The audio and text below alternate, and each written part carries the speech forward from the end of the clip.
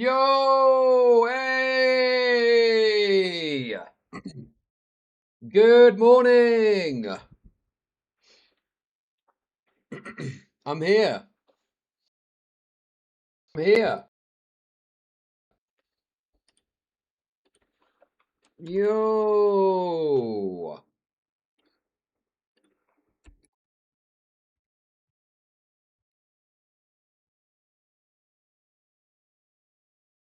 Sorry, one sec. Oh, good lord.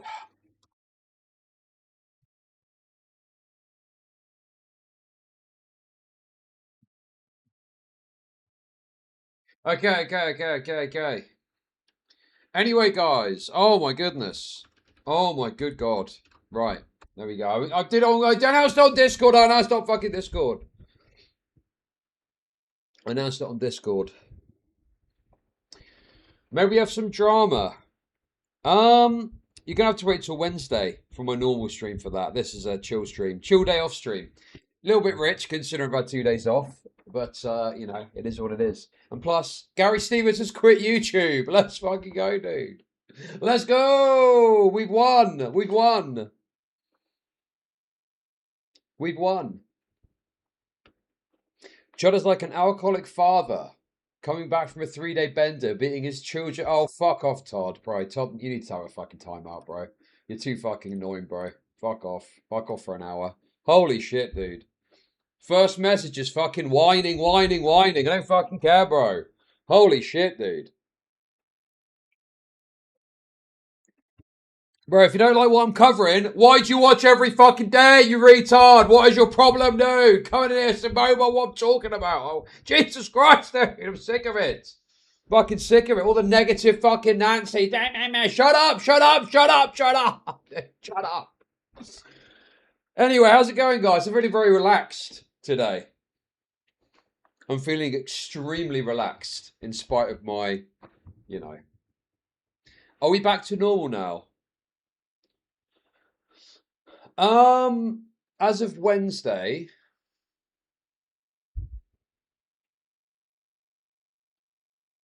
No. No, we are back. We are back to normal as of Wednesday. We are back to normal. As of Wednesday, we're back to normal. I'm gonna get my beard trimmed tomorrow as well. I've got a meeting at my my house with a guy for the for something. I've got another meeting at my house with a man. Okay. And basically, I need to make sure that I don't look homeless. That's the long and the short of it. You're going to pay someone to do the meeting for you. Well, the meeting is to arrange a regular cleaner for my house. So I don't know if I do. That would be a bit much, wouldn't it? Pay someone to go to the meeting to discuss. Well, no, that's too much, man. It's too much. But today is going to be very disrupted. I'm telling you right now because I got something getting delivered. I got the Windows. I got some Windows guys coming. So it is. I am off today, but I'm still streaming because I love you guys. And plus, I wanted to cover this Channel 5 interview, and it's quite long, so I thought I'd do it today. Actually, there's a bunch of stuff I want to talk about today that's quite long, so I thought we could just have a chilled out stream today to do it. Yeah, there's guys coming. There's guys coming in my house. Yes, dude, there's guys coming in my house. Gay. And yes, I'll be playing Galo later as well. It's good actually because if I need to nip off, I can just be playing a video game and it's not as big a deal. I don't feel like I'm stealing, you know? But honestly, I'm glad that I you know, I it's good that I took the weekend. I was so busy all weekend with the kids. So yes, it was good. Got a load of stuff done. So that's great. I got a microwave for 89 pence. Isn't that good? Isn't that fucking awesome? 89 pence microwave. Because I had these points from Samsung and I had like a £60 goodwill gesture because they fucked up my delivery. So I managed to get an entire microwave, brand new from Samsung, for 89 pence. Hey, isn't that good? Isn't that fucking good? No, the microwave is not AI. Because why the fuck would you need an AI microwave? That makes no fucking sense, dude. That would be excessive. But I tell you what is AI. My washing machine, which is now installed. Holy fuck, dude. Honestly, man. It's a game changer. Frank boy, come. Thank you for the kick. Thank you. So you put the detergent and softener in, and then you don't have to worry about it until you refill it in like a month or whatever, right? And you can do all the stuff from your phone. So you basically get a load of washing, put it in, press some buttons, and off it goes. And you can either set it to automatically dry after, or you can do a wash cycle. And then when that's done, it goes blip, blip, blip, blip, blip, and bleeps. And then you can just press some buttons, and it fucking starts drying the clothes. It's fucking insane. The only downside is because it's a washer-dryer combination unit, there's no lint catcher. So you've got to like clean the rim of it sometimes, especially if you're washing like new clothes, because the lint is supposed to be washed away with like jet wash, but it doesn't always work. So that is a downside. And if you don't do it regularly, it fucks it up apparently. So you do need to maintain it a little bit, you know. I have a washer dryer I got for £50 about 10 years ago. Well, the thing is, I've always lived in rentals, so I've lived in rentals for a long time now. So I've always had like, the cheap stuff, which is fine, which is fine. It works, but it doesn't work on your phone, does it? It doesn't work on your fucking phone. And also, it's going to help me stream more too. Actually, guys, it's going to help me stream more too. Because imagine if I put a wash on, right, and I'm like, oh, hang on a minute, just need to dry it, beep beep beep, and then off it goes, and then off it goes.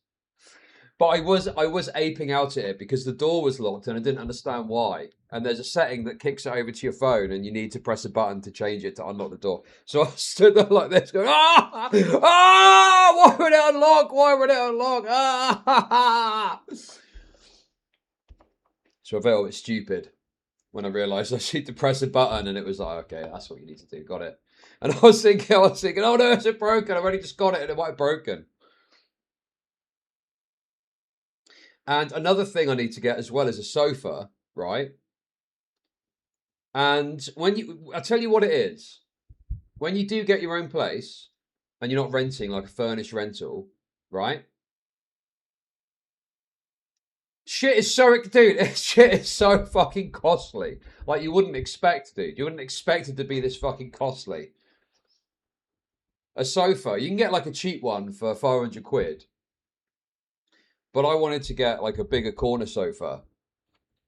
And the ones I was looking at, the cheapest ones are about £1,500, I think. And the higher quality ones are like 2,500 quid. And I'm already up to my fucking eyeballs because of all the shit I bought for the house. So I'm a bit like, do I take it on credit? Like, do I take that on credit as well? Like, I feel like pay like £100 a week for fucking 2 years or whatever. Fucking hell, man. It's costly. It is costly to get a fucking sofa. But yeah, you can go. There are some good second-hand ones out there, but you don't. The thing you worry about is like that migrant hotel. Is it going to be covered in a sort of film of, shit or something like that because some fucking Brownoids owned it? You just don't know. You just don't fucking know. You got your sofa from the tip. Yeah, I do. I need a bit of thrift, a bit of thrift mentality, to be honest.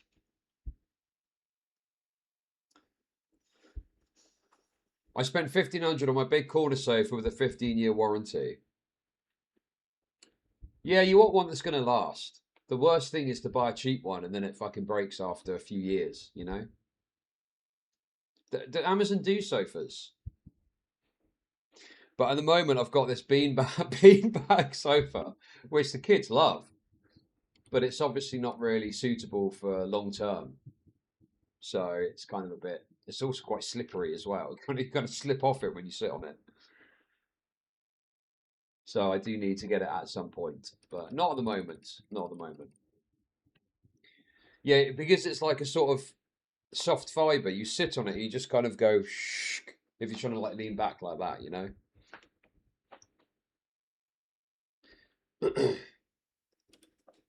Anyway, guys, it's all coming together, and yes, we are getting to. So basically, the windows need to be done. I've got to arrange this cleaner, and then eventually I'll have to get a few other bits of furniture that I might need to get, you know. But then that stuff I can just nip off for. I don't need to like not stream for the day because I've got something happening, you know. So yeah, it's coming together, and hopefully, as of Wednesday, I'm going to talk about David on Wednesday. Basically, guys, you need to look at it like this. If I'm streaming on Monday, Tuesday, it's going to be the shit, boring content that you don't care about, okay? Like, you need to get that into your heads. And Wednesday through to Sunday is the normal streams where I hopefully cover the better stuff that I'm interested in, that you're interested in as well, okay? No, that's not true. That's not true. It was revealed that that teen that he raped and killed was pregnant. So I don't know, man. That seems pretty fucking crazy, you know? I think some people just don't like mainstream high-ticket news stories, which is fine. But it is pretty crazy. Joke's on you, British Poll is my favourite segment. Well, I like it too. I like it too. I like it as well. Okay, I'm gonna. Nico Slop is crazy, man.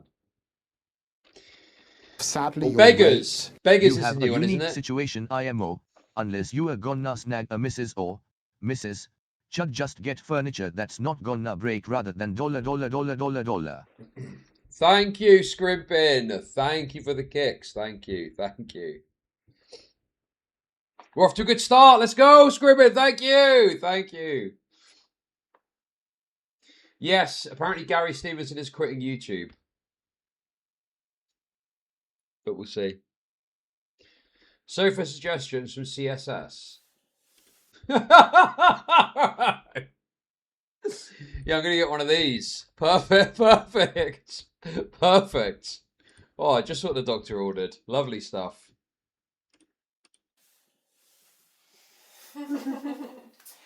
Wow. Couch like this. Whoa, dude, that's too much, man. That's too... Bro, that's ridiculous, bro. I curse. How is that allowed on fucking YouTube, bro? How is that allowed on YouTube, man? Dude, honestly, how is that fucking allowed, bro? Dude, what the actual fuck, man? Yeah, she sits... Okay. Wow.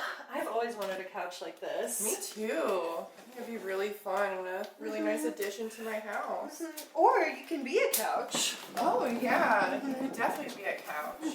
Where do you think you can order something like this? Just right found on a his face. website. It's called candycoatedus.com. Yeah. And you can get your very own couch there. Oh. And become the couch of your dreams. And you can get them in any color? Yeah, that's what I also heard. Oh, wow. I really want a lime green one for my room. She sits right on...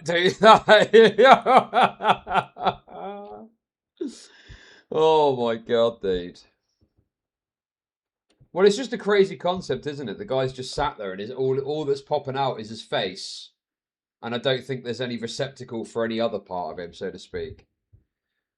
And they just kind of sit on him and it was all squeaking.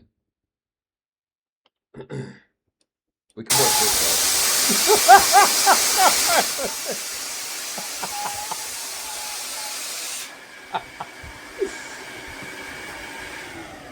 Look how flayed he is. Watch out for the pin. Watch out for the pins. You'll pop. You'll pop, my friend. Literally doing the thumbs.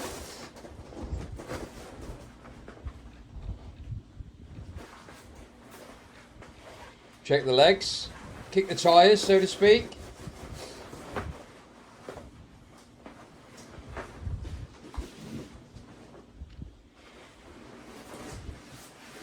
Hop on, cowboy. So long, cowboy.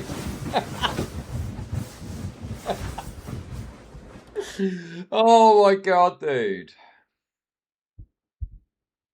Can you try this for stream? Well, I'm actually getting a. I've not even got a bed yet. I've just ordered a mattress for now because I needed a new mattress. Oh, by the way, I've got to the bottom of one of the reasons that I've got like bags in the mice and I'm so tired. It's because my mattress was fucked, basically.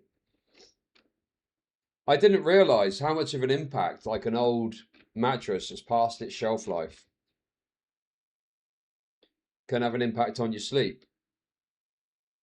So hopefully, no, it's not the energy drink. The energy drinks are fine. I am going to cut back a bit though. I'm gonna do both at the same time. I'm gonna do both at the same time.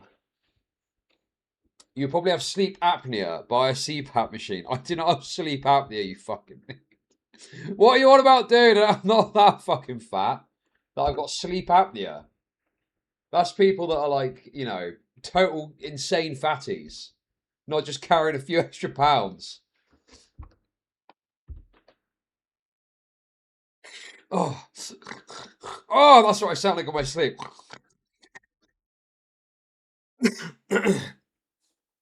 Something like that, probably. Is that what it sounds like? Is that what it sounds like?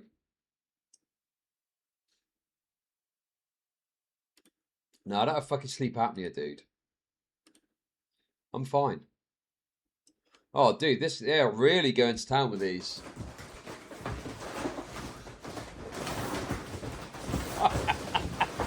Look at the size of that thing.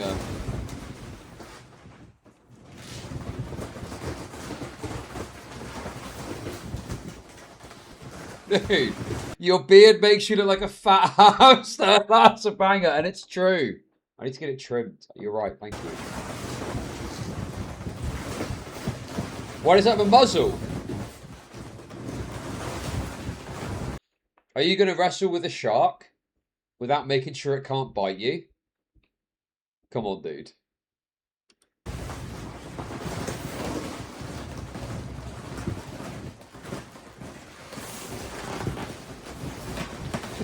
He's gonna get on it!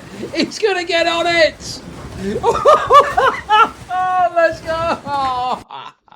Let's go! Let's go! Oh my god, dude. They are the goats. They are the goats. Oh, there's loads of new video. We can do. Fuck it. Let's catch up with them. Oh, he's a balloon dog.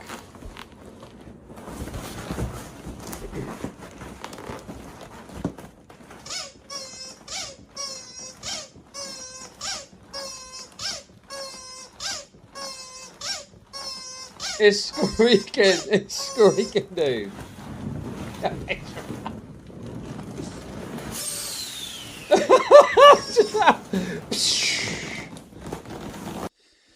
Oh my god, dude. Okay. There's a few more and then it's just boring cleaning ones. Dude, he is oh my god, wait, there's loads more. Oh my god. Oh my god, dude.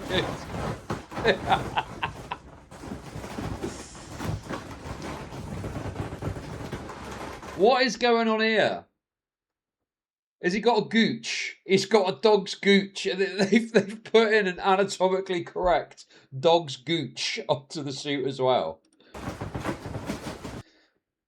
Okay, short but sweet, short but sweet, short but sweet.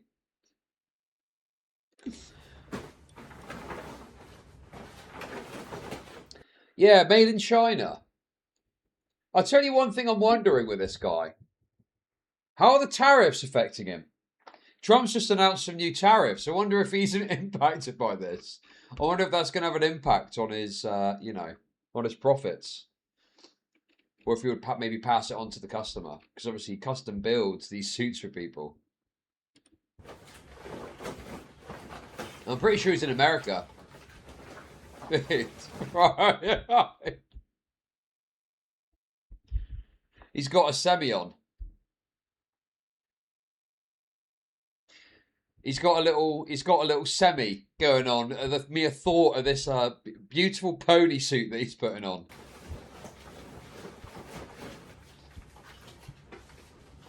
Oh, look at the cheeks! Look at the ass cheeks. He's squeeze.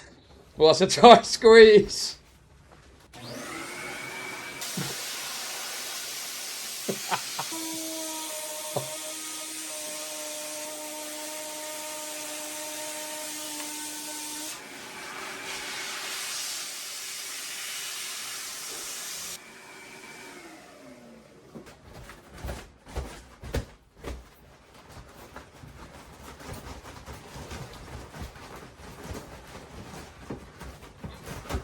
Oh, look at him go!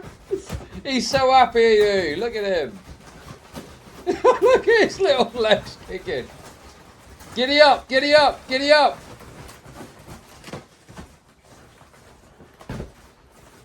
Oh, he's good. He had that ready. He had that bloody ready, didn't he?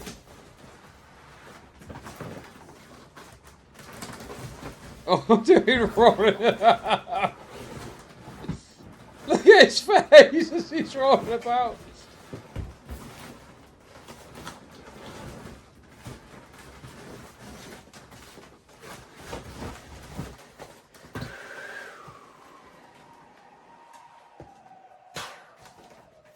I wonder what causes this. Do you know what I mean? Like, why'd you get into this? Like getting molested on a bouncy castle or something when you were a kid. You're the last kid. You're the last kid at the birthday party, and the pedo bouncy castle guy pops it as it fucking deflates around you, squishing you in with the pedo. There's nowhere to escape. Oh, dude, wait. What is this? What is?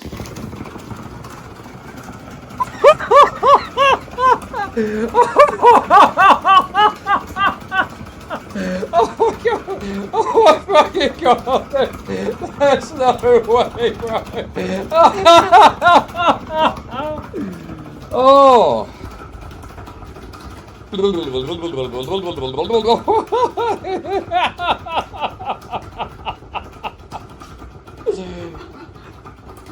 Oh, she's loving it too! She's loving that!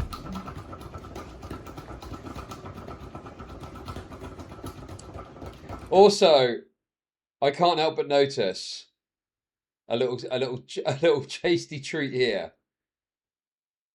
That's I think that's for putting your cock into, isn't it? Awkward.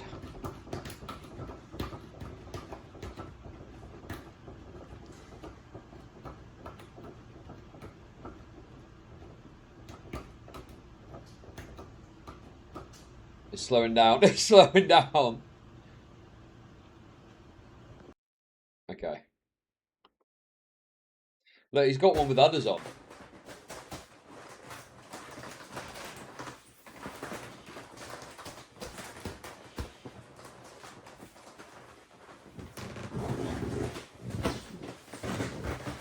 Looking good, bro. Looking good, buddy.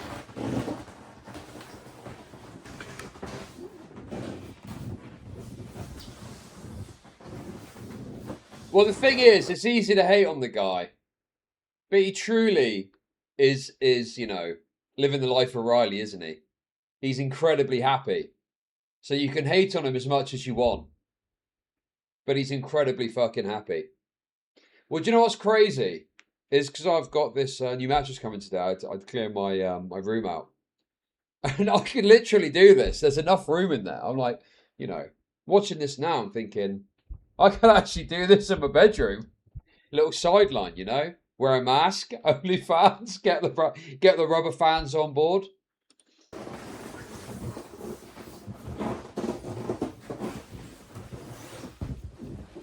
Oh, go on, lads.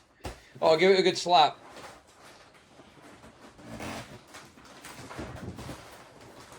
Hop on, hop on.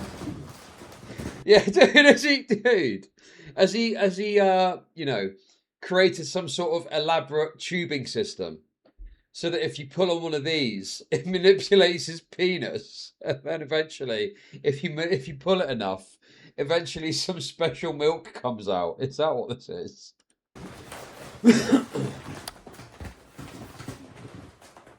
Get on, lads.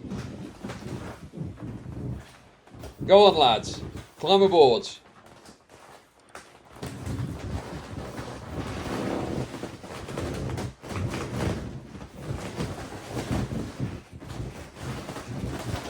Oh.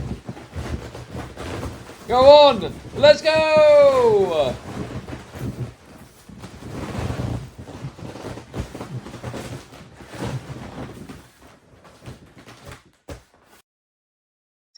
Quality. Absolutely quality. Dude, I love this guy. Anyway, apart from, that's it really. Those are the main key videos that we had to see.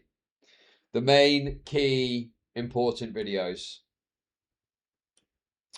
Right, okay, let's get into the actual content. Well, first of all, let's do a bit of news. So I saw this over the weekend. In the last Terror suspect in Berlin Pride shot and killed. Okay. Muslim? Let me guess. Muslim? Muslim? Oh, hey, PD. Why are you watching this? I'm watching a guy desperately try to clamber aboard some sort of inflatable thing whilst wearing a cow suit. And you're asking why I'm watching. I think that much is obvious. A reminder of some breaking news in the last few minutes. We're hearing that German media are reporting that suspect who drove a van into crowds of people at that Pride parade and has been killed. He was shot by police, we're hearing. One person died in the attack. Yeah, he looks swarthy, Muslim. I think this is all starting to make sense to me. Yeah. Yeah, I get it. Yeah, very, very true. Very pronounced brow. Almost Neanderthal-like in his appearance.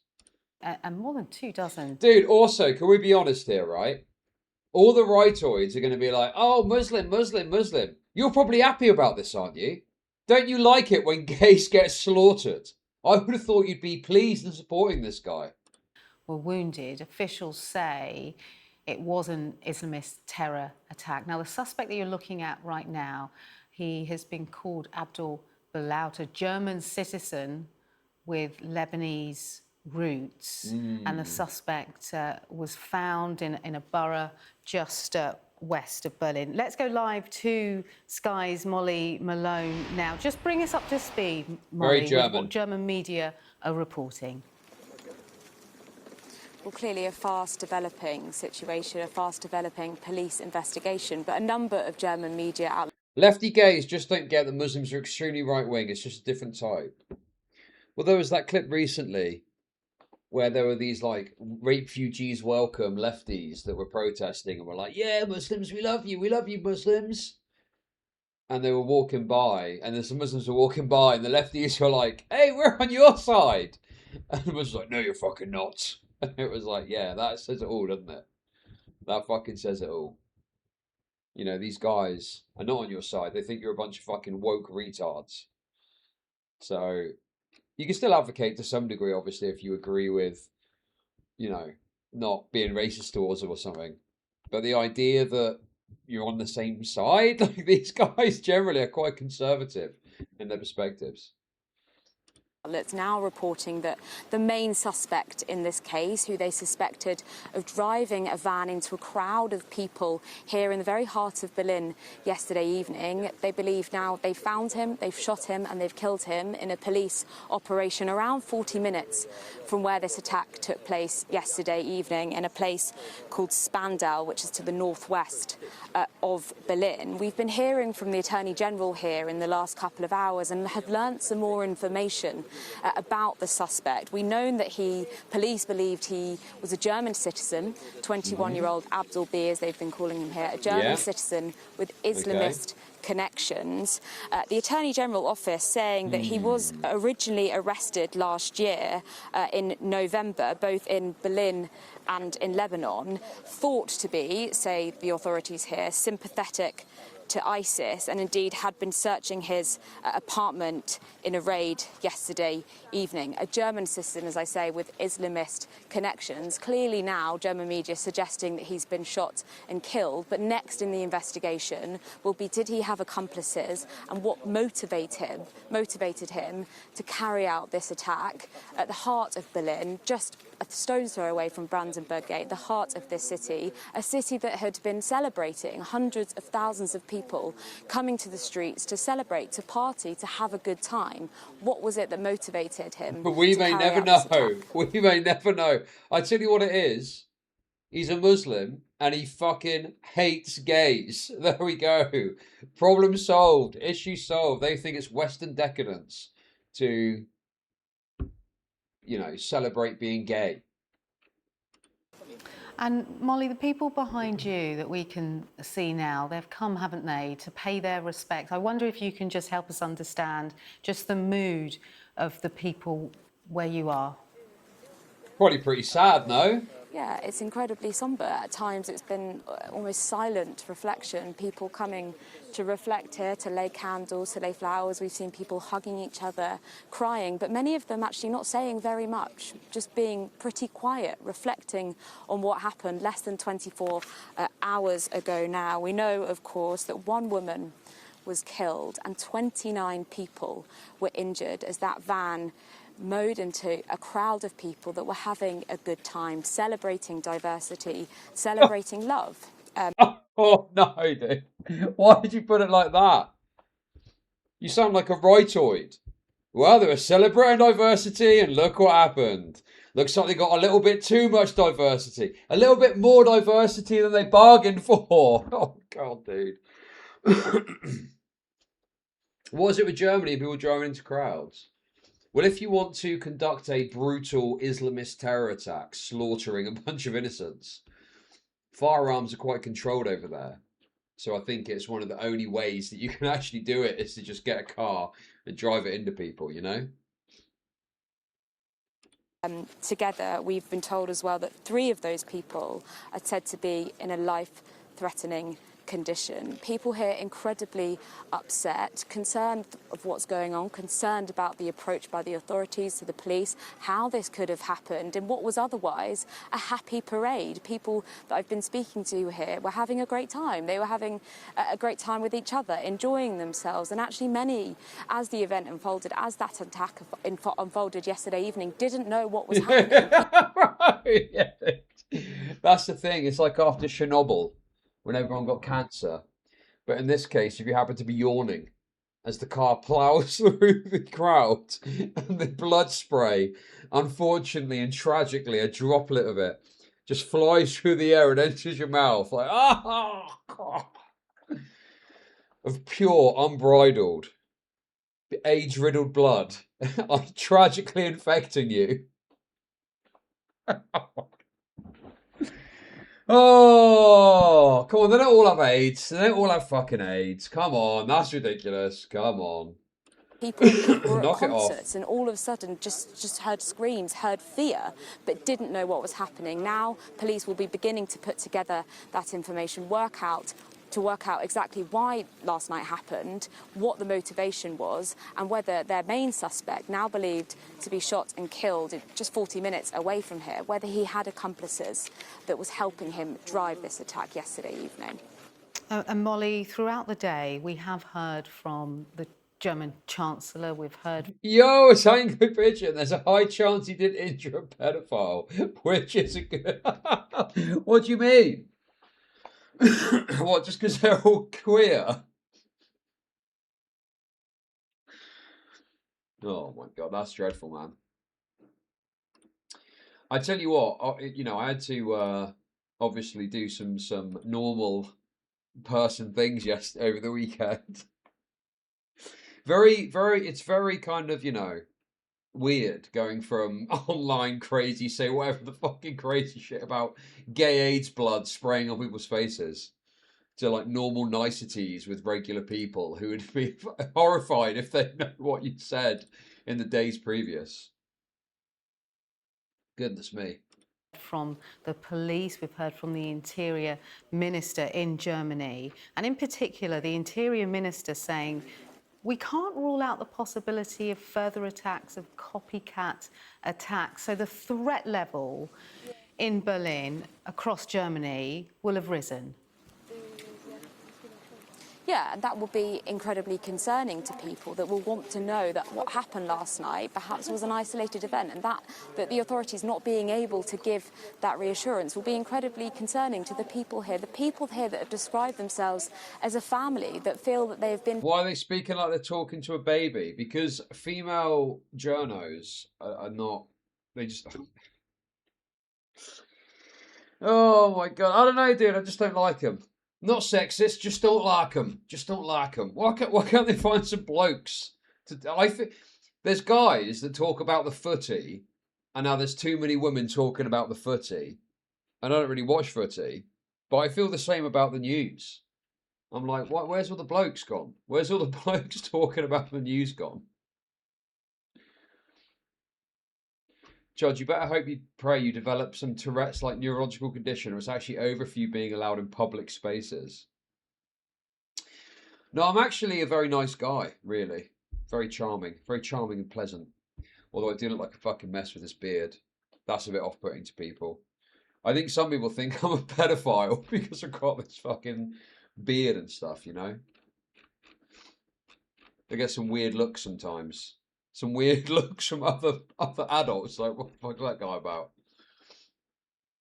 Targeted in an attack that they feel has come from nowhere, although sadly Germany and Berlin in particular is no stranger to attacks. They've seen similar attacks like this in the past, a number of people losing their lives, one a couple of years ago, another in 2016, attacking a crowded Christmas market. So people certainly with questions as they feel that their community has been attacked. Molly, let's just recap what exactly happened. If people are just joining us now, this was a Pride event. It was 10 o'clock in the evening, you know, hot and sticky weather, people drinking, coming together to... According to 10 p.m. at evening. Well, that's probably when they took the child safety aspects off, right? I'm getting reports here that he flew straight through the piss pool. He plowed straight through the piss pool, right? There's about 5 fellas in there, all pissing on a guy. He ploughed straight through them, and this wave of piss and AIDS-riddled blood just went whoosh, like this and kind of waved over the other attendees. That's what they mean by hot and sticky. That's what they're talking about. AIDS-riddled piss and blood. Just whoosh. That's what happened. To celebrate diversity, to celebrate love, and then very quickly it turned quite dark. Yeah, and what's quite eerie actually there is the fact that as we were walking up here, we saw just in the growth behind me, the van used in this attack being carried away by a police vehicle and yet scattered down the paths as signs of that party, of signs of bottles, of wine bottles, of litter, of people having a great time. Wine bottles, litter, one of those dildos that's shaped like a fist but bigger and black. You know the one I'm talking about. Anal beads of various sizes. Bloody, you know those leather straps that they wear? The bloodied leather straps of the Gaylords. Yeah, weird puppy mouth squished. And yet behind me, remembering the people that were attacked, behind me, taken down that path, was the van that was used to attack people here that feel that it was targeted, feel that it was them under threat and want the authorities... They had a gimp. They had a gimp tied up. They had a gimp tied up like this to one of the crosses. And it was right in the pathway of the van. But obviously there was no time to get him off. So he just had this ball gag. As the car was just careering towards him. But there was nowhere that he could go. he was strapped in too tight and he couldn't let himself off. So he just screamed as the car plowed through him. Is really to try and properly understand why this happened and why they were targeted, because many people here, as I said to you, describe themselves as part of a family. They feel that they should be able to celebrate, they should be able to have a great time, but the very fact that it was 10 o'clock last night in the height of this celebration, drawing in hundreds of thousands of people, this Pride in Berlin was actually different in the sense that the celebrations were across the weekend. Normally you see them just for one day. Instead, this time they were across the entire weekend, and people were really, really excited about it. A man that I caught up with about half an hour ago, a man called Daniel, said up until about 10 o'clock last night, it was his favourite Pride that he'd ever been to, and he comes very regularly. No. And yet then things took a really, really horrific... Literally up until 10. It was great until the car started ploughing through us homos like nobody's business. We're having a great time up until then. Turn, and he really found it quite difficult to talk about, actually. He was just about 400 yards down there, and you might have seen some video. So many cocks left unsucked. Tragic. That's the worst thing for the gays, not the fact that people are dead. They had to leave all those juicy, delicious cocks unsucked. This evening of people on stage at a concert at the Pride event yesterday evening telling people, but not being 100% clear about what was happening, because people at that moment didn't know, but saying, you need to evacuate, you need to leave. And he said that fear of knowing that perhaps something was happening and not knowing why and not knowing what and not knowing who was pretty terrifying. But once again, he said he knew that he felt that it was his community, his family, in his words, that were under attack. And that's a really important point that you make there, Molly, because the German Chancellor, when he spoke earlier today, he wanted that message to the people to be that they shouldn't be intimidated by fear, and that they will fight to protect the freedom of not only the city of Berlin, but the country as a whole, and not to let division and intimidation wreak havoc with how they're feeling emotionally about heading Another out to bajillion further events across the migrants. city. Another bajillion migrants into Germany. Yeah, Berlin, I think, is a city that would pride itself on being a tolerant society, on being a society that accepts different people, that accepts culture, that accepts diversity. And that is exactly what people here were doing last night. They were celebrating that diversity. And yeah, as you say, the authorities today coming out pretty defiant, actually, saying that, we must not accept this, we must be defiant, we must go forward and celebrate our freedom and celebrate our diversity. But right now, the shock, less than 24 hours on, it is really quite something, and people here taking a few moments to reflect. And just while we have you, Molly, let's just recap also this breaking news then, because the main suspect that police have been spending the whole day trying to find, they got him. Found him and shot him. Just recap all of that once before we leave you.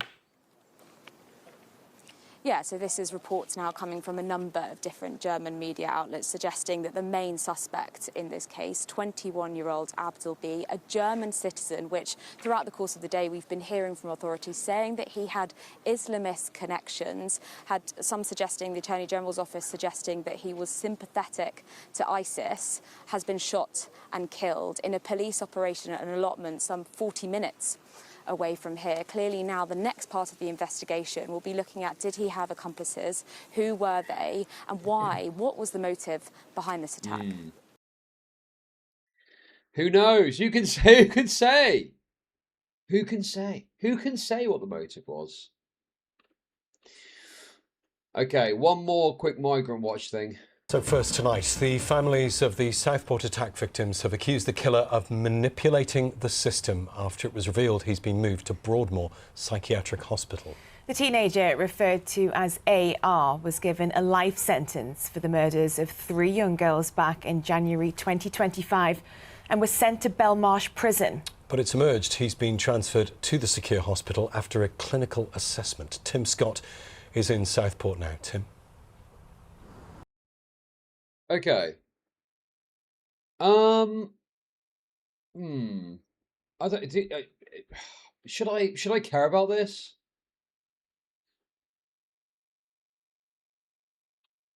Should I care about this, dude? Oh, dude, I don't fucking know, man. Is it bad? What's the problem with this? It's a secure psychiatric hospital, right? It's your day off? No. Well, I've just had the weekend off, to be fair. But you're right, it is my day off. I agree. I don't really think this is a problem.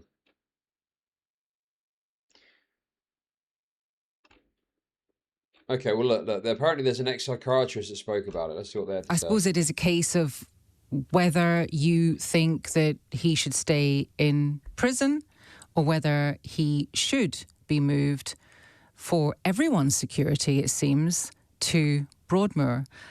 Let's get some expert insight into this, shall we, while you ponder this question of whether he should have been moved to Broadmoor from Dr. Bradley Hillier, who's a forensic psychologist. He's upgraded his Haribos to Ferrero Rochers. That is a banger. That is a fucking banger, dude. Oh, only the finest from the ambassador. Psychiatrist who completed his specialist training at Broadmoor High Secure Psychiatric Hospital. Good afternoon to you. Good afternoon. You will have heard the representative of the Prison Officers Association there saying that this man should stay in a cell, staring at four walls every day. What is the difference? What will he be doing if he's in Broadmoor? Well, first of all, thank you for inviting me to come and comment on this. I think the first thing that must be said is that these are highly emotive cases. Is this guy homosexual? Is this guy a gay guy? And they were sticking him into a mental prison with a bunch of fucking horny prisoners. No. Oh my god, this guy got fucking gaped. This guy's asshole's like a fucking dinner plate. I'll tell you that for nothing. There's highly emotive situations and people have very, very strong responses for very good reason. And I think that's why it's important to have discussion about what this situation involves and why it may have been deemed necessary to transfer somebody who is a convicted murderer to a high secure psychiatric hospital. When a prisoner is transferred from any prison to any secure hospital setting, there's a very, very robust process that happens. There are psychiatric assessments that evaluate whether or not there is a concern about mental health to the extent that it cannot be treated in a prison setting. And the prison setting, by default, with any convicted prisoner, is the place where any treatment for mental health problems occurs. Now, of course, we do not have the benefit of the Mental Health Act in prison, which means that some people who may be presenting with a mental health condition that requires them to have treatment, but that they don't appreciate that they need treatment, cannot be given that treatment in a prison. That's where treatment is given against somebody's will in their best interests and in order to reduce the risks that they may pose to their own health and safety and or to others. And so I should anticipate that this case is no different to many other cases which forensic psychiatrists all around the country in prisons are dealing with sentenced prisoners with mental health problems or suspected mental health problems. I mean, look, I know there's going to be the guy slaughtered. Oh shit, what's this? Fuck, hang on. Wait. Where attempts have been made to treat them in prison and to manage the risks associated with that mental illness in prison. And it's not possible or safe. And so they make a request to the Ministry of Justice with two recommendations from Section 12 approved psychiatrists who have expertise in the diagnosis of treatment of mental illness disorder, and request that a transfer is made under the Mental Health Act to a secure hospital. I just got a missed call that I think I needed to answer. Oh, hang on, wait.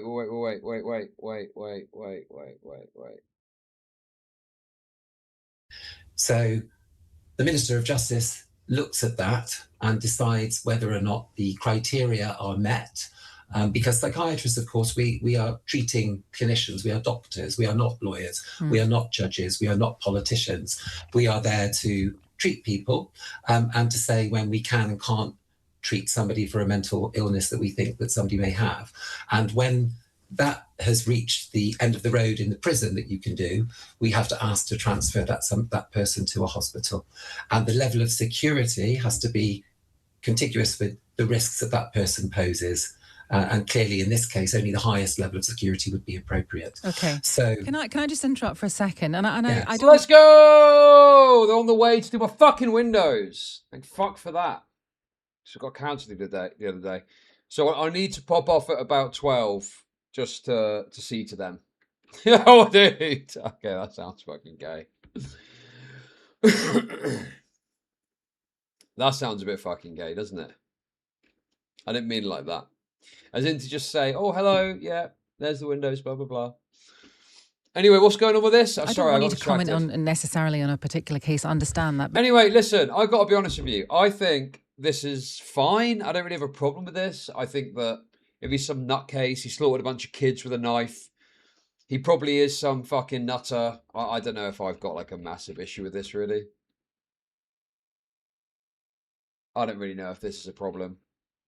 But just to try to get us to understand that the lawyer for the 3 bereaved families has said, this is Chris Walker, they don't believe the merits of the transfer on the basis of a mental health issue, and they're calling for more information from ministers. And this is what Chris Walker says. In my mind, this is a new event. This is something which occurred while he was at prison. And we at this stage don't believe the merits of it in terms of him, because I've seen no evidence at all until today which suggests that he has a significant mental health disorder. We do have an evil person, but being evil does not mean that you're suffering with psychosis of some sort. We need to know, is this a single event? Is this a recurring event? Is this him playing the system? And we need those answers. So, speaking generally, can you understand why there seems to be a gap in credibility for the lawyer, at least? I can't comment on what the lawyer is basing his views on. Obviously, as I said earlier, this is a highly emotive case, and 3 children were killed in this particular instance. And I don't think anybody... I guess my question is, what... You know, it's... If the point for me of prison is not to sit here and think, oh, I'm glad, and think, oh, that person is getting raped. Oh, great, great, great. It's to keep them away from society and ensure that they're not in a position where they can cause more harm. You know? So I just don't really see the issue for me. Oh, they're in prison or they're at Broadmoor Psychiatric Hospital. What difference does it make to me? It's like the Haribo thing all over again. When people were complaining about prisoners being given fucking Haribo and shit. And I'm just like, I don't care if a prisoner's eating fucking Haribo. Are they away from society? Yes. Yeah, also, yeah, we're not going to suggest he's mentally ill except for the fact that he murdered a bunch of kids. Why not both? Raped and locked up. Well, I mean, you've probably got a very different view on this, especially for minority prisoners. But I just don't really think much about it if someone's tucked away in prison somewhere. I just don't care, as long as they're away from society, which is the main point. They can have a Haribo, they can have a fucking roast dinner, they can have whatever the fuck, it doesn't matter to me, you know? As long as there is some level of penalisation, right? And on a fundamental level, being locked away is penalisation. But beyond that, there being measures with which to not make it hard time, but there being things they have to do. Do you know what I mean? Like some sort of productive thing that they could be doing. It costs the taxpayers hella money. Don't worry about that. I've just seen a great story that's going to sort that out. Andy Burnham could well be my guy, but we'll see. But I'm not getting too excited just yet. But there's some exciting proposals being aired. Would ever question the strength of feeling that people would have, of course, about something like that. What I can say, though, is that this is not an unusual process or a special process, and it's not one that is taken lightly under any circumstances, because, as I said, the transfer of a prisoner to a mental health setting has a very high threshold that has to be met. And that threshold has various checks and balances in it, which includes prolonged assessment, usually in a prison setting, and subsequent assessment by external doctors from hospitals, usually more than one hospital at this point, if a high secure service is being requested, and then a review by the Ministry of Justice of the reasons that that transfer is requested. Now, that doesn't necessarily mean that a particular diagnosis has been alighted on. It doesn't mean that there is a intention for somebody to stay in hospital forever. That, you know, this is an action that stays under continuous review, and internally and externally, no doubt. Okay, I just want to ask you, and it goes back to a question I asked at the beginning. Yeah, so one of those things for me where it's something that's put out there and it creates this outrage. But I just am like, well, why do you fucking care? Like, what does it matter to you? If it's like, he's been released early for good behaviour, they've released him after a month or something. Yeah, sure, that's obscene. But him being put in some secure psychiatric unit, particularly as well, if it's not going to be like forever. And I think he is a fucking nutter. He slaughtered a bunch of kids with a knife. I think this is just people wanting to say that he's just like, there's some evil aspect of it. Like, he's just an evil person. And therefore, I think really, people want the death penalty. People want him to be killed. But the death penalty doesn't exist. So they get mad because the thing that they want, they can't do to him. Which, I get it. Yeah, you like the death penalty. And it sucks if you like that, but it doesn't exist. But I can't see the angle here that I would have substantive issue or concern about this, you know? Because there's only one person in this conversation who has any experience of being inside Broadmoor, and that is you. Can you tell us what the difference between life as someone in Broadmoor is to someone who has been in Belmarsh? What are the tangible differences on a day-to-day basis? How, you know, how long are you? I mean, is it still a cell? Is it a bedroom? Or are you confined? How many Ferrero Rochers do they get a day? For 23 out of 20. Well, they get a choice. They get Ferrero Rocher, or they get Gillian seashells. They can choose one of the two. They get a choice. And on weekends, they get both. 24. Just, can you tell us what the difference is? Yes, I have worked in Broadmoor in the old hospital. The hospital was rebuilt just before the pandemic. As you said, the old hospital was Victorian, essentially, and it's now a new hospital that's modern and fit for purpose, in keeping with it being an NHS hospital. Belmarsh, of course, is a prison, and it is a top security prison, a category A prison, and so they are two very different environments run by two entirely different organisations. One is the NHS and health basis, and the other is Ministry of Justice and a criminal justice punitive basis. Now, the environments are very, very different in many ways, but have some characteristics in common, because the common theme between all of these sorts of environments, whether it's a high secure health setting like Broadmoor or a high secure prison setting like Belmarsh, is security is the foundational aspect of how they are all run.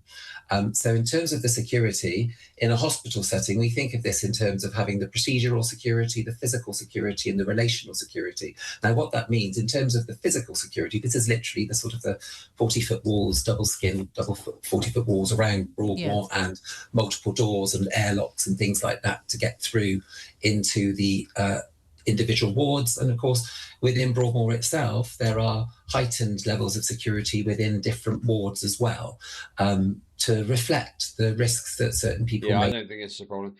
They'll fill him up with lithium and he'll gain 40 pounds and die of a heart attack at 50, hopefully. What is his sentence? Was it whole life? Or was it... No, I can't remember. But it can't be whole life, surely. Because he's only 17, right? So I think it's a period of time. How long was the Southport Muslim in prison for?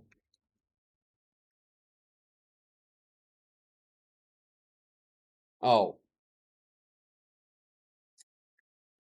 Okay. Oh, he's not a Muslim. Fuck. He's a Christian. Oh, wait a minute. Wait a minute. No, I got that wrong. I got it wrong. I just assumed because he was brown he was Muslim. Those parents were Catholics.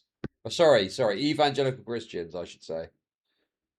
Racism L? Racism L?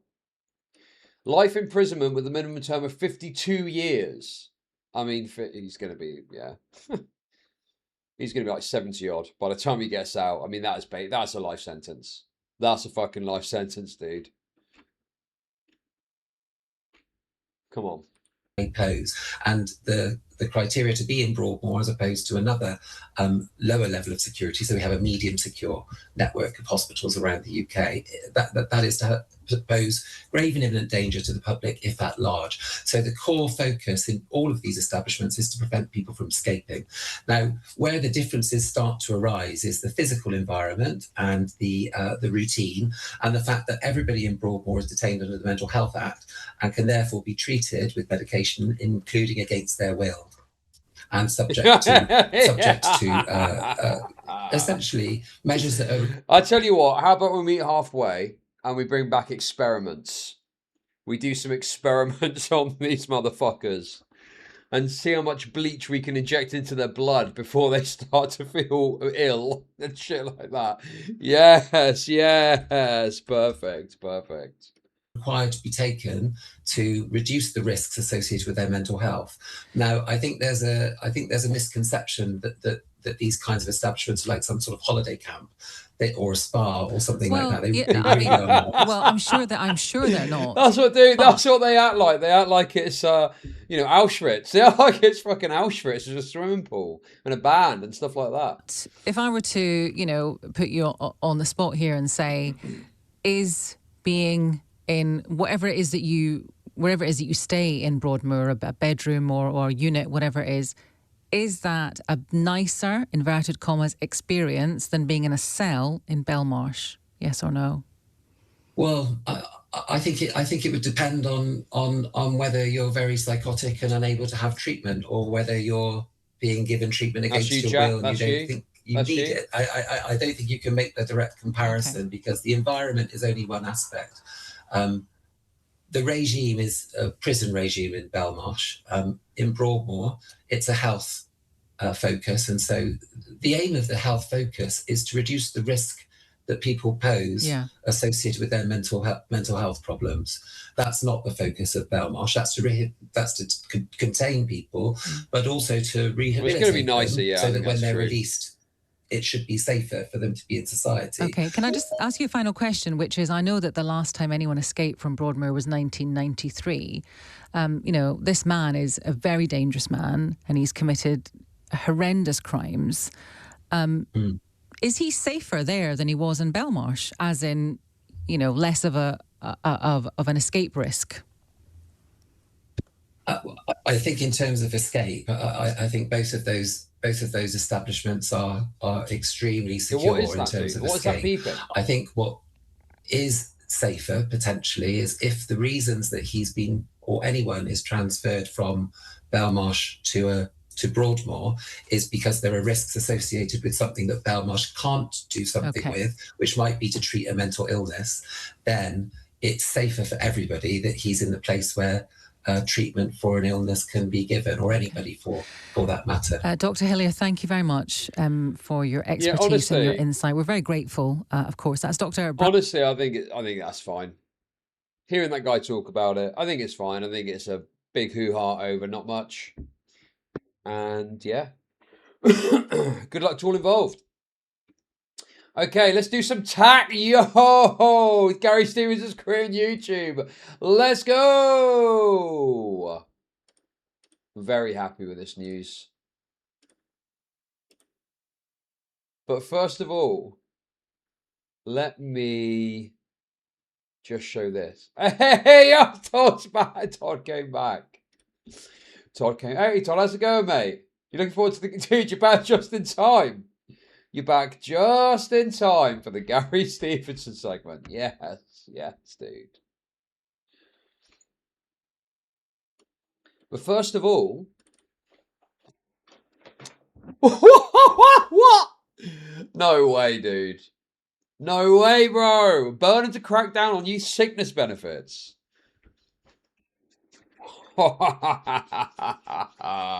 Unlucky pause. The gimmies are going to start to slow down a little bit. Oh dear, oh dear, oh dear. Young people face being stripped of welfare payments unless they do training or voluntary work. Dude, all the fucking lefties will be moaning about this. I don't know if it's going to happen or not. You know, sometimes this can be sort of reported. It's not necessarily the case. It comes to pass. But lefties will moan anyway, because any possible change to benefits, any idea that people might have to have a restriction because they're too generous or too easily given out is reacted to with this horror. When I'm like, well, let's be sensible here. I saw one report today that looked pretty crazy. Where is it? Was it the Times that was reporting about how... Oh, this is it here. Teenagers claiming PIP for anxiety are receiving £100 more a week than those working the maximum hours in a minimum wage part-time job.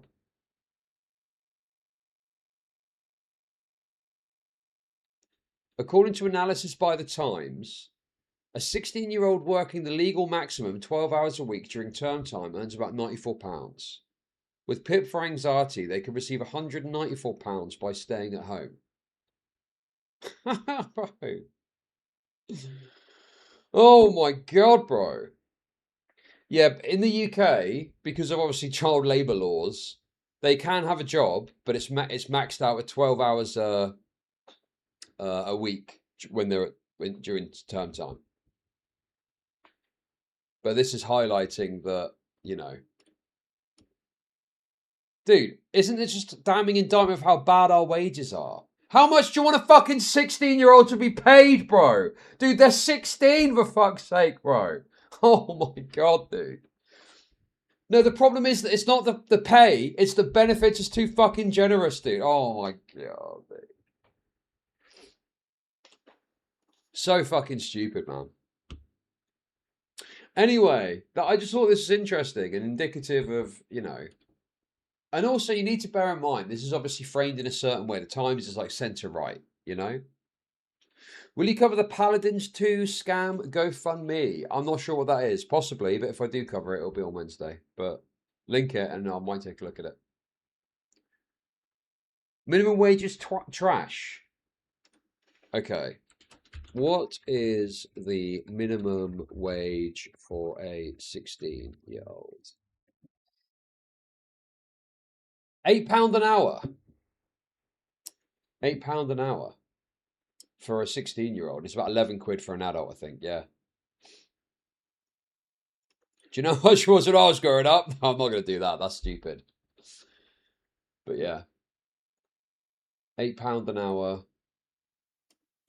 16-year-old apprentices in their final year. Okay. Well, let me just check that quickly. I'm sure the Times have done their due diligence. Can a 16-year-old in the UK claim PIP? Yes, they can. They can. They can do. Wow. Oh. Yeah, the £8 an hour is taxed. That's correct. Although I don't know if what the calculation of this is based on, and it's fucking paywalled, obviously. Yes. Well, the thing is, the reason they pay kids less is obviously because they don't have any fucking experience. So it's an opportunity to learn some skills, you know, and the company, because obviously they'd rather hire someone older. So the benefit there is obviously that you get, you know, slightly cheaper labor, but the downside is you've got someone who's got no experience, is less reliable, and you're probably going to need to put some effort into to, you know, get to a certain place. Do you know what I mean? Oh, dude, what is the... Oh, fuck. What's that paywall one that always works? I can't find it. What's it called? What's it called, dude? Anyway. I can't find the paywall remover. But anyway, nonetheless, there are clear, and the thing is with PIP as well is it's not designed, it's not meant to be to replace wages, right? It's supposed to be a payment that you receive that helps you with being disabled, essentially, right? But now, because there was this ruling years ago that said that if you've got mental health disorders, you can claim it, it led to anxiety, ADHD, depression, and all these other conditions being allowed to be claimed for, essentially. So it's created this spiral of cost, as these conditions now, they have to assess you on them, and it's based on primarily self-professed reporting on how well you can do certain tasks. And there's one in there about planning a journey, planning like a trip or something, or doing like a day-to-day trip. And because with depression, you can just claim, essentially, I'm too depressed to get out of bed. Then theoretically, you can get the enhanced PIP payment, which is this £194 a week. So, the assessment is obviously, happens, but then if the assessment doesn't go through, you can go through to the what is it called, the appeal, which has got a 69% or 63% turnover rate. Basically, the whole thing has been structured and set up to allow people with mental health disorders to get on it and stay on it for years, and it's costing the state fucking loads, and the amount of people claiming this benefit has doubled since 2019. So it's become this crazy spiraling government spending. And any, fairly reasonable economic person, tax person, something like that will say, well, it's too much. It's going to grow further and balloon further, and it needs to be controlled before that starts to happen,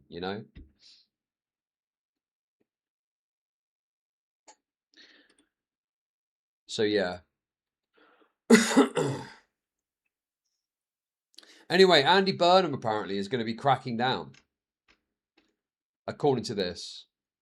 Andy Burnham is plotting a crackdown on youth sickness benefits as he scrambles to find billions of pounds for spending on social care and defence. Young people will face being stripped of their benefits unless they agree to do training or voluntary work under the proposed measures, which are part of an effort to reduce the company's welfare bill. The move, inspired by a similar scheme in the Netherlands, is likely to prove popular with voters, but risks reigniting a civil war in Labour after Sir Keir Starmer suffered a major rebellion over his attempted benefit cut. Mr. Burnham is under pressure to find savings, yeah, so anyway, you get the gist. But, I don't know, man. I think this is a step in the right direction. I do think this is good. I don't like, the pensioner thing I've still got problems with, because it does seem like he's just bending over for the pensioners like they all do. Oh, hey, Mahawker, how's it going? Hey, Chud. How's it going, mate? I hope you and your family are doing well, and you enjoy your racist, sexist, murderous, skinhead audience giving you money for insulting other races and expressing your aversion to race mixing. Glad to see you abandon your leftist liberal beliefs for the sake of a race realist version of American libertarianism. Dude, I still have got leftist liberal beliefs. What do you mean? I'm just realistic. I'm just realistic, dude. I'm just realistic. I'm just a realistic guy. I don't agree with American libertarianism at all. But that is a banger. Mahawker's rate me. Well done, Mahawker. Oh, well done, mate. Well done, buddy. Well done, mate. Well done, buddy. I say cut benefits to everyone and let God sort them out. That's my fucking belief. So we'll see what happens. We'll see what happens. So what is this thing about the Dutch exactly? What are they saying about the Dutch? Labour MPs accused him of this is Keir Starmer, the biggest attack on welfare state since George Osborne. Ministers drawn reforms to the benefit system and looking at how the payments work in the Netherlands, Denmark, Germany and Australia, which have all been more successful at getting young people back to work. In each of those countries, people who claim sickness benefits have to take part in training, education, work preparation or volunteering or lose their handouts. Okay, can anyone explain what the problem with this is? Can anyone explain what the problem is? You can't sit there and do a bit of fucking training to help you fucking get a job again. Sadly, you're raped. Known Labour voter Chud. Grind pensioners into paste. Logic. Thank you. Thank you for the kicks. Thank you. Thank you. Because I know how it fucking works, dude. I know how this shit works. You go and see a job coach and they give you a cursory kind of conversation about whether you're looking for work. And that's it, really. You know, it's not particularly stringent, the checks that they do. And if there was actual criteria that you had to... And the thing is, you know, it might seem mean or something, but it's actually beneficial because one of the issues is when you're out of work for a long time, it can detriment your ability to get back into work. So if you're moving towards it by doing these skills and there's an incentive to do that, I think, or disincentive not to, I should say, yeah, I think that's probably a good thing. Officials at the DWP published research on their approaches earlier this year to inform future UK policy development. In the Netherlands, young recipients can be required to join community projects such as litter pickering, repairing playgrounds, or spending time with the elderly. See, the issue is as well, is that because we live in a screen-based culture, what is incentivized or possible is you just sit indoors all day looking at your fucking screen, bro. It fucks you up. It like fucks your head up. Turns you into a fucking nutter. Look at me, for example. Look at me. But having some sort of routine, getting out of the house, spending time with normal people, going and seeing, you know, yeah, I think this is probably of benefit. Oh, for fuck's sake, what is this, dude? Hang on, sorry. Sorry. Fuck! Fuck!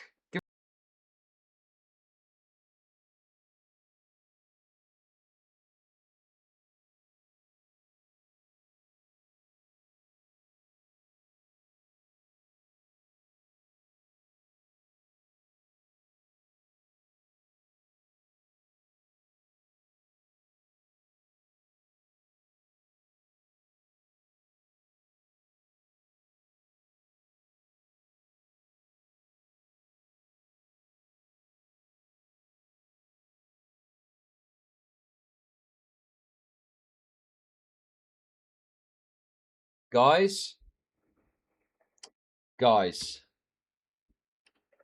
the windows are here. The windows have arrived. The windows have arrived. Oh my god, dude. What am I going to do? I need to do something. Quiet quitting has begun. Jay Lee here, he is having a Give me 2 minutes. Give me a few minutes. Give me a few minutes.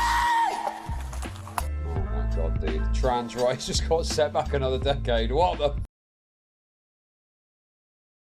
Oh, man. You don't tell me where to go. You come! Alpha 70, get down on the ground right now. I'm gonna spray him. No, please don't spray. Don't say him. Her. Okay, her, I'm gonna spray Spray, her. spray. Okay. Put your hand behind your back. I don't arrest me. No! Screaming, bro.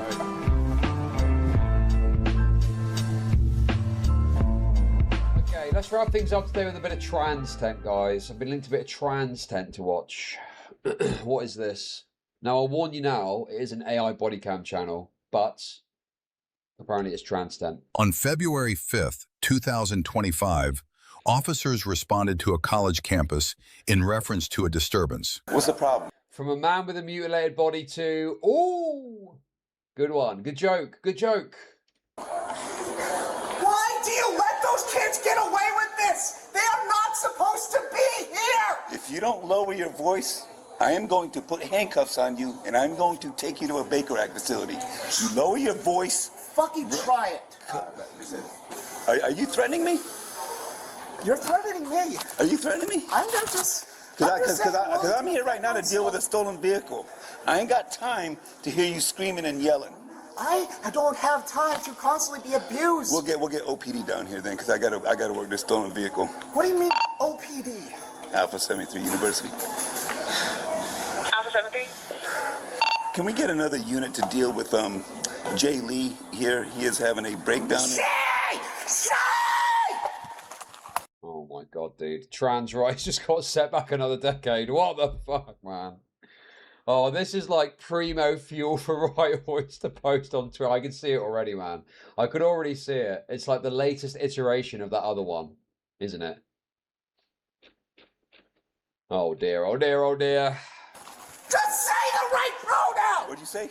7351. Get down on the ground right now. No! You're about to get sprayed. Straight for the pepper Get spray. down on the ground right now. Leave me alone! I can come in there. Leave me alone, please! Okay, are you gonna calm down? I'm getting my phone out. I have to film I'm this. telling you. Are you gonna calm Is down? this real, man? I will This is calm fake, down. isn't it? I will Do calm you know what this is? I This will is calm OC down spray. when you get the pepper spray out of my face. Alpha 17. Leave me alone. Okay, am I crazy here or is this fake? This feels fake or something, man. There's something amiss with this. Have they posted other body cams? It's all trans people. Well, sorry, that's not actually true. The last video was trans, but it looks like they got normal ones. This is so over the top. I thought it was fake. I'm not the only one. I'm not the only one. I have Just please. pepper spray in this individual Just right stop now. pointing the pepper spray at me. I will calm down. Sorry. Sorry about that. I'm back. Guys, I did say that today was going to be a bit, you know, interrupted. Because it is my day off, don't forget, even though I had the weekend off. The Windows guys are here. They're doing the Windows now. They're doing the Windows as we speak. Okay? So, relax. Relax, guys, relax. Every day is my day off. Well, but by Wednesday, on Wednesday, we should be back to normal schedule. Oh, we should be back to normal schedule by Wednesday. Guys, come on. Everyone chill out. No, honestly, by Wednesday, we should actually be genuinely back. There's nothing else I've got planned from there. I'm pretty sure. I'm pretty sure. And also, I reduced my holiday in August because I wanted to stream a bit more. So, guys, I'm on your side. I'm on your side in all of this, okay? This fucking Chud Logic guy needs to sort it out, I tell you what. No, I'm not taking a week off now. I've actually pulled it back a little bit. So don't worry, guys. You can have plenty of me in August, okay? Don't you sweat it. Don't you sweat it. Did you ever claim receive a PPI payout? No, I didn't ever bother, to be honest. I didn't ever fucking bother. Okay, so what are the Dutch saying about benefits anyway? I need to be careful. I'm going to be on fucking benefits soon. Okay. So in Netherlands, Denmark, Germany, Australia, which have all been more successful at getting young people back to work. In each of these countries, people who claim sickness benefits have to take part in training, education, work preparation, or volunteering, or lose their handouts. Officials at the DWP published the research. In the Netherlands, young recipients can be required to join... Oh, I just fucking read all that. Okay, learn from their approach. He recently said the state must stop simply writing a check for sickness benefits claimants and instead support them to get a job. Alan Milburn, the former health secretary who is leading a government review of youth joblessness, is also expected to recommend attaching more conditions to receiving sickness benefits for conditions such as anxiety, depression, and ADHD. Recommend attaching more conditions to receiving sickness benefits. In a recent report, he highlighted figures from the Resolution Foundation think tank. Oh, wait a second. I think I've heard of that one. Isn't that the fucking lefty one? Isn't that the fucking lefty one? That's the fucking lefty one, dude. Oh, yeah. Yeah. It's the independent think tank focused on improving the living standards for those on low to middle incomes. Let me just translate for you what that means, okay? What that translates to is how can we get more tax money into the pockets of the poor? That's what they mean by that. That's what they mean by that, okay?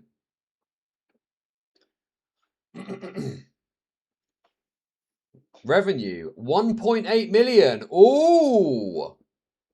Interesting. Interesting. Yeah, we're going to call it the Neat Bucks Institute. Exactly. No, I don't know much about it. I've just seen some of their posts. And yeah, they were talking about, I can't remember, dude. They were just saying the welfare bill isn't that fucking bad. Or something like that. Dude, Rook, yes, this is what I've been saying. We need that back. Leftists seem to have wholly abandoned the adage Lenin borrowed from St. Paul, namely, those who do not work, nor shall they eat. Yes, dude. Well, this was always a thing. Also, it was from each according to their ability, to each according to their need, right?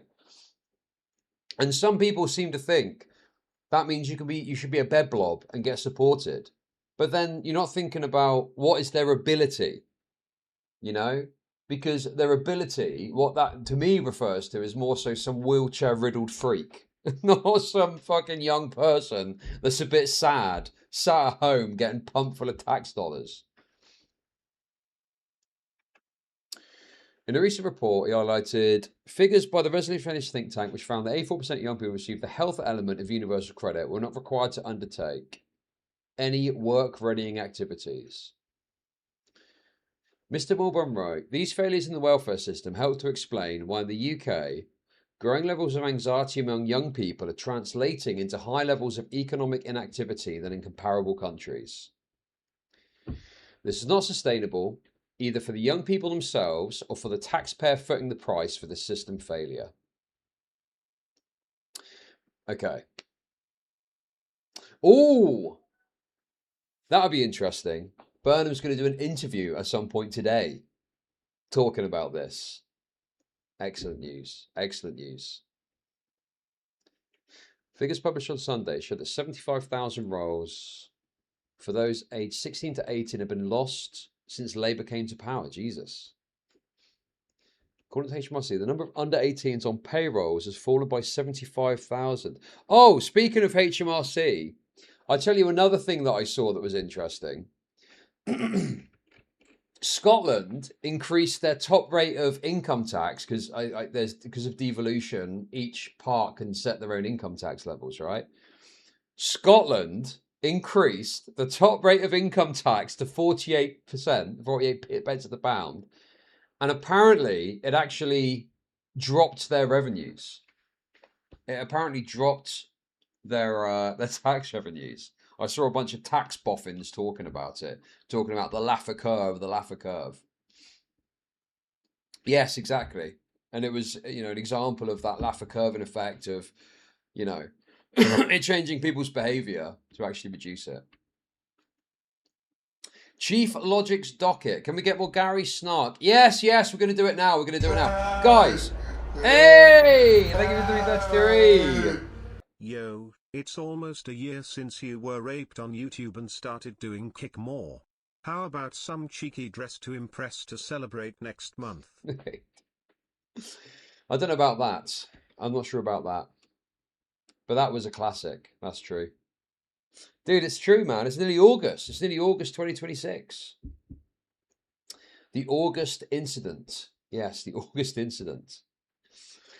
Can you put the old dude? I will find a desktop with background eventually, okay? I'm waiting for the right one. I'm waiting for the right one. Okay, guys. So, guys, my biscuits are all melted. I've got some fantastic news for you. For anyone that hates the Gary Stevenson content, okay? I got some great news. He's quitting YouTube for mental health reasons. Bro, he's quitting YouTube because of mental health. Now, he has got no fucking idea who I am. But nonetheless, I'll be taking a victory lap because I've been a massive critic of this guy, even though he's got no clue who the fuck I am. I'm a lefty, but this dude is so wretched. He's a dishonest charlatan that has managed to convince people that he knows what he's talking about. So, he gets a lot of attention. But here's the problem. His documentary didn't go down very well. And it doesn't seem like Andy Burnham is angling towards a wealth tax. It seems like actually, dude, Burnham is like cutting taxes, bro. Burnham is cutting taxes and cutting benefits. Dude, this guy, he bangs on about how bad Thatcher is, and then he fucking starts to implement some of her fucking policies. What is this guy's problem? Burnham's going ballistic. He's cut business rates, he's cut VAT on energy bills, he's cutting benefits for people who are sick unless they do shit. Do you know what's been... Burnham has actually been quite well received across the political aisle. Obviously, ideologically compromised people are like, no, he sucks, he sucks. But actually, if you look more broadly, there is some positivity, even from some right-wing, you know, even from some sort of writers. Like, okay, he doesn't seem to be doing that bad so far. Let's give him a chance and see how he gets on, you know? And the thing is for Burnham as well, he can just capitalise on any good stuff that Starmer did and just be like, look, immigration's down, guys, isn't that good? And it will be because of stuff that's happened already, but without the negative angle of Starmer, you know? It cancelled digital ID, ordered a review into early release, started cutting taxes, is alluding towards cutting benefits. The only thing that I think people are upset about is this land or a property tax that he's thinking about implementing. So he's thinking about getting rid of council tax and replacing it with a property value tax that's 0.48% of your property per year. So people that pay a lot of council tax are potentially happy with this. But landlords are not happy because it's then 0.98% or something on property, on your second property or more. And also people whose homes are worth a fortune are not happy either because they pay a pittance on council tax compared to their home value. So that's the only thing that is more of a sort of lefty angle. But the thing is, the reason that it could be beneficial as well is he's thinking about getting rid of stamp duty and replacing it with this new scheme. So that could help promote people buying properties too. So I don't know. I think it's kind of give and take away. I don't know what the proposal is going to be and what it's going to look like. I'm not completely against the idea. It would actually reduce my tax bill because I won't give away too many details. Dude, I'm so anxious about getting doxxed. I won't even say what fucking band profit I'm in for council tax, even though it's a generic piece of information. But yes, this would reduce my tax bill. But, you know, obviously it's... Well, no, dude, I don't want to say, bro. I don't know. I don't know if it's going to be too much information that could dox me. Do you know the colour of the carpet? But anyway, I'm quietly optimistic about Burnham, and depending on what happens over the next few months, I might even start to believe that Labour might win the next election with better policies in place. But we'll see. My biscuit's all melted. Heatwave. Here we go. All right, ladies and gentlemen, this is it. Last one ever. Let's go. Way! Let's go! What are you doing with your Patreon, Gary? I'm assuming you're shutting your Patreon down, yeah? You're shutting your 20k per fucking month Patreon down, mate. All right, so this is, I suspect, going to be the last ever weekly video on Gary's Economics. Hey, Ollie! Another Gary, another non-fan of the Gary's Economics content. He's ending it, guys. Good news, you don't have to listen to me talk about him anymore. And what I want to do today is I want to put away the laptop. I want to put away the scripts because if I'm totally honest, as I've gotten more and more busy and more tired, it's gotten harder and harder to do these weekly videos. And I've started to depend more and more on, I never really write like exactly scripts, but it reaches the point where the videos are quite tightly planned before I start. And it's gotten a little bit away in many ways from like what I kind of started the channel for, which is when I first started the channel with my mate Simran from high school.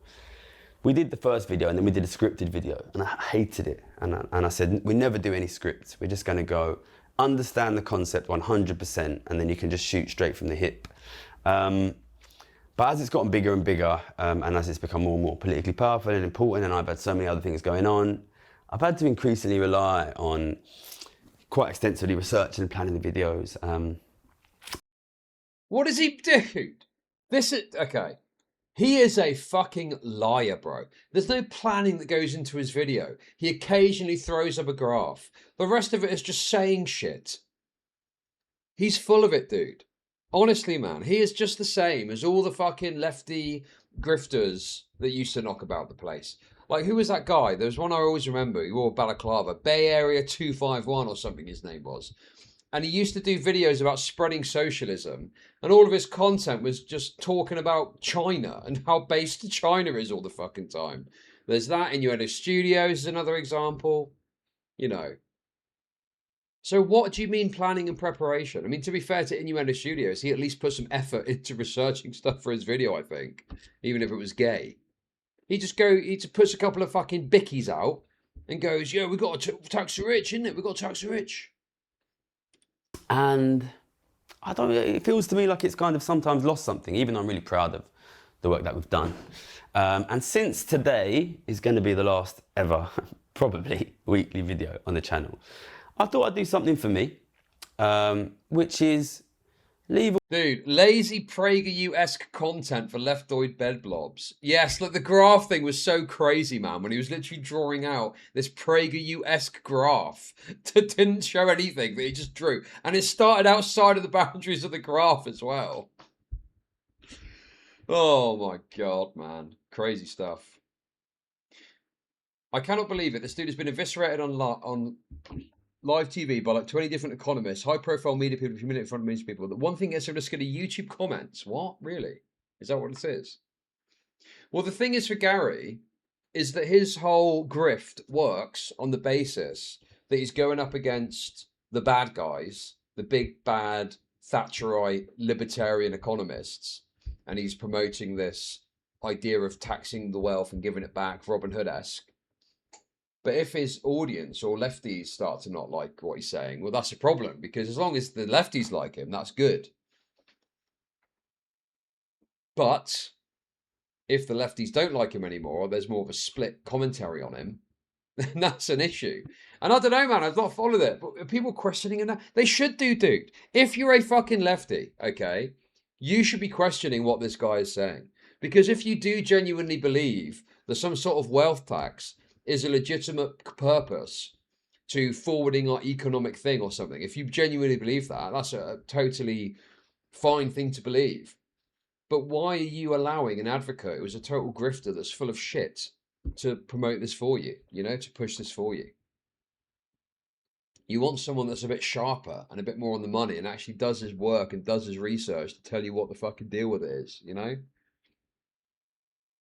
All the fucking economics to the side and just look down the lens, which is something I hated doing for years and still kind of hate doing in a way, and just tell the story of the channel from the start. I'm going to pick it up from basically where the book left off. The book left me at the back in 2014, quitting banking, and talk about my sort of journey in trying to do something about the economy and economics from a kind of storytelling perspective, and just run us up from 2014 to where we are today and how we got here. All right, so those of you who've read my book will know I quit banking in 2014. And when I wrote the book, I wanted to kind of do this. The first thing my sister said, my sister works in creative writing. The first thing my sister said, the Bed Blobs champion Gary has left them to fend for themselves. Yeah, on their fucking 20k a year pittance of benefits. Dude. Oh my God, bro. Very victim pilled. When I told her I was going to write the book is, you have to make yourself a dickhead in the book. And I kind of thought instinctively that was right. I thought if the book had to be good, I had to like play up these kind of dickheadish elements of my own character, which are there. Imagine how terrible the book is. Well, apparently the book is full of bullshit. There was a report, I think, in the Financial Times that asked his former colleagues what he was like and whether his claims had merit. And some of it was bollocks. Like he claimed that he was the top trader And his former colleague said there wasn't really a tracking of that for the kind of trading that he did in Citibank.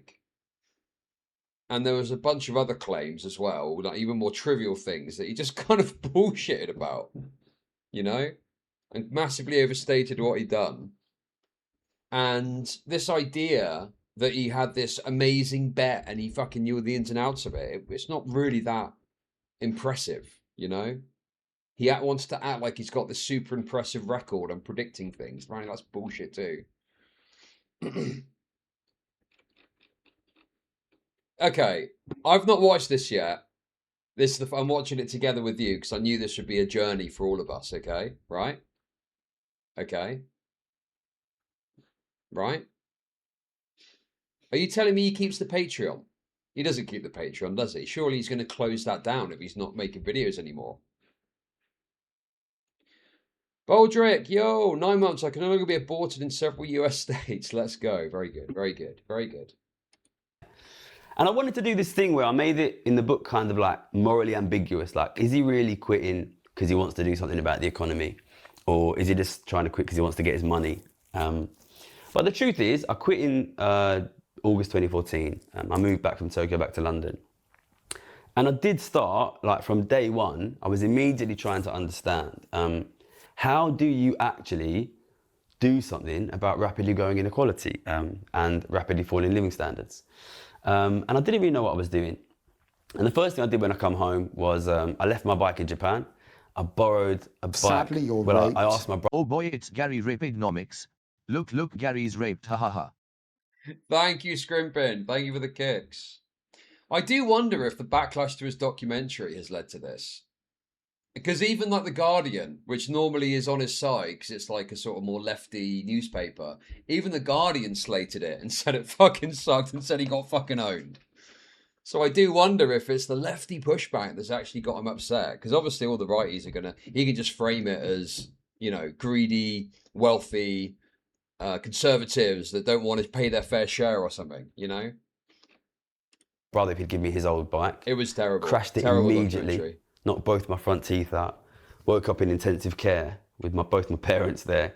All my family was there, which was nice. I was missing about 2.5 teeth, which was less nice. Spent 18 months with no front teeth. And I spent this strange period, British 2014, 2015, 2016, wandering around London with no front teeth, trying to figure out how the f do you do something about stopping inequality from growing. And I didn't really have no leads. I don't come from like a media family or a political family. So I didn't really know what I was doing. A friend of mine called Assad, a guy who I went to high school with, really nice guy. He'll be happy to be mentioned, he always is. Yeah, dude, even though I was basically dying, I was there, my battered face, I was in pain, and all I can think about is how I can help the poor. That was my only prevailing thought. How can I help poor people more? How can I help them thrive and succeed? It's all I care about. Sent me a video by a group called The Rules, like a US organization called The Rules. And it was actually about, you know, if you want to stop like poverty from growing, you need to deal with like the rules of the economic system, which are leading to growing inequality. And it was the first thing, other than the work by like the French economist Thomas Piketty, it was the first thing that I really saw people trying to do something about, like actually dealing with a systemic problem. So I cold emailed the guy who narrated that video. This would have been back in 2014. A guy called Jason Hickel, really nice guy, who's incredibly handsome guy as well. Jason Hickel. Jason Hickel, that's the guy who pushes for degrowth, I'm pretty sure. I think that's the lefty economist that does degrowth stuff, I think. I've heard that name before. Yes. Degrowth, a call for radical abundance. Yeah. Yeah. Jason Hickel defined, I'll read it to you and you can see what you think, okay? Jason Hickel defines degrowth as a planned reduction of energy and resource use in wealthy nations to bring human activity back into ecological balance, prioritizing human well-being and social equity over GDP growth. His prominent framework is detailed in the book, Less is More, How Degrowth Will Save the World. Core principles: material reduction. High-income countries must actively scale down ecologically destructive and unnecessary production. such as private jets, SUVs, fast fashion, and planned obsolescence. So they do like high level stuff, as in it's only going to affect, well, fast fashion's in there, which would affect poor people. But they talk about it like private jets and things like that. But before you know it, you'd have a shitty phone that doesn't do anything. That was, that was always my view on it. Is it feels like you're looking. It's almost like anarcho-primitivism type perspective, where you want to go backwards. Radical abandon. Yeah, so I quit my 30 million a year job at Citibank and smashed my teeth out in Japan. That made me realize my life goal should be making YouTube videos about taxing the hexen rich. Because poors can't pay for heating. Very good, Segfault. Thank you for the 333. Thank you. Radical abundance. Instead of austerity, degrowth advocates for universal public goods, decommodifying healthcare and education. How do you decommodify healthcare in a market-based economy? That doesn't make any fucking sense, dude. It's one of those magic wand ideas of, let's just implement communism, guys, and then we're laughing. Like, what? Where do we get to? Oh my God, bro. And expanding the commons so people can live with lower personal incomes. Work redistribution. To prevent unemployment from scaled-down industries, society should shorten the working week and share necessary labour fairly. Okay? Anyway. Obviously, another retarded fucking, economist that this guy loves. Makes perfect sense, doesn't it? Still got a big presence online Anyway, now, there but we I go. cold emailed him and I told my story. And I think it's worth recognising, like, my mental health. Anyone who's read my book speaks quite openly about my mental health. My mental health was not great in 2014-15. I cold emailed this guy and told him about all of the bullshit that was happening to me at Citibank and how I wanted to stop inequality from growing. And he said, let's meet up. So I met up with him in London. We wandered around the park somewhere. And he said, oh, you should meet this guy, James Meadway, who was at the time chief economist for like a kind of lefty think tank in London called the New Economics Foundation. I've never considered myself a lefty. I still don't, to be honest. But, these were the only guys who were talking about inequality. So I went and met James Meadway, who used to study at LSE. James Meadway went on to be Jeremy Corbyn's economic advisor, I think. But in 2014, 2015, I met up with him and I said, do you think I could get a job volunteering at the New Economics Foundation? I didn't even know what I was doing. I was just trying to find a place where people were working on inequality. And there was a bit of like a faff because I said I wanted to work for free, and because they're like a lefty org, they were like, we don't believe in unpaid internship. Dude, I just wanted to work for free. Yeah, that sounds about right, bro. Let's talk about your Patreon where you make 20,000 a fucking month. Dude, what is this bullshit, bro? Acting like he's this magnanimous person. Gary STEVENSON. Wow. Dude, why aren't you happy? He's quitting. He's quitting. If you don't like this guy, you should be happy. And I was like, just trying to do something here. Eventually, they let me come and sit next to James Meadway for a few months. And James was great. I still consider him a friend. And we, chatting about bits about economic history that I didn't learn much about university, the 60s and the 70s and the 80s, which he knew a bit more about than me. And I was trying to find people at the New Economics Foundation work on inequality. And there was nobody, unfortunately. If he's not a lefty, Chud is a full-blown Nazi. Wait, what? They didn't have anybody working on inequality, which was like kind of staggering to me. I kind of thought like, surely the political left will be working on inequality, but they weren't. At least nobody at the New Economics Foundation was. And this I think will go on to become a theme in my interactions with the left. But there were great people there. I found them a little bit. Okay. But the thing is I'm fairly certain that this inequality issue is something that he has overstated in order to push his narrative. So why would lefties be necessarily focusing on that if it's not really an issue or a concern? So this guy was a top trader of his class, yet he's completely clueless on anything economics. I think he's talking about like broader base like, you know, country level economics rather than trading stuff. But then the thing is, if you're a trader, you need some knowledge of that to understand how it all fits together and how it works, right? Like, you know, you're not a full-blown economist, but you have some insight into how it all pieces together so you can make your trades and know what to do. Middle class. I think I was a little bit, it was complicated for me because I just come from working in investment banking, which is incredibly like high pressure, results oriented. And then I was in this kind of... Yes, that's my understanding of it too. The inequality issue is not the you know, the billionaires hoarding from the poors. It's the elderly, the older people. Older people cost a shitload of money through NHS costs and the state pension in the UK. They sit on houses which are worth a fortune, don't want to sell them, don't want to downsize because they don't want to lose the equity, or they've taken out some absurd, retarded financial product to give them money to go on a bunch of cruises. So basically, they get the equity out of the house with some stupid financial product to fuck over their offspring. And they go on a cruise, and they also get fucking 12k a year from the government, ever increasing, to go on a fucking cruise. Weird lefty warehouse space with some nice people, but, you know, perhaps it didn't have the kind of aggressive energy that I'd become used to. But more than anyone, I just couldn't find anybody working on inequality. So what I did when I was there was what I wanted to do was write up basically like this economic theory that I'd been developing about inequality and how it affects the economy. And I wrote a website, which was originally called wealtheconomics.org. And what I wanted to do was just write really clearly in plain, simple text how inequality affects the economy. And I think sometimes one thing that sort of frustrates me about the media narrative about me is there's this kind of just blind assumption that I'm some fucking idiot, basically. And I think people sometimes forget that I went to LSE and I was one of LSE's top students and I got an incredibly good degree from LSE, studied. Right. Yeah, man. Well, the thing is, I went to LSE and I was one of their top students there.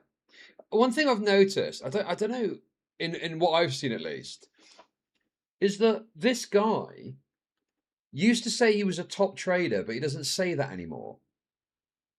But now he says he was one of LSE's top students. Right. Okay. Interesting. So it's kind of shifted a bit now. Because how do you quantify or verify whether someone is a top LSE guy? Like, I don't think you can you? There isn't really a criteria for that. Oh, dude, yes, it is. Yes. It's unfortunate that people don't care about UK tax shit. Because, you know, like this guy he is like pirate software. He is absolutely like fucking pirate software. That's a very good comparison, to be honest with you.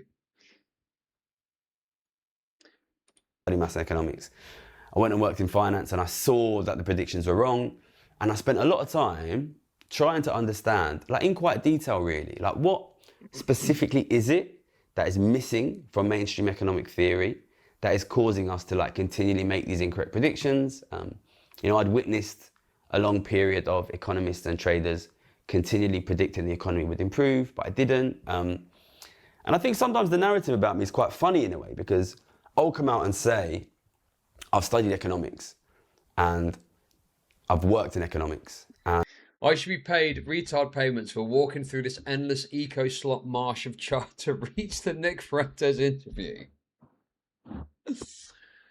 Well, I'll probably get there in about an hour and a half to 2 hours, I would say. Probably. Oh my God, dude. And the predictions are always wrong. And I've spent a lot of time trying to understand specifically what is missing from the academic understanding, which is causing the predictions to be wrong. And very often the pushback I'll get is, but the academics aren't saying this.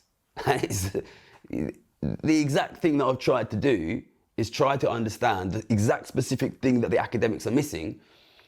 So obviously a key part of that is that the academics aren't saying it. You know, if there was not something that the academics were not missing, we would not continually have bad economic predictions and bad economic outcomes.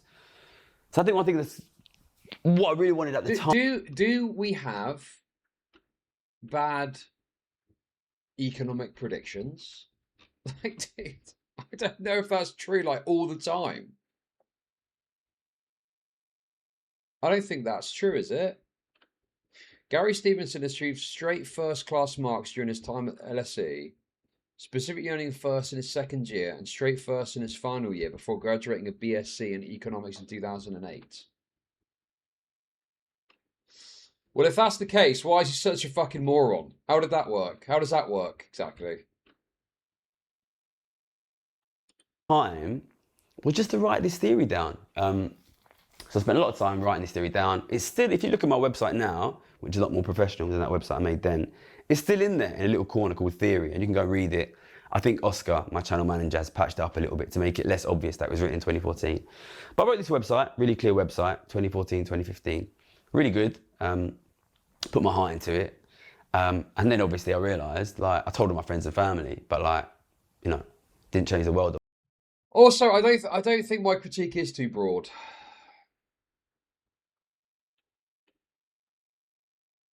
I don't think it is that fucking broad, to be honest with you. I think it's, you know, I need to call him worse, to be honest. I mean, sure, yeah, it is impressive to get a first, obviously. Is it impressive to get a first? I don't know, dude. He's like fucking he's a fucking trader, and then he goes to LSE in his fucking 20s and gets it. I'm not sure. I'm not sure if I'm going to say that's actually that fucking good. Hey guys, give me millions of dollars to talk a lot in detail about how really smart economists should formulate for me a good work and wealth tax, so I'm a white who can't do maths. Oh, dude, Mahawker gets it. Obviously, nobody read my website because nobody knew who I was. It was nice just to have the ideas written down somewhere in case I got hit by a bus. Because I do really think, and really in my heart of hearts, what I'm most interested in is trying to move like understanding of economics into a place where it recognises the way that wealth inequality affects the macroeconomy. And I would love to see more academics like working on this work. But we'll get back to that. Made the website, didn't change anything. And obviously, my mate Assad was still trying to get me to go to like lefty events and stuff. I remember there was a group of guys protesting on Parliament Square, and Assad said the police it was raining and the police confiscated their umbrellas. And my mate Assad was like, that's a disgrace, isn't it? So he went down to the protest. And I remember it was really funny because there's a activist called Assad Rahman, who is the exact same name as my friend. So he went down to this protest and they were doing their sort of funny human microphone that they do. And then they were like, the next. Okay, I'm going to take Flip Flop's word for it. Economic classes that I've done as part of my accounting degree is very easy. You don't have to study or anything. Always an easy 80 to 90%. Okay, I take Flip Flop's word for it. There's a activist called Assad Rahman, who is the exact same name as my friend. So he went down to this protest and they were doing their sort of funny human microphone that they do. And then they were like, the next speaker is Assad Rahman. My mate shit himself. It wasn't him. So I was working at this lefty think tank, trying to get involved in like looking into lefty politics. Didn't really see anything that I thought was going to make it happen. And I kind of thought, listen, these guys are not going to change the world. No disrespect to the left, but I kind of thought I have to try something different. And I immediately, the two like avenues I had in mind were academia or media. And this is what I was thinking back in 2015 when I still didn't have no fucking teeth. And if I'm honest, in my heart of hearts, I always thought academia wouldn't really work because I'd done an undergrad at LSE. I didn't feel, and if I'm honest, I still don't feel that at the moment academic economics is a space which really encourages independent thought and like pushing the model forward. And even though I'd not been in academia for, I guess, 7 years at that point, when I was working in finance, you do get like all of the top graduates from all of the top unis coming and, interning with you. And with the exception of Titsy from my book, who I thought was dead smart, I didn't really see these guys really trying to understand things. I had a pretty negative view of academia. But I didn't really want to do the media route because I didn't want to try and become famous Gary Stevenson. I really need to emphasize Why does he fuck, dude? He's so full of shit all the time. You're lying. You're fucking lying, bro. You set up a YouTube channel and a Patreon and have made a fucking documentary now. You did want to be famous. You did want to be fucking famous. Why lie about that? In another time, Gary would be a breadtuber making video essay slop about Marvel. Yes, dude. Breadtube is the best fucking thing I could think of with this. Yes. Mental health was not great at this point in time, and I didn't want to go and become like incredibly famous. So, and I also thought, you know, if you're gonna do what I do now, which is go out on TV and say, you know, the economists are all wrong, you probably should do them the justice of going back into academia and making sure that they are actually as bad as you think they are. And also, at the time, we had this little mini resurgence of a few really good French economists, Thomas Piketty, Gabriel Zucman, Emmanuel Saez, who were starting to do quite interesting work in academia. And Gabriel Zucman and Emmanuel Saez were both at Berkeley, University of California. So I thought, you know what, I'll apply for a PhD at Berkeley. I did that in 2015, 2016. I applied, they rejected me. And then I had like a year of just fucking around playing Crusader Kings 2, another perhaps pretty bad mental health period for me, although I learned a fucking lot about medieval history. Great game. Oh my God, dude. This guy is just a fucking... This guy's a wannabe bedblob. That's why he's gone so hard at the wealth tax. Because in his heart, he's truly a bedblob. Sat at home playing some fucking shit game. Actually, I don't know if it's shit, to be fair. I've never played it. Bro, please talk to any economist. They love talking about ideas, even if they disagree with everything. They want to poke your brain and understand where you come from. Well, yeah, it's like, you know, talking shop, isn't it? And I can imagine that even if someone is proposing like some stupid wealth tax thing, an economist is not necessarily going to even like be super harsh about it, but they're going to want to understand what your perspective on it is. It's like nerds talking about their favorite thing, isn't it? You know?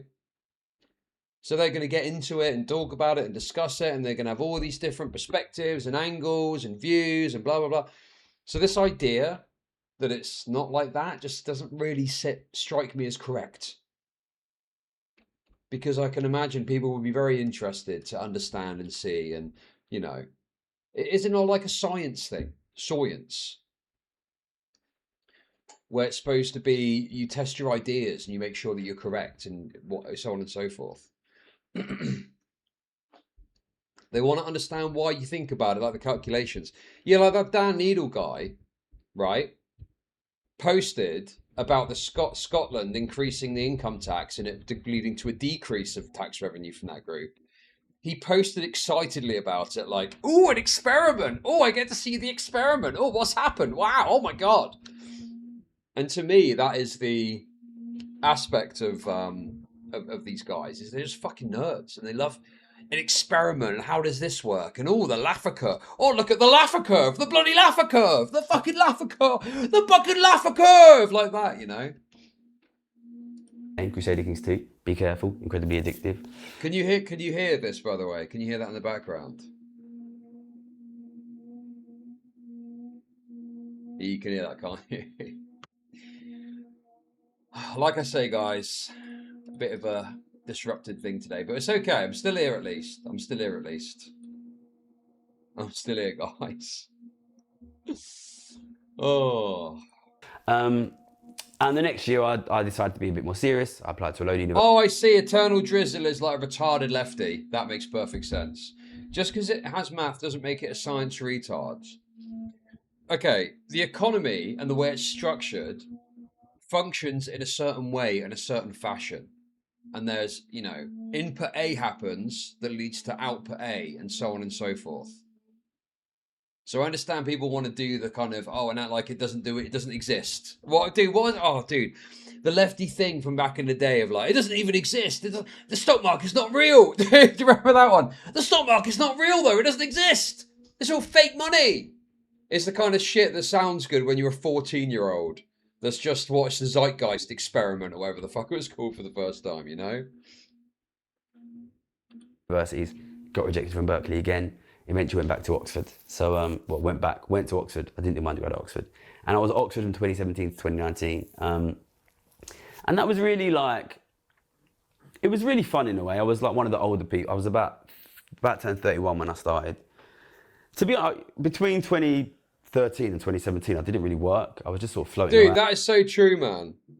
The contradiction of it's not real money, it's all bullshit, and then acting like Elon Musk has got a vault full of 12 trillion gold coins that if we just open it up, we can take for ourselves. Like doing therapy, trying to be like less up, and it was nice to be back there with like some kids. It was mainly like 22, 23-year-olds on the course who didn't know all about economics but could do a load of simultaneous equations. Trying to explain to them that inequality matters. Oxford, I've done some videos about this, is like a mad place. I remember I went to my first lecture and I sat next to this really smart boy called Will, who had done his undergrad in Greece. And he goes to me, oh, what college are you in? Dude, I gotta be honest, man. I'm hearing this sound. I'm like, what's going on down there? Also, they gave me a letter. They gave me this letter. I'm like, oh, that's for you. And I opened it up and it had like a little introduction thing. I was like, fuck it. Am I supposed to read the letter? Am I supposed to read the letter or not? I don't actually know. Well, listen, let's get through this and then we'll get to the Nick Fuentes interview, okay? And then I'll go have a look at this letter. Which is like a dead giveaway for fucking Oxford, Cambridge wankers, by the way. What college are you in? And I said, I'm in Keble College. And he goes, oh, I'm in Keble as well. It's great, isn't it? And I was like, I don't fucking, is it? I've not even been there, you know? And he was like, I can't believe you've not been there. And he took me, and he was like, Keble College, it's like a fucking castle. I feel like vibrating. This is our fucking castle. It's a fucking weird place. Everyone has their own like assigned castle. And you have to go and have like dinner in this fucking Harry Potter hall wearing a fucking cape. And I would go in like shorts and a hoodie and a cape. And then they were like, please could you not refrain from wearing shorts? Bunch of wankers basically. But it was a good time. I played a lot of football, spoke a lot of Japanese. Dude, what is it with these people? Like, dress appropriately. What? Yeah, don't wear shorts, bro. Dude, shorts are fine if you're like going to the beach or something like that, or it's hot and you're going out. But not if you're going to like an event. I was incredibly, even though my expectations were low of what I would get from the professors, it felt exploitative. You know, it cost me 30 grand to do that, 2-year masters. Guys, they have an expensive food on a castle. Yeah, so does my uni. A bunch of European unis do. Yeah, I don't understand. I mean, have you seen how much tuition fees are? Yeah, I bet they fucking have got a nice fucking setup going on over there. Suit shaggers can get the noose. I don't think, because, I mean, a suit nowadays is a bit dated from what I mean, I wouldn't fucking know, dude. I've not worked in a normal office for years. But I think it's more casual with a smart edge or something. So, yeah, I don't know. But I think there's certain events where, yeah, you do need to put in a bit of effort in, though. Pathetically business bad. Casual, yeah. Pathetically bad. Some of the micro professors were good. I should give like credit to. Humans are so gay about showing their bodies. What would you suggest, Mahorka? You'd probably be walking around with your cock out, you dirty little bastard.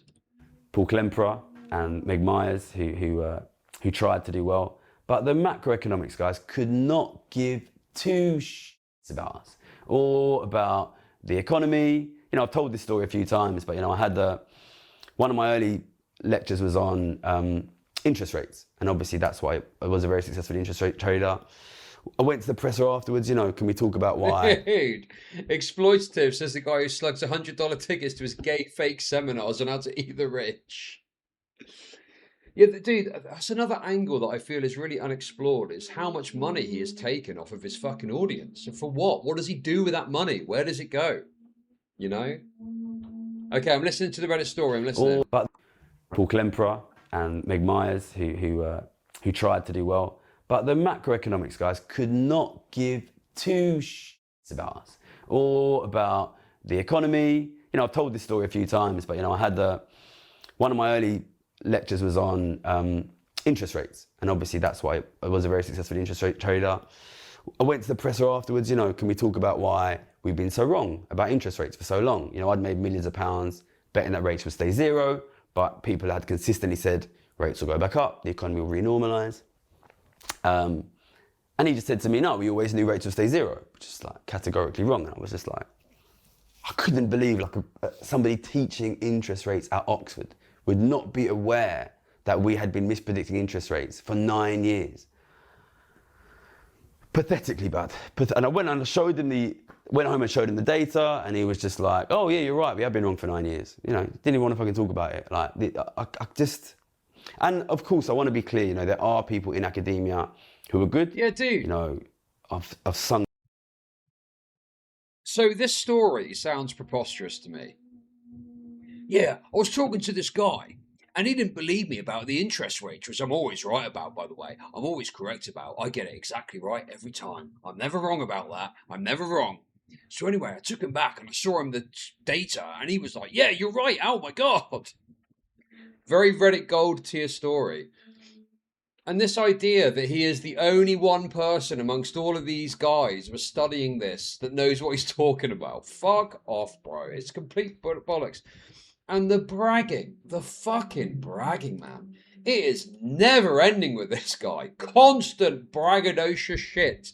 Banging on about how correct and right and based he is. All the fucking time, man. Holy fucking shit, dude. How do people like this? How do people fucking like this shit, dude? Oh my God, man. Okay, I'm also tracking an order that I've got as well. It's on the way, guys. We're getting there. We're getting there. We're laughing. Laughing. The praise of Gabriel Zuckman for a long time. Piketty and Sayers, who work with him. Harjun Chang, we've had on the channel. Amazing economist. The guy who eventually became my supervisor, Linus Matauk, who I think is not an economist, because it's so hard to find economists who are actually good. There are good people in the discipline. We need more good people in the discipline. But that course, every single person who had like 3 independent brain cells left economics after that course. And all of the people who did best were the people who spent 100 hours a week memorizing algebra in windowless cages in the library. And I think it just showed me like, what the f have we done to this discipline? Horrible, horrible, torturous discipline. I remember. This just sounds like populist claptrap to me. Just, yeah, I went there and everyone was shit. Economics is fucked. Economics is just fucked, man. And there's plenty of good economists out there who talk about stuff you could go and listen to, and you might disagree with them, but they've got some coherent ideas behind what they're talking about. Does anyone else mute when they are wanking so you don't hear any blokes talking while the old knob is out? Well, some people actually don't mute because they feel it enhances the experience. It's like a, you know, danger wank, I believe it's called. Remember, we went when we came towards the exams, one of the senior professors came in and he said, we were supposed to have like a therapist, like a psychologist, like a counsellor come in and talk to you today about like the stress of the exams. But we know you're all fine, so we cancelled it. And, you know, I was like the second oldest person on a course of about 77. And I was quite vocally critical of the course. So a lot of the younger students who were having problems with their mental health would come and speak to me about it. And there were people who having... Oh my God, bro. This guy's so full of shit. It's all Reddit tier, everyone clap stories. Fuck off, bro. Yeah, man. So I was the guy they came to when they were feeling sad because I was such a nice guy. Fuck off, bro. Another hero story. Oh, so annoying that people don't see the vision with this guy. And I get it because it's boring economic stuff. He is fucking pirate software, bro. He is fucking pirate software. But unfortunately, he talks about boring shit that no one cares about. But he is like pirate software, man.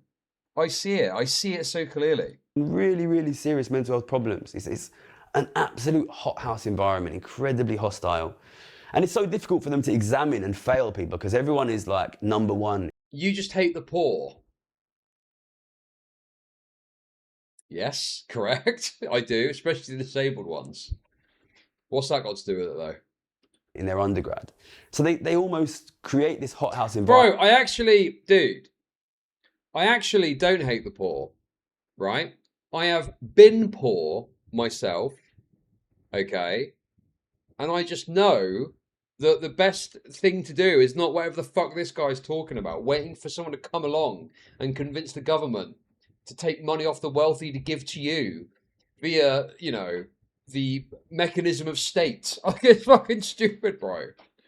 You know, you got to do something if you want to move forward, not just hope that someone is going to do a wealth tax at some point, you know? So I just hate listening to lefties do this poverty porn shit. It's so fucking obnoxious, man. Chud is poor, send the kicks. Well, I mean, you know, moving outside's been expensive, but it would be absurd to claim I'm poor. I can't lie. I'm living, what was the thing? I'm living on a, what's it called? Basic necessity budget. Yes, I'm living on a basic necessity budget, guys. Please give generously, yes.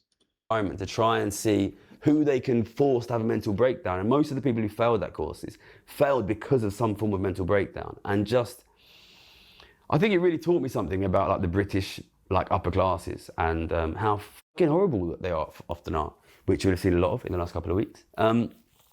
But moving aside from Oxford, and if they've got any problems with it, then don't make your course less fucking shit, basically, and give me my 30 grand back, because it's a disgrace what you've done to that. And I just hope other universities are better, because that Oxford course was horrifically bad. Anyway, it made it very clear to me that my future wasn't in academia. And I mean... Also, one thing I really hate as well is there are some policies which I could see as being bad or evil, or they look awful at least, or there's an optics issue with it, or something along those lines, right?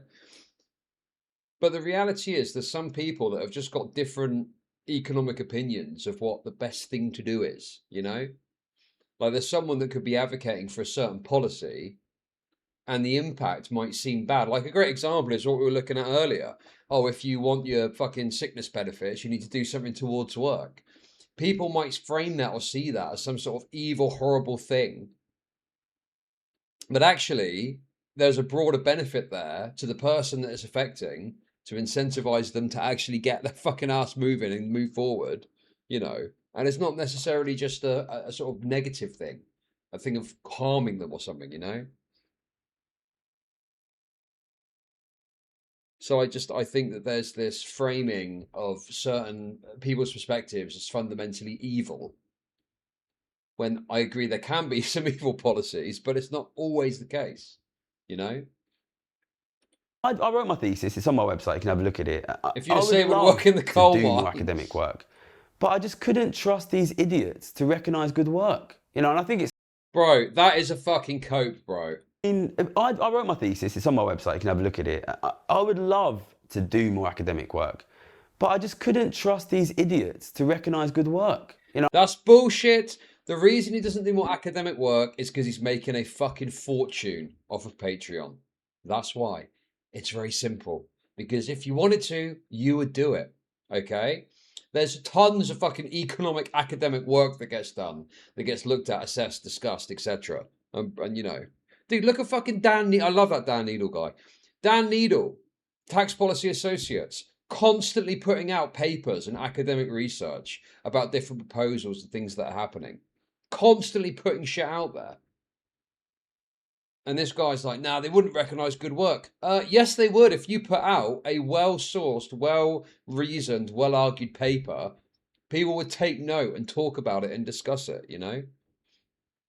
No, and I think it's... when I talk like this about economists, it's probably part of the reason why Reddit hates me so much. But it's oh, what? Hey, dude! Oh, what was that? Oh, dude! Now that's my territory. Now we're talking. What was that, Gary? You like Reddit? That's interesting. That's giving the game away, isn't it? That's giving the fucking game away, bro. Reddit hates me. Clearly pressed that he's getting a lot of shit on Reddit. You know, and I think it's... when I talk like this about economists, it's probably part of the reason why Reddit hates me so much. But it's died a death. Anyway, we'll talk more about that on another video if I ever come back. I decided I needed to give it a go in media. And okay, so this is some sort of, is this some sort of like, I'm quitting, guys, I'm quitting, and then he's not really quitting? I don't know. The fact he's already referencing another video. the girl I was dating at the time at Oxford said, oh, Michael Walker is coming in to give a talk. So Michael Walker, for those of you who don't know, Oxford graduate, but is also one of the presenters of Novara Media, which is one of the biggest left-wing YouTube channels here in the UK. And I was interested in talking about inequality on the media and social media. So I went to his talk, got chatting to him later. This would have been towards the back end, towards like middle 2019, when I'm finishing the course. And I basically told him about my backstory, and I was like, you know, gives a job. So like Michael Walker, I went back and was speaking to Gary McQuiggan, who works in video, and we had a long back and forth. And anyway, they sat on their hands for too long and didn't give me a job. And then, nothing against... What, dude? I actually like Novara Media. Isn't that interesting? Hang on a minute, though. Dude, is that not saying something that they didn't give him a job? What is going on there? And also, he's so bitter about it, too. He's so bitter about the fact he didn't get a job. Bitter seething about not getting a job for Novara Media. Fucking hell, dude. By the way, love. Oh, by the way, also, don't forget, not interested in being famous, guys. Not interested in being famous. Here he is seething about not getting a job for Novara Media. Fuck off, bro. Fuck off, dude. Yeah, I like Novara Media. They're actually, you know, I know they're lefties and stuff, and they can be a bit fucking annoying with some of their takes, but I don't know, man. I quite like the cut of their jib, to be honest with you. I think, yeah, I think Novara Media are a good lefty outlet to listen to, you know? They're not like totally, you know, obviously they're going to have takes you don't like if you're like a righty or something. But they do, like, Aaron Bastani is quite reasonable a lot of the time. Sometimes he has some crazy shit. But he's fairly reasonable, and I think he's not, you know, completely lost to the libtard mentality. And he even says stuff sometimes, the lefties get pissed off with him and are like, what? Why did you say that? When he says something just true and real, you know? I love the guy. I love Gary and Michael, to be fair, but whatever. They should have moved quicker. And then we had this snap election in the back end of 2019. I had some stuff. I finished my course in 2019. I was trying to get into media. I had some personal life stuff I had to deal with towards the back of 2019. Snap election, Novara busy. They didn't give me a job. COVID happened at the beginning of 2020. Sadly or raped. Hey! It's almost like Gary is a vindictive little rat. Wonder what finance bro at his old career with a net worth of 10 mil gave him a swirly. Thank you for the kicks. Thank you. Thank you. You think he's vindictive towards Novara? What, in terms of talking about it? That's quite unprofessional to even mention that, really. Oh, there's a more in common poll that's come out which shows Labour ahead by 4. That's interesting. Their first lead since March 2025. Burnham could be doing the business, guys. Could be doing the business. He could be doing the business. Yeah, the Greens are falling off because Burnham is soft left of the Labour Party. So people that previously would have gone Greens are, you know, considering going back to Labour because of the Burnham stuff. The Burnham guy. And also, I got to be honest with you, I feel like Zach Polanski has just had a bunch of like calamitous, retarded takes recently that have fucked him up. Like his take on the guy getting deported was stupid. Gary doesn't care about poor people, he just hates people more successful than him. That's probably true. That is probably true. And it was incredibly clear to me, incredibly quickly, that this was going to massively, massively, massively increase inequality and was going to massively, massively decrease living standards. Nobody was talking about it. We was obviously all locked at home. It was a mental time. It was weird for everyone. But I was just like, now's your fucking time, basically. You know, write your piece. Who's this?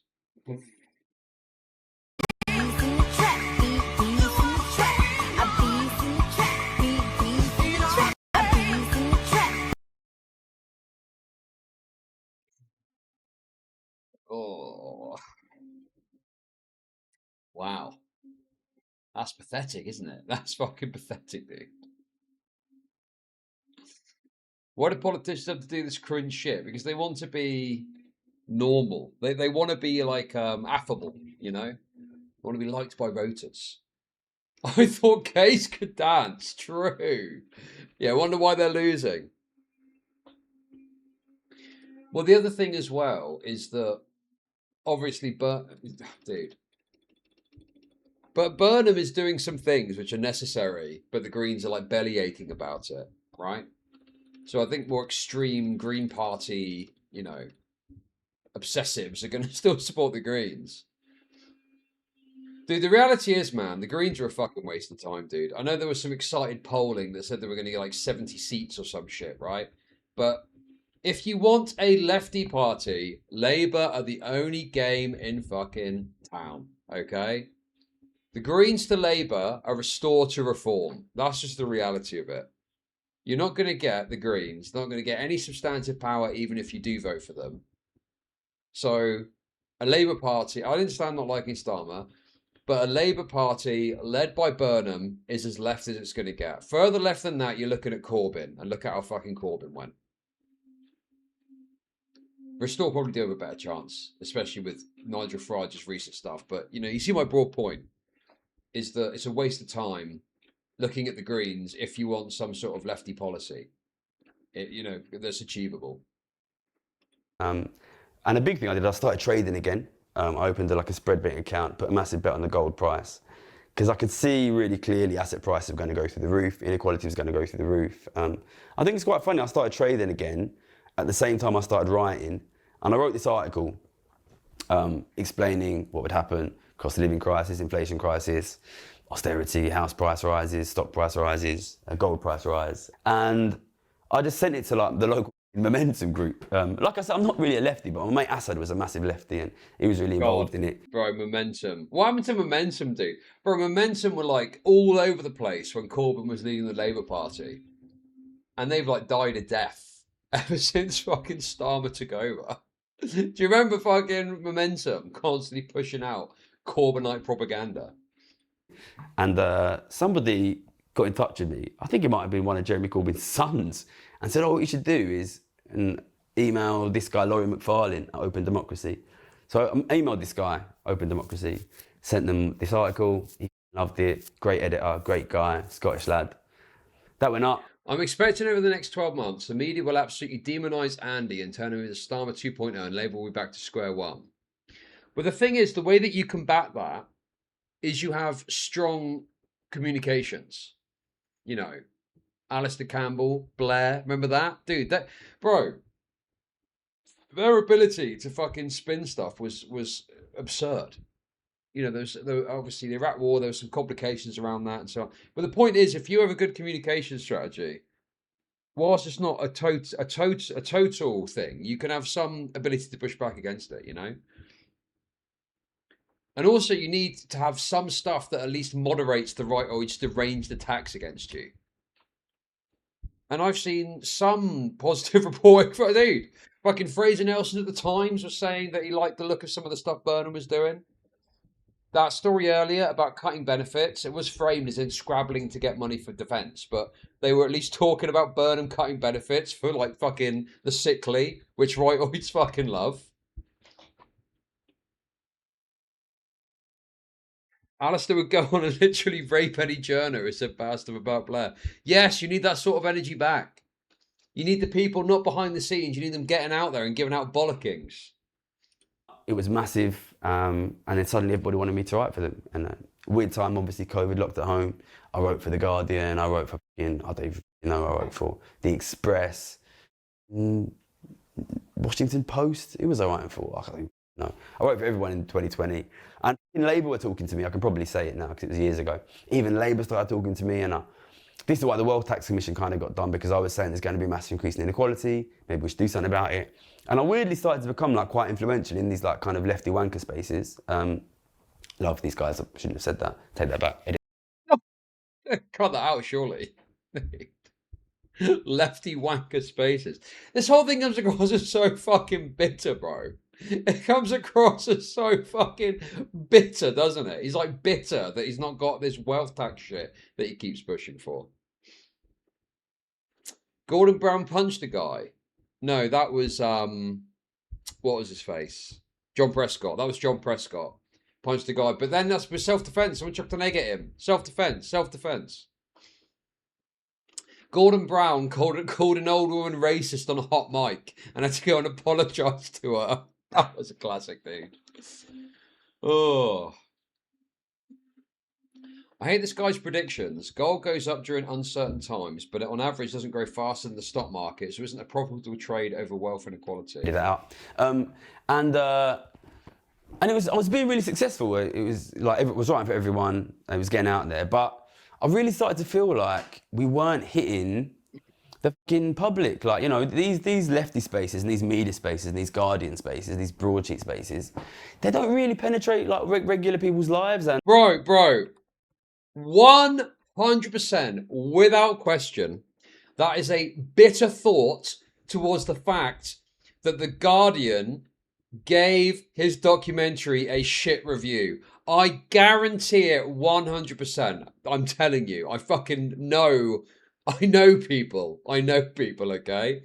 The Guardian gave him a bad review and he's bitterly making that comment, and that's a reference to that without directly stating it.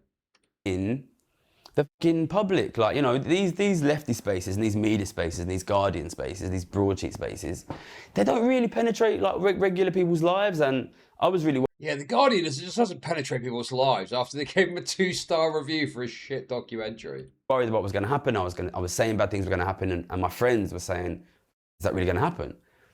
And I was like, yeah, it is going to happen. And they were panicking and they were going online. And then, back then, if you went online to find out about the economy, you'd end up in these ridiculous conspiracy spaces, anti-Semitic spaces, often far-right spaces.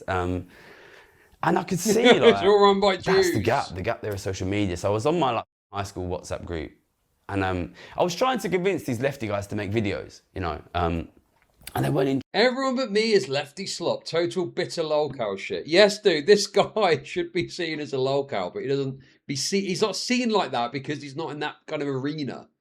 He talks about economic shit. The Guardian's totally irrelevant. He's full of shit, bro. It's nonsense, dude. The Guardian is not fucking irrelevant. The Guardian is like an influential lefty paper in the UK. And obviously you've got, as all people have though, this new era of like lefty influences on the internet, sure. But it still has some impact, you know? It's as influential as any other fucking paper, which is quite decently on normal people who don't necessarily look at fucking YouTube videos. They do get their news, you know, from standard sources.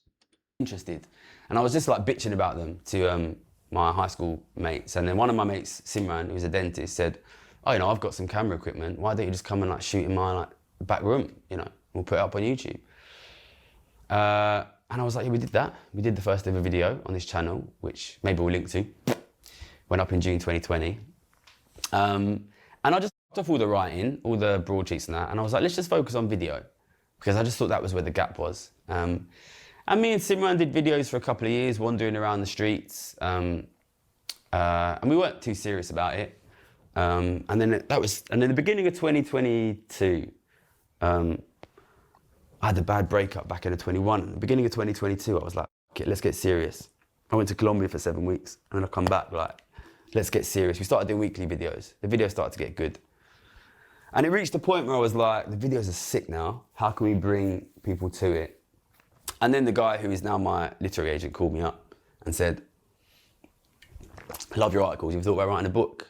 And I was sitting right here, I was eating my porridge. And I remember saying to him, that sounds like a lot of work, mate. But he wanted me to write like a kind of economicsy book, and I was like, that sounds shit. I want to write like an exciting book about the trading floor, make it like a film, make it like Goodfellas. And he was like, yeah, that sounds great. But anyway, I didn't. I thought he was just a weirdo. Hung up on him. But I just stayed in my mind, like, if I could write a good book, maybe, because now we've got like 30, 40, 50 videos up, we can blow the channel up, we can change the game. And I couldn't get it out of my head, this idea, like, maybe we can write a book, maybe we can write a book. It might have been 2021 he called me anyway. And then 2022, I was like, you know what, I'm going to have a crack at it. And I was trying to write it, and I'd never really written before, and I thought I couldn't do it, so I sort of gave up. And then another lady called me in 2022, an editor at a small company called Profile. Her name was Louisa Dunnigan. she was like, you should write a book. And by then I'd given up on it. And I said, look, I've been trying, but I'm not really a writer. And she said, come in, let's talk about the problems you're having. So I went in and we spoke about some of the structural problems. And she convinced me to send her a little bit of what I'd written, which is basically now the whole LSE section of the book. And she called me up, I was like, can you come in? I went in and they sent down these like 5 like lovely looking ladies in suits to sort of pitch to me like, we want to give you a deal basically. And I was like, I never really considered myself to be, I'd never any history in writing. And then it was only then that I went back and read it. Sorry, I'm back. And I thought, it's pretty good actually. So I called Chris again, the guy who's now my agent. I was like, I got offered a deal. We chatted a little bit about it. And then I thought, yeah, let's have a go at this. And I spoke to my sister, who worked in writing, and we wrote, well, I wrote the first, like what is now part 1 of the book, 20,000 words. And I sent it to Chris, my agent, and then I was like, I wanted to cycle with my friend Annie to Cromer in North Norfolk. And he was like, well, you can go now because you're not going to hear back for a week. And then I was cycling in Suffolk somewhere. Chris calls me, he's like, oh, we've got like massive preempt from Penguin. Preempt is like some weird thing that they do in publishing where they're like, take it or leave it, let us know by the end of the day. And they want to get you off the table. They're trying to like press you into making a deal. And I remember thinking like, I'm not going to sell my life story to some dickhead on I've not even looked at his face before. Chris thought that was hilarious. We got another preempt and I said no to everyone. So I had to come back. And yeah, sorry, I missed obviously a few minutes there. Why does this really have an agent if he doesn't want to be famous or write a fucking book? Well, exactly, dude. It's bollocks. It's total bullshit. And, you know, what a weird little thing to lie about as well, eh? What a weird little thing to lie about. Why lie about that? Why lie? Why not just be honest and be like, yeah, I was kind of interested in, you know, turning this into something of a career and making something out of this. But no, he has to lie. No, I don't want to be famous. Yes, you fucking do, bro. Hence all this. And then you got a fucking agent too. I don't hate him. I don't know him personally. I just think he's a grifter. And it's unfortunate it isn't a kind of boring topic of economics because I think he's got potential to be like all the other grifters that, you know, I've covered in the past. But obviously it's not, you know, as exciting as like pirate software, you know? And then everybody went mental and we were getting all these like massive offers. And once I realised I had these massive offers, then I was like, what an opportunity. Because I knew that they would have to advertise the shit out of it. And by then I was quite confident I could write a good book. And that is what started probably, that would have been 2022. The last 4 years of my life, which have been a period of basically intense obsession. And it's funny because the book is supposed to be about like, he's quite ambitious, he's a great man. Until he saw the money. It's about how it's unhealthy to be like obsessed and addicted. But I was obsessed and addicted while writing the book. And I was convinced it was going to be massive. I was convinced it was amazing. Then when it finally came out, 2024, it was #1 for 2 weeks, was it? And I remember I was disappointed. I remember thinking like, it deserves more. And I spent that time before that like professionalising the channel. I brought Jackie in, and Oscar is now channel manager. I had to get some funding for the channel. Then we had.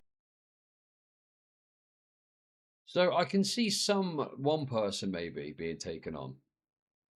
Dude, look how many of these videos I've watched, dude. I'm fucking obsessed with this guy. I mean, yeah, I don't know, man. I mean, you would do, wouldn't you, if you're making 20k off Patreon? You'd fucking take someone on to do a bunch of shit you don't want to do. Jumbo Banana Split. Let's watch this channel for 26 days. Whoa, that's crazy.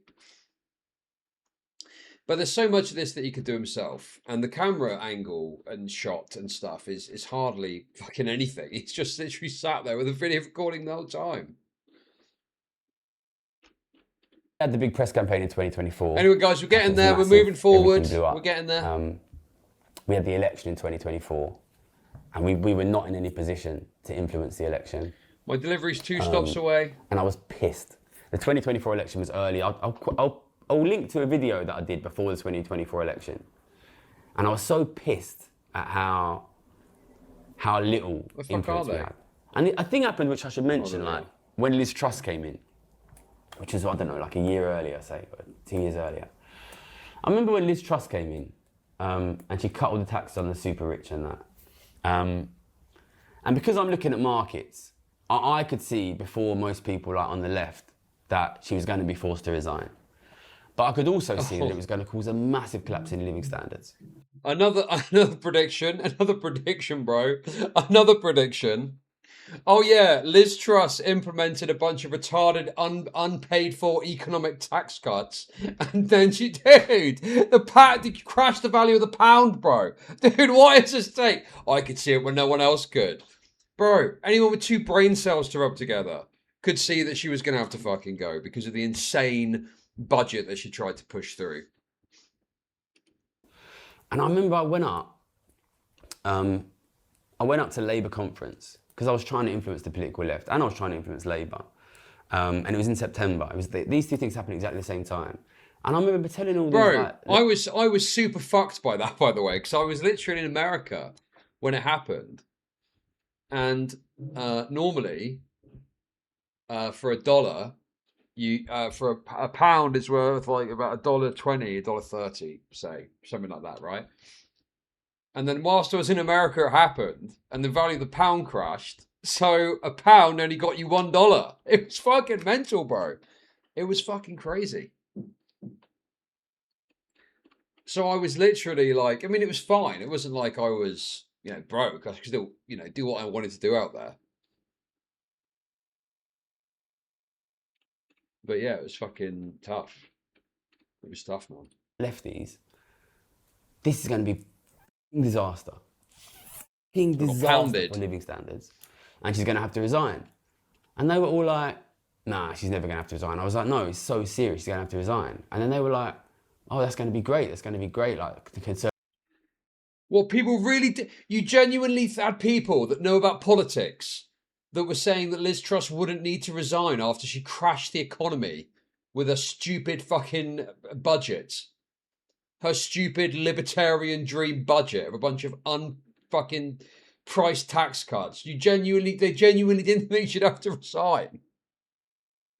Bro, everyone could see the writing on the wall, bro. The pound crashed like overnight. It was mental. Mortgage rates shot up by like fucking, what was it? They shot up like fucking crazy, dude. Conservatives will collapse. And it's going to be great for Labour. And I was head in my hands, and I'll link, because I think it's one of the best videos you've ever done. The video I did about Liz Truss. Because, I don't like this fucking sideways fire on the left stuff. But when Liz Truss did what she did, and massively cut taxes on the rich, and massively hit living standards for the regular British family, that was my fault in my eyes. That was my fault in my eyes. Because my job is to have the British public understanding that you cannot allow your politicians to do that. If a politician comes in thinking they can do that, that's my failing. And I was really upset that the left didn't feel to me like they felt as personally as I did the hits on living standards. So when Keir Starmer came in, he's so dumb, bro. Every single economist and financial firm said, don't do this or we'll leave. She did it anyway, so they dumped their shit. Well, yeah, because the British bond markets are reliant on fiscal responsibility, right? So if a government is seen to be fiscally responsible, they sell their bonds, and it makes the interest rates shoot up, because bonds are what influence borrowing costs. So in the government, that affects interest rates. So yeah, it caused a mass selling, if I recall correctly, and then yeah, obviously had all these knock-ons, impacts and effects. Look, I've got to be honest, I don't do this for fun, right? I want when a new Prime Minister comes in, I want my voice to be in that conversation. That's why I do this. And then when Keir Starmer came in, that election was called a little bit early, you might not remember. It's crazy how angry Chud gets at Gary for his tax talk when he himself sounds equal to every time he's about the pensioners and disabled. Dude, first of all, I don't call myself a fucking economist, okay? I'm a fucking moron. I'm a fucking total moron, okay? Who's up to his fucking eyeballs in debt right now. So I've got nothing to say about being an economist. But also, the things that I say about the pensioners and disabled are based on having something of a look into this, right? And understanding a bit about what's going on. And knowing that there is a lot of discussion at the moment about pensioners costing too much and disability benefits being too high. You know, that's just the thing you hear said a lot because it's true. And it's why Burnham now is saying we need to cut some of these benefits down because it's too fucking much. I'm a doctor. Yes, exactly. Exactly. I was expecting it to come in like November. I was planning and trying. I wanted to be able to influence that election, and it came in what was it, June, and I couldn't. I couldn't influence Starmer. You know, we kind of soft endorsed the Greens, who were doing wealth taxes. We couldn't influence the election. We couldn't influence the policy, and I was pissed off, to be honest.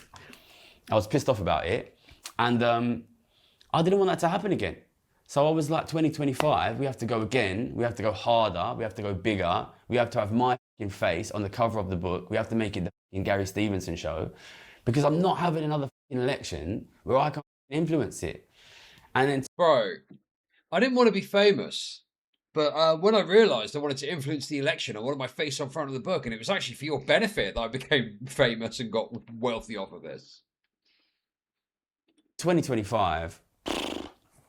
So anyone who doesn't. Yeah, the thing is, and this is the other problem too, is idiots like Gary just think the problem is they just don't listen to him. But the thing is, they do listen to him.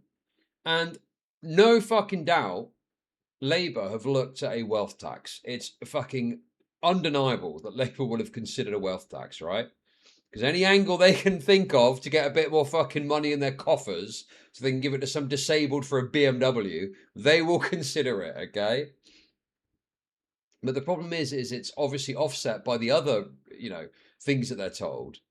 And they don't want to put in place taxes that will have too negative an impact on, you know, broader issues, broader things. So it's likely that they would have thought about it and looked at it, but they would have been told, here are the issues with it, here are the downsides. There's actually a stealth tax we can put in place here, or actually we can increase this tax. That means they're not interested in it, you know? No, like, was in the country. Like, the book was #1 for, I think, 11 weeks. It was the #1 book on the whole of Spotify. It was that, like, there were only 2 non-fiction books in the top 10, which was me at #1 and Stephen Fry. Like, last year was mental. There was like billboards everywhere with my face on it. And I bet you hated that because you don't want to be famous, like, if right? I'm totally honest, and it was easily the best season we've ever done of Gary's Economics, the first half of 2025 , and I do fucking hate this guy, it was man. crazy. I do was fucking hate this hard. guy, dude. And I was do insane. hate him. I do hate and him. I was doing this media hate him. campaign for 3 months. I remember, like, in one space of like a week and a half, I did Piers Morgan, Diary of a CEO, and Question Time. We were getting like 20,000 new followers every day on every platform. It was just crazy. It was crazy. It was crazy. But then it just kept going. Like, normally with a book campaign, they expect it to be like 2 weeks. But because the book stayed #1, it would just keep going and going and going. And then I was being asked to go on stage at Glastonbury, and it was just like, you know, I remember I once went out for lunch with Carol Vorderman and Gary Lineker, and it was just like nonsense stuff that was going on. Oh, by the way, hasn't Gary Lineker come out and said we should have a wealth tax as well? How wealthy is Gary Lineker? How much money does he have? I don't actually know. Yeah, dude. Gary Lineker comes out, former footballer, that is some woke BBC mouthpiece now, or was. I think he ended up losing his job, didn't he? But anyway, he comes out and goes, you should tax the wealthy more. And it's like, yeah, man, we should listen to what Gary Lineker wants. What? Also, here's the other thing too, right? This is the classic talking point, isn't it? Why don't you cut a check to HMRC if you're that fucking bothered, dude? If you so wrote him a check and said, hey, I felt like giving you some extra money this year, just for free. Good luck. Why don't you fucking do that then, bro?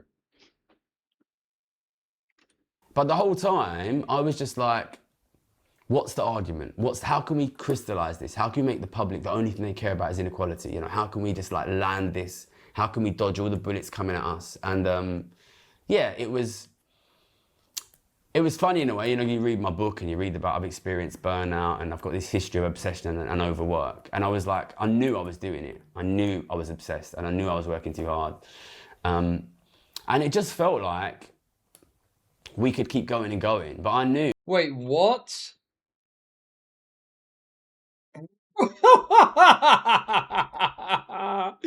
No way, dude. You cannot be serious. Sports presenter Gary Lineker has run his appeal against HMRC over £4.9 million tax. What's the problem, Gary? I thought you wanted to be taxed more, buddy. Why are you complaining? Why are you wasting time? That should be good, no? Dude, this is fucking disgusting, man. This is totally disgusting, bro. I hope people are pointing this out.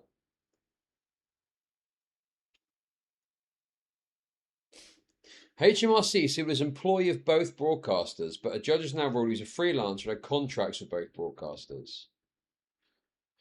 Okay. Wow. Wow. Bro, I had already paid all tax due at the top rate and happily so.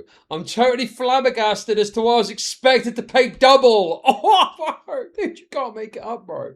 You can't make it up, dude. You cannot make it up. Dude, what? It's unbelievable, bro. Sadly, you're raped.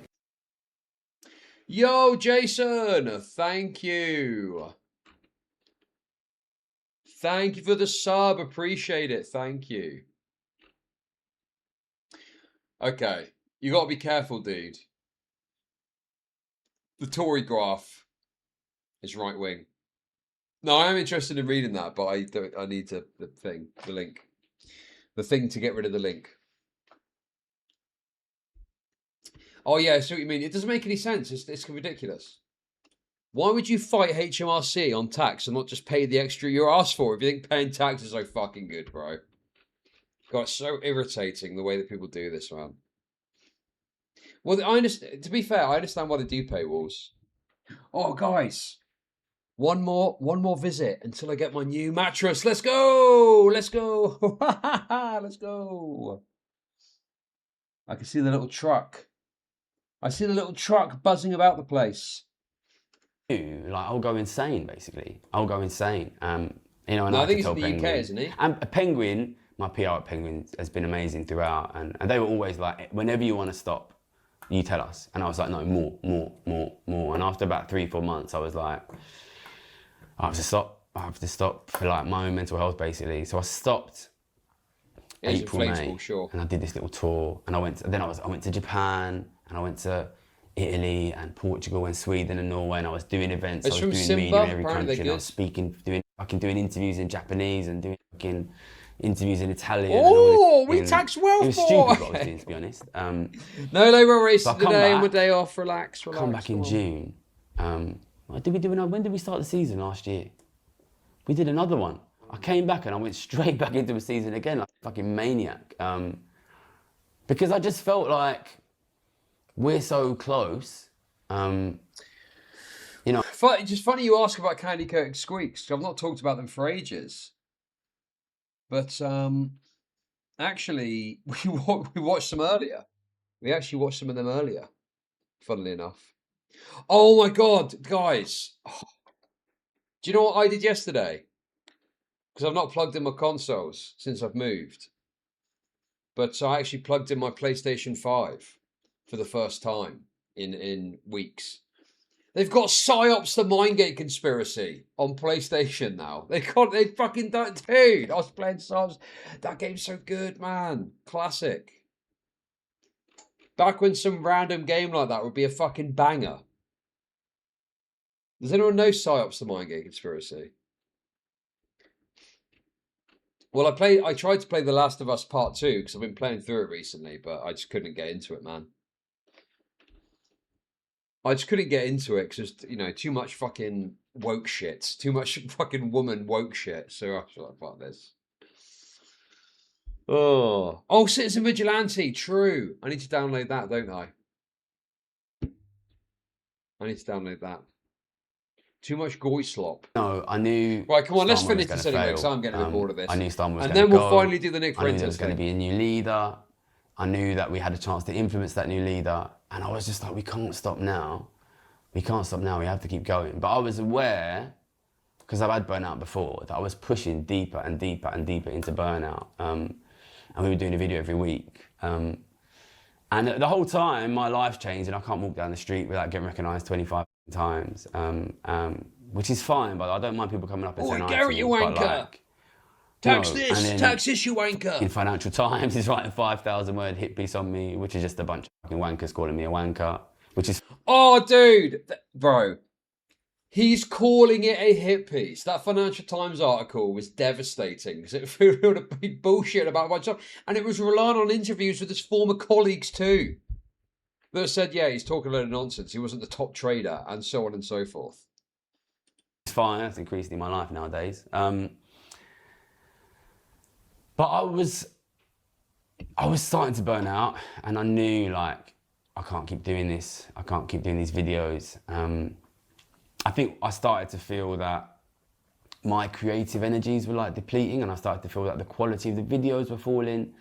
I started to feel like I wasn't able to be on top of it as much as I was. So, you know, me and Chris, my agent, we started to think about, you know, what other things can we do? Because I don't think I can keep doing these weekly videos forever, basically. So that's when we decided, all right, we'll start talking about documentary. We spoke with Channel 4, we spoke with BBC, and you know, we went and met Louis Theroux. He pitched for it. And we went with Louis Theroux's company. We made a documentary. I met with Trevor Doxey, who's now the director. And I remember saying to them, like, I'm knackered and I'm going to book like 3 weeks holiday before we start. And the first thing they did was they cancelled my holiday. So I remember coming back, and then like from the... This guy's a wannabe bedblob, dude. I took a 3-week holiday and then cancelled it. Yeah, because I want you to make your fucking documentary, bro. Dude, what is this fucking bullshit, dude? Yeah, I was going to make a documentary and then they didn't let me have a holiday. Yeah, because they probably want you to make the movie? No? Is that not how it fucking works, dude? The first thing, I walked in and I'd already met the director and the producer, like, how are you? And I was like, well, I'm fucking pissed off you cancelled my holidays. I was knackered. So I was knackered from the beginning of production. And then, obviously, going into TV is very different to doing YouTube. Like, here in the YouTube, like, guys might not realise, but like, we've got one videographer, we've got some guys who do clipping, one guy does like managing it. All of the content here is me. There's no researcher, there's no scripter. All of the content and every single Gary's Economics video is me every week, and I write that video every week. I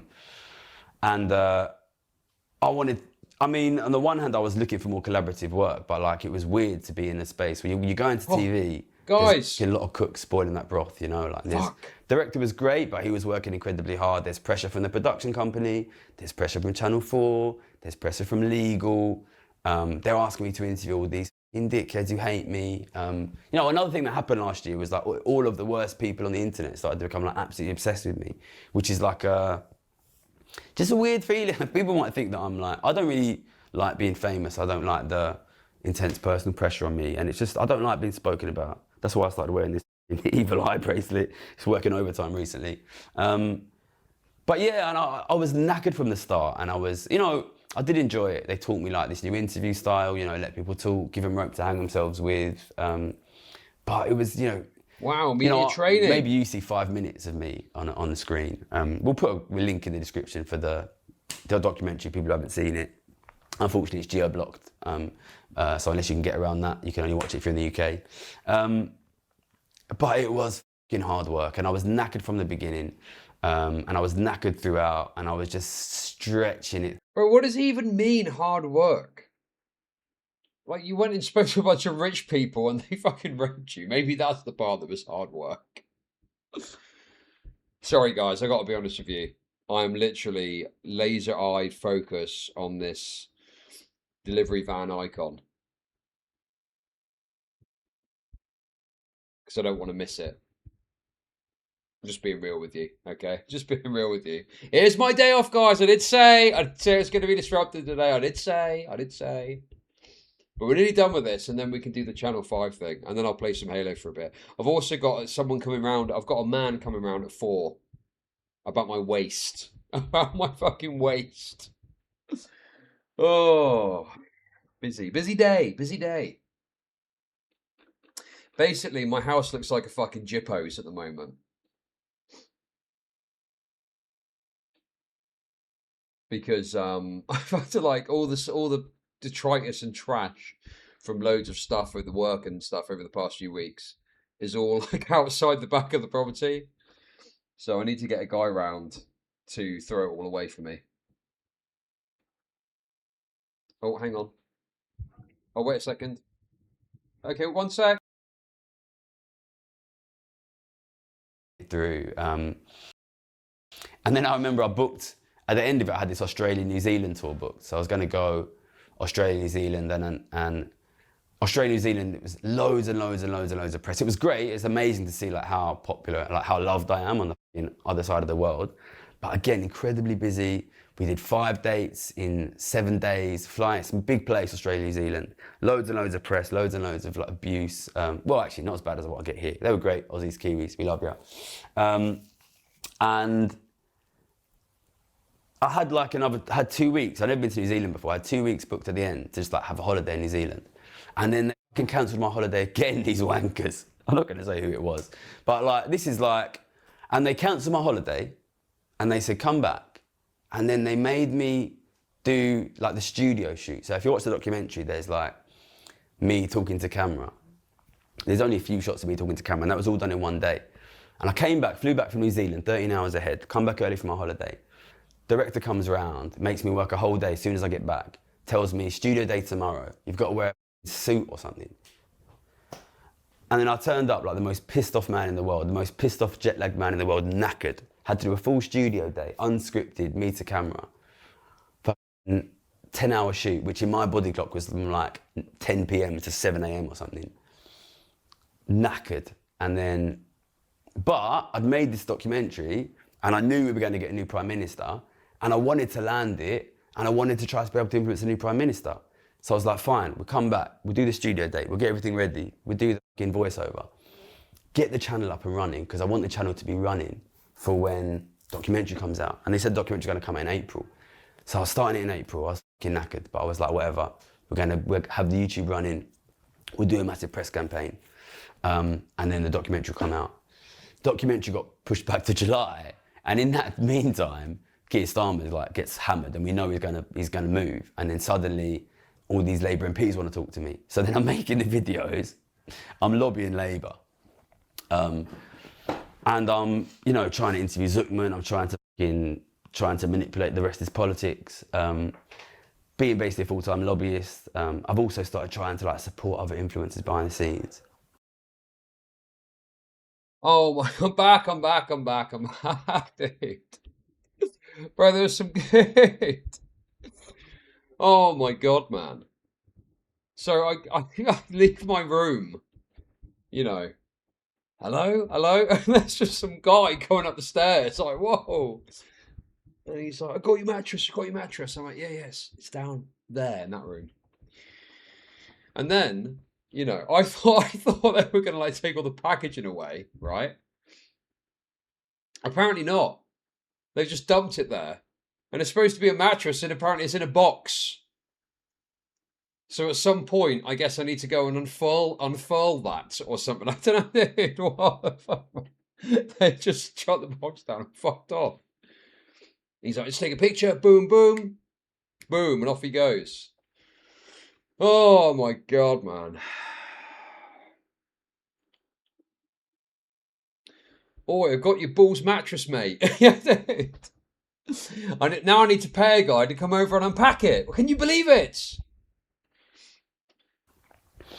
And the documentary keeps getting pushed back and pushed back and pushed back. And then eventually it's going to come out in July. And they're like, you're going to have to do like a full press campaign in July. And I knew I was knackered. And I remember going on to Piers Morgan with my Channel 4 PR. She said, how do you feel about it? And I was like, I feel like I'm going into the lion's den with 2 fucking broken legs. Because I knew they were just going to come for me. And, the media has come for me a lot. And it's one thing, I went on Piers Morgan last year. And if I can be honest, I think I kind of fucking danced around them, to be honest. And I just went back in as like the world's knackeredest man. I remember when I did... Is he doing... Oh my God, man. Is he doing the I'm tired excuse? Is that right? Is he doing the I'm fucking tired shit? Oh my God, dude. Oh, man. No, dude, you just were shit and got raped. You just got raped. That's it, dude. You were shit and you got raped. End of discussion. I had the sun in my eyes. Yeah, I couldn't see properly. I had the sun in my eyes. That's why I lost.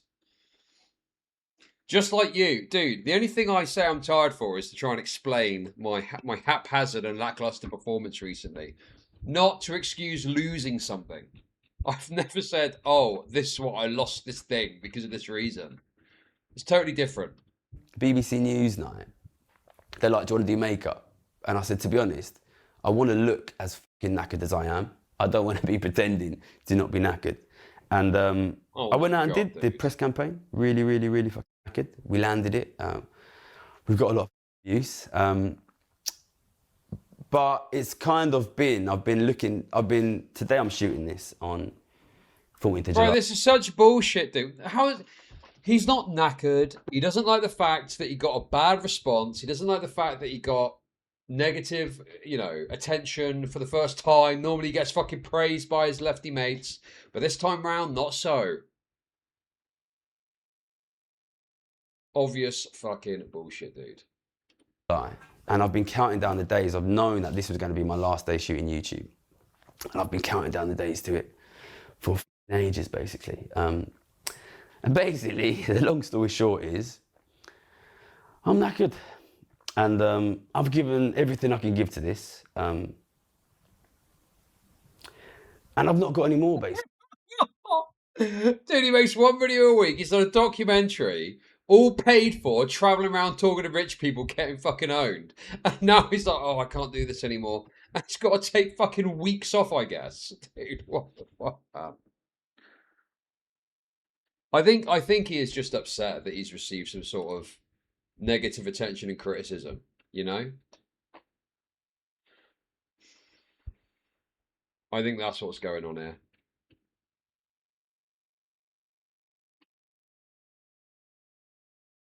He did get raped in his own documentary. That's true.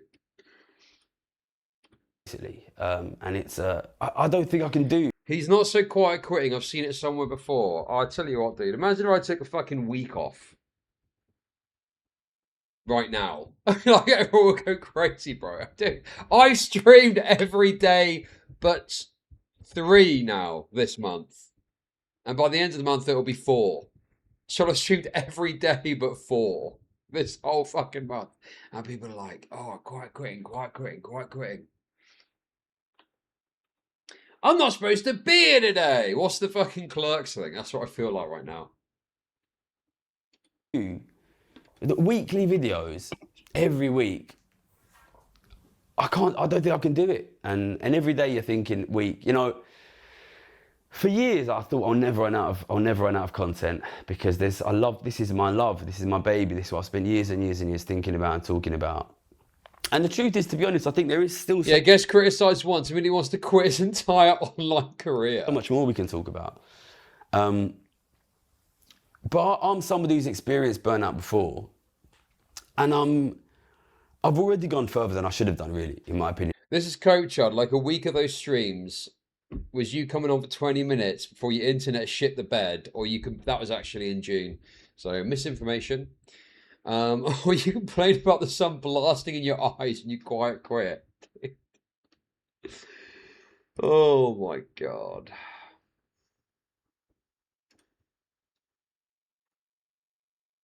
I do love streaming. I do love streaming.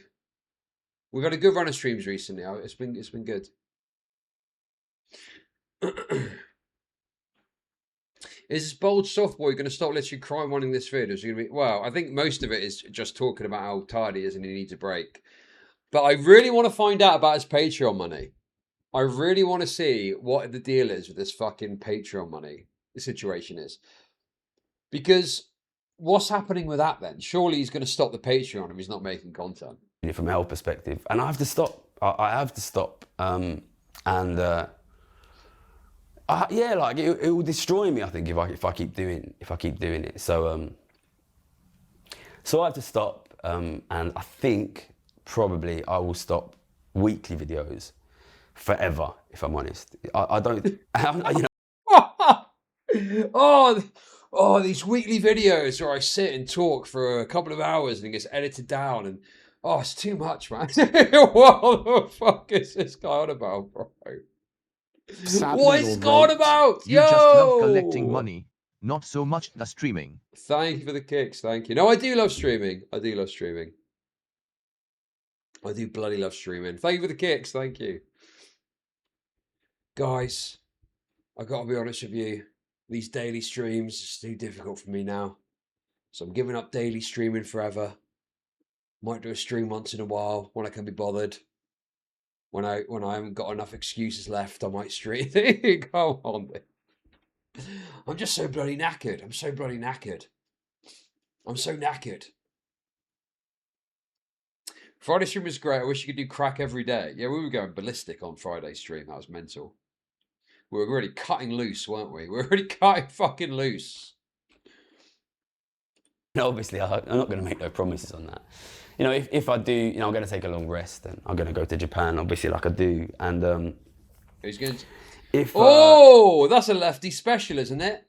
Oh yeah, I'm going to head off to Japan for a bit. That's the lefty special, bro.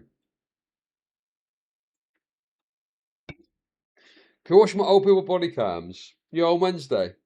Today is just a chill sesh. We're chilling today. And plus, I need to go open this fucking mattress thing up. I've got to go to the store later. Whoa, hey! Stream on, Chud, love it. Thank you for the 333. Thank you, thank you. Did you even buy sheets? No, I've got to go pick this up from the store, haven't I? I didn't have the colour that I wanted, so I had to fucking order them in. I got to pick those fucking... Dude, honestly, man. Oh my god, dude. Do you know what the annoying thing is? Is you just don't even realise it. I mean, all the shit you've got to buy for a house, man. It's so fucking annoying, dude. When you live in furnished, rented places, you don't have to ever think about that. It's mental. It's mental, the shit they expect you to buy. It's crazy. But, you know, we're getting there. We're getting there. Yeah, my old place was furnished. Yeah, well, largely furnished. I had like a bed and a sofa and stuff. Woe is me. Oh, it's a hard life, isn't it? It's a bloody hard life. It's a bloody hard life. Well, no, it's not about the money, no, necessarily. It's more so just, you know, the thought process of having to think about buying shit. It's like fucking, it's all encompassing, bro. It's all you think about. It's all you fucking think about, dude. But we're getting to the end of it now. We're getting to the end of it where I'm really going to start to just be like, okay, I've got the basic minimum stuff I need, and then we can move forward, you know? It really gets you knackered. It really gets you fucking knackered. Yes, exactly. You know, if I do feel like the energy comes back, and if I feel like there's another like real moment where we can really have political impact, and another 2 or 3 months of weekly videos is going to get us there, then I'm not saying I'll never do it again. But it's reached a point where, to be honest, I dread doing them. I don't have anything left, and you feel like you're dragging your heart out and putting it on a plate and cutting it up. And I don't want to. Dude, he's so fucking dramatic, bro. This is like a dramatic, excessive presentation to justify taking a bunch of time off your normal shit. That's what this is, dude. That's what this is. Do that again. But I'm not stopping. I would never do that to you guys. I'm going to be... I think I'll probably stop the YouTube for maybe 9 months. But I've got other irons in the fire. I think what I need to do... I need to find another format which is less the fucking Gary Stevenson show. I'm sick of the sound of my own voice, really. I don't like looking down camera, and I don't like it being me. So you know, I'm looking into podcast format. He's pregnant. And podcast partners, and there's, you know, someone I'm really excited to work with, and I'm hoping that really works out, and then I'm hoping I can build a space where I'm a bit more supported, and it's not just me. And I'm thinking I will bring the YouTube videos back, but maybe bring them down to monthly. But the truth is... Oh, Gary! Don't overdo it, mate. Chill out with that workload, bro. A fucking video a month. Nah, he's switching format with this overall explanation as to how tired he is, so he can justify not turning off the Patreon. Dude, I need to understand whether or not he's paused his Patreon bucks or not. For the last 2.5 years, 4.5 years really, I've worked incredibly hard. And it's my turn is over, in my opinion. Yeah, I'm not going to stop, but I need you guys to pick up the baton, basically. I need you guys to run with it. And I was talking to Jack yesterday about this. I think it's obvious. I think it's very, very obvious in the last couple of years, even the last few weeks. The very, very richest people in the world are going to fight this. They're going to fight and they're going to fight and they're going to fight.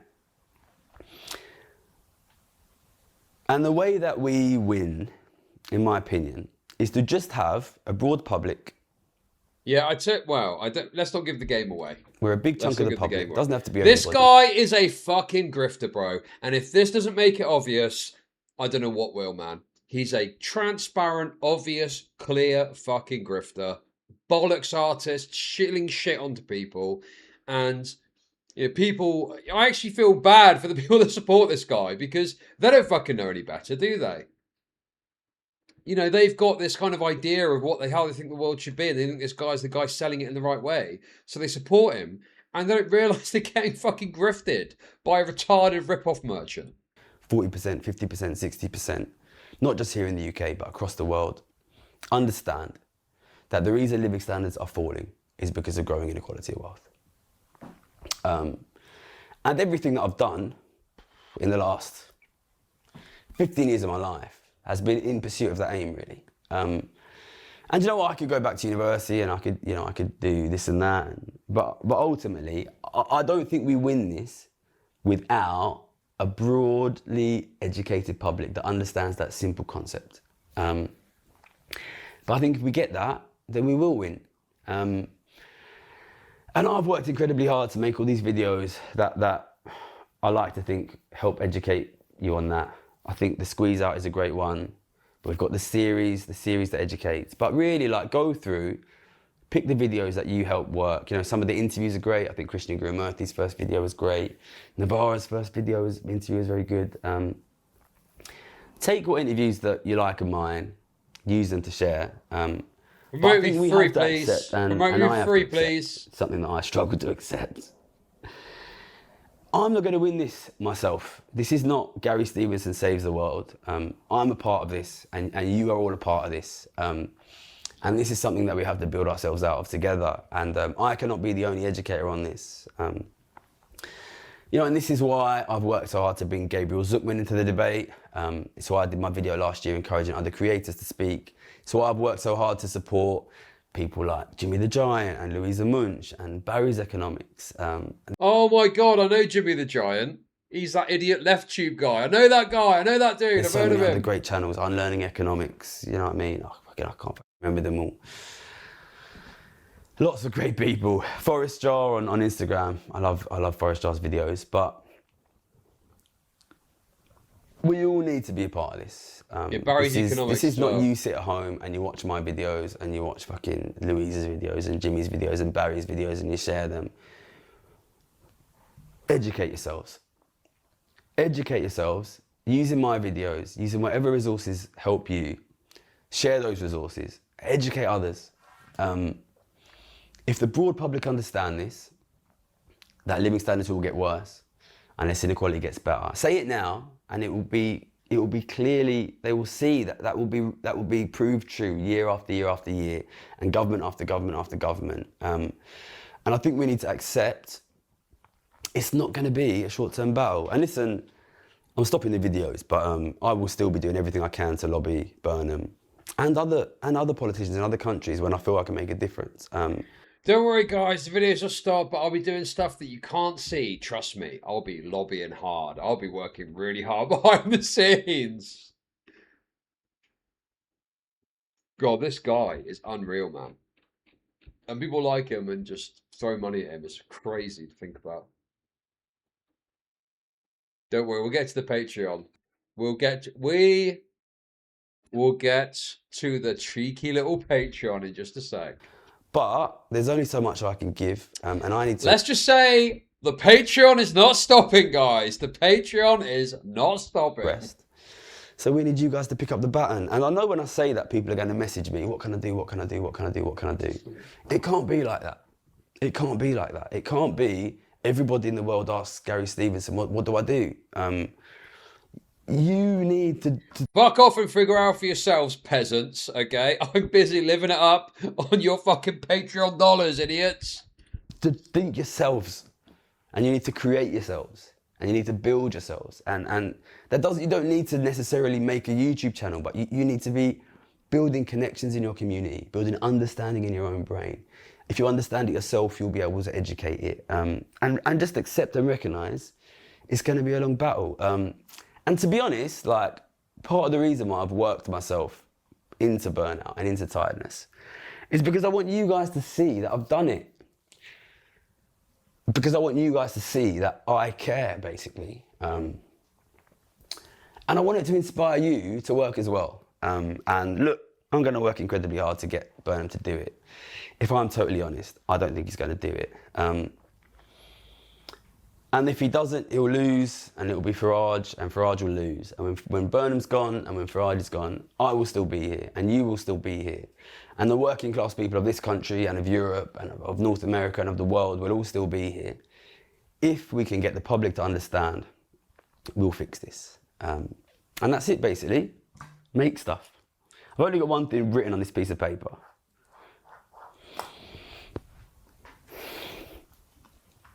Is he getting emotional? He's having a little drink to add to it. And it says here, we will win in the end. If we didn't win yet, it isn't the end. All right, that's it. Tax will not work. Send it to your mum. Good luck. That was like a total gape. Dude, this guy, man. Pure populist, claptrap, emotional bollocks, and it works on people. How profound. Wow, this guy's really deep, isn't he? He's really deep into it. Oh my God, man. So, guys, little update on their Patreon, on his Patreon. Let's have a little read of this. Intriguing. Let's see what's going on with this Patreon, shall we? Hi, Oscar here. I emailed this to all of you yesterday, but here it is in case you didn't see it. Gary is going to send you a message later this week going into more detail on why he's taking a break and what happens next. But for now, I wanted to update you a bit.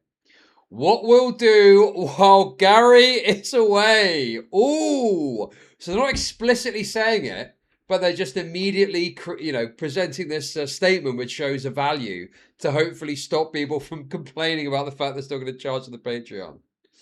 Don't worry, guys. We're still going to do stuff for you. Yeah, it's going to be great. Well worth your money. Don't worry about it. We're going to start doing live Patreon Q&As again, and Gary's going to post more of his writing on here for you. Okay, the other nations will keep the YouTube channel publishing new content and keep us lobbying the government. Oh, dude, it's so good, man. Keep paying, because we've got to lobby the government. We've got to spread the message. We've got to spread the message, guys. Yeah, don't cancel your Patreon. Otherwise, how are we going to lobby the government if we don't have any money?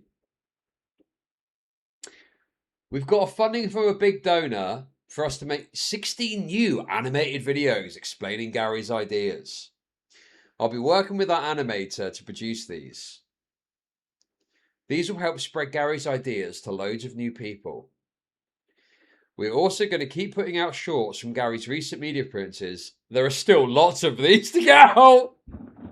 Oh, guys, you can watch 1 minute clip of an interview that's already been released. Oh, dude, this is brilliant, man.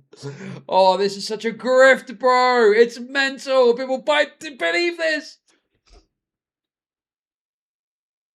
During the YouTube break, Gary will continue to lobby MPs and the new government, and I will continue to assist him with this. You're not going to be able to see it, guys, but he's going to be really busy. He is not, I tell you what, he is going to be fucking busy.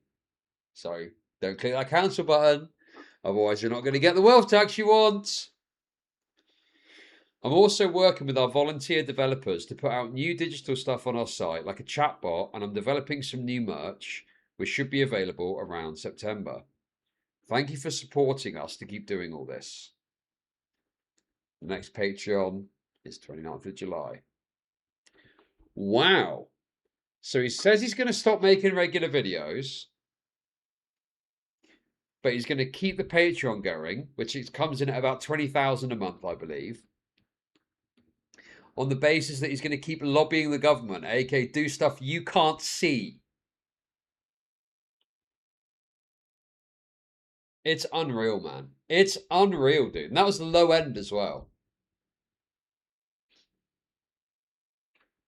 Fucking hell, dude.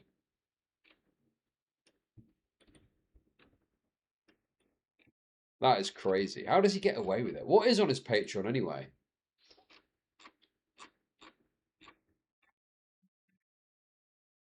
Live Q&A. YouTube video. Here's what we've achieved with your help. Gary's Instagram feed over the past 7 days.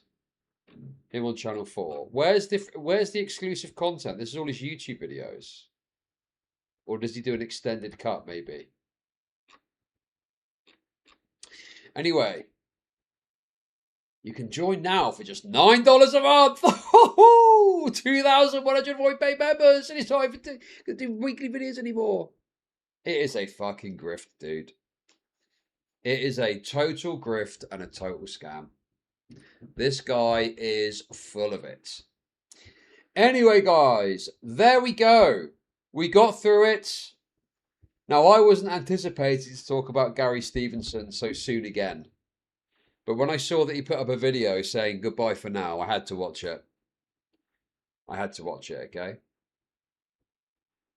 Oh, he films a month of content. It will probably... Well, there's some stuff that is a bit more up to date. But yeah, he probably could do some content in bulk, certainly. Oh, that was fun, though. I enjoyed that. I enjoyed that. I am his top A-log. Okay, guys.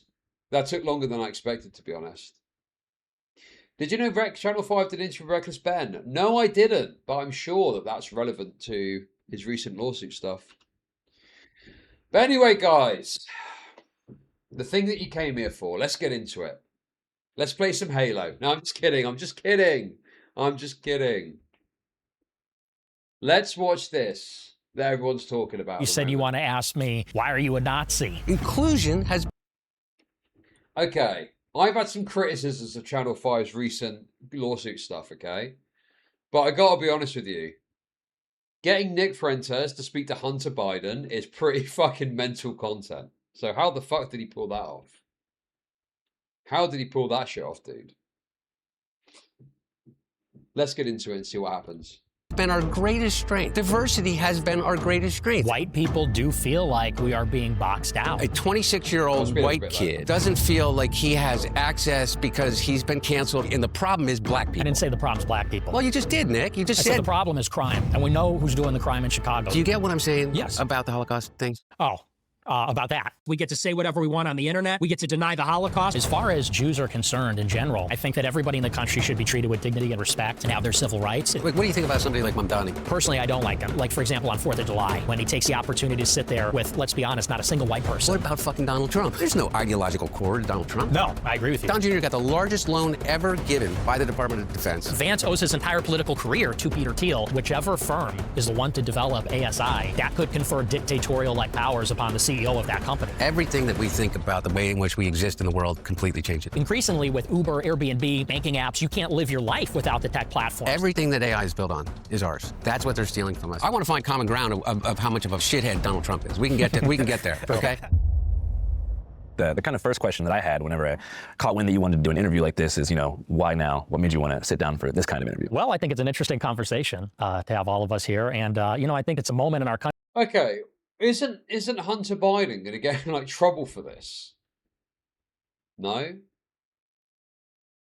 Validating some neo-Nazi guy? No, is that not like, I don't know, from dad? I don't know. Is his dad not going to be like, what you doing with Nick Fuentes? He's like a Nazi dude or some shit. Chad, it's basic fucking maths why this is happening. Nick wants PR from extreme leftists. Hunter wants PR from right-wing nutters. And Andrew wants more centrist clout. His dad's brain dead now. And that's been for a while. True. Country when there's a lot of realignment. I think that people recognize, especially in the past couple of years, I'm like a non-conventional critic, maybe, of what's happening.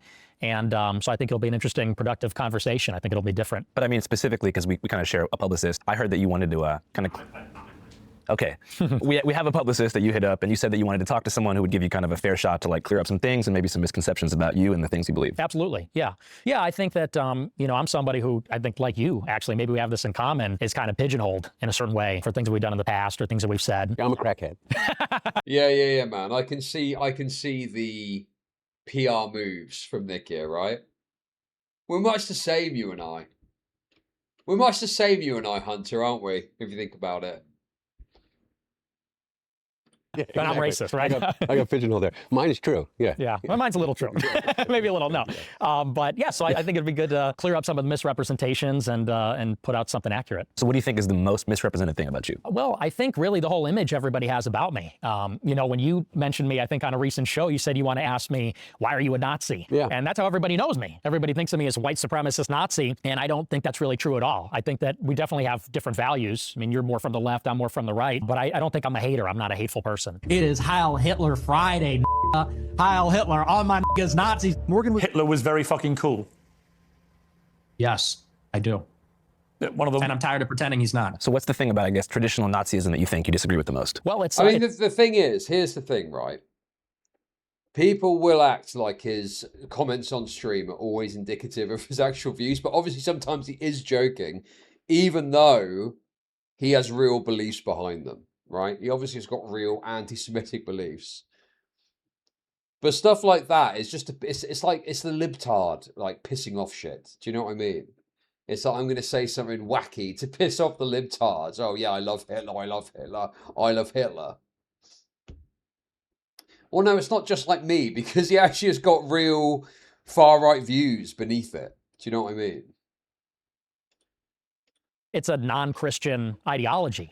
So, I mean, look, I believe that race is real, as the Nazis did, but I don't think it utterly defines a person. As a Christian, I think we're all created beings. I do believe there's such a thing as a universal human community. And so I think it's a cruel ideology. I've said this on my show, by the way, but I mean, that would maybe be the fundamental. Did you always feel that way?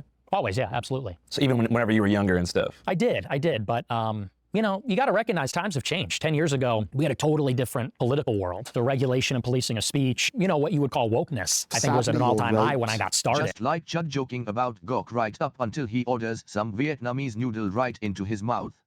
Oh my God, Scrimpy, thank you for the kicks. You don't even know what happened in Vietnam, dude. You don't even fucking know. Thank you for the kicks, though. Hey, look at that. Let's go. Let's reset the bars. Let's grift some more. Now we're talking. A day off grifting. Let's go. As a very young man. What you would call wokeness? Yeah. So, do I go and do the mattress now? Or should I wait for a bit? I kind of don't want to leech off of this, but also I do need to sort this fucking mattress situation out. Dude, they just left it there. They just left it there. Can you believe it? They just fucking left it there. The sooner the better. How long will it take? It'll be like 2 minutes, won't it? It'll be like 2 minutes. Yeah, it'll be like 2 minutes. This is going to be preamble and boring stuff anyway, I'm sure. There's going to be lame preamble shit. Leech time, leech time. Yeah, exactly. Well, and I think, I mean, would you not say there were some him, excesses maybe in those days? Yeah, you know, in those days, I wasn't doing too well, so I wasn't paying much attention. Anyway, I would love to hear, and I'm not asking you to like retract everything that you've ever said and all, you know, or anything, but I said that I would love to talk to you because number one, I told you this, is that I think you're really smart, and I think that with that comes in a real responsibility, and you have an audience. And I have a friend whose son is my daughter's age, you know, maybe 28, you know, your age. And he's really smart. And he is a big fan of yours. And so by virtue of the relationship, I got to learn what it is that why he is a fan of yours. And none of it has to do with, I would hope you agree, like really egregious things that you've said in the past about the Holocaust or about, you know. Did the Jews ever talk about the 100 million whites that died in World War II? Or do they just bitch and moan about the so-called 6 million Jews that died? And so it's just nice to poke holes in it and say, it's not 6 million. 6 million? I don't think so. And I don't even know, I think I've heard you since kind of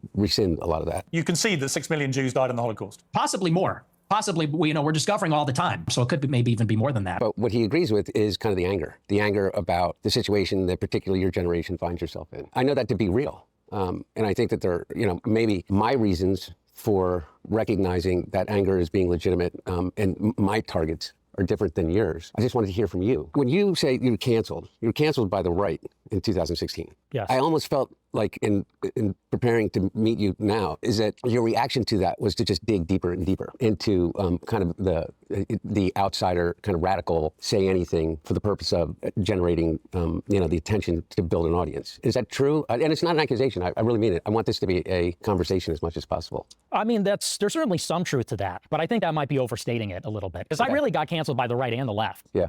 And back in those days in 2017, you had these far-left journalists at Huffington Post, Right Wing Watch, ADL, SPLC, and I really believe they were on a mission to find extremist rhetoric, the white nationalist, neo-Nazi, boogeyman, all that kind of stuff. And they would look at someone like myself, 18, and if I was being serious or joking, things taken out of context, they would clip it, post it, and they wanted me to be the villain. And I think they wanted a lot of people to be the villain. I think the left, in a way, kind of created this climate where I think they pushed a lot of people farther to the right. No, by the way, that very well may be true, but you gave them a lot of ammunition.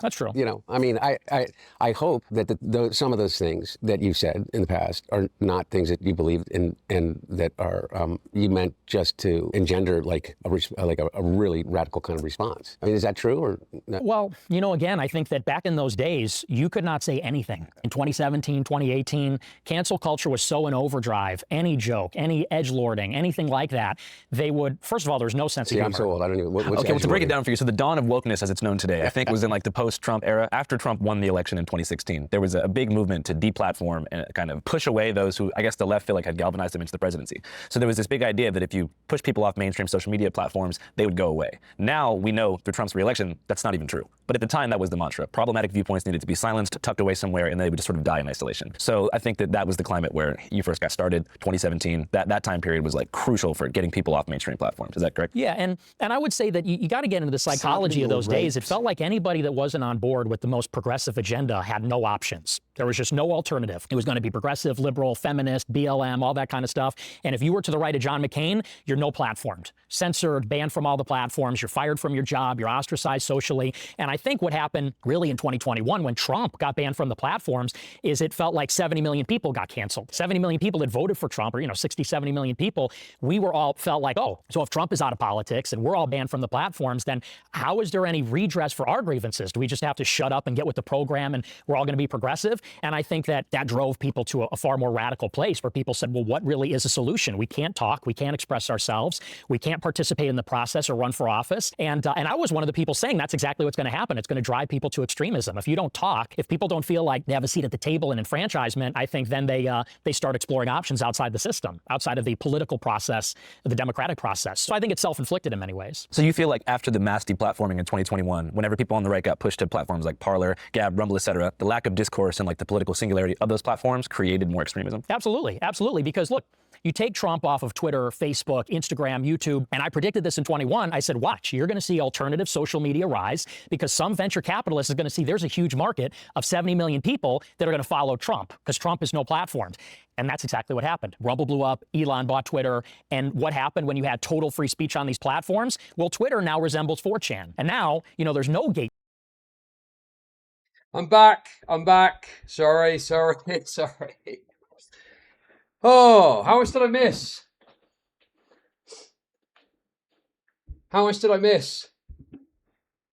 I'm back. No more leeching.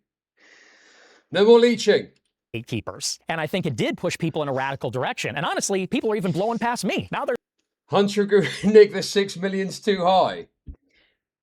The numbers just don't add up. It's like mainstream normie types that are even blowing past me in terms of how radical they are. People start saying things like, there's no political solution, there's going to be a civil war, we need a revolution. And I think that's because the message from the left was, you're crushed. You have no options, you can't win, there's no alternative. Trump is going to be indicted and charged and can't run. You can't be on Twitter, you can't have a job. And so people started to say, okay, well, you know, we still exist. We're still here, we still have these concerns. What do we do now? And then people start to say, well, we need a revolution. And I'm one of the only people saying, no, we should still engage in the process and talk with each other. And it's not all one-sided. I think there's problems on the left and the right, but I certainly think it takes two to tango. Okay, so there, we agree. I think that there are problems on the left and the right, and I don't disagree with some of the things that you just said. I guess I just came to Oh, dude. I don't disagree with some of the things you said. But we're getting Hunter Biden to agree with Nick Fuentes is fucking next level, man. I did get a Simba, yes. I did get a Simba. Are they good? I looked up and it was like the best one. They said, oh, this is a good one. I was like, okay, sounds good. Simba the lion, yes. a different conclusion that... Has someone confronted Hunter on Burisma? Yeah, dude. Why doesn't Nick, instead of talking about Jews and the Holocaust, why does he talk about Burisma? Great call. Yay! Chud, you were not here to debunk Nick, and now I don't believe the numbers anymore. It's your fault. Thank you for the 333. Thank you. Yeah, no, I did need to do it. I did need to do it then.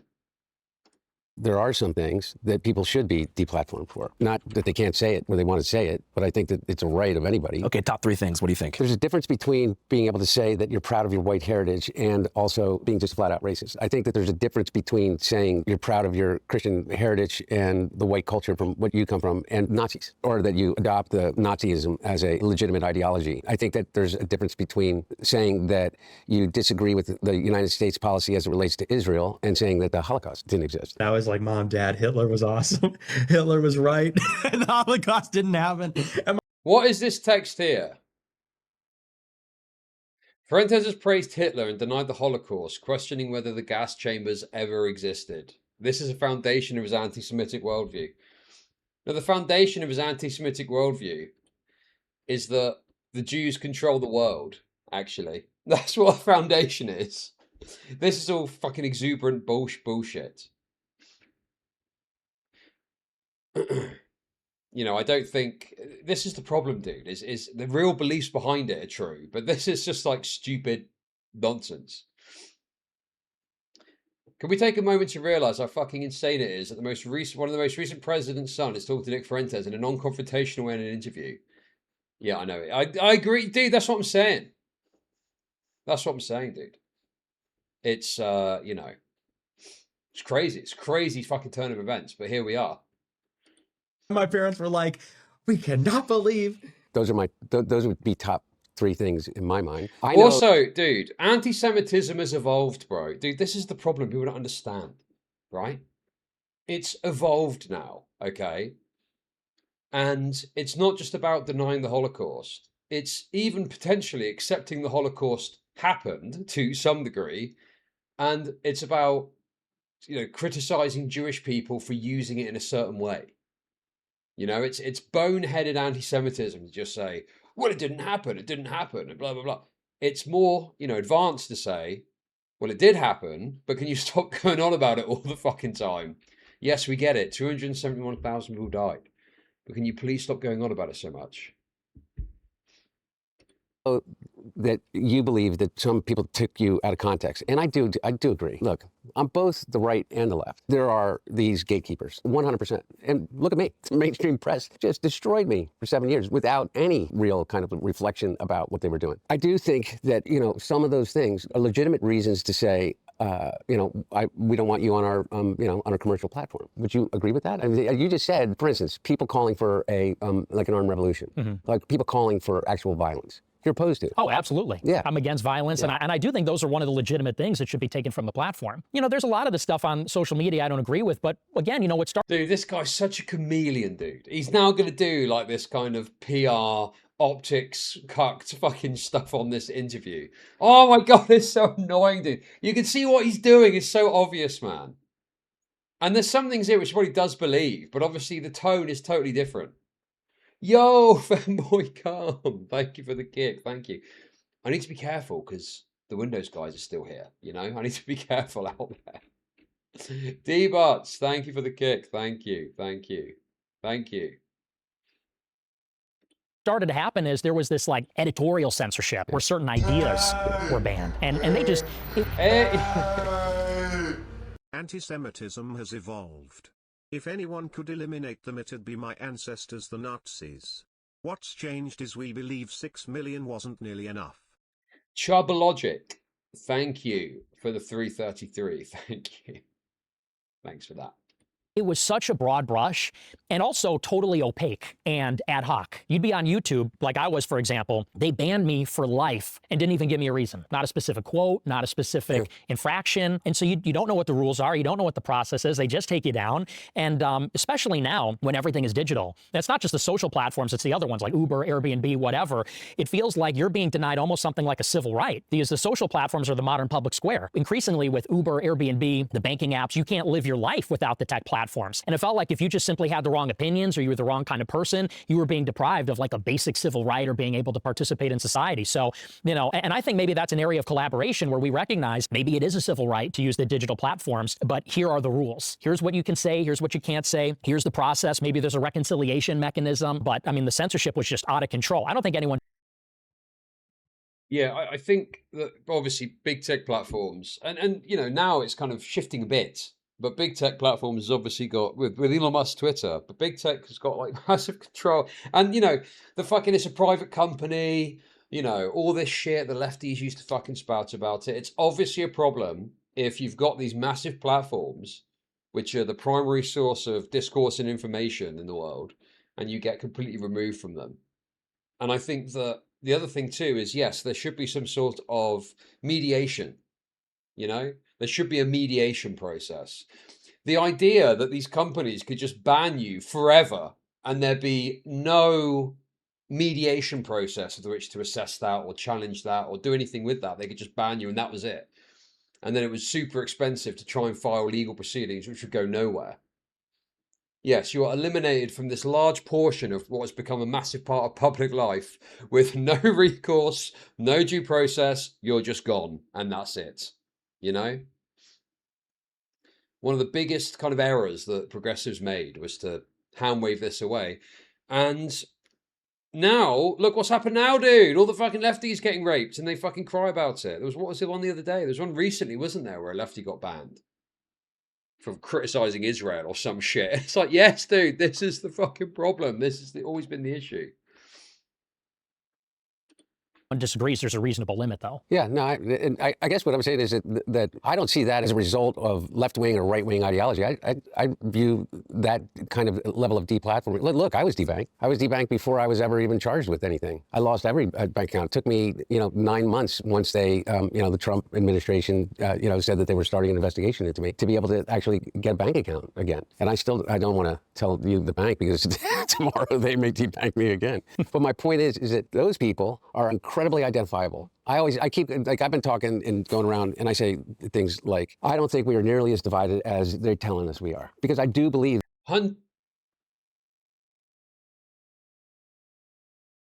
Oh.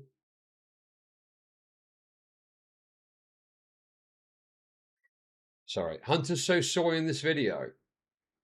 I mean, he is the son of a Democrat president guy. So I don't know. Yeah, it probably is quite left-wing or liberal or whatever, right? I just thought I got shouted for. I'm just waiting for these Windows guys to be done. It's looking good though. I've been quite anxious about the Windows because I'm worried that it's going to like fuck up or something. But so far so good. I've not seen outside yet though. That there are an identifiable group of people that are responsible for an enormous amount of the discord and division because they make money off of it. I think that these social media companies that are controlled by what 3, 4, 5, individuals have made it clear that they only care about one thing. They only care about how much money they can produce for themselves and the people that hold stocks in their company. Even to the degree where we know for certain that they're driving teenage girls to the highest levels of suicide by a factor, like exponential factors, directly related to the content that they're being pushed, and they won't do anything about it. Right. And so, to the same degree, I think they, a lot of what you call wokeness was maybe an illegitimate, but a financial decision based on a lot of these. Corporate psyop, maybe. Corporate psyop. Thank you.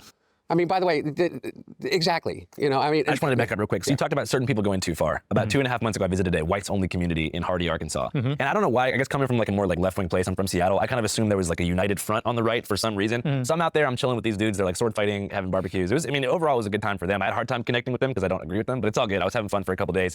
And then, like right as I was there, I guess you had hit them up on X or something and said like, "Hey, I don't want to associate with you guys." What happened there? Well, that was really more of a personal disagreement with the guy that founded it. Yeah. But I do think it's an interesting project. And it's interesting that got... Oh, did they have a falling out? I don't know if I saw that. I look at I take on so much right-wing media now that I sometimes miss some in all of that. Yeah, nice little ad for another video. Very Jewish coded. But what's the deal there? What did they fall out about? Was it because they were too like boneheaded racist or something?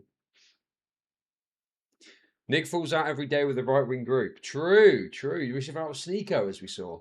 So much pushback, this whites-only community, because you know what? If you go to a lot of these different neighborhoods in major cities, there are ethnic enclaves. And it's not like there's an explicit rule that you have to be a certain ethnicity, but we all know in Chicago and New York. What about banging underage prostitutes? Well, the only issue Nick would have is the fact they're prostitutes. Hooray! I mean, if anyone is expecting, him being challenged on stuff like this, I just think you're going to be disappointed. I don't think it's that kind of interview. I think it is just more friendly. In LA, you got certain neighborhoods where it is 80-90% one ethnicity. Yeah. And I think there's a lot of white people that say we kind of want something similar. I don't think there's anything.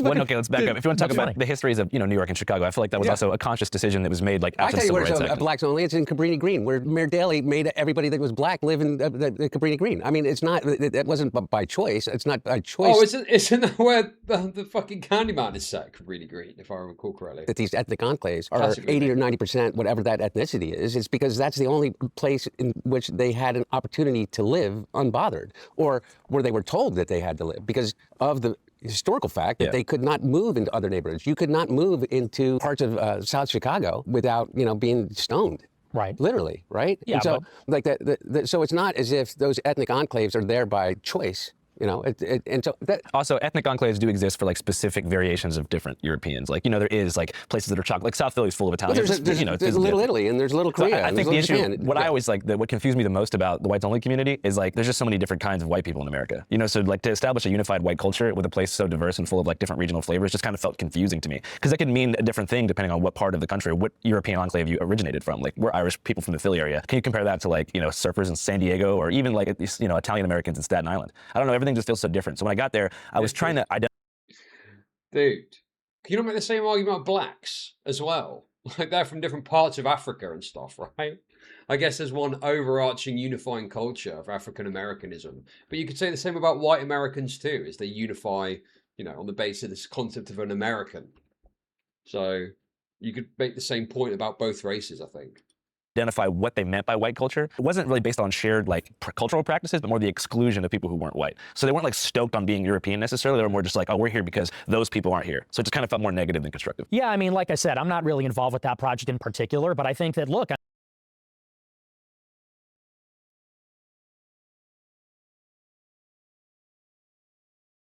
I keep thinking they're calling me, but I don't think they are.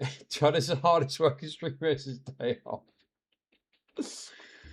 I miss the old Chud. What? Fuck off, dude. Fuck you. Guess what? The old Chud's never coming back, so you might as well stop fucking watching now, why don't you, if you don't fucking like it? Fuck you. Oh my god. What do you mean Docs? It was muted. You couldn't hear anything. Where is this Dalton? Where is this fucking Dalton name coming from? What? Who is Dalton? Who the fuck is Dalton? Oh my god, dude. Also, I need to do something as well. There's something else I need to do too. Oh, dude. Let's see if I can actually sort this out. Okay, here we go. Sorry, I just need to do this quickly. I'm just going to be quiet. I'm just going to be totally silent while I do it.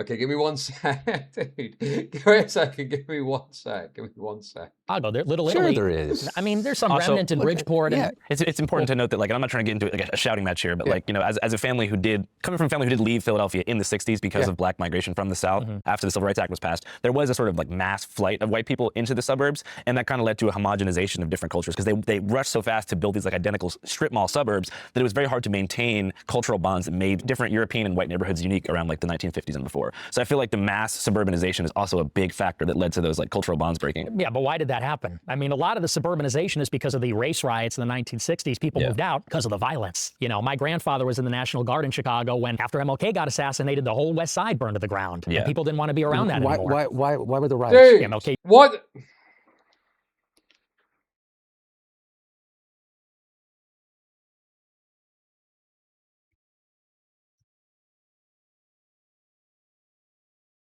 Either react or don't. Oh, fuck off, bro. I'll tell you what, why don't you just fuck off for the day? How about that? Let's make it easy. Just fuck off for the day, and then I don't have to put up with your fucking belly aching. How about that? How about that? How about that? There we go. Problem solved. Anyone that's moaning just gets fucking timed out for the day. Fuck off, bro. I'm not even supposed to be here today. I'm not even supposed to be here today. Why don't I fuck off? Because I thought I'd have a fun little stream and all I'm getting is belly aching from retards and chats. Right, there we go. There we go. Oh my fucking god, dude. This is so obnoxious, man. I'm trying to do something and I can't, it's taking... Oh, fuck's sake. Yeah, okay, Dalton. There we go. There we go. Right, we're laughing. We're laughing. We're laughing. Right. Give me 2 minutes. Give me 2 quick minutes. Ban them all, Your Majesty. Yes, exactly. Exactly. Okay. Right, sorry. I'm nearly there. I'm nearly there. Hang on. There we go. Boom.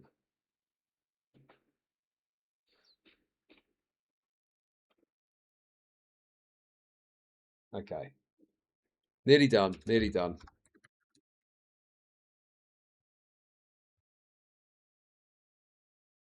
Okay. Right, that's sorted. That's sorted now. That's sorted.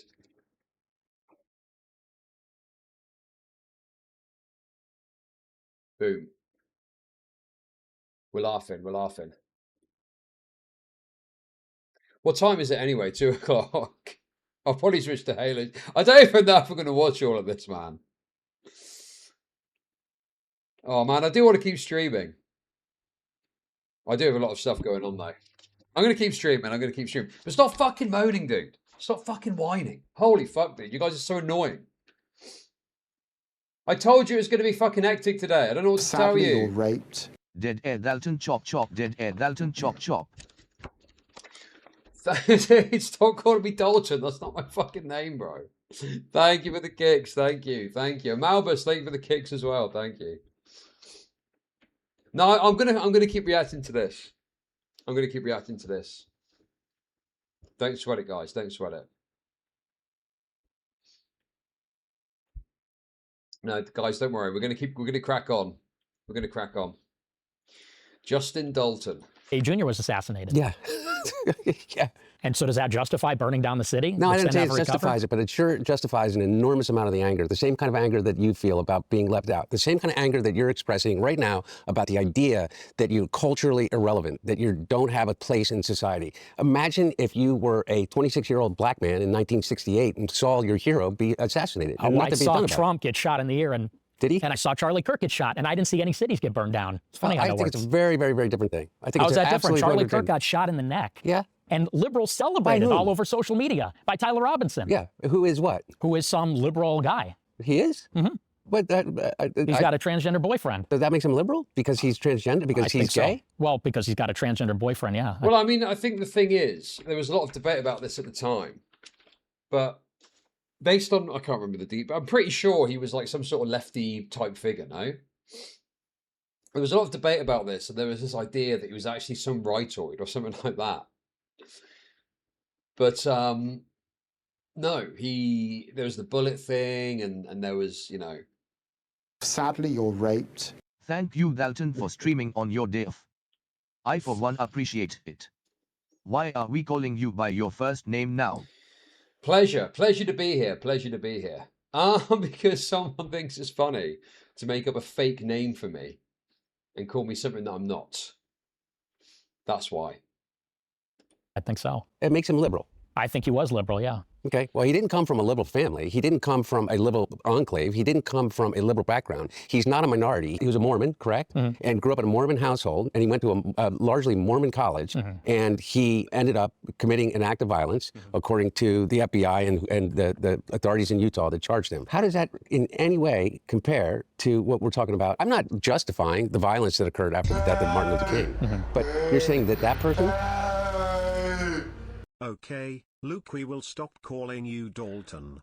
Thank you for the 420. Thank you. This Tyler, whoever his name is was as disenfranchised as those the who know African-American know. community Those in who know 1968 know. in Those inner who know cities. know. So the question is who we want to live around. I'm not living around blacks. Sorry, I want white kids, and I don't want my white kids bringing home black people to marry. And in the 1960s, the West Side burns down. We don't want to live around that. We don't want to live around a city that's burning down. That's not when the white flight happened. It is. No, it was is a big not. response to it. Absolutely. 100% not. Absolutely. You make these historical connections that don't exist. Part of it was potentially, but before that, what Mayor Daley did is made Chicago the most segregated city in the entire United States, other than Boston. When you would come from the South to Chicago, African Americans from the South, blacks in the South coming to Chicago would say that Chicago was twice the level of segregation and racism that occurred in the South. And so it wasn't as if you're coming into a situation in which you're feeling in any way enfranchised by the community and the situation that you're in. And as many people left simply because of the idea that someone was black moving into their neighborhood as the violence that occurred after the assassination of Martin Luther King. So the numbers actually, pre-1968, when King was shot, you had more people leave the city because of the desegregation, because of the 1964 Civil Rights Act, than you did after the riots. I think that's just not true. I think that the race riots were a huge driver of white flight to the suburbs. I think it's just dishonest to say that's not the case. Okay, so what's your point about all this? Well, we're talking about where people want to live. Yeah, I know. So like what in 2026? Well, how about in 2020 when Minneapolis burned to the ground? Or how about in the summer of 2020 in Chicago? Minneapolis didn't burn to the ground.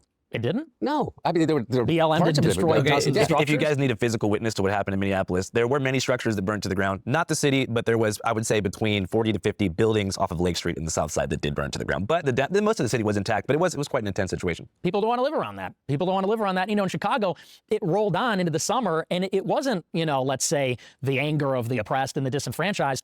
So they were looting. They were looting and carjacking. The criminals. Are you saying that the I mean, this is just true, bro. Like, I don't think you need to deny this.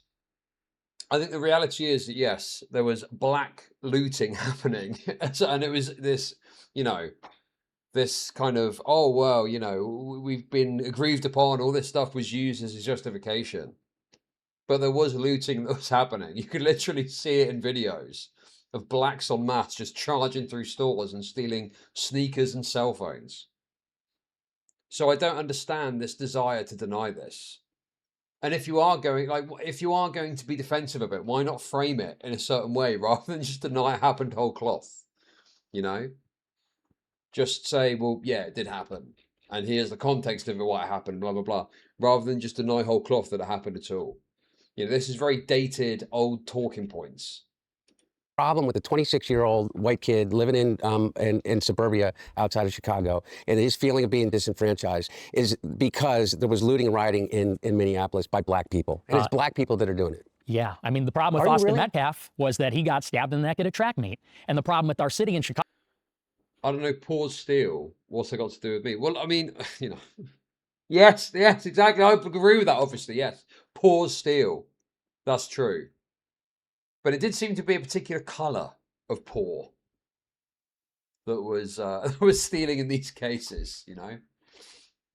Chicago is that the Magnificent Mile is gone, Water Tower Place is gone because of all the crime. Nick, and the time of an entire generation of African Americans is that they've been getting killed by cops for decades. What are you talking about, Nick? Because they commit crime.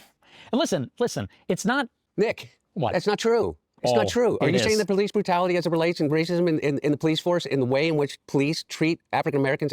Nick, you could grow up here like I did between Wilmington and Philadelphia. And if you were a black dentist and you lived in Wilmington and you commuted to Philadelphia, the chances of you being pulled over by a state trooper, either Delaware or in Pennsylvania, are about 50 times that would be if it was a white guy. 50 times. And so what you're trying to tell me is that the problem in America right now is that a 26-year-old white kid who lives in suburban Chicago doesn't feel like he has access because he's been canceled or he's been woke, and the problem is black people. I didn't say the problem's black people. Well, you just did, Nick. You just said the problem is crime, and we know who's doing the crime in Chicago. The carjackings, shootings, teen takeovers. We know why there's no business on the Mag Mile anymore, and it's because they steal cars, they drive them through windows. And listen, black people are some of the biggest victims of the black crime. But we're not allowed to talk about it because of the racial dimension. What do you mean you're not allowed to talk about it? We're talking about it right here. Hey guys, you have a platform in which millions of people listen to you.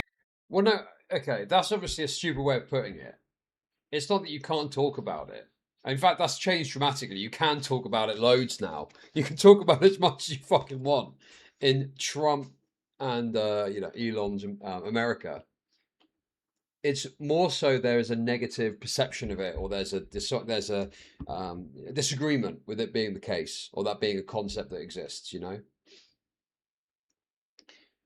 But yes, obviously, we know the socioeconomic truth of it, don't we, guys? We know it's all socioeconomics, right? So we know that, and that can help us understand why it happens in these places. Because you have all these poor blacks crammed into the rafters, into these little fucking ghetto places, cultural issues, etc.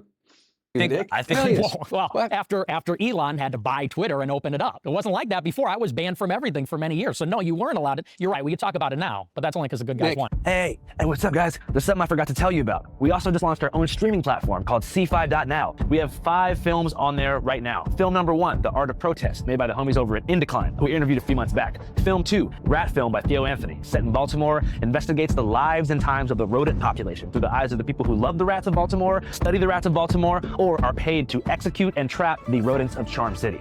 Documentary number 3, Star Cash by Haley Garrigus, an amazing Wall Street documentary that follows the lives of market predictors, that's right, stock analysts who stare at the planets to figure out what's going to happen with the money. Documentary number 4, it's called Physician Heal Thyself by director Asher Penn, a fascinating lifelong profile featuring tons of archival footage documenting a physician, psychiatrist, philosopher, sorcerer of the mind. I don't know what you're going to say. He's running an ad. He's running a fucking ad. He did this during his fucking lawsuit shit. Named Gabor Mate. Very influential dude as far as addiction and trauma and healing. He's about as good as it gets. He's the top dog in that realm. So check that documentary out. Documentary number 5 is my own. Had to put my own sauce on there to get the train moving. It is called Finding Orson, a 45-minute documentary that I shot over the course of a year and a half, trying to reunite a beloved friend and elderly community member named Rick Shore with his lost parrot named Orson. Maybe he's just too embarrassed to admit that he doesn't want the bird anymore. So those are the 5 films on C5.now. A totally independent, creator residual forward, power to the people documentary platform, not gatekept by Hollywood. And what's unique about C5.now is that unlike the major studios, we're not afraid to take a risk. And of course, pay creators fairly. The link is in the pinned comment and description box of this video. And most importantly, it's not just a website. It's an app on your phone and a smart TV app. So get your popcorn, get your remote, sit down. It's time to learn. I'll see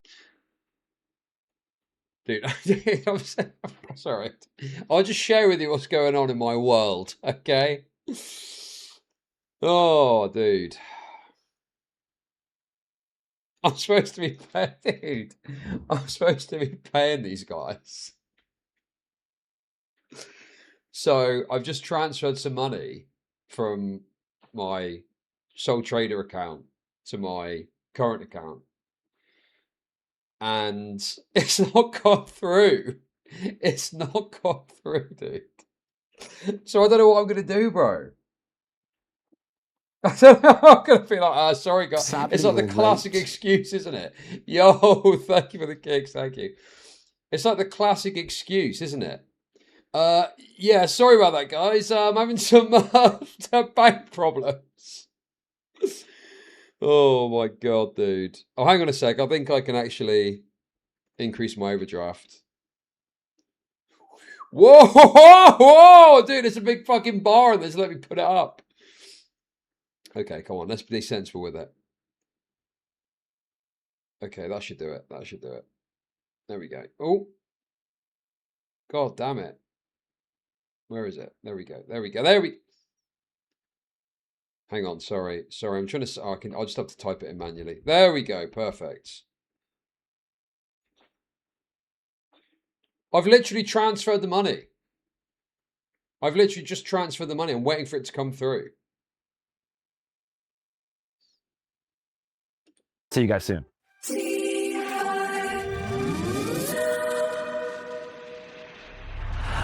You went from being banned on Twitter to being on YouTube to creating an entire show. I know you're not, but now you have Kick and now you have all of these other things. You have an enormous platform. I want to find common ground of how much of a shithead Donald Trump is. We can get there. Okay? What I don't understand is how you didn't recognize that in 2016, and how you didn't recognize that in 2020, and how you didn't recognize that in 2024. Because Donald Trump hasn't changed. Donald Trump hasn't changed at all. Donald Trump has been Donald Trump. Guys, it's not... Guys, I'm not doing it because I can't afford it. It's literally, you know, transfer issue. And I don't want to go downstairs and be like, sorry guys, transfer. That's the worst excuse going, isn't it? Fucking hell. That's like the worst excuse you can imagine. Yeah, they just go ballistic and start smashing through the windows. Sadly, you're raped. Chud. The check you wrote me for hunting down the Drolians complaining in the chat has bounced. You should have paid the hitman first. Here, buy some Thank condoms. you for the kicks. You know Thank you how for to the make the rest of the 333. money. Thank you. Send us your debit card number, expiration date and PIN. We will sort you out, Chuddy Goy. Thanks, guys. Appreciate it. Thank you. Oh my god, dude. Anyway, crisis averted. Embarrassing crisis averted. Dude, I've been watching videos recently. I keep getting like home improvement videos that come up, right? And basically, you know, the guys are like, oh, they didn't pay us, so we're going to destroy everything. And I'm like, oh no, I got to be careful. Anyway, come on, guys, lock in. You take Tesco Club Card points. Trump, since he came out of the womb of a woman that was an immigrant to this country. And so what I want to know, though, is that I don't know how we get past this idea that the biggest problem that you have with your personal situation and how you extrapolate that to the situation of other white kids that are your age, that feel disenfranchised, that feel left out, that feel they don't have a shot at the American dream, is because of black and brown people, because of Mexicans, because of Venezuelans, because of Haitians, it's always other, Nick, with you. It seems to me, and I've listened to a lot of the stuff. It's always them. We need to build a wall. Where's the wall, Nick? Oh, I love the fact that he's disagreeing, but he's just casually admitting. This guy's like casually admitting that he's listened to this guy loads. What the fuck is that about? Yeah, I've listened to loads of your stuff, Nick, and I do disagree with a lot of it. It's terrible. But, guys, I got a problem. My bank account's been frozen. Sadly, you're raped. Me and the other working dudes agree. If you do work for Dalton, Shorts, Logic always take payment up front. Very good, very good. Thank you. Thank you for the kicks. Thank you. The other thing too is when I originally ordered it, I only paid a 10% deposit and I was only supposed to pay 25%. But I was like, come on, you can do 10%. Surely it's like, go on then. So I'm already on the back foot, dude. Stop being parasocial, Chud. No one cares. React harder. Well, I think all the people laughing in chat disagree with you, but take the day off just to think about that for a second, okay?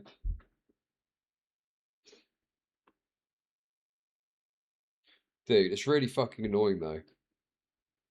Where's this money gone that I transferred, bro? Where's it fucking gone, dude? Don't even fuck with us, fat boy. We'll rip those windows out in a heartbeat.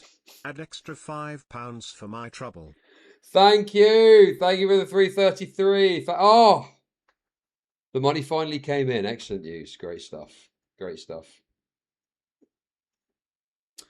Great stuff, guys. There we go. We're laughing. Crisis averted ×2. We're absolutely laughing now. The guys are going to get paid, and I'm not going to have to sell myself.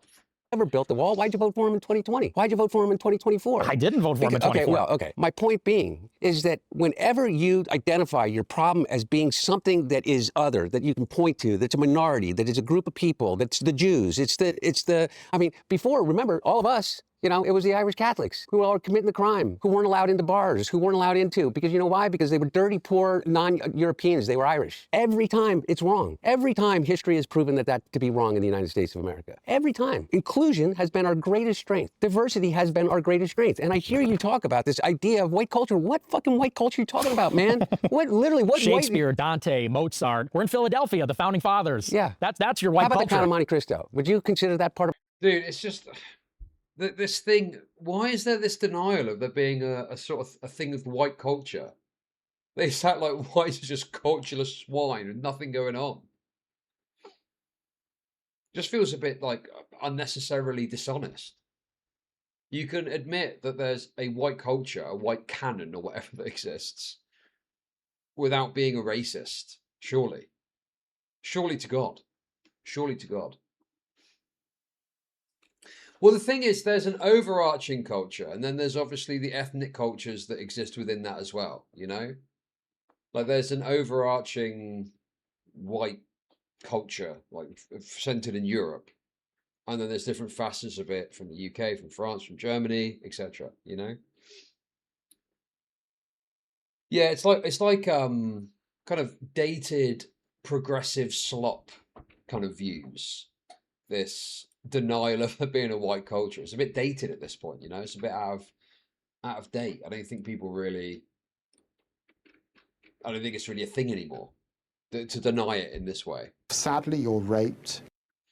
Malbus, thank you. Thank you, Malbus, for the 5 gifted. Appreciate that. Thank you. Thank you. Appreciate that. Thank you. Thank you. My name isn't Dalton. I don't know why people keep calling me Dalton, for fuck's sake. Of our white culture? Sure. Okay. Well, it was written by a black man in France in the 1700s. In a milieu of European civilization. So what? Because you're picking out one example. It really I'm not is. just picking out one. Good that the money came through.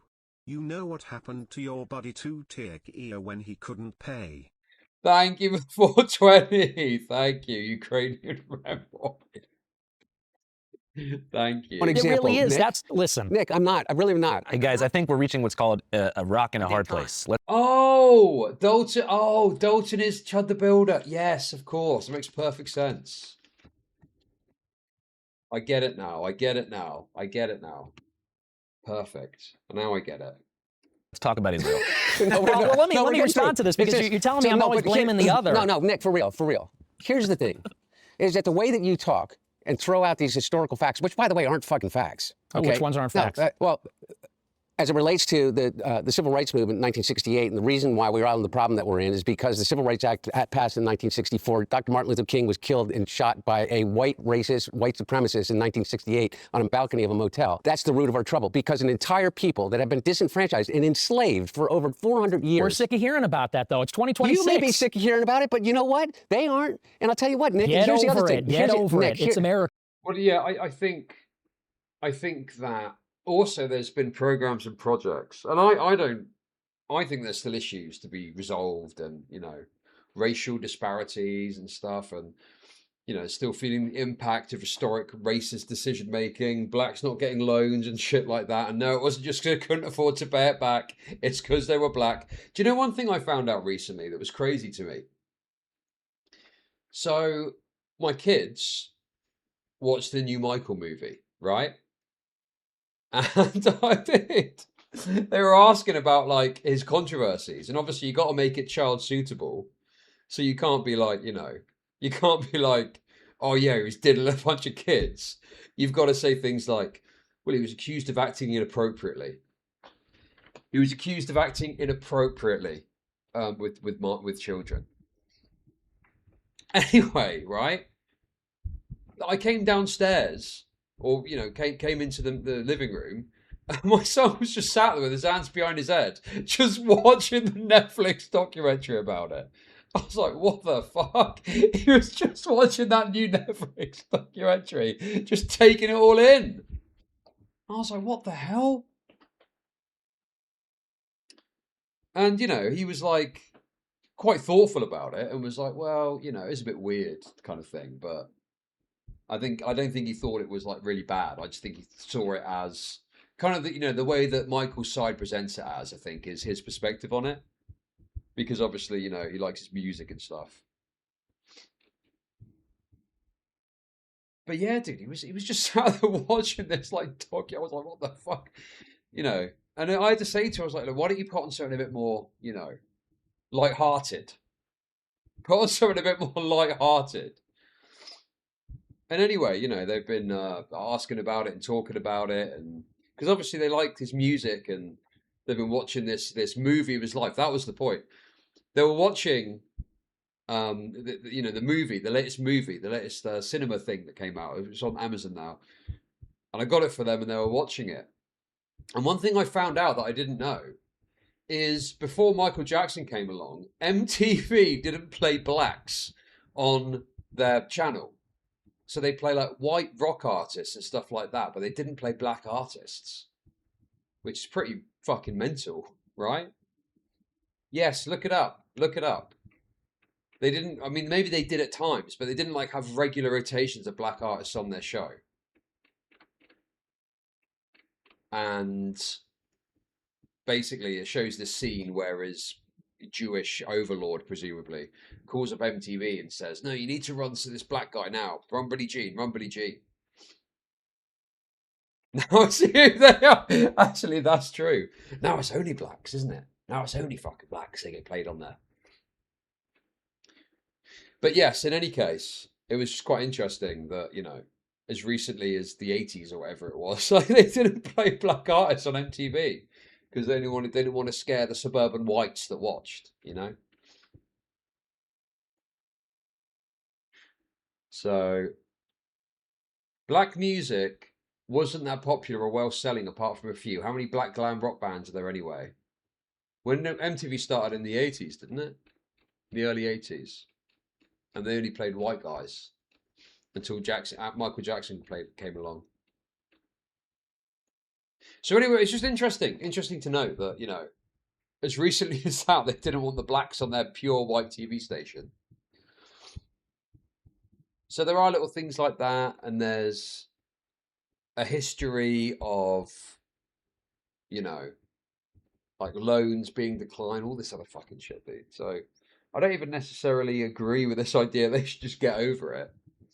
But I think one of the points of friction is that there have been a lot of like pro-black decades now. You know, we've kind of like moved past the extremity of Jim Crow, and it's kind of got better and better and better. And I think there's a frustration because it's just perceived that the blacks just are lazy and they don't fucking do anything, and they just sit on their ass on EBT all day and do nothing. And it's like, when are you going to do something, you know? But there's obviously complex issues there that I think, you know, don't really take into account the simplicity of just saying, blacks are lazy, get to work now. No reparations. Well, there have been, I think there's been some in some places, but no, there's not been a broad federal reparations thing, which, I don't know, what, What is that? What would that be? Because the thing is, people think it would be cash payments in the pockets of blacks, but I think it's more so funding programs for blacks, isn't it? You know? Okay, but Nick, you can say Yeah, dude. You want reparations? That's what the fucking EBT's for, right? There's blacks making crab broil and ghetto crunch over EBT and selling it for profit. There's your fucking reparations. stuff like that. Okay, without having to say it like that. And we look. That's not how it started, though. This is a legitimate argument, but it's Nick. Guys, Nick, Hunter, what do you guys make of the concept of community collapse? Have you guys heard of this? No. So it's got nothing to do with race, it's got nothing to do with money, but this is kind of a crazy stat. So in 2019, before COVID, 76% of Americans said they were a part of an in-person community that gave them some kind of value. After COVID, and this year, it was 19%. So I think that politics and race aside, one of the biggest issues is the collapse of social bonds, third spaces, communities, in-person engagement, which comes with loneliness, more time online, and more division. I understand, I feel like you guys aren't going to agree. I want to talk about what you guys think can be done on an individual and community level to stop people from hating each other and to create more belonging and engagement. Well, number one, I think this. Okay, for real. Podcasting. No, not podcasting, this discussion. For me to be able to sit down with someone who I so vehemently disagree with and find some kind of common ground. But I mean, guy at home. Hey, what the fuck, man? Is this not crazy? The fucking Joe Biden's son is starting to talk about finding common ground with Nick Fuentes. If I was a lefty, I'd be furious about this. If I was a gay lefty, I'd be like, what the fuck, man? This is great. I love this. I think this is great. Obviously. But if I was some sort of like, super progressive lefty guy, I'd be like, why the fuck? This is a great. The fact that we've moved so far from like deplatform being a successful strategy all the way through to this. Well, no, I think that Hunter Biden had a sort of begrudging love from the left because he was like such a tear away from his dad, you know?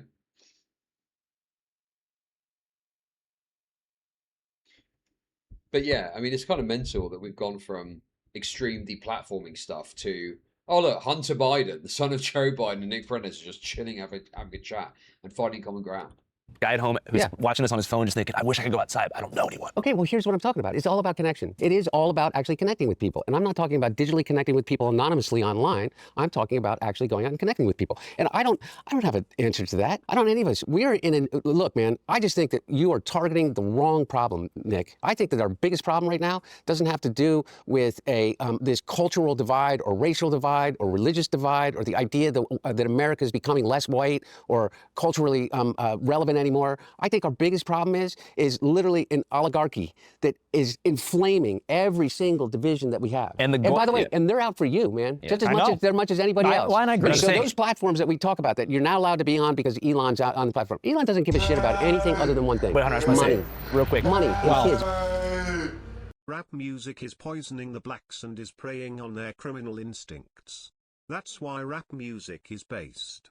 It's destroying the primitive retard minds of blacks, turning them into debased freaks that won't integrate properly. Integration sucks. Thank you for the 333. Thank you. Hey, bitch sensei. See, look, someone's happy to see me. At least one person's happy to see me. Yes, I'm back. I'm back. I'm back. A bit, well, just for today. I was going to take these 2 days off as well, but I actually was able to stream today. But tomorrow I will not be streaming. Maybe I'll stream some Halo tomorrow. Maybe I'll stream some Halo tomorrow. Dude, I don't know. Maybe I'll stream some Halo tomorrow. We'll see. We'll see how it goes.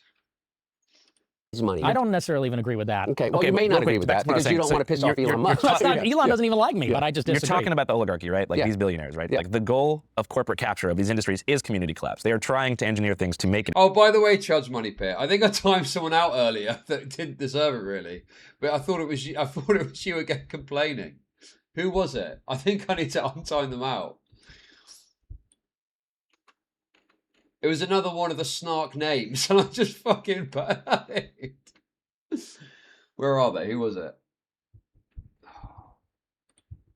Here we go. I was too trigger happy. I'll untime out Dr. Demand as well because I'm feeling generous. I was too trigger happy, dude. Oh, Chud Quiet Quitting, that was it. Dude, you guys have got two similar names. It's too confusing. It's too fucking confusing, dude. You all sound the same. You all got the same joke. You all got the same jokes. That's the problem. That is the issue. Okay. Get antisocial. They want to eliminate every single small business. They want to make everyone a single person shopper, no carpooling, like to be a lonely consumer who only buys things for themselves online and doesn't talk to anyone in real life. That's what they want in real life. Like all this data center shit, like everything they're doing is in a way trying to break up in-person engagement. And I feel like for you guys, it might be hard to answer because both of you guys are what they call like controversial public figures. Like there's places that you, like in 2018, if you were to go to a dive bar in, let's say, Poplar Bluff, Missouri. Of course I missed you, Rosetta Stoned. Hey! I have no idea how to change my name here, LMAO. Thank you, Bitch Sensei. Thank you for the kicks. Thank you. I'm not sure. Isn't there an option to change your name on Kick? There should be somewhere. Not all of us, Fatty. Hey, it's Chud Logic. Hey, Chud Logic. How's it going? How's it going? Whee! You would have been in danger, you know what I mean, at that time. For you, you were in danger physically in a left-wing city. It's just the truth. So I feel like you guys have been deprived of the ability to have normal lives. You especially, you know, but I mean you in general, but I feel like, you know, your controversies came a little bit later in life. For you, I feel like you haven't even been able to grow up as a normal person. Is that accurate to say? Yeah, that's true. Well, and in terms of, you know, building community back and everything like that, you know, the data says that So guys, really I'm just letting you know now, so I don't get any fucking complaints, okay? Shortly, I'm going to have to go downstairs and look at the windows and then arrange a payment for that windows, okay? I need to do that. And then in about an hour and a half, around then, there's going to be a man coming around to look at the waste. And I'll have to talk to him for about 5 or 10 minutes, okay?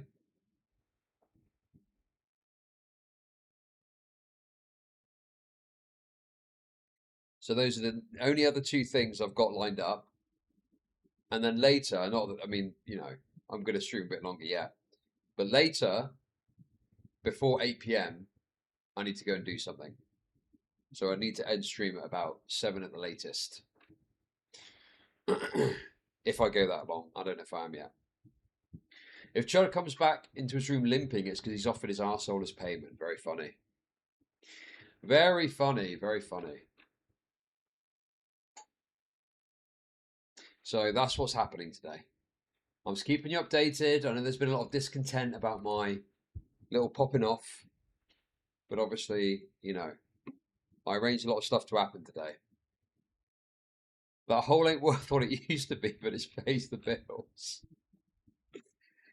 Oh. No, I've actually got to pick up an order or something. That's all.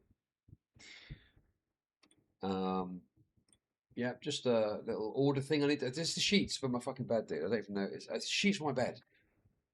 I had to get them ordered. And rather than getting delivered, I got them sent to a local store, which I'm kind of regretting now because now I've got to leave the house to fucking get them. Oh my god. Anyway, guys. Go on, let's lock in. Let's lock in.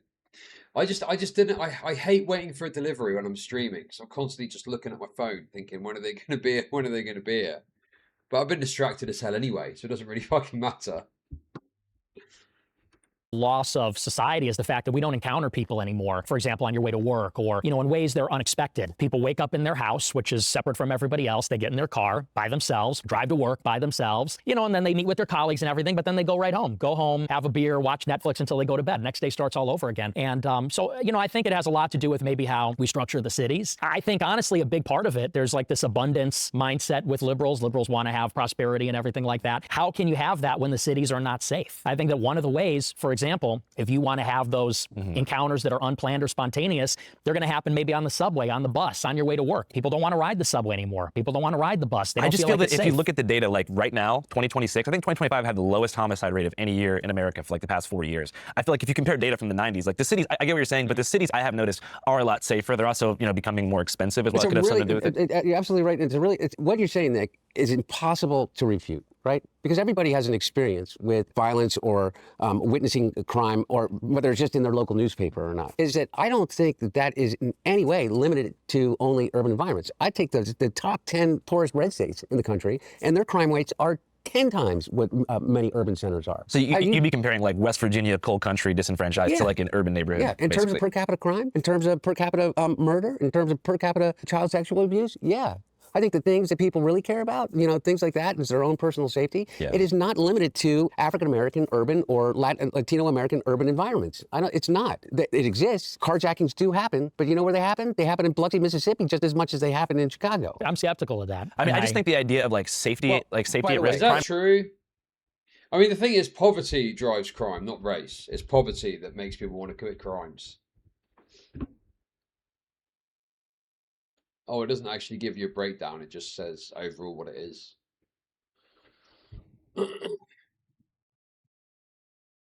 But yes. Oh, look at this. Rape's quite low. Ooh. Ooh. Move there, guys. You don't want to get raped to bits. Lovely. Just as much as they happen in Chicago. I'm skeptical of that. I mean, I just think the idea of like safety, safety at risk, crime has been. I feel like media has overblown the level of danger. Everybody's going to fact check both of us on this. And but I agree with you. But my point about all of it is, though, is that you can always point to a reason, Nick. There's never been a time in which there hasn't been crime. Hang on a second. I think I've got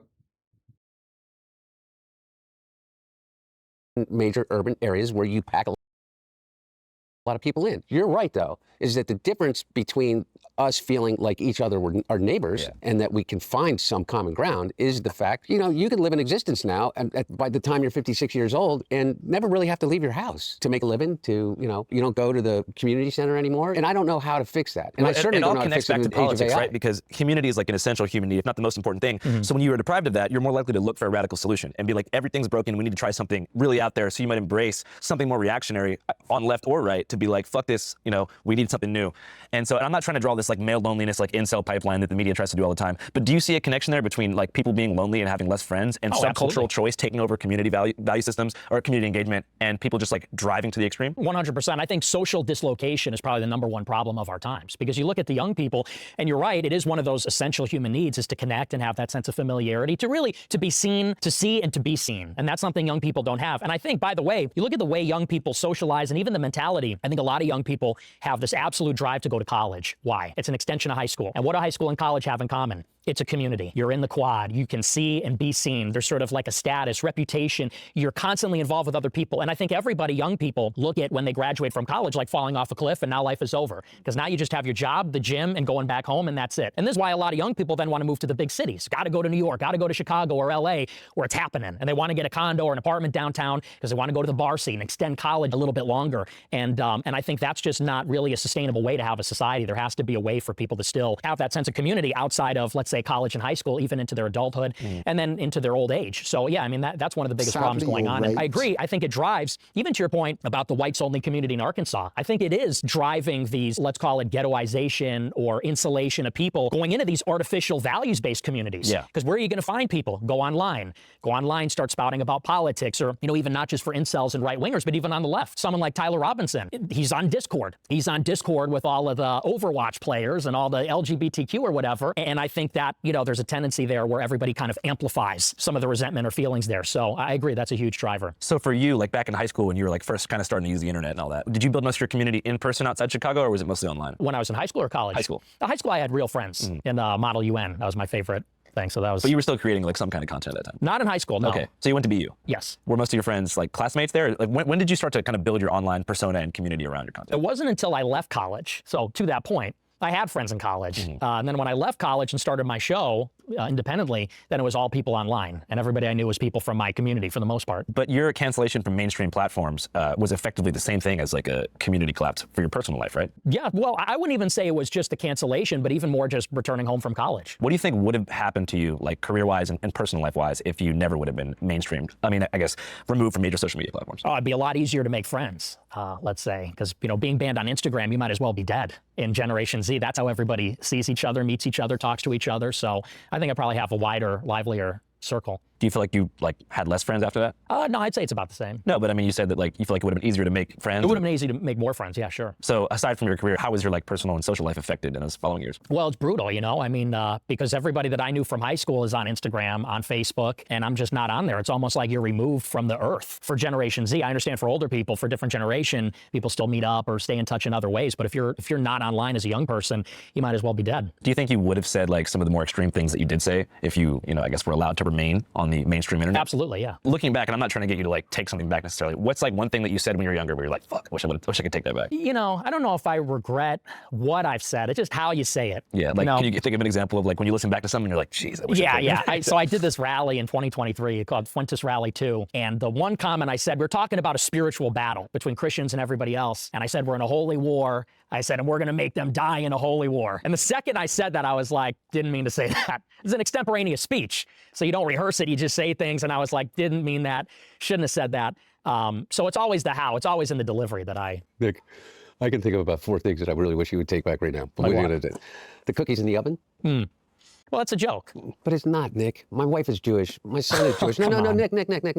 I promise you. Don't get mad. I'm not mad. Okay, It's I know. But you got to understand how incredibly, whether it's a joke or not, it's a lived experience passed down from generation to generation, whether or not, and by the way, not just from the Holocaust, not just from 1939 on, 2,000 years of history, okay? Forget about Israeli politics and Netanyahu, because I think we agree about Bibi Netanyahu. I'm positive we do. And I've listened to you talk about it. But you got to understand, look at me, man. I see. It hurts. It hurts. Does it? Nick, I promise you it does. When you compare my wife's family to cookies going to an oven, it hurts, and you've got to understand that. And by the way, I'm looking at you, and I believe that you do know that. See, that's where you lose me. That's where you lose me. Okay, Nick. Okay, I'm telling you. Well, listen, are we here to talk, or are you here to lecture me and preach Okay, no, to you're me? right. Let me listen. Okay. So you're right. So this is the thing, because, and I think this is a disconnect. I think that the left, and even people on the right, they're losing the young people. Why do people love me? Not in spite of, but because of the outrageous things that I say. Not in spite of, but because I say offensive things. Because I, let's say, drop the N-word on a video or something. It's because people are sick of the preachiness, the Nick. lecturing. Okay, I'll listen they to what really you are. say. But Nick, I disagree. I think that you're appealing to the lowest common denominator of thought. If you're hating on the people that they think are the reason for their suffering, then you must be on their side. I don't think that you believe that about the Holocaust. I think you think the Holocaust did happen. But forget about whether or not you think that it is used politically in a way that is obtuse and wrong. But I think that you do believe that. And I think that you have to. What's your cultural heritage? I'm Italian, Mexican, and Irish. Mexican. When did they come in Italian? When did the Mexicans come? When did the Irish come? Mexicans came turn of the last century. Italians came in the 1860s. Irish came in the early 1900s. Okay, so maybe you wouldn't care about something that is grossly offensive just on the face of it and think that, oh, why can't people just believe that that's funny? But you got to understand, it's from a perspective of somebody that has that trauma, and I think that there is such a thing as generational trauma, and those stories are passed down generation to generation. When you say something like that, they completely shut off. They can't hear another thing that you're saying about this cultural disconnect, about losing communities, about the feeling of being left out or left behind in a world in which there no longer is this sense of community. All the other things that you say. Everybody else is left. And what you do pick up, you pick up the ones that hear the dog whistle. You pick up the ones that say, yeah, that's the way that I feel, because it's radical. It's like he's willing to say the thing that nobody else will say in this environment. And then you get, an enormous amount of niche, but love from that. And but I just don't believe that you believe that. I don't believe that you think that it was appropriate for you to say something like that. I don't think you believe that it's appropriate to say women shouldn't vote. Let's give Nick a second to respond to the first thing. I know, I talk constantly. That's how I do this. It's all good. It's all good. I apologize. I get it, and I understand that perspective, and it is offensive, and it is provocative, and that's sort of what makes it funny. I mean, what we would say in our generation is edgelording. We're being edgy. We're being provocative. And I think that it is that kind of overbearing sense for our entire... Nick, I'm the king of edgelord. Well, in a certain way. Let's let Nick explain the psychology behind it's that Yeah. overbearingness that my generation's had our entire lives. That's not appropriate. That's not funny. Think of the trauma. That's racist. That's white supremacist. That makes it funny. That makes it different, interesting. And let me grant, by the way, I think that now, and this is maybe a concession towards you, now that my kind of humor has become mainstream and popular, I don't even think that that's funny anymore. People do the edgelording thing. It's become so commonplace and so tired. I don't think it's that funny or impressive. That's a big part of why I kind of moved past it, because 10 years ago, it was treated like like sacrilegious. And there's something funny about the fact that you could say a word or make a joke and make people lose their minds and freak out. And it was like an international incident if you said the wrong thing. And I think that's what made it tempting, especially for a young person. You want to rebel. You want to be defiant. You want to be a little revolutionary or something. Now, as time has gone on, I think that's become a fad. Everybody does it. It's lost its power. And I think that, by the way, part of why we're getting less of it is because instead of getting the preachy lecture from the left saying that's not appropriate, people just roll their eyes. Now, when an edgy white person says the N-word, people roll their eyes and go, really? You know, that joke again? People hear someone wears a Nazi costume, makes a Holocaust joke. People go, really? That joke again? It's not impressive. It's not funny anymore. We've seen it before. And ironically, that is what makes you get less of it when you disempower those things by not giving them this over-the-top reaction, pretending like it's some great travesty. So you think the new counterculture is going to be woke again? No, I think it's a synthesis. A synthesis of post-edgelordism and wokeism? Yes, because I think that wokeism Sounds good had to its me. excesses. Yeah. Edgelording also has its excesses. And I think now we're finding a middle ground between saying the edgiest thing we can think of with no regard for anyone and saying everything is racist. You know, if you say something, you should lose your job. We're finding a middle ground where, you know, maybe it's tastefully offensive in small doses, less is more. So it sounds like you believe in the survival of the American experiment. Yeah, I really do. And listen, I don't think everything about wokeism was bad necessarily. What's the best thing about wokeism? I think that genuinely it has made people more respectful and empathetic. Because let's be honest, 20 years ago, let's say when I was growing up, I think there was a lot of cruelty. And I think there were some hateful attitudes. And I think as time has gone on, this younger generation, they may not be even left-wing. They may not be what you'd consider woke, but I think they are respectful of people that have different ideas or, you know, different way of life or from a different culture. You know, we make jokes all the time about the fact that I'm like a far-right guy and I'm Mexican. People say I'm a white supremacist, I'm Mexican. And people make a joke that a lot of far-right people are Hispanic. And I think that's a consequence that there's very little genuine racial hatred in anybody's dude. Oh my God, bro.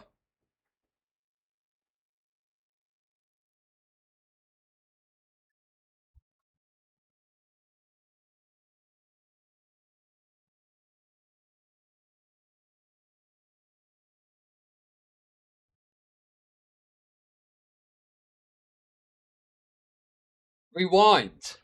Bro, oh my God, dude, that's so annoying, bro. Do you know what happened?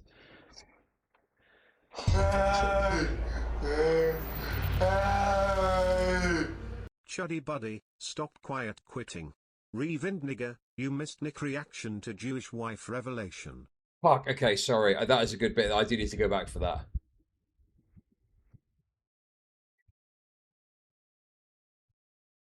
So there's a problem with pay. I sound like such a fucking joke, man. But there's actually a problem at the moment with my bank, with payments. And I was trying to pay them and it wasn't going through. And I was like, look, I've got the money. I was like, look, the money's right there. It's right there in my account. I'm ready to pay it. I'm ready to pay it. And it wasn't going through.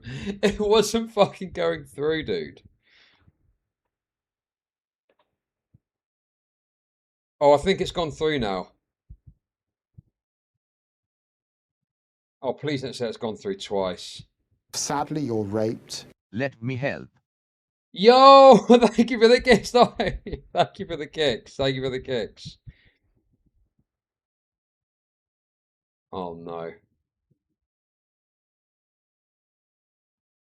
I think it's only gone through once. I think it's only gone through once, dude. Oh my God, bro.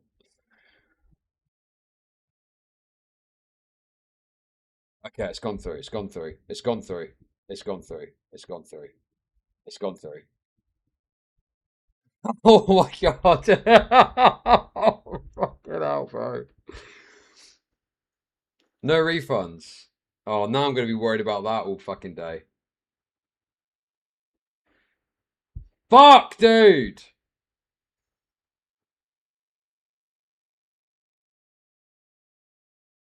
$100% tip for the windows. Oh no, dude, I didn't Klarna it, bro. I literally just paid the balance. Oh God, it's so, you know what it's like? You know what it's like when your fucking thing isn't working and you're sat there and they're just looking at you and you're like, sorry about this, there's a payment issue.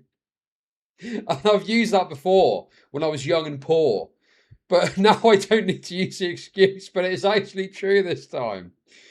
I'm sat there trying to put it through. Oh my god, dude.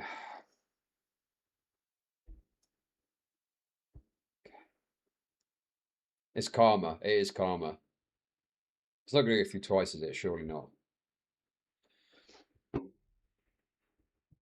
Okay, right. Where's the due thing? Sorry, guys. I do feel bad for fucking this up. How far back do I need to go? How far back do I need to go exactly?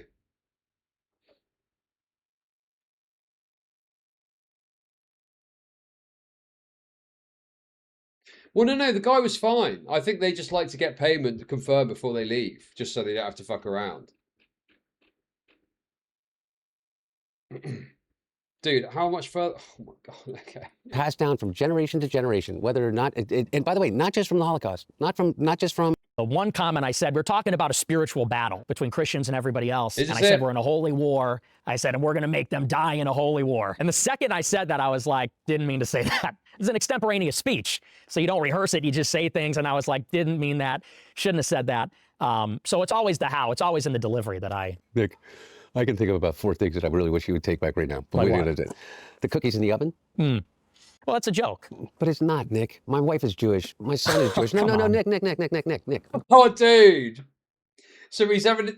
Promise you. Don't get mad. I'm not mad. Okay, It's I know. But okay. But you got to understand how incredibly, whether it's a joke or not, it's a lived experience passed down from generation to generation, whether or not, and by the way, not just from the Holocaust, not just from 1939 on, 2,000 years of history, okay?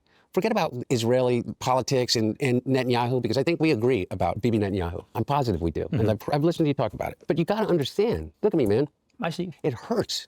It hurts. Does it? Nick, I promise you it does. Oh. When you compare my wife's family to cookies going to an oven, it hurts. And you got to understand that. And by the way, I'm looking at you. Yeah. And I believe that you do know that. See, that's where you lose me. That's where you lose me. Okay, Nick. Okay, I'm telling you. Well, listen, are we here to talk or are you here to lecture me and preach Okay, no, to you're me? right. Let me listen. Okay. Listen, you're right. So You're right. this is the Okay. thing, because I love the fact that you got the cock on that as well. Are you talking? Okay, you're right. Oh my god, that is crazy, dude. As you know, and I think this is a disconnect. I think that the left and even people on the right, they're losing the young people. Why do people love me? Not in spite of, but because of the outrageous things that I say. Not in spite of, but because I say offensive things. Because I, let's say, drop the N-word on a video or something. It's because people are sick of the preachiness, the Nick. Okay, lecturing. I'll listen They to what really you are. say. But Nick, I disagree. I think that you're appealing to the lowest common denominator of thought. If you're hating on the people that they think... No, I think that, yeah, there is a backlash to kind of speech restrictions and whatnot. Do you know what I mean? There is this kind of frustration at it. And obviously, Nick has got real beliefs behind what he says. It's not like he's just joking whole cloth, right? But I think it's a backlash against that kind of speech code type stuff that people came to expect and getting chastised for saying things. It's like Richard Spencer talked about this when he did his Roman salute. It's a moment of exuberance. And that's always stuck with me as a concept. It's like, yes, it is a moment of exuberance. I get what that means. I get what you mean by that, you know? And I think that Hunter is doing... And it's funny because Nick's is slightly different to Piers here. He's taken a sort of softer approach because he's trying to do a sort of PR angle and a PR spin on it, you know? Even Nick admits it's gay to be edgy in 2026. Nick agrees with Hunter, but Hunter is humble and sincere, so people think he got walked. That's an interesting perspective. Rape meat. Tell me more rape meat about it's gay to be edgy in 2026, please.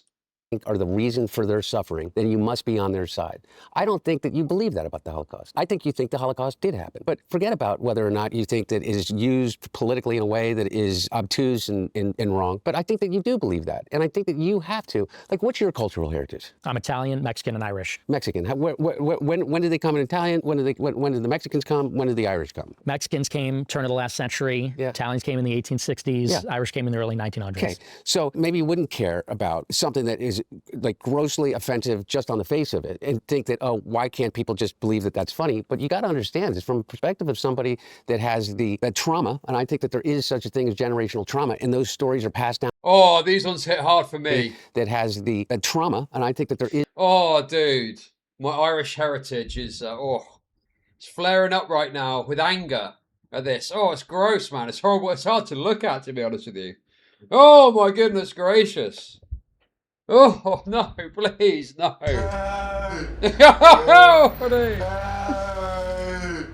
That's what you get for being a corpo cuck, Chud. Should have hired a Slavic Chad who only accepts cash and never pays taxes to the inbred parasite. The window job would probably be half the price as well. Thank you for the 333. Yes, yes. It's a good. They've done a good job. Although, wait, no. They were like, oh, we can't do this bit here. We can't do this bit. We can't finish this bit. It sounds worse than it is, man. Let's put a bit of foam in that. No. Basically, without going into too much detail, it's the utility room that is being redone at the moment. And it needs to be plasterboarded up. And they were just saying that if we finish it here and you put plasterboard up, it will look wrong. So it's okay. My landlord's going to finish that, and he'll figure that out. He'll figure out how to finish that, how to work with that. It's all good. It's not a problem. He'll make it look nice, I'm sure. Chud Logic. I was a bit rushed, so I was like, oh, that's fine. But I didn't really think much about it, you know. But honestly, it could have been a lot worse. They could have just pumped concrete into it and it looked like shit, but it looks quite nice. Oh, you want us to actually finish the windows? That did you not read the contract? You can't pay extra for that. This is only to get started, start the work. If you want us to finish them, it's going to be another double the price, thank you. Is such a thing as generational trauma, and those stories are passed down generation to generation. When you say something like that, they completely shut off. They can't hear another thing that you're saying about this cultural disconnect, about losing communities, about the feeling of being left out or left behind in a world in which there no longer is this sense of community. All the other things that you say, everybody else is left, and what you do pick up. You pick up the ones that hear the dog whistle. You pick up the ones that say, yeah, that's the way that I feel, because it's radical. It's like he's willing to say the thing that nobody else will say in this environment. And then you get, an enormous amount of niche, but love from that. And I just don't believe that you believe that. I don't believe that you think that it was appropriate for you to say something like that. I don't think you believe that it's appropriate to say women shouldn't vote. Let's give Nick a second to respond to the first thing. I know, I talk constantly. That's how I do this. It's all good. It's all good. I apologize. I get it, and I understand that perspective, and it is offensive, and it is provocative, and that's sort of what makes it funny. I mean, what we would say in our generation is edgelording. We're being edgy. We're being provocative. And I think that it is that kind of overbearing sense for our entire... I'm the king of edge. Dude. Wait, what? Provocative. And I think that it is that kind of overbearing sense for our entire... I'm the king of edgelord. Well, let's let Nick explain I know. the psychology behind edgelord. It's that over... Oh, dude. How can you not love Hunter, man? How can you not love Hunter after this, man? That's quality response. That is a great response, dude. He was literally smoking crack, banging prozzies. Forbearingness that my generation's had our entire lives. That's not appropriate. That's not funny. Think of the trauma. That's racist. That's white. He's fucking awful. Oh, come on, dude. That's the right Jordan you talking. Come on. Supremacist that makes it funny, that makes it different, interesting. And let me grant, by the way, I think that now, and this is maybe a concession towards you, now that my kind of humor has become mainstream and popular, I don't even think that that's funny anymore. People do the edgelording thing. It's become so commonplace and so tired. I don't think it's that funny or impressive. That's a big part of why I kind of moved past it, because 10 years ago, it was treated like sacrilegious. And there's something funny about the fact that... Yo! Oh, dude, wait. What? It works for $1. Oh shit, dude! I need to change that. It works for $1. I thought it was I thought it was at $3.33, but that's for TTS. You could say a word or make a joke and make people lose their minds and freak out. And it was like an international incident if you said the wrong thing. And I think that's what made it tempting, especially for a young person. You want to rebel. You want to be defiant. You want to be a little revolutionary or something. Now, as time has gone on, I think that's become a fad. Everybody does it. It's lost its power. And I think that, by the way, part of why we're getting less of it is because instead of getting the preachy lecture from the left saying that's not appropriate, people just roll their eyes. Now, when an edgy white person says the N-word, people roll their eyes and go, really? That joke again. People hear someone wears a Nazi costume, makes a Holocaust joke. People go, really? That joke again? It's not impressive. It's not funny anymore. We've seen it before. And ironically, that is what makes you get less of it when you disempower those things by not giving them this over-the-top reaction, pretending like it's some great travesty. So you think the new counterculture is... Well, I don't think it's because of that. I think it's because Trump is president and Elon Musk owns Twitter now. And it's just become so normalized, you know, that what can you do but go, oh, wow, another fucking AI video of some fucking black guy. Dude, you know what I saw? Oh, my, dude. That Dr. Clown guy. Notice that Nick is the best dressed and groomed compared to the soy boys around him. Yo! Thank you for the 333. Thank you. Thank you. No, that wasn't what he said at all. He was talking about how the left don't do moralizing. Whereas I'm saying that there's cultural power that the right has now that they didn't have in 2016 or even 2020. There's a cultural center of power that they've got that enable them to, you know, be in this position where it is more eye-rolling.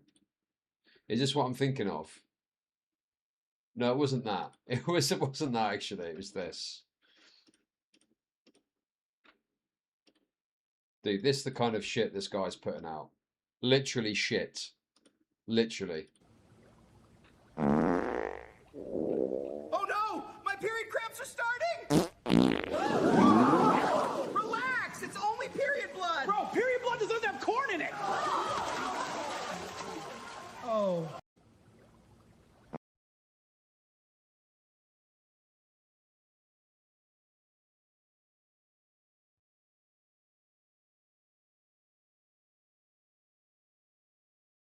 That's what Twitter's become now. That's got like fucking 10k likes, man.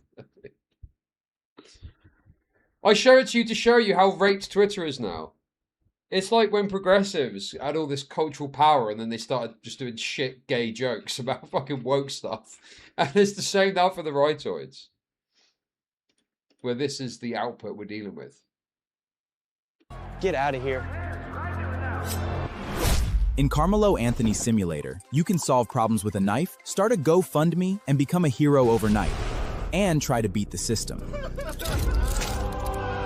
But once you're inside, the real punishment begins.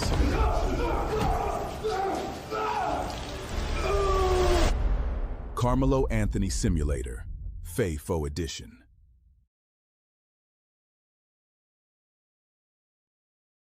Yeah, this is something we played a lot.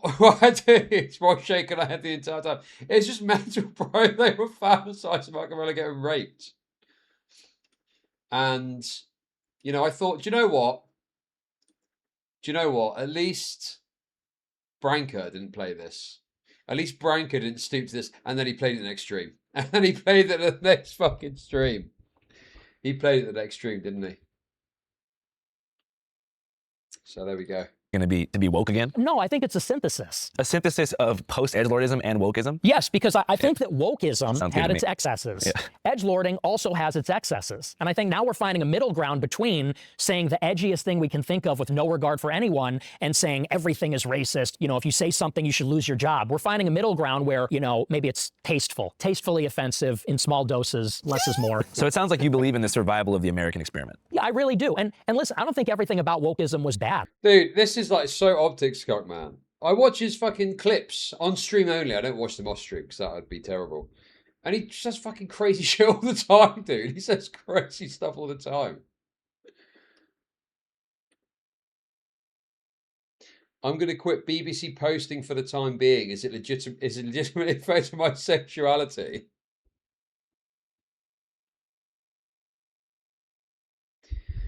That's rude as fuck, man. Necessarily. What's the best thing about wokeism? I think that genuinely it has made people more respectful and empathetic. Because let's be honest, 20 years ago, let's say when I was growing up, I think there was a lot of cruelty. And I think there were some hateful attitudes. And I think as time has gone on, this younger generation, they may not be even left-wing. They may not be what you'd consider woke. But I think they are respectful of people that have different ideas or, you know, different way of life or from a different culture. You know, we make jokes all the time about the fact that I'm like a far-right guy and I'm Mexican. People say I'm a white supremacist, I'm Mexican. And people make a joke that a lot of far-right people are Hispanic. Hispanic. And I think that's a consequence that there's very little genuine racial hatred in anybody's DNA anymore, or any kind of hatred. And I think that's positive, but that went too far. I think some of the other stuff went too far as well. You know, one of these strange things about sitting in a I think for normies that applies, yeah. I think if you spoke to the average normie, I'd agree. I think that's true. Also, yeah, I agree with you, what kind of speds specifically. Well, there has, you know, the thing is with political correctness is the principle of it, you know, is fine. It's a good principle. Like if someone's at work, don't say a bunch of slurs at them so they feel bad when there's literally nowhere they can escape to. Fair enough. Fair comment. Don't ask probing questions about their racial identity when it's unwanted and unwelcome. Yep, fair enough. Good idea. I like that, you know. It was obviously the extremity that it got to. But yeah. But yeah, no, I think that broadly people are nicer, you know, than they used to be. And there is more of a, what's the right word? Acceptance, or amongst normal people at least, there isn't as much as of an extreme, you know, visceral hate and stuff like that gets spread, perpetuated, etc. room with these two is that they agree on almost nothing, but they've both lived the same nightmare. Hunter had a laptop turn into a decade of strangers picking through his texts, his private photos, his voice memo, and even his bank record, whereas Nick has been doxxed, swatted, had his DMs leaked probably more times than he can count, and more shenanigans. Different politics, but kind of same experience. Somebody somewhere decided that their personal information was public property, so they exhumed it and sent it off to the world. But here's the thing that most people don't know. A huge amount of that information actually matters, and by then it's too late. You're dead. That's where incognito comes in. You just sign up and they take it from there. They contact data brokers directly, demand that your info be removed, and send fresh sweeps every 60 to 90 days so nothing quietly gets. Oh no, oh my, buy a bunch of whores, a finger in their guts to my huge white cock. Life is so hard. Bro, what the fuck? I don't hate the play, I hate the game. Freshmen. They looked at my name on the roster without knowing me, and they told me this after the fact, the leadership of the club. They said, oh, we thought you were just some Mexican kid, so we gave you a bad committee assignment. Wow. But see, I heard that, and I laughed. I said, that's funny. You know, whereas a lot of people would say, oh, that's traumatic. I'm a victim of racism. You know, I think that's, you know, it's just a human thing. Yeah, I always felt like growing up as like a white kid in America. What if you went, what if you were and identified as being Mexican and Conservative wise, like, well, this doesn't work. Can you link Hunter's laptop, please? I want to see Hunter Biden's massive Democrat hog now. And if you don't let me see it, that is big tech corruption. That is big tech corruption cover-up shit. You must let me see his cock now. And they came to you and they didn't tell you that's the reason that they gave you all the bad committee assignments. That would be unfair. Yeah. It's interesting. I'm just saying. That's the whole point, isn't it? And so I'm you not... may find it funny because you pass as a white Anglo-Christian. Do you think I pass? What? You think I pass as a white Anglo-Christian? Well, I not only think you pass, I think you identify as it. Yeah. Let's go. Yeah. No, but really, for real. And my point is that I heard you do an interview. Okay. What the fuck? Literally on the write up here. It's like you were talking about how you were raised on like Mark Levin in high school. Right. And the thing that you liked the most about Mark Levin is how cruel he was to the callers. Mm-hmm. I don't get that.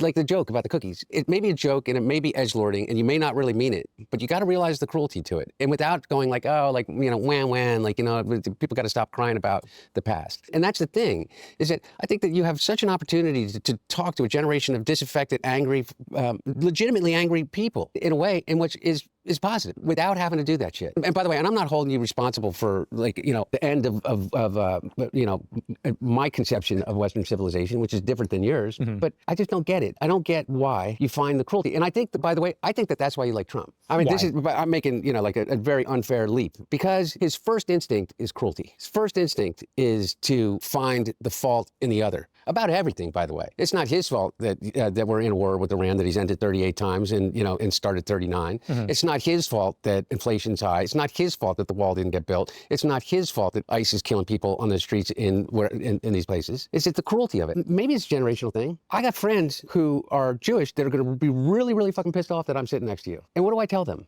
What do I tell them why it's okay for me to sit and have this conversation with you? I guess I just have such a different opinion of that. You know, why should we have to explain ourselves to talk to anybody? And why is it that saying the wrong words or making a particular joke makes it so that a Jewish person wouldn't want to watch my show? I have a lot of Jewish fans. I mean, some of my best friends are Jewish. I've had Jewish employees, and they recognize that, you know, just because I'm not necessarily nice all the time doesn't mean I'm hateful, doesn't mean, I don't even think they see it as cruel. I think they see it as it's a little rough around the edges. And maybe that's the difference, is I guess it's just attributing this weight to something that be considered a joke and maybe doesn't have a cruel intention behind it. Like, you know, Mark Levin, you got to remember at the end of the day, it's an entertainment show. It's entertainment. People call in. He gets frustrated with them. It's part of what I do on my show. And it's not always nice, but it's funny. And I don't think it's mean-spirited necessarily. And I don't think it's that big of a deal. So, I mean, the thought that I would, like, for example, with you, people would say, why do you talk to Hunter Biden?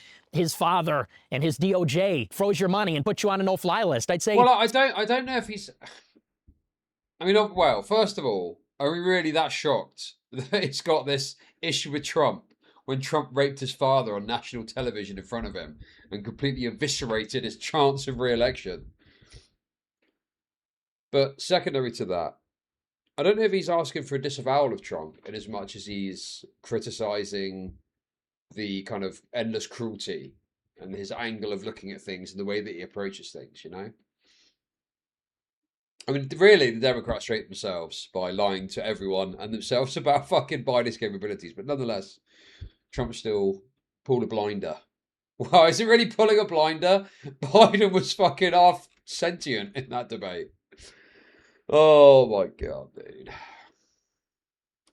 So what? I mean, it's just talking. I don't think talking's a big deal, you know? Froze my money and put me on a no-fly list, too. There you go. See, so we got that in common. So a different question that I have that kind of weaves everything together. How do you think, like, October 7th and the subsequent, like, pro-Palestine movement and the online world it created led to a growing audience on the right? October 7th in particular? Yeah. Well, I think it highlighted and brought to the forefront all comes how back to captured this. the right wing is by Israel, which is very unique. I think the Democrats and the Republicans are pro-Israel, but the Republican Party has this inextricable institutional connection with the Israel lobby, with this Likud government in particular.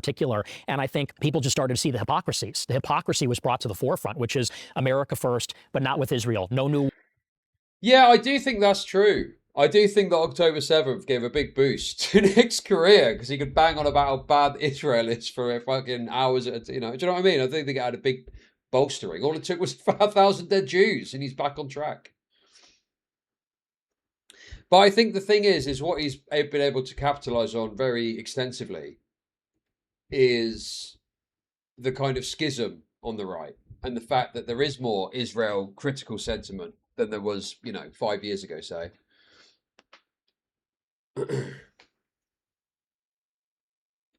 So I think he's been able to really, you know, get into that. And the thing is whether you like him or hate him, he does have quite a good, you know, quite an astute view on the dynamics and what's going on. Like, you might find his anti-Jew stuff a bit fucking much. But he tends to have quite a, you know, good insight into the toings and froings of the right. Like, if you want to understand what's happening on the American right from a, you know, far-right perspective, Nick's probably one of the better people to listen to get an idea of that, you know? Versus, I don't fucking know. Like, what I mean is, you get these, you get these, like, lowbrow, retarded anti-Semites who, you know, the kind of person that posts the image has got the Star of David on all the different media jobs. And how does that help you really in any way understand anything from like a far right perspective? Oh, the Jews are just in control of everything, you know? Whereas this is more so, you know, explaining from the far right's perspective how Jewish power influences politics and the fact that traditional pro-Israel stances have become less popular as time has gone on after October 7th, so on and so forth, you know? So, yeah, I don't know. I think that it's... Whenever I've listened to him talk about stuff, it is interesting to me to listen to him. Even if I disagree, because he's a terrible Nazi, it's somewhat, you know, there's something to take away from it, nonetheless. Wars, except for with Iran. Under Trump, we will have no more wars. No more wars. No more wars. They said he will start a war. I'm not going to start a war. I'm going to stop wars. Tonight, Iran's Navy is gone. You know, we're going to be racist and all these things, but don't you dare be anti-Semitic. Don't even, think about it. I see good things about Hitler also. Every human being has something of value that they brought to the table, especially Hitler. So I think that on the right wing, it made it unignorable that there's this ideological institutional capture. I just feel like a lot of straightforward, like just anti-Semite influencers were taking advantage of the post-October 7th discourse to push other ideas, broader ideas about Jewish people as a whole. Come out and say it. Like, I think that Jews are causing a disproportionate amount of problems in the United States. Well, I mean, I think it's hard to ignore some of those other conversations. I know that it's now become maybe in vogue to say that the Israel issue is very narrow. It's just Netanyahu. It's just the Likudniks. It's just the Israel lobby. But, what would you say about someone like Larry Ellison? I mean, somebody like that, I don't think fits neatly into this, let's say, problem of Netanyahu. As far as installing Barry Weiss and whatnot. Yes. Gotcha. Because this is somebody who's not Israeli. He's not even a religious Jew, but he's ethnically Jewish and has this deep affinity for the state of Israel. I feel a deep emotional. What's this deal with Larry Ellison? What's going on there? No Jew ever called me a blank. He's a Jew. Larry Ellison looks like Dave Chappelle in whiteface. Oh my God, that is so real. That is so real. Connection to the state of Israel and the Israeli people. And is using and mobilizing his power and resources and connections to benefit Israel in the private sector. And so if you were to say, what's a law that we could pass to prevent that kind of influence, what would it look like? He's an American citizen. He can't buy a media company and hire Barry Weiss to run CBS News. And yet we recognize that's a big problem. I just feel the conflation. Oh, these were behind the Barry Weiss thing. Yeah, I remember because CBS was more libtarded, and then he took over and Barry Weiss was put in position. And now it's like, Fox News Light, I believe. Larry is Jewish Nick. Right, okay. Of like anti-Zionism and like Holocaust denial played into the hands of the Israeli propaganda apparatus, because then they can say, hey, look, these people that oppose what we're doing in Palestine also don't think the Holocaust happened. It's a big jump in the public perception. It was almost to me as if that was your intent. To lose any legitimacy about any argument as it relates to Israel and the Likud government is to say those edgelording things or whatever. Jews are money changers. Bullshit artists, psychopaths, charlatans, grifters, manipulators. I don't know anybody. Then he's here going, yeah, well, being edgy's bad, isn't it? He said shit about on the show. Oh my God, dude. Oh. Right, come on, lock him. Like I say, guys, I've got one more thing I need to do. Just after 4. And then we'll probably have a few hours of Halo, I think. But I do want to finish this first. I do want to get through this. Nick is submissive to Hunter. Well, yes, because he's trying to do a PR thing, isn't he? He's trying to do a sort of PR move. Yes, I'm aware of the Halo is woke memes. I've seen the ODST woman. I know. We'll talk about it when we get to it. That can hear you after you say that, including myself. It delegitimizes everything.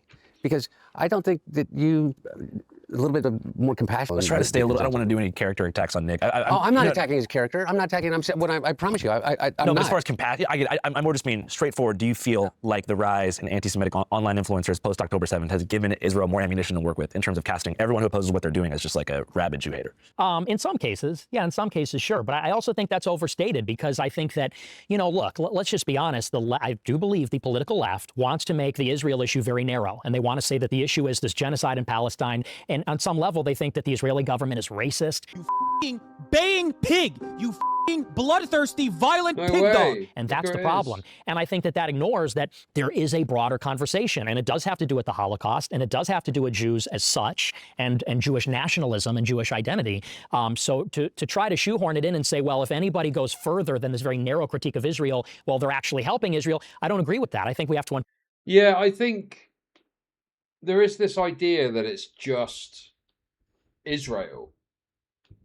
I guess the issue with that is how do you separate out the broad support for Israel amongst Jewish people because it's a cultural thing for them to support the existence of Israel and so on,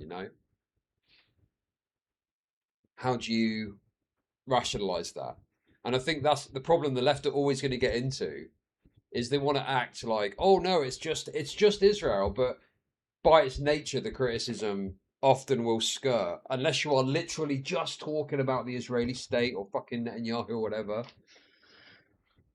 You know, there's always going to be this kind of straying into the Jewish talking points. You can't really, I don't think you can really avoid it, you know?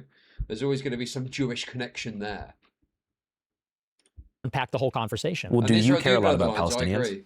Not more than I care about anybody else. So I guess that would be why they would be like, okay, you're just taking advantage of this discourse. I don't think it's taking advantage. I think that we can sympathize with the Palestinians while also realizing that, you know, look, I'm an American. And so it's a tragedy what's happening in Palestine, but there's tragedies happening all over the world. My problem is that Israel has this influence over our government. I'm a newcomer to politics, but not to backing the Jewish state. And we're paying for the genocide, and we're furnishing them with the weapons to commit the genocide. And by the way, America is going to be held liable for this genocide, morally, but also politically and diplomatically and otherwise. But I think that people on the left, they may be guilty of maybe caring more about Palestine than they do about America. Nick, but the left didn't cancel you. The right canceled you first. The right canceled you first, and Ben Shapiro and the Daily Wire, and that was those were the people that canceled. They may have utilized the tools of the left, or what you call the left, to be able to do that, but it was the right that canceled you. And by the way, what I would consider a radical right. The Daily Wire, to me, is a radical right. I don't think they're even reactionary. I don't think they're that conservative at all. Ben Shapiro, I mean, he's not. I'm sorry, but they're not radical, bro. What? They're like fucking. They're like support the war in Iran. They're like old school neoconservative type of Republican, no? He bloody loves Israel. He bloody loves Israel. Ben Shapiro is extremely Jewish, yes. Like he's in favor of mass migration. In 2016, they were alt-right. No, they were not. Ben Shapiro and the Daily Wire were to the right of Mitt Romney. Yes. You know what I mean? That's what I mean. And that's they what weren't I'm Mormon saying. conservatives. Yeah. My point was that's who you were canceled by. I was also canceled by the left. No, I know. They came along. They came along because some of the more egregious things that you said. No, alt-right as a concept has died, I think. I don't think it's really a thing anymore. The alt-right is just the current American government. That is now the alt-right. It's edgelording. They came along. And whether you call it canceling or saying, like, what the fuck? This is what I call it. What the fuck? Like, you know, like, what the fuck? You know, and so, like, I don't find it funny. And just like you're able to say, well, I just think it's funny, I'm able to say, I don't find it fucking funny. I didn't find it funny then. I don't find it funny now. I didn't find it funny that some of the things that, you know, you said about me. But I'm willing to sit here and listen to you because I want to get to this. And this is my whole point. What about fucking Donald Trump? Yeah, we can get to that. Yeah, how did you get, of all the people in the world, but you could look at and say he doesn't believe anything. So for context for the viewer, Donald Trump is currently the sitting president of the U.S. For our audience abroad. The war with Iran was supposed to be over. Now we're back in business, baby. Khomeini had a pretty sick funeral, if you saw the video. So you guys don't like Trump. You used to like him. I did. You've always hated him. He's tried to destroy your life. Yeah. You guys were cool. You guys... What's that about, dude? For those of you watching at home, this interview with two people you're likely only going to care about if you're into politics. Trump is our president, just so you know. And there's this thing in a place called Iran. There's a war happening there. Hung out once at Mar-a-Lago with Kanye. You've never hung out with Trump, right? Would you want to? No. Do I want to? Yeah. I did. Okay. Look, man, I would. Like, can we get him? Can we get him in the motel room? So I want you to imagine. Let's get him in the I want you to imagine he's in the motel with us. Yeah. That's Trump. What do you want to? How about what do you want to ask him? Oh, you know, put me on the spot. I don't want to ask Donald Trump anything. Because I know, and I think you would agree with me, is that Donald Trump isn't going to give me an authentic answer. Donald Trump never gives an authentic answer. He gives what people refer to as being authentic, but it's not authentic, it's audacious. It's like the example that I give that is the best metaphor for this is that he says he's 6'3", weighs 225 pounds. And everybody laughs because that's a little bit like edgelording, right? Everybody knows that he is maybe 6 feet and weighs maybe 300. 285? He's a big guy. He's a pretty big guy. Yeah, big guy. But by virtue of every picture ever taken of anyone that's 6'3", he's not 6'3". I am. Okay? Yeah, I know you are. Thank you. You're 6'2.5", maybe. That's fine. Maybe. But my point is that the reason I don't have a question for him is because I'm absolutely certain that he is not going to give me an authentic answer. Look, he came into the Oval Office in the transition this time. And he told my dad that he thought that he did an amazing job. He did an amazing job with the economy. He did an amazing job with NATO. He did an amazing job and that he got a raw deal from his side and anything he could do, particularly for Hunter. Hunter got screwed. Whatever I could do, you let me know.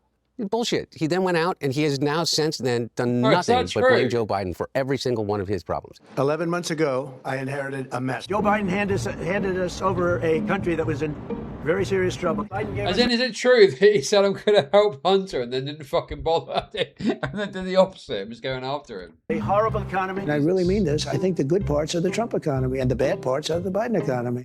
He mentioned my dad's name or my family's name 6 times. Lull your enemy into a false sense of security and then persecute their family members. Times a day in the first 100 days of this administration. 6 times a day. He does it maybe 4 times a day now because he has no answers. All he has is a finger to point.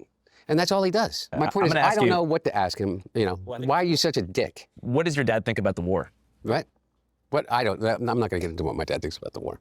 Is it really because I don't want to get into. I don't put words in my dad's mouth, just like I wouldn't ask you what your dad thinks about the war. But your dad wasn't the president of the United States, which is a little bit different. What's going on. Oh, dude! He probably doesn't think much, does he? He probably doesn't think much of it. Honestly, what is Biden's current state of mind? Because he was pretty rough in the last, the last time he was doing these sort of public appearances as the president, no?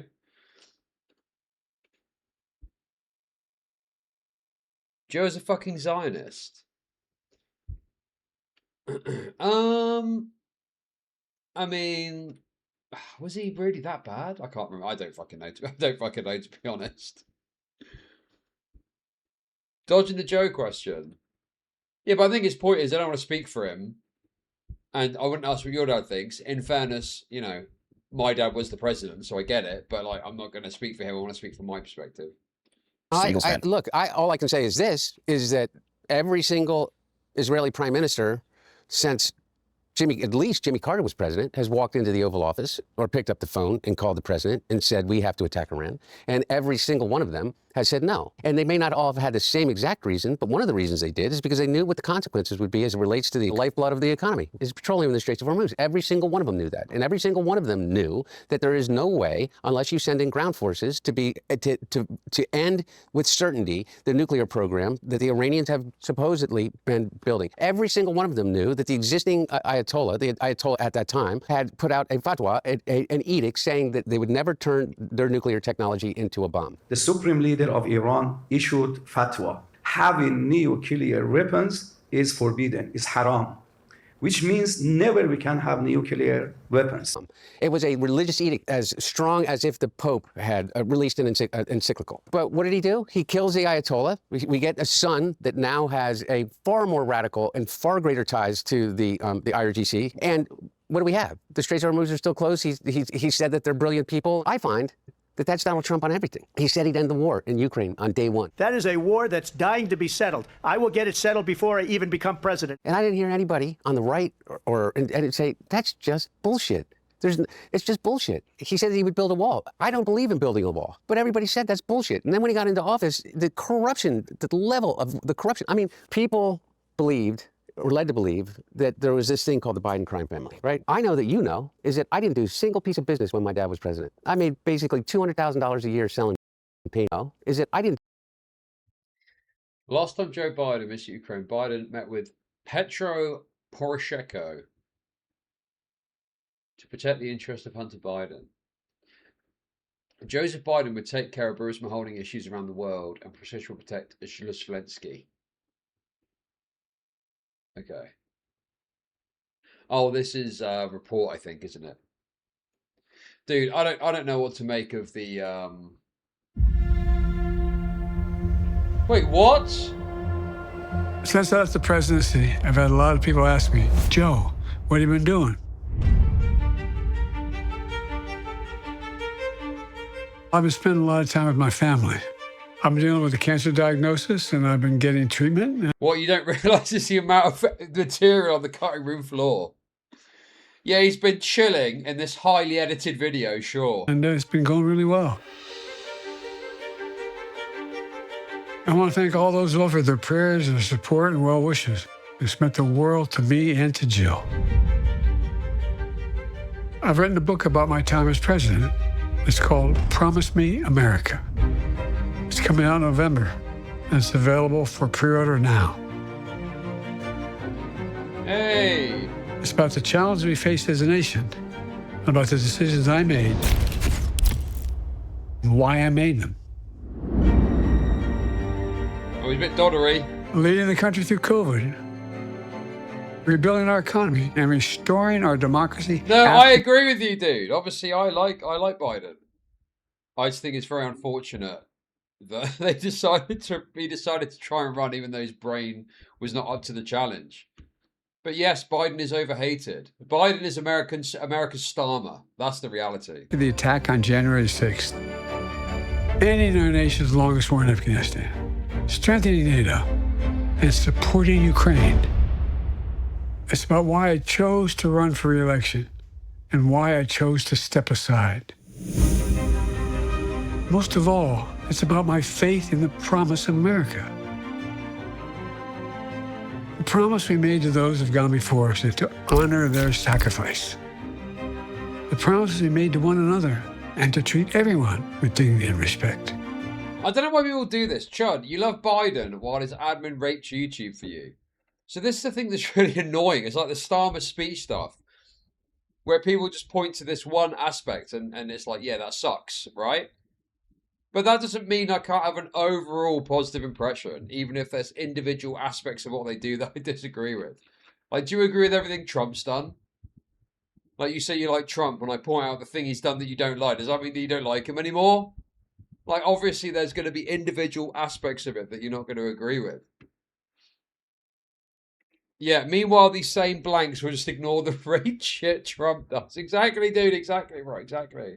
And the promise we made to future generations of Americans to remain the beacon to the world.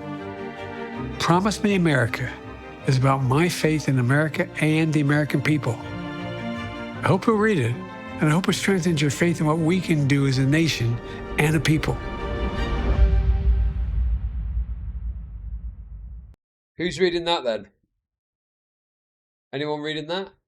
Anyone reading that? Anyone giving that a little peruse? Oh.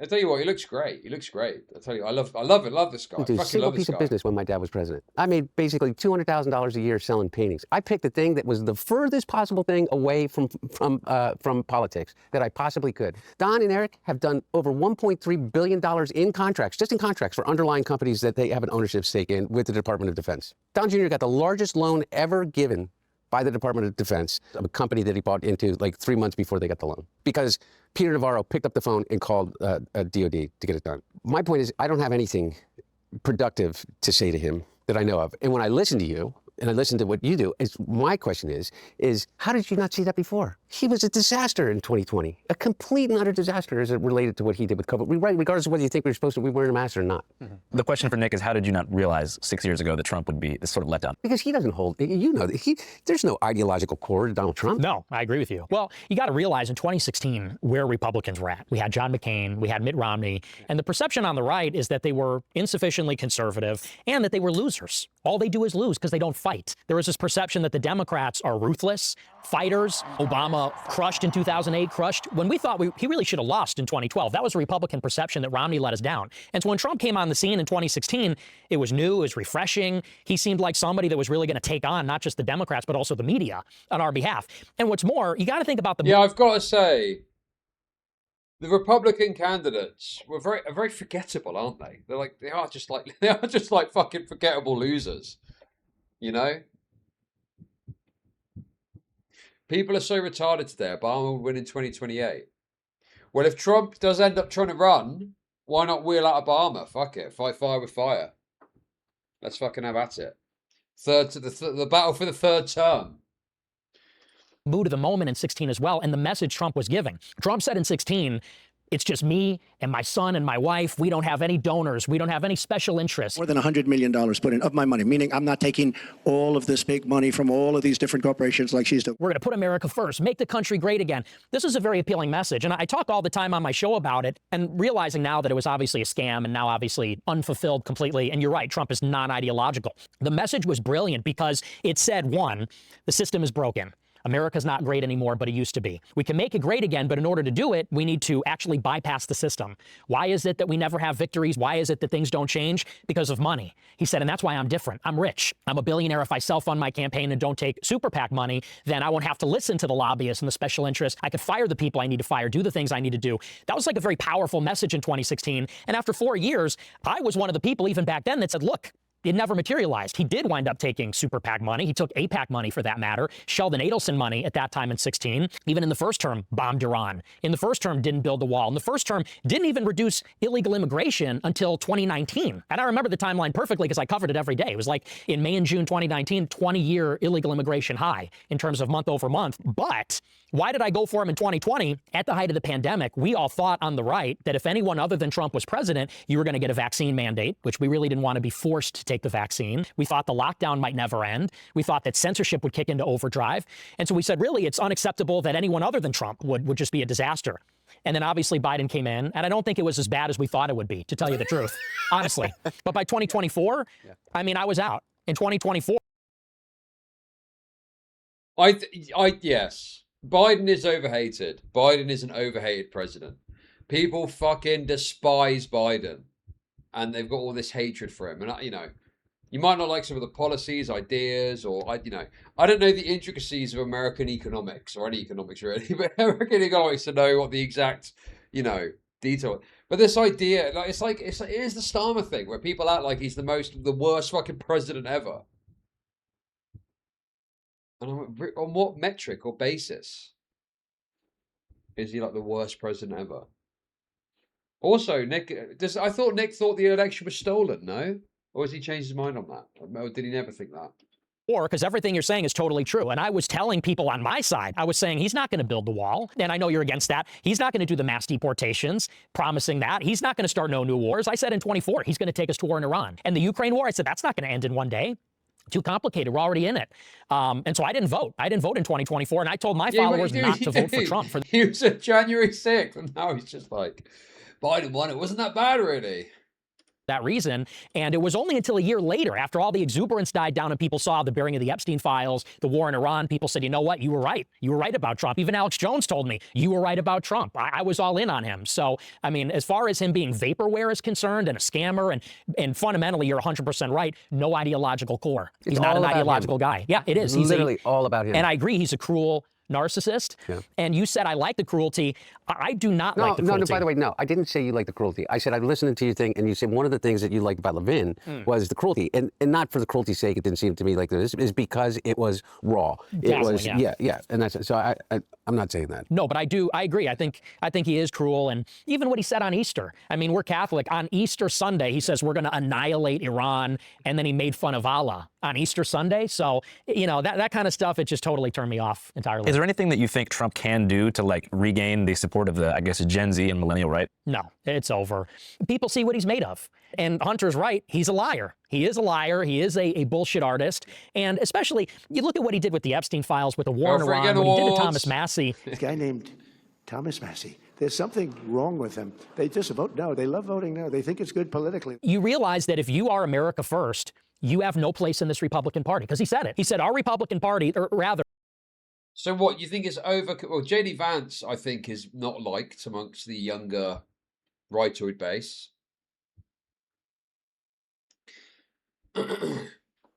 Is that why Massey is getting attacked? Because he's seen as a kind of alternative to Vance, and the idea is they're trying to like smear him so he doesn't have a look in. Is that what's going on? J.D. Vance is probably the best we have.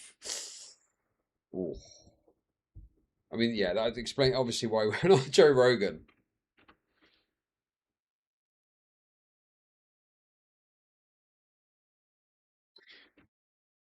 Well, I guess the midterms are going to be quite interesting, aren't they? Jeet D. Vance. Yes, with his little mulatto Indian children. Oh, that's tough. That's a tough sell, isn't it? That's a tough sell for the young racist rightoids. Yeah, this guy's got mulatto Indian kids. Oh, He said MAGA is Mark Levin, Laura Loomer, Randy Fine. He said, and who is not MAGA? Megyn Kelly, Tucker, Alex Jones, Candace. And I think most Republicans said, well, we're with those other people. We're not MAGA anymore. So What do you think happens, Nick? I believe that we need radical change. And I'm not talking about violence or revolution or things like that. I'm talking about the only ways that you can have this kind of radical rethinking of the system. Like, there's so many like, what do you think about the Epstein files? What do you think about the accountability? Or do you think that he's broken the system to the degree that we now are basically in a dictatorship light? No, I have a lot of confidence only because I think the Democrats are going to take the House in 26, which I support. I'm telling my people, vote Democrat. We want the Democrats in the House because what they're going to do is they're going to use the oversight powers to bring all the corruption to light. Because I know Republicans will watch this, and when you say, you know, we didn't commit crime, they're going to be skeptical. However, for the sake of argument, let's say the income you made during Biden was ill-gotten. For the sake of example, it's just doesn't hold a candle. It doesn't even come close, doesn't even touch Jared Kushner, Howard Lutnick, Steve Witkoff, Don Jr., Trump himself. It's just a different sport. It's a different game entirely. And I want all that corruption to be revealed. And I think the Democrats are going to do it. I hope they get impeached. I don't think they'll be removed from office, but I think it'll basically drag this administration to a halt. And then 28, I think there's an opportunity for a clean reset with both sides, right and left. Hey guys, quick thing before we get back to Hunter and Nick. So these two guys individually have been hammered on all sides by the American media for years. And so who's it going to, dude? Who's it going to be? Oh, it's Ground News ad. God, these ad reads are quite long as well. Jesus. So who's the alternative on the right? JD Vance is obviously not the reset. Who is the reset? DeSantis.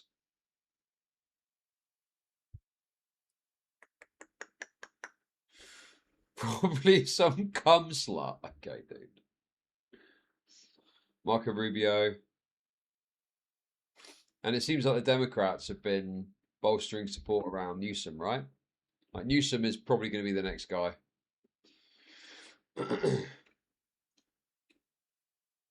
It's all to play for. It's all to play for. I guess we're going to see what happens at the midterm soon. That's in a few months, isn't it? the QR code on screen. You'll get 40% off the Vantage plan, the illest plan on the dopest app in human history. Break out of the algorithm. Ground News. All right, back to Hunter and Nick. Whenever you talk about Trump, sometimes you explain this like nightmare scenario that revolves around a Vance presidency. Yes. What about JD Vance being in power scares you so much? If Trump doesn't have an ideological core, then Vance really doesn't, because Vance is a chameleon. That's not his real name, for openers. Never had a real job. These are all sinecures given to him by Peter Thiel. 6 years ago, he's a never Trumper. I'm a never Trump guy. I never liked him. I think that he's leading people in a very dark direction, and that's ultimately what we're... Wow. This is a classic. This is a great example of why you should never shave your beard off, dude. Look at this guy, man, without his beard. Oh man. You gotta have your beard. You gotta have your bloody beard. Worries me the most. Terrible candidate. Idiot if you voted for him. Might be America's Hitler. I was wrong about Donald Trump. I didn't think he was going to be a good president, Brett. He was a great president. Now he's a national conservative, national populist, and so we don't even really know who he is. I mean, to me, this is basically a Manchurian candidate. This is a shell. And who is the power behind him? It's the oligarchs. It's the little tech oligarchs in bed with the CIA. You know, especially at this fever pitch with AI. I think that's really dangerous. So to me, him being president is just a worse scenario in my mind. Yeah, dude, the best politicians never admit to being wrong and just manage to talk around being challenged on it, you know? That's how the best politicians do it. But I suppose, you know, it's difficult in this case when you just got an explicit statement of something. Yeah, Trump is Hitler. Like, what do you say then?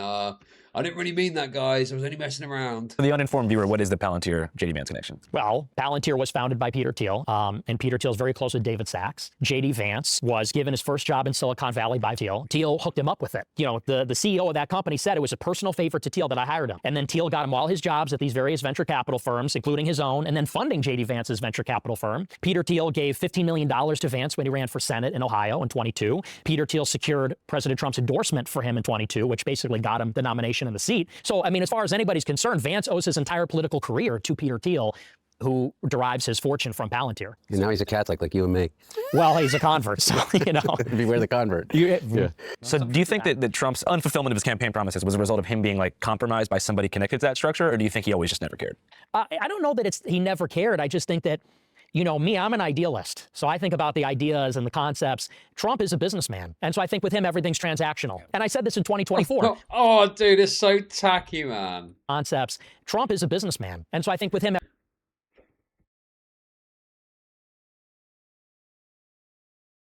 everything's transactional. And I said this in 20. Fucking hell, that looks horrendous, man. I've seen the gold coins as well. I've seen his little Trump. Oh god, it's like, oh, fucking hell, dude. It's like just so cringeworthy, isn't it? Like, what are you doing, man? It's very cheap, very cheapening.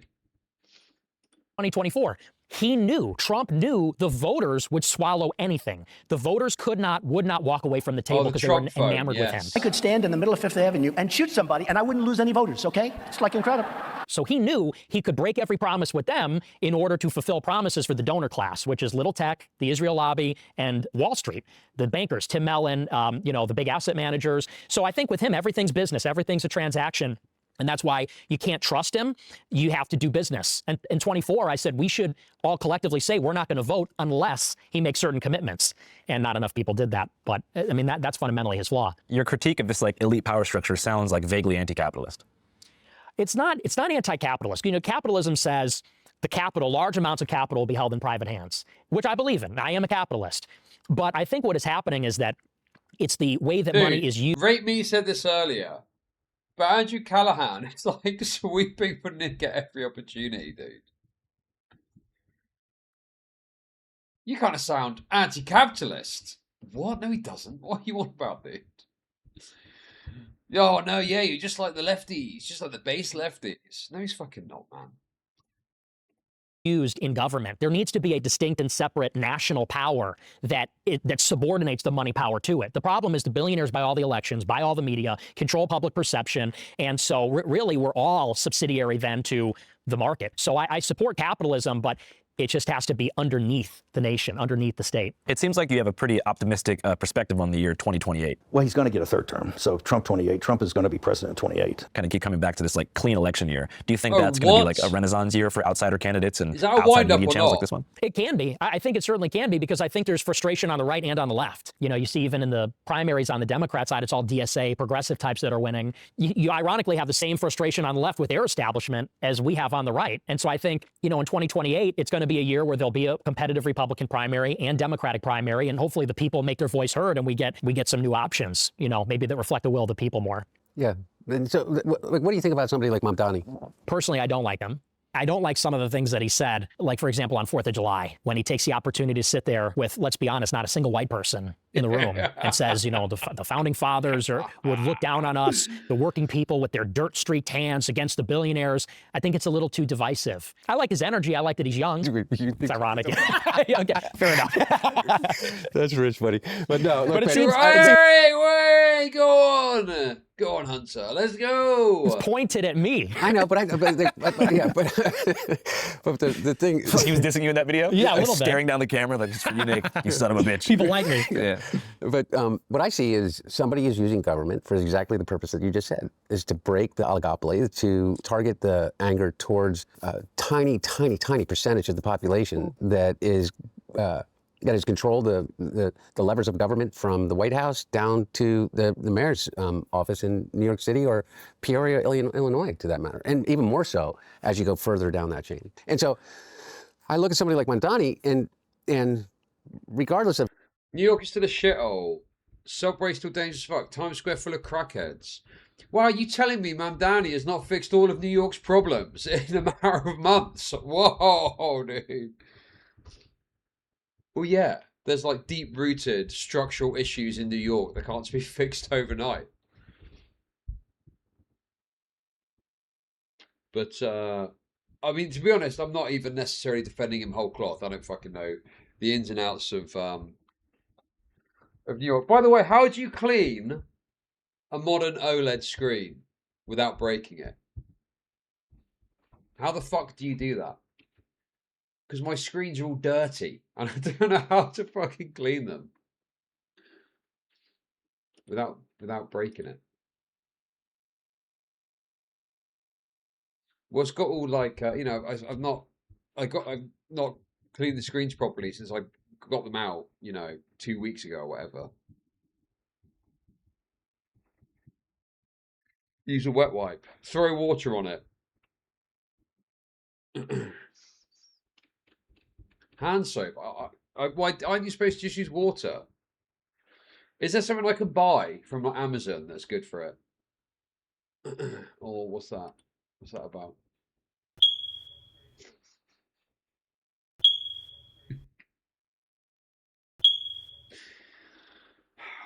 Do you want to know what's funny about that? I actually do.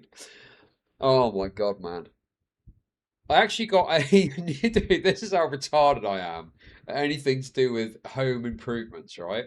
I just have to pay people to do it for me, right? So I basically one of the fire alarms that was here is like 5 years old and it kept beeping. And I thought it was the wood dust, and then it wasn't working. I thought, fuck it, I'll just get another one, right? So I bought another one, right? And it said that it would slot right into the base plate for the other one. Okay, so I got it, right?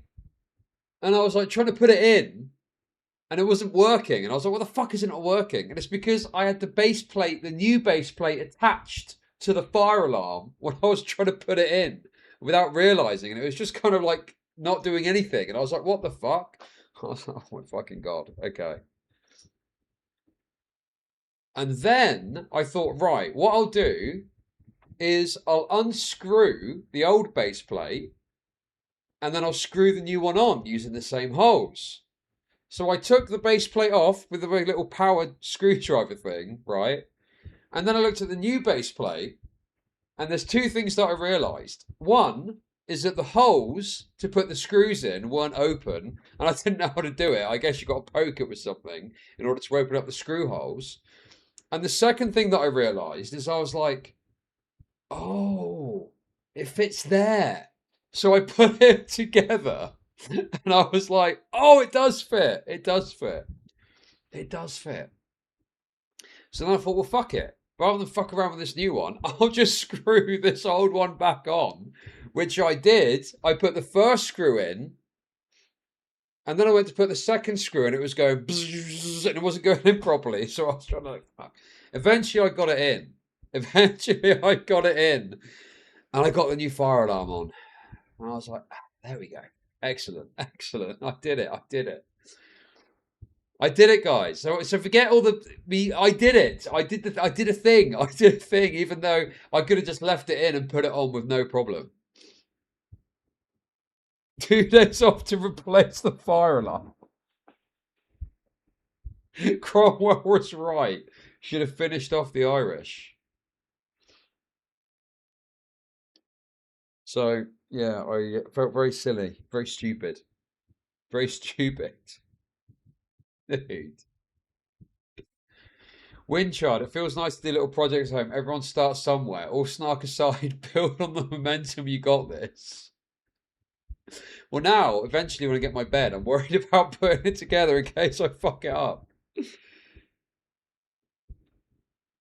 That chirp just reminded me, though. I need to replace the other one. Because that one's also been there for like 5 years. And I just want to get fresh ones, you know. Just to be on the safe side. Just to be on the safe side, I also got a carbon monoxide detector for in here, because obviously the boiler's in that cupboard behind me. So I've got that set up now. So hopefully if there's a carbon monoxide leak, I won't just flop about and fucking... Ugh. There'll be some sort of bleep that you can hear that's going to make me realise I'm getting poisoned. But I can mount it somewhere, and I looked at it and I thought, do you know what? I'm just going to leave it freestanding. I'm not going to bother mounting it just to be on the safe side. Just to be on the safe side. Of his delivery, which may be off-putting, particularly from somebody coming from your side, is that he's delivering, man. You know what? I mean, he's really delivering. You know, like I saw somebody going after Mom Donnie for some of this stuff, and particularly about rent control. You know, and I was like, well, how do you think that the middle class was built after World War II and the GI Bill and rent-controlled buildings that created those communities that we were talking about? Yeah, I don't know anything about New York rent control. I've not really looked into it in any way. So I know it's kind of a feel-good policy that lefties like. But broad rent controls can have negative third party kind of impacts. And I don't know what these New York rent controlled units are about. Apparently specific units that are rent controlled. Is that right? But there's not broad rent controls in New York.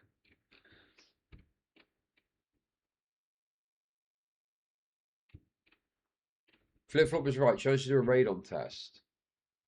What's radon? Dude, I don't fucking... What's radon? Stop. What is that, dude? Dude, what? Do I need to get a radon checker?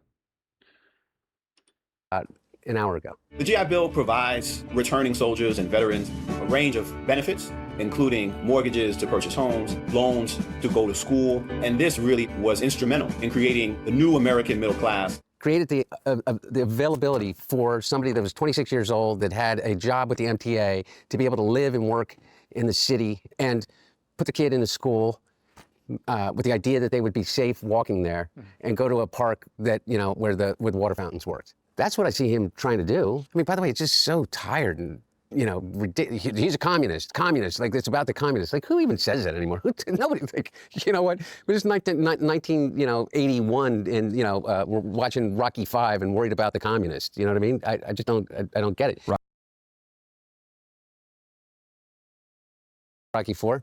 My whole Philly legitimacy was just blown right there. Yeah. But it's just kind of, and so I look at somebody like Mamdani, I think, well, he's just talking about good government.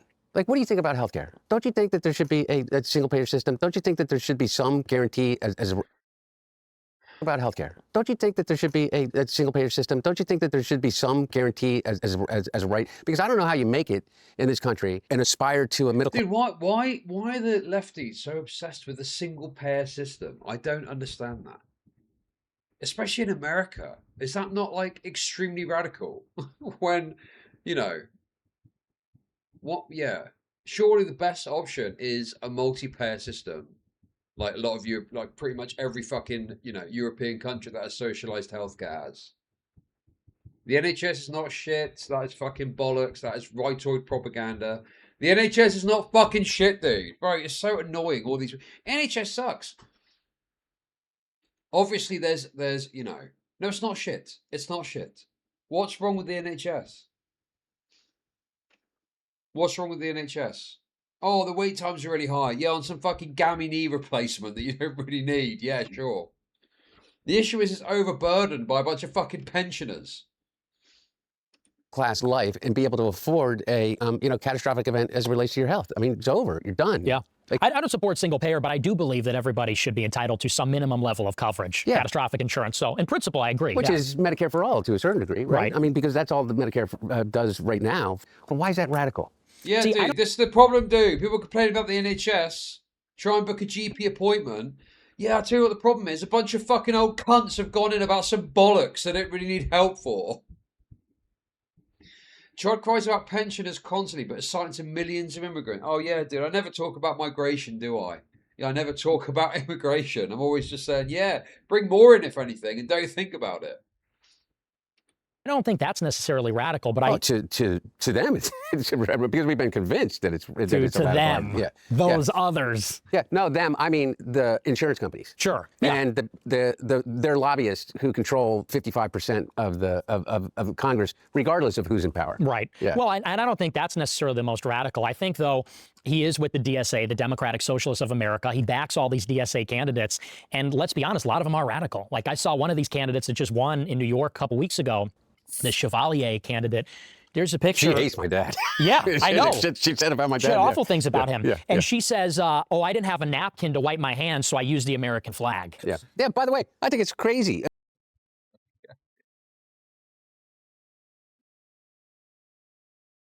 I don't think you need to be a complete jingoistic freak to be a politician in America. But don't you need to have some semblance of respect, like somewhat, like minor respect or something? It's fucking crazy, dude. I don't defend it, dude. I don't defend it. I think it's stupid. I don't like this idea that you're, you know, stupidly disrespectful and you want to be a politician, you know? It's classless. Classless. Yeah, it's very classless. I agree. But like the same way that, you know, I thought a lot of the stuff that some people that got elected in 2016, 2020, even during the Tea Party, you know, kind of movement was, you know, egregious. Again, egregious. If it's a legitimate rape, the female body has ways to try to shut that whole thing down. So what do we do? What do we do, Nick? I think a better question is... For real. What do we do? Who's that guy? That sounds based. That guy's talking a lot of sense. Can you at least come a little bit to this way? If you can come a little this way. I can. Here's where I can come, is this. Do you get what I'm saying? Yes. About the Holocaust thing? Oh, about that. Yeah. No, I mean, really. I do. And listen, here's what I'll say. Now that I'm older, I do think that's not the best approach. So I agree with you on that. And I see it as I get older, you know, because let's be honest, saying those things when I'm a younger guy, when I'm, 18, 20, it's like, you got to think that's just the age. Jews are running society. Women need to shut the fuck up. Blacks need to be imprisoned for the most part. And a lot of young people think that's funny and everything like that. I think that it also goes with the medium as well. Live streaming, social media, that's just what it rewards. So yeah, I think that people should try to move past some of that. I'll try. But if you try. Yeah. Okay. Dude, absolutely. I feel like this is like, I've seen some clips of his recently where he's going fucking crazy. No? Am I fucking mental here? He says crazy shit all the time. Dude, what was he saying about fucking Sneeko, bro? Yeah, I feel like he's kind of softening for the mainstream aspect of this. Real. And as it relates to when you talk about Israel, Netanyahu, Likud government, what's happening now, what's happened for the past 20 years in terms of whether the funding to Israel, whether you think it is. It's really important that you make a distinction between that and Jews. Because here's the thing, okay? Zoran Mondani has a higher favorability rating in the United States among Jews than Bibi Netanyahu does. I think 65% of American Jews disagree with the approach that the Israeli government has right now. They don't disagree with you, but they completely turn off when they hear the conflation of Jews, Zionism, Israel, and think automatically anti-Semitism, whether it's fair or not, okay? But you have to understand it. You have to understand it from a cultural perspective in which the recent history is only one data point in 2,000 years of history as it relates to what it means to be a Jew, of which there is what, 1%, 0.5% of the entire world's population? Because I don't know what it adds to your argument, or what it adds to your argument about Miriam Adelson being able to give $300 million to Donald Trump and commit to giving another $300 million to get her way, and we end up in a war with Iran. Yeah, well, and I think that's a valid point. I do think, though, that the issue's broader than just Netanyahu. Oh, maybe, by the way, obviously, Netanyahu has a base within Israel, within the Jewish community here in the United States, with Jared Kushner. You know what I mean? Jared Kushner, who's unelected, not a member of our government, is having has more control over the direction of the everyday lives of American people right now than anybody that I know of. And meanwhile, all he's doing is building a $6 billion private equity fund with the people he is negotiating for. And I always say, look who's paying him, and wondering whose interest that he is advancing. He's getting paid by the Saudis, he's getting paid by the Emiratis, he's getting paid by the Qataris, he's getting paid, go down the list. And for some reason, he is in control, along with Steve Witkoff, who is also not elected by anybody, of deciding whether or not the Straits. Yes, dude. He's got the bad Jew. He's got the bad Jews in his sights. But his wife is protected.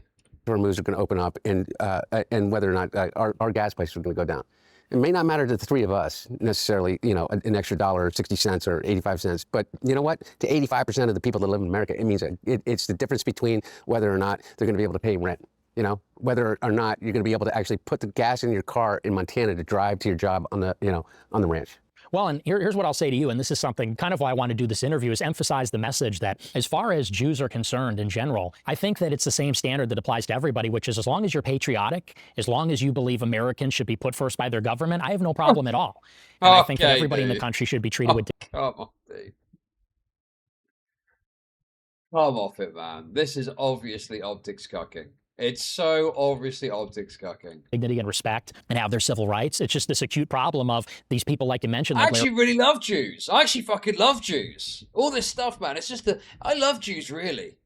Ellison and Miriam Adelson and Jared Kushner, they're putting some other country before the interest of our own. And that, in principle, is what I have a problem with. There is going to be some people who watch this and feel like, all right, no take-backsies. And they might feel like you're... That's not what he said. Oh, Nick R. Lover. Bro. I'm being hyperbolic, right? Obviously. God, you people turn into the biggest fucking, soy finger waggers going, bro. Oh, I didn't actually say that. I'm actually, yeah, I know that's not what he fucking said. I'm being hyperbolic to say that, yes, it's obviously optics cucking here. There's an obvious optics cuck. And I do not think he would make this sort of point if he was on his own fucking show. You're just kind of trying to moderate, and that now that you've achieved your goal and got a lot of support, you're kind of moderating because your main aim has already been achieved, which is to sort of have a generational run and pop off. So now you're trying to kind of make your way more into the mainstream discourse, but you'll just go back again into the same sort of reactionary rhetoric once you're back in a #1 spot. Well, I don't even think I'm moderating. And I even told our mutual friend, it's not even a moderation. It's not even an apology. It's clarifying. Because, you know, all along I've been saying this message. It's just that the way that I'm saying it changes and evolves. And I also think how people respond to it changes as well. Because let's be honest, 10 years ago, there was a very different kind of conversation about Israel. You could not mention it in a negative or critical way without being utterly annihilated in politics. We all know that ever since October 7th, that's not the case anymore. So I think that there's sort of something reciprocal happening, which is that people are receiving me differently. And as someone that's growing older and more mature, I'm even representing myself differently. So I wouldn't even call it moderating, just clarifying. People are more receptive and I'm maybe better able to articulate it. And you think that's because you've kind of gotten older and been able to have like a longer career in media to reflect on your different changes in your perhaps brain chemistry and lifestyle? That's a huge thing. I mean, I know it's 27. I have a very different mentality than I did when I was 20. What's the main difference you think? Nah, dude, come on. Andrew Callahan is, I always think of a fuck, man. But if I was, you know, a sort of anti-platforming progressive lefty type, this would be infuriating, man. Be spitting feathers over this. Trying to be nice to Nick Fuentes, the big that Nazi guy. Just more even-keeled. I think you know too, it's like when you're 20, you're just like a maniac. And then you hit 25 and you're like, all right, you know. I was a maniac when I was 49. My brain chemistry has definitely changed in the last 7 years too. You know, and I do believe that people can grow and they can change. And I'm not asking you to, and I'm not asking you to say things, but there are certain things that I just hope that you can hear without feeling attacked. That some of the things that you said, whether it's edgelording otherwise, are really hurtful. And then people completely turn off to the idea of being able to listen to you about anything. And then you get dug in more and you're like, oh, go fuck yourself. Like, you know, you can't take a joke kind of thing. And that's not what it is. It's not just wokeism. It's not.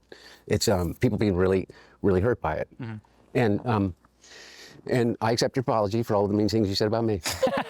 Yes. Yeah, you know, I'm on my apology tour. Is that the one thing you did say? You said I was a degenerate crackhead. Me? And I have the problem with that, not you. Me? Yeah. And I also said you were cool, though. Yeah, no, by the way, you said a degenerate crackhead, and you know what? I'm not even mad about that, because I was a degenerate crackhead. I spent more time on my hands and knees smoking anything that even remotely resembled crack cocaine. Look at her face. On my hands and knees smoking anything that even remote. Look at her fucking face, man. She's like, what the fuck?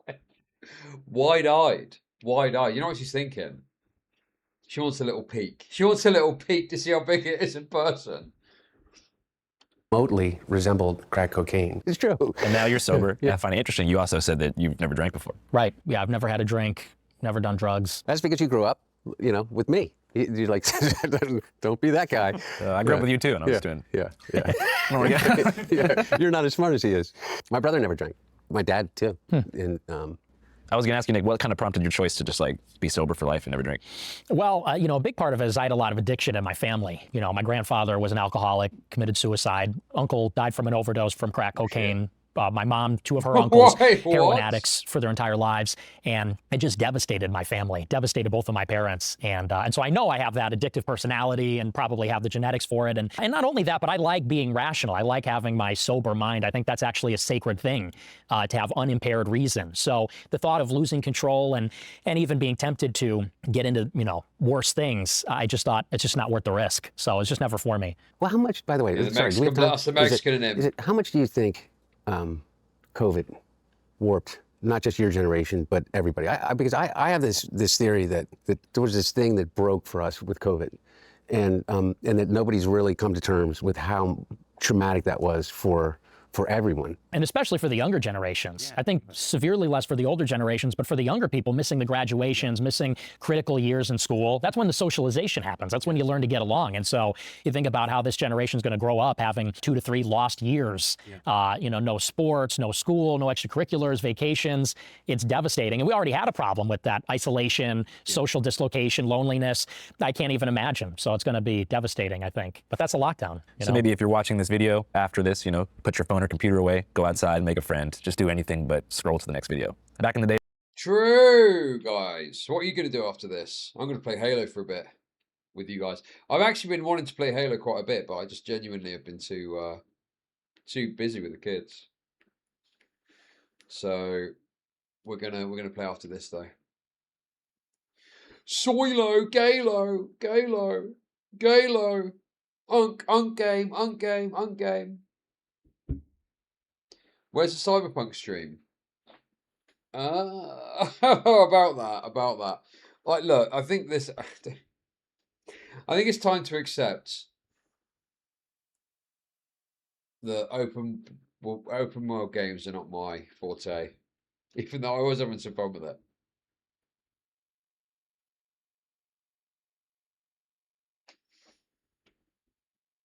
During Nickelodeon, they had Go Outside Day. Oh yeah. You know, I feel like we need like one day a week where it's mandated in a tech oligarch sense that no one can go on their phone or use the computer. Man, I would love that. I mean, that's one thing. The one thing we could all agree on. The way I say it now is you're all carrying around a bag of heroin in your pocket. Everybody is. We'll finish that. It's probably even more dangerous in some ways. Would either of you guys ever run for office? Are you asking me for real? Yeah. Yeah, did you remember was it Gucci made a big list analysing and tracking all the games I played and pointed out the ones I didn't finish? That was the best. That was the best one I've seen yet, honestly. That was great. That was top tier. No. I think that politics, the way that my dad engaged in it, and I'm obviously incredibly biased, is an incredibly noble thing. But that's not where my head is in terms of what I want to do. I want to reach, my whole thing is that, forget all of this. I want to reach 1 million people in addiction. I think one of the biggest things about addiction, and one of the reasons why it is it continues to be this, epidemic, is that we don't talk about it. Is that you don't even talk about it around your dinner table. And what you realize, if you're coming from my particular unique situation, is that everybody comes to me and they tell me their story. And sharing that is like, beautiful. Breaks that cycle of shame. And so I want to reach 1 million people in addiction. How about you, Nick? Would you ever run for Run this guy for the Democrat candidate. Let's just go. Because you can't. I don't think you can fully be authentic when you're running for office because it's a different role. And I think my role, they say, according to the Overton window idea. Ideas that are inside the Overton window are ideas that are politically safe. The public is ready to accept them. They say that if you want to change people's opinions and what they consider acceptable, you kind of have to be the first to the punch and maybe considered a bad person or evil or whatever in order to promote your view. And so that just doesn't lend itself to that kind of politics. So I think to protect my own integrity and authenticity of the message, I have to not run for office. See what we just did? We just made probably the entire audience happy. One half is glad I'm not running. The other half is really glad he's not running. Well, if not you guys, then is there any candidate or prospective candidate that you feel like could run in 2028 that would, have a fair shot that y'all support? Nobody in particular for me. Honestly, I haven't really been too impressed with who's come out of the Republican Party. So I'm hoping they'll just be somebody we haven't heard of, somebody maybe that hasn't been in office before. He's voting for Gavin Newsom in 20. That's right, yeah. Well, I mean, okay. I guess you could say Trump wasn't expected and he won in 2016. So I guess maybe you get a Trump 2.0 situation. Hitler 2. We need Hitler 2. Yes. Well, if it's Newsom and Vance, I'd certainly think about it. Yeah. How about you? Anybody that, creates a twinkle in your eye?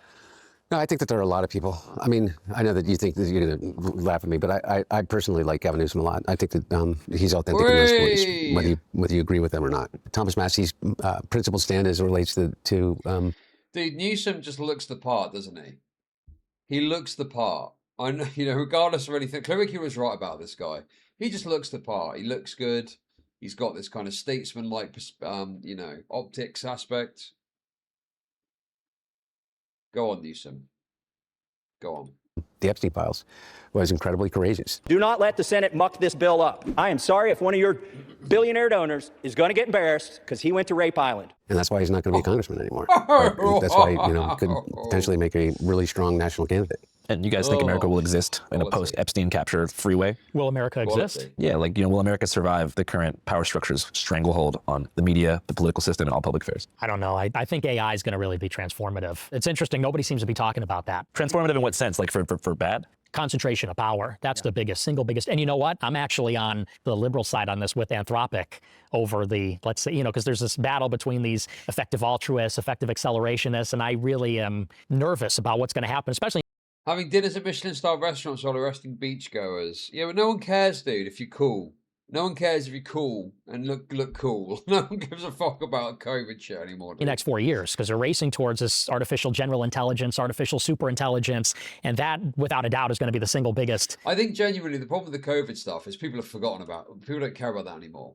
So what can you say? Oh, he had bad COVID policies. People are it's got like a distant memory for people. It's probably more so going to be about economic shit. You know, trying to go in for economic stuff, one would have thought.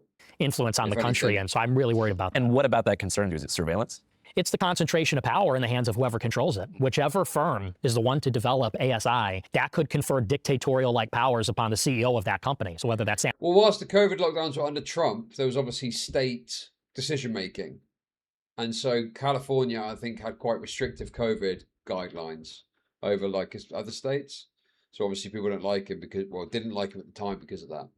Sam Altman or it's Dario, you know, if the artificial intelligence is aligned with its creator, that person will become the most powerful person in the history of mankind. It's almost an inherent truth, in my opinion, what he just said, is that the greatest leap in human evolution is going to happen within our lifetimes. AGI, let alone, you know, superintelligence, is everything that we think about the way in which we exist in the world completely changes. And I don't think that that's in any way hyperbole. And if you listen to the people that are developing these technologies right now, they are the most alarmist. I think AI will probably, like most likely, sort of lead to the end of the world. If you want to know what life's like when you're not the apex intelligence, ask a chicken. And now, by the way, I think that there's an enormous possibility for incredibly beneficial things to society, like being able to cure cancer. I just think of this one thing. Everything that AI is built on is ours. Belongs to you, and you, and you, all the way back through the human civilization. That's what they're stealing from us, and they're putting it into the hands of literally a handful of people, all of that human knowledge and the value that comes from it. And I think that that's ours. So any AI that is developed, particularly that goes to HEE, should be communal. It should be shared in the not just the beneficial offshoots of it, but the actual money of it should be shared. Yeah, I totally agree with that. I think it's like nuclear bombs, but it's also a commodity at the same time. The weapons potential, the economic potential, I think that's going to be the biggest thing. And I hope on some level that liberals win that argument because, you know, what Trump is doing with the Pentagon, Anthropic, and OpenAI, the way they're handling it is so reckless and sloppy and just honestly unbelievable. So we need some adults in the room on that one. Well, it's been a great conversation. I appreciate you guys for coming. You guys have any final questions you want to ask to each other, or maybe a message you want to give to the American people? I still believe in America, and I truly believe in these conversations. And I think everyone that's watching would think that I would not want to sit down with Nick. And this, I guess, what I'm getting at with you is that I hope you see the humanity in me, and so when the way that you talk in the future takes that into consideration. And what I'll do is I'll see the humanity in you. Yeah, I agree. I think it was a great conversation, and I think that, you know, we have to come together on the things that we agree on, which is, for example, that we love the country, we both believe in America, we both want the country to succeed, and I like what you said, that we see the fundamental humanity in each other. And I think that, you know, especially in the events of the last year, the killing of Charlie Kirk, you realize that's actually not something that people on both sides share. I think there's people on the right and the left that don't see the humanity in the other side. And so maybe that's the new consensus, or that's where we can come together, is on the basis that, you know, we disagree on fundamental issues, and even sometimes it gets heated and we yell at each other, but that we do ultimately want the best for each other. We love each other. We want the country to succeed. And I think that's a starting point for any solution and any conversation. All right, American brothers, thank you guys so much for your time. I really appreciate it. Thanks, man. After interviewing Hunter and Nick about a variety of contentious topics, not limited to, but including the Iran war and ongoing conflict in the Middle East, I thought to myself, you know what? Maybe I should just go. Maybe I should apply for a visa from the IRGC and fly to Tehran to go to a Death to America rally, after which I'll scour the scene to find the underground culture of the city and figure out how unveiled Tehran street folks actually feel about the government, and eat some great food and see some sights while I'm at it. So I did just that with the help of the OG Vice news crew. If you guys... This fucking adverts. Goodness me. Anyway, guys, hey! There we go. That was a fun little day off activity, wasn't it? I enjoyed that. I had fun. Hope you did as well. Let's play some Halo. Let's play a bit of Halo. You didn't. Why the fuck did you watch then? What did you watch then, you fucking little whiny fucker?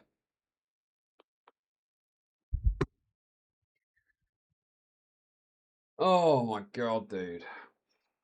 No worries, no worries. Pleasure to be here, guys. Pleasure to be here. Pleasure to be here. Pleasure to be here. Same quality of a regular stream. That is fucking bollocks, dude. Dude, last week's streams were great. They were great, honestly.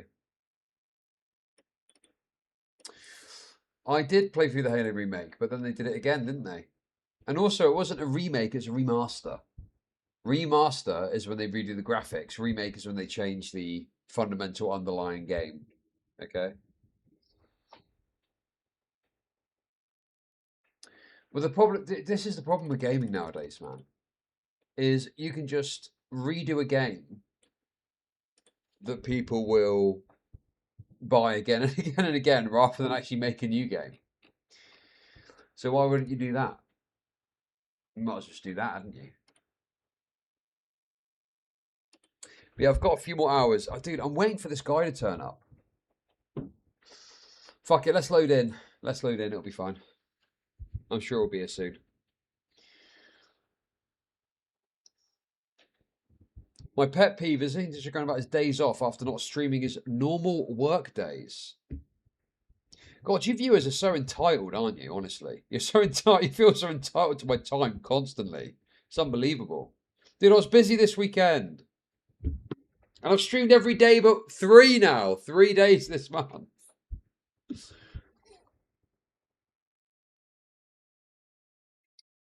Well, also, dude, I also am a bit worried that I'm going to just pause the game and fuck off for 10 minutes. You guys are going to be mad about that. Fuck it. It's going to have to be how it is. It's going to have to be how it is. That's how it's going to be.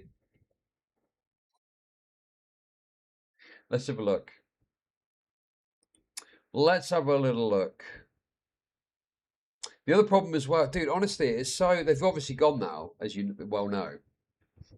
But it feels very, what's the word? It's kind of weird when people are in your house. When you're trying to stream, you're just kind of like, are they calling me? Can they hear me? Can I say this? Am I allowed to say that?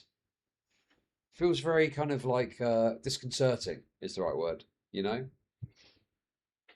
That's the issue. That's the problem. That's the problem, dude. You're kind of on eggshells in your own house, you know? Imagine trying to take a shit and you think there's someone outside listening. That's what it feels like. That's the kind of best thing that I can think of. Yes, they were white. Also, I want to go look at my windows, but I'm in the middle of this at the moment. I want to go check my windows out. You know? I'm excited to see them. Dude, I'm going to like go like this and just lightly touch them like this. And then it's go and collapse out on me. I'm like, no. That's what's going to happen. Okay. I am actually having fun with this, even though I know there's problems. Fuck it. We didn't quite hit the thing, but let's reset the bars anyway. Fuck it. Let's get this grift going. Fuck it. Chud inspecting his windows closely as a family walks by outside the person looking at his kids.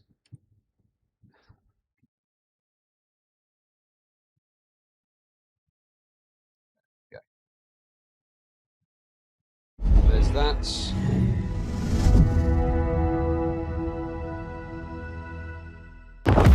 What's the verdict on this anyway? I know it's got problems, it's not perfect. Well, I don't know, it's fun enough, isn't it? Bit of unk-slop.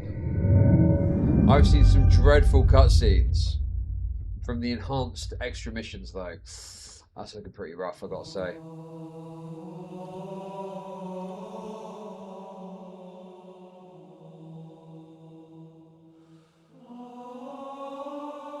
Dog shit game.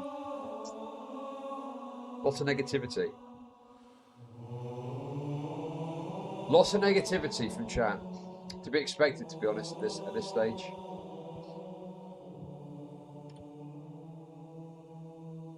Okay. Hey, there it is. Koi slop, koi slop, koi slop.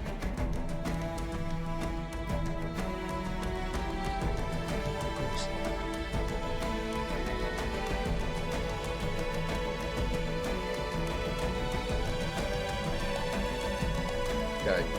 Right, give me 3 minutes now. Then we'll get started, and then a few minutes later, and then that'll be it until I need to go later. Okay? Trust, trust. Is there like a cutscene that plays? Just enjoy the music. Enjoy the music while you're waiting, okay?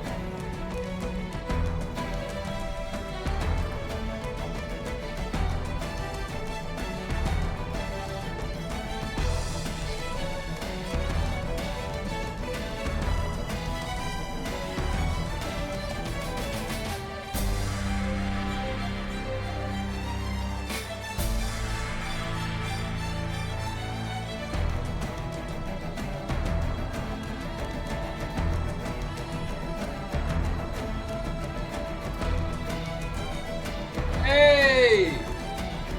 Yo, I'm back! Let's go! Sorry about that. Sorry, I'm back now.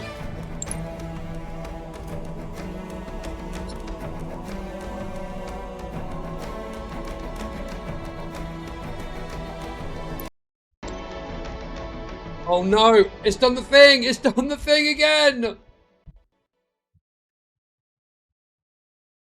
By the way, good news, I don't need to go again because I spoke to the guy, he turned up. So we're laughing. Oh no, it's back to normal, it's back to normal. We're good. Stick to the higher ground to the right. Yeah, guys, the guy showed up for the trash, so I don't need to go fuck off again.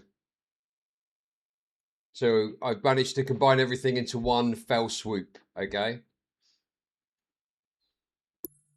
Should be able to recon the Covenant position. Let's go! Get ready to move in to support us, Sergeant. The Master Chief is going to covertly take out as many of the Covenant as he can. Oh yeah, I am. Open fire until you hear the enemy return. Dude, what? What does it take? 2 shots?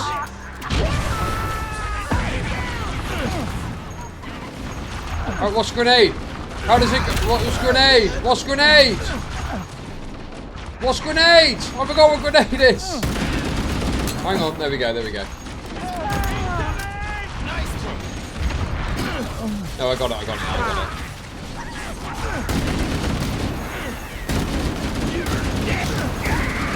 Good shooting.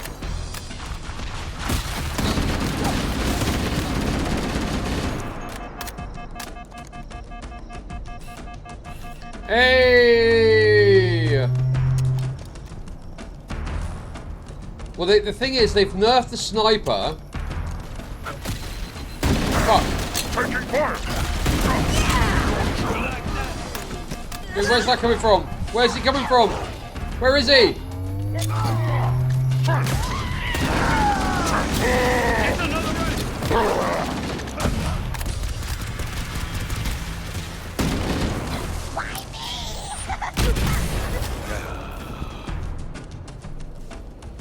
Hey, let's go! Bro, the sniper sucks now, man. At least the assault rifle can be done. Good work, Marie. I gotta say, the assault rifle is strong now. Stop. Motion tracker shows movement around the next bend. But the sniper rifle has been totally fucked. Oh, so that doesn't work. Even though it's pointed at its head on the scope.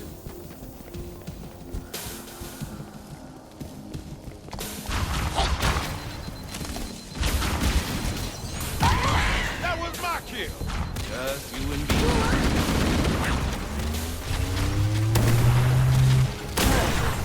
Do not let them Speed, aggression, fear, rape.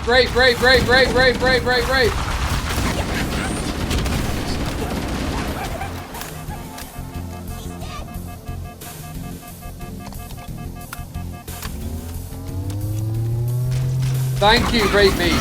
No! How did that happen so quick, bro? Did I not heal? I thought I was healed, bro. Stop. Hacks. Motion tracker shows movement around the next bend.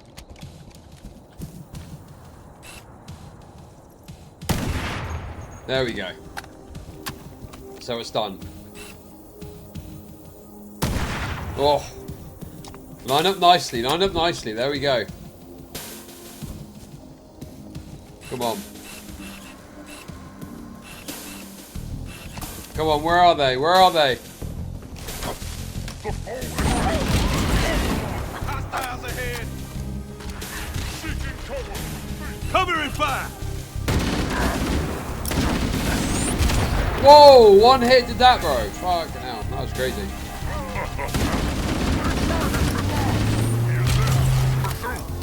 Dude, the sound's weird as well, man. Oh! Oh! Yo, let's go!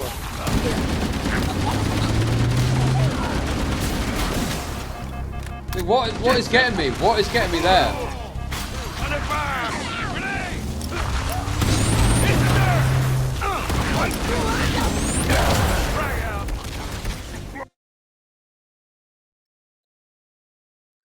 Well, that was a fucking disaster, wasn't it? That was a fucking... Oh my god, dude.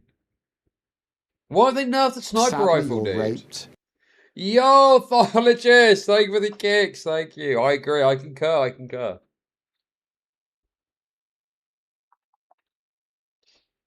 Dude, what the fuck is that about, man? Oh my god.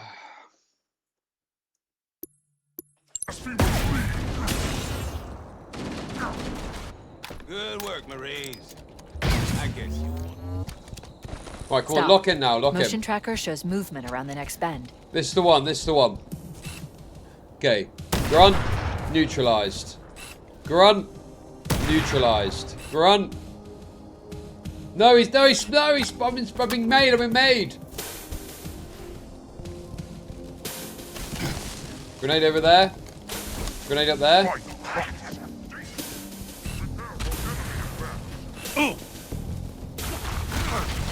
Whoa, come on. Whoa! No!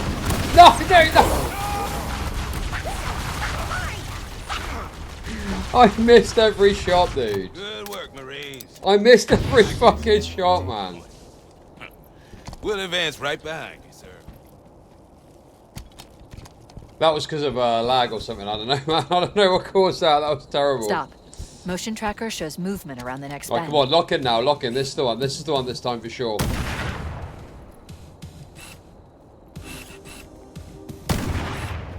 Oh, is it a sniper that was getting me? Is that what it was? I think it was a sniper. Come on. Oh, look, there's a little beastie up there. Get that beastie. Oh! Yes, now we're talking. Oh. Yes, come on, now we're talking. Let's go. Whoa. Okay, men. Same as last time. We'll hold up here while the chief scouts ahead. Stay ready to advance as soon as the Covenant open fire.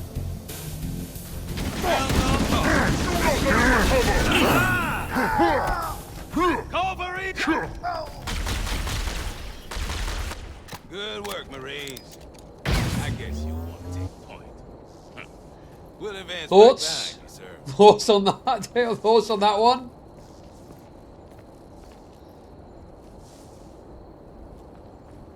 That was pretty bad. That was pretty bad. I'll grant that was pretty. Stop. Pretty rough. Motion tracker shows movement around the next bend. Bad.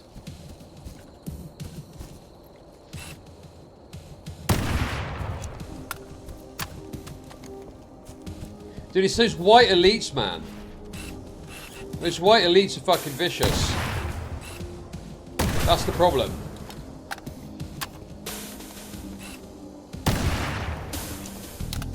Right, I've got to take out as many grunts as I can while I can. Sneak up. Okay,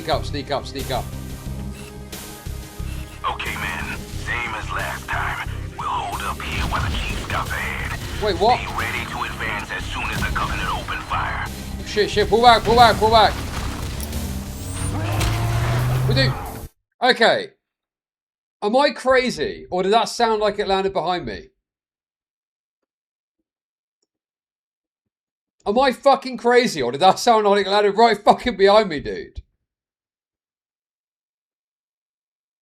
What is going on, man? Are my headphones on the right around?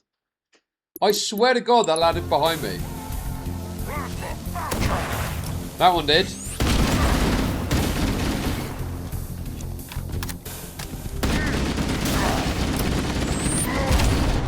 Yes! Where's Johnson gone? Whoa. Wait.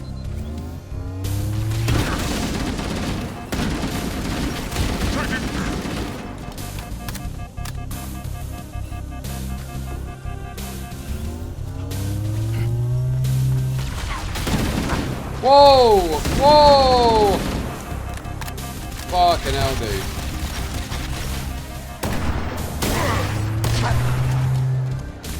Okay, I missed one shot there. I missed one shot.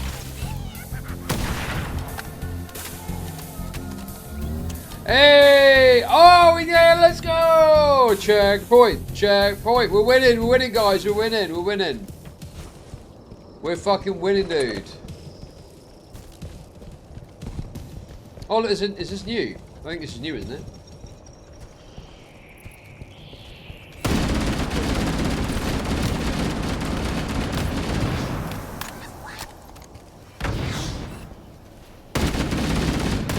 Dude, can I...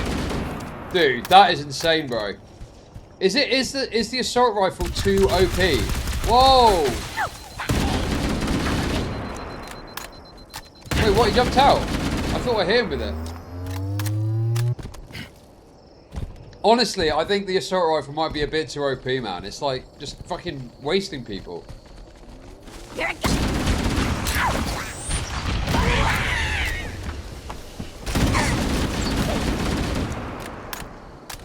They did buff the noob gun, yes.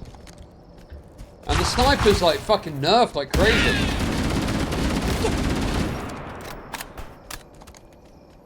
I don't understand why they've nerfed it to the point where you can't even one-shot an elite in the head.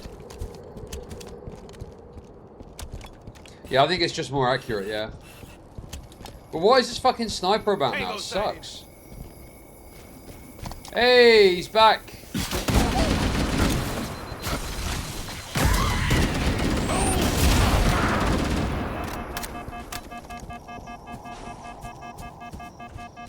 Okay, man. Same as last time. We'll hold up.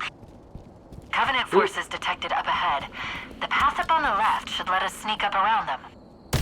We'll hang back while you get into position, Chief. Dude, who is he even talking to at this point, man? There's no one fucking left, dude.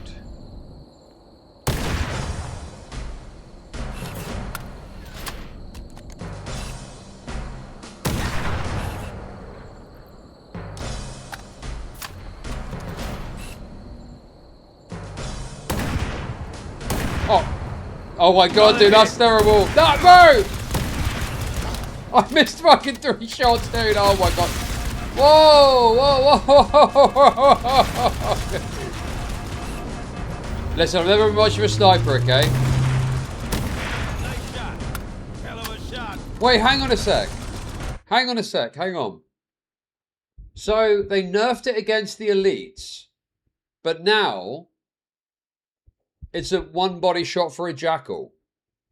Am I understanding this correctly? Is that really what they've done? Is that not totally backwards?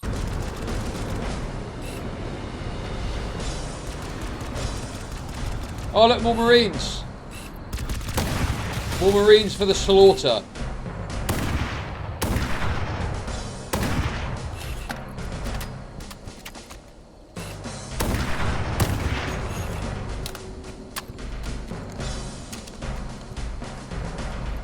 Get to cover. I wouldn't say the remake is shit. Let's get on it. Cortana to Fire Team Charlie. Move up on the left. You should be able to flank the enemy. Affirmative, moving up now. Dude, I can't fucking see. Back for more, eh?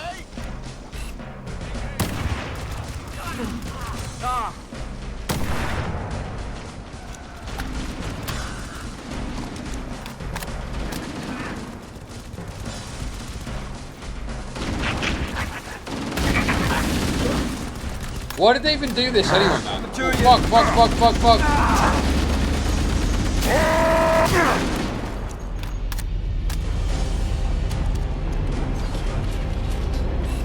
Heads up, Spirit, drop it in.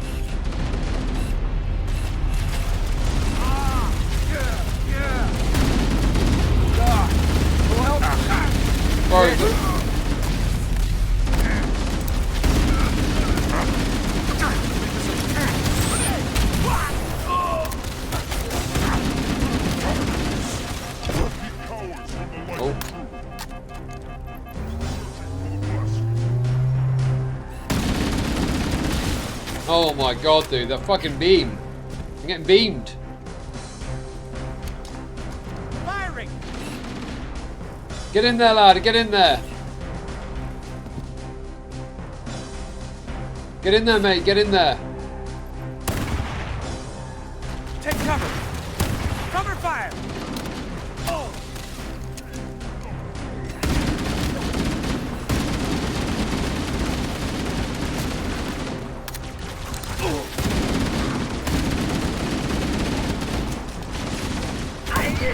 Whoa! Firing. Nice shot. Thanks, thank you. Bit positive. Oh, for fuck's sake, dude. Whoa, what the fuck's that? Fucking hell, dude. Come on, we got this. Was that... Was that a charged up plasma bolt?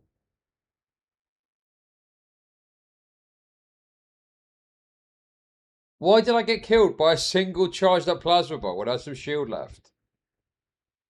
Why have they done that? Is that not a bit fucking much? Is that not a bit much, dude? That's fine if they're going to do it like that, but I didn't know it was... I wouldn't have... I'd have waited.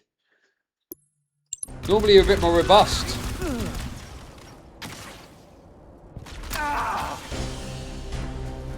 Anyway, come on, we're not that far back.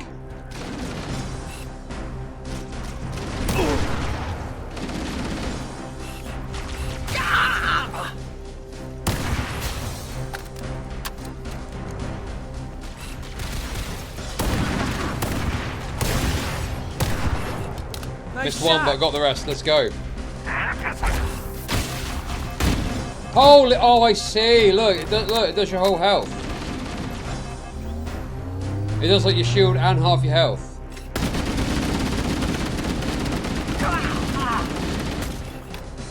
I'm hit.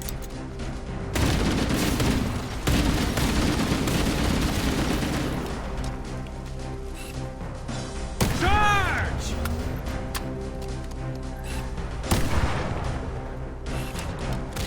Firing! Oh shit! Oh shit! Oh bro, there's another one in there. There's another fucking grunt in there. Oh my god,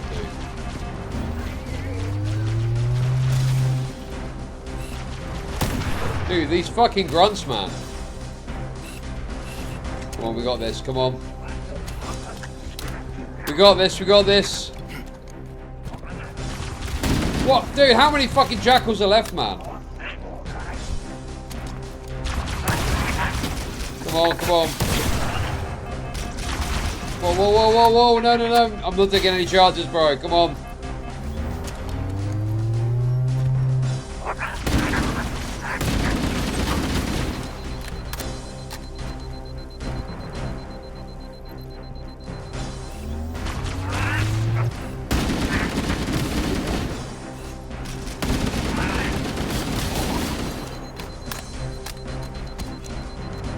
We do it?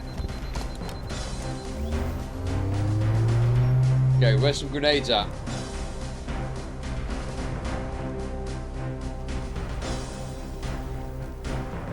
I think we did it! Legendary, obviously, of course. This is a Covenant active camouflage device. It will make us invisible for a short time, or until we open fire. Forward for the great journey! Behold, an affront to the prophets! Investigate that sector! Root out any... Guys?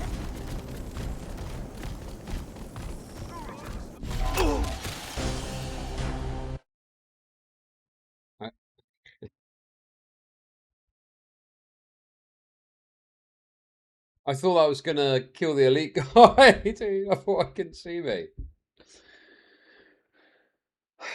I thought this guy couldn't see me.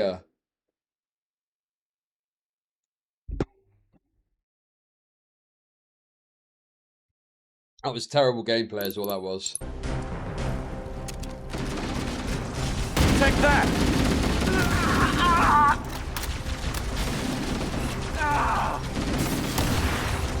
Firing! Oh. Whoa!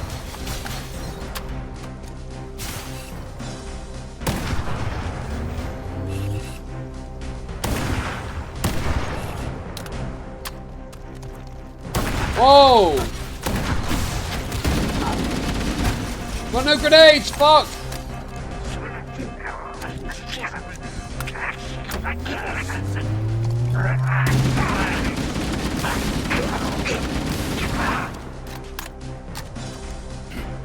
Come on, we got this. Come on, come on. Oh shit, he's going down there. He's going down there.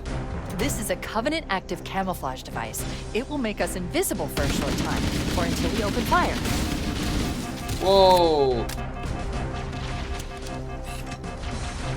Come on, you little fucker.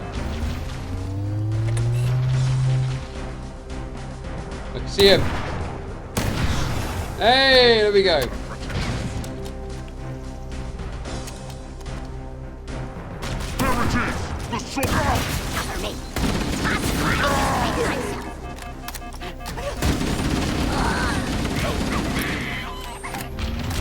Come on, we got this. Come on. Climb, climb, climb. Oh my god, there we go. Let's go. Come on, we got this. We got this. Yes! Hey!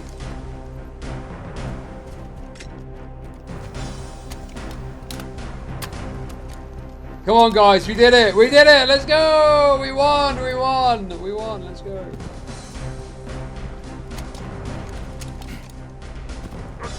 And engage!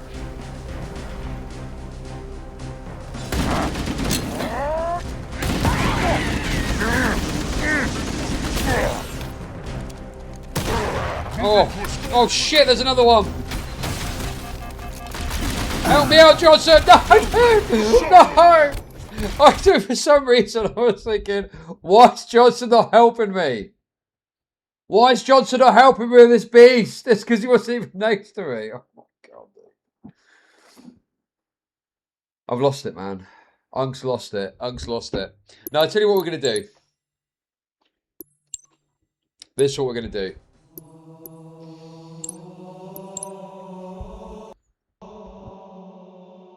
Let's get to where the real content is. Let's fucking go. Let's get to the woke slot missions. Come on.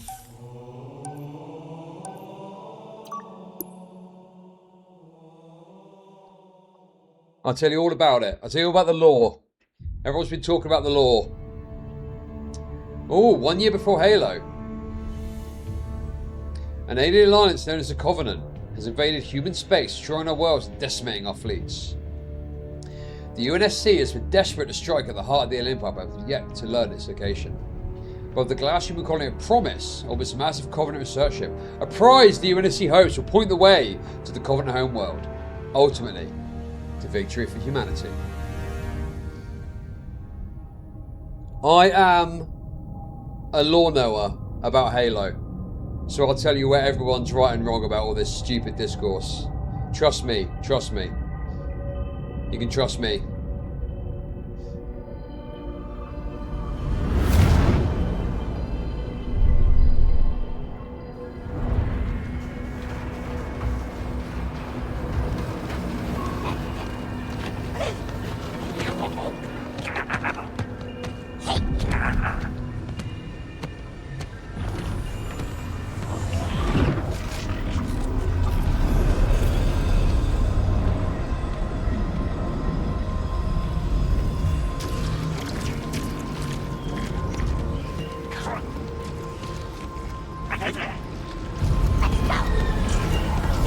Did his arm just phase through the grunt? Or am I crazy?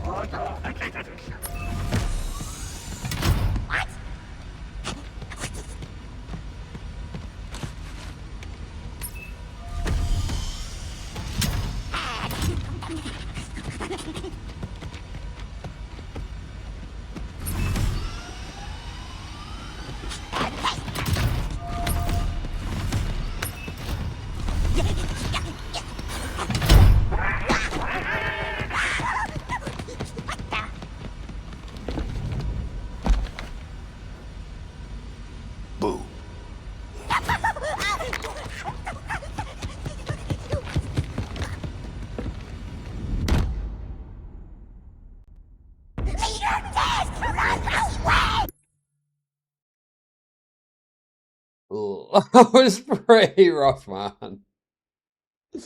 That was pretty rough, dude. I know it's copying the bit in Halo 2, but it's not the same, is it? It's not the fucking same, bro. Holds up Spork.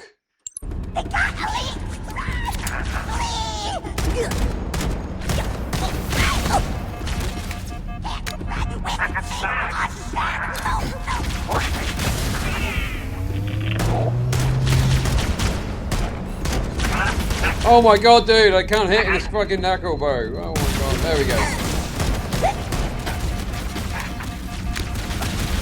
Dude.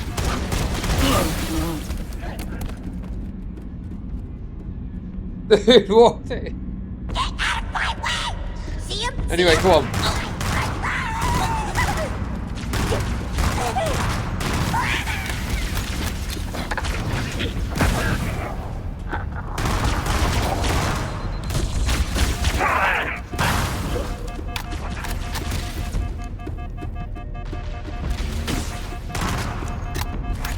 Can I go through here? Nope.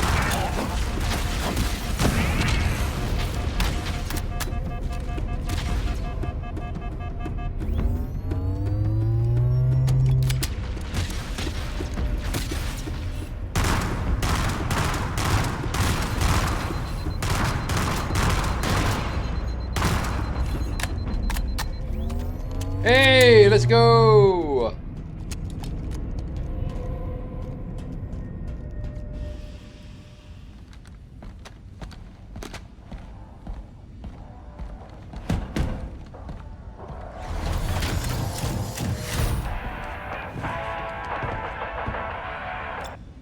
Just couldn't save any from me, could you?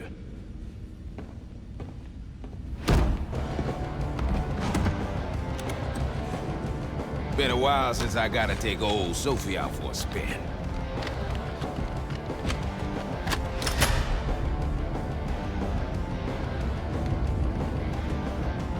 Now you ready to get to it?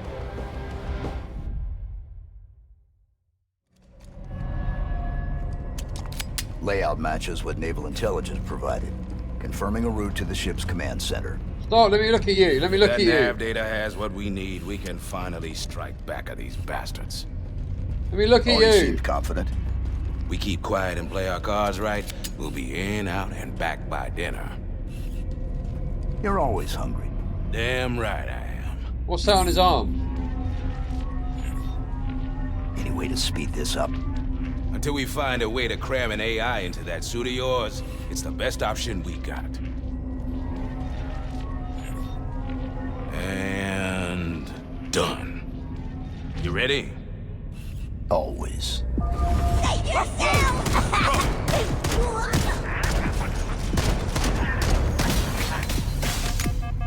But I'm really sloppy today. I'm really sloppy, dude. Hold position here, Chief. It'll be quieter if I go ahead. What the?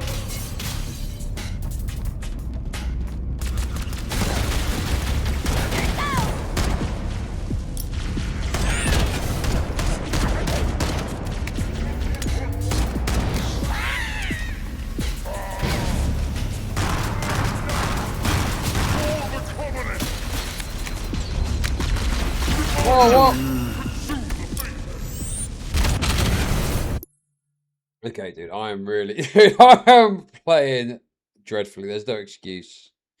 There's no excuse I can provide. I'm just shit at this game. But this is supposed to be Project Orion. That was the name of it, wasn't it? That Johnson was part of. The original Spartans. Is it supposed to be... Is this a gun from the extended lore that he's got? And is that supposed to be the armor that he's wearing? Is that right? Is that what's going on here? I think that's what's happening. So yes, he's doing the... They're doing this sort of extended lore bit with Johnson. Why would you have a mission and it starts off on a fucking Covenant ship, bro? It's the most boring fucking shit about the game.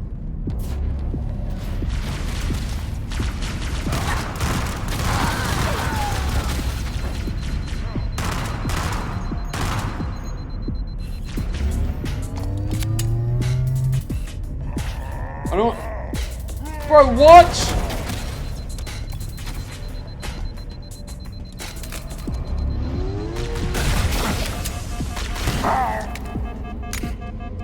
Fucking hell, I think I was just using new combo, man.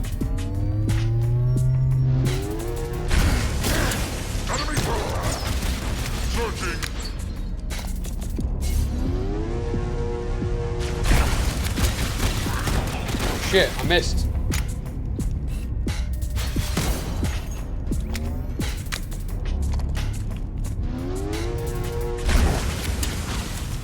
No, I missed again.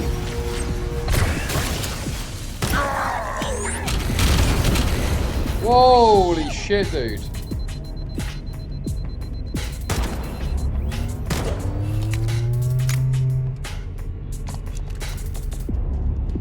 Let's go! Okay, that looks cool. That looks cool.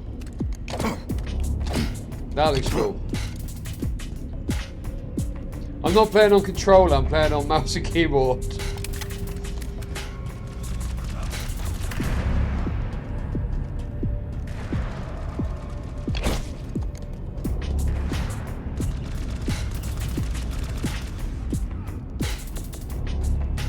Shit.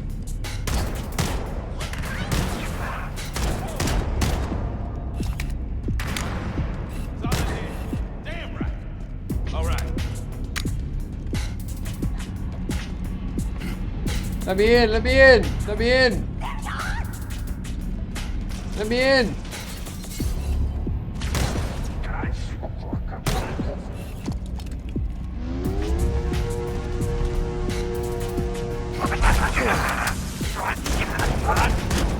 Wait, what? I didn't fucking get him. Whoa.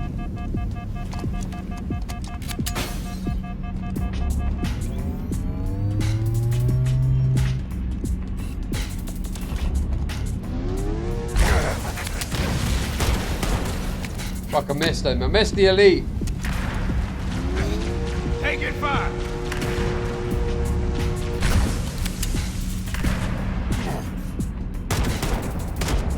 Love the smell of burnt alien.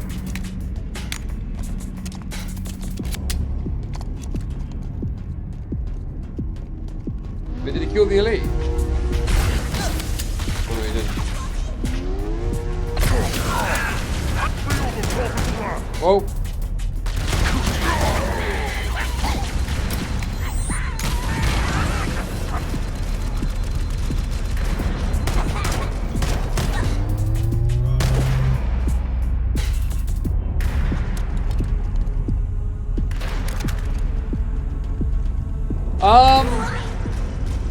I mean, if you can get it for free, I think if you can get it for free on Xbox, then it's fine. But I wouldn't pay money for it, honestly. Do not pay money for this game. No, I'm not playing on controller. That's fake news. You do not pay money for this game. It's not worth paying money for. But if you've got Xbox Game Pass, then it's worth a shot. But I would not pay money for this. If I paid money for this, I'd be disappointed. If I'm being really brutally honest.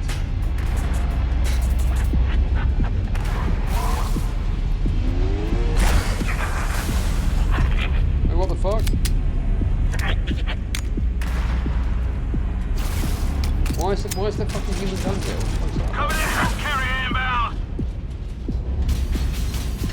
Where the fuck's that coming from?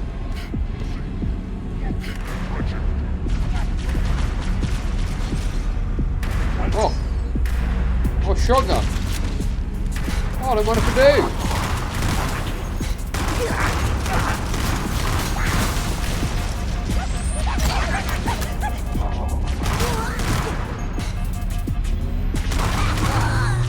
Oh, they're going grenades. No, no.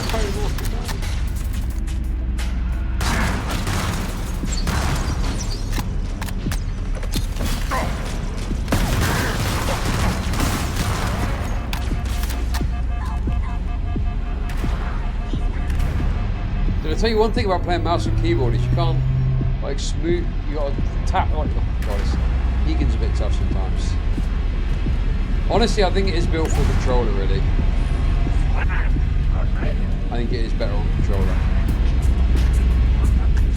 Because it gets very generous auto aim on controller, right? Hey, we got the needle rifle, that's cool.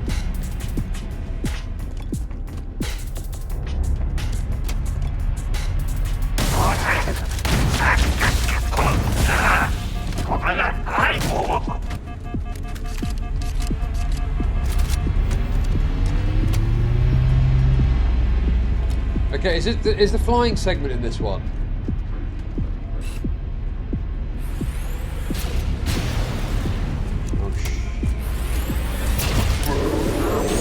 Hunters, concentrate fire on their exposed areas. Fire at...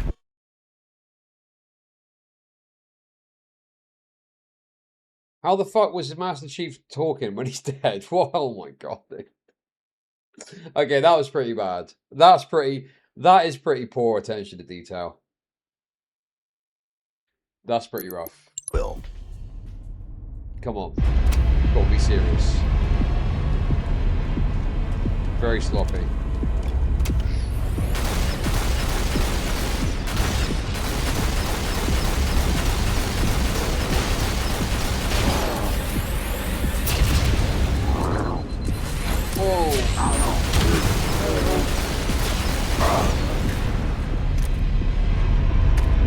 Oh no, dude. Alright, come on, come on. Stop fucking around now. No more. I was messing around then. I wasn't playing properly. Come on. Hunters, concentrate fire on their exposed areas. Fire at will. Oh my god, dude.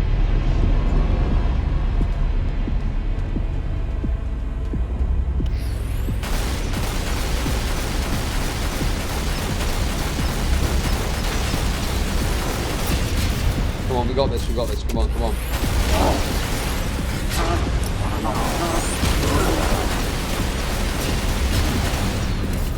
Whoa, whoa!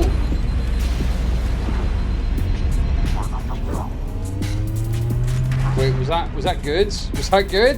Was that good? I don't think that was good. Okay, let's try again. You should believe me, because I'm doing it this time. You ready? Is that the guy that I got earlier? Come on, come on, come on.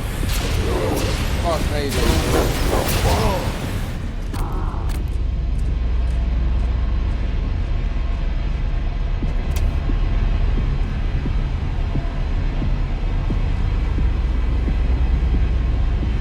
Yeah, guys, it is your fault. You're not believing hard enough. Exactly. Believe a bit fucking harder, thank you. Believe a bit fucking harder, will you guys?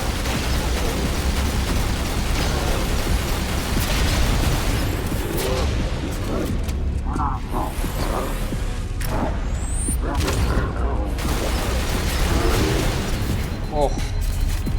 I've seen a lot of weird stuff in my time, Chief, but this takes the cake.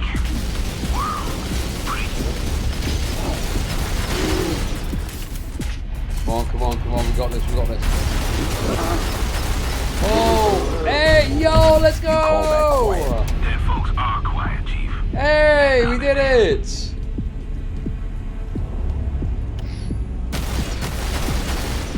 Oh, shit. I got him.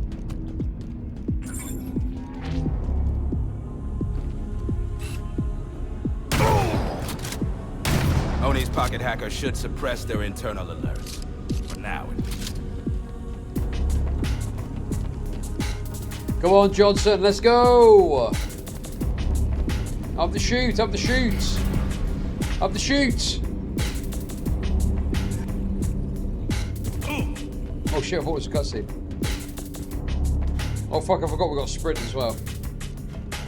Let's go, let's go.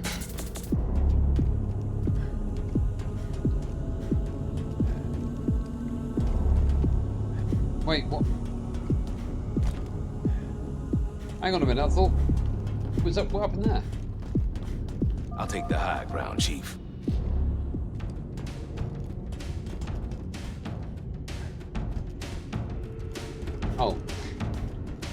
Right there.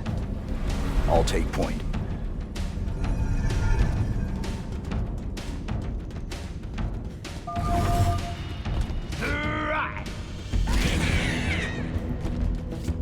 Cover me.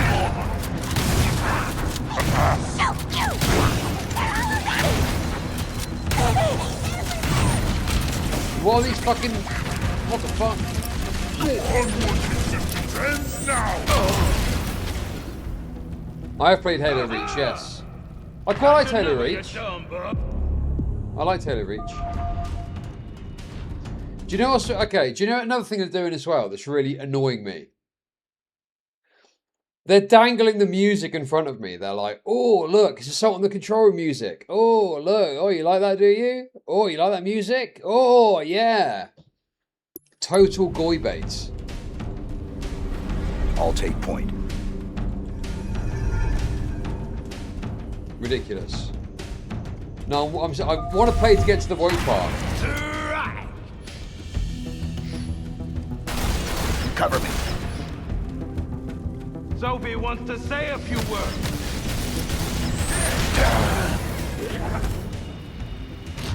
Solid hit. You like that? At this rate, I don't know if I'm going to. I've got like 2 hours before I need to go. So hopefully I'll be able to get there before then or I'm fucking fucked. I'll take point. Chud loves music. I just find it a bit annoying where it's like they're trying to bait you with feelings that it hasn't earned, you know?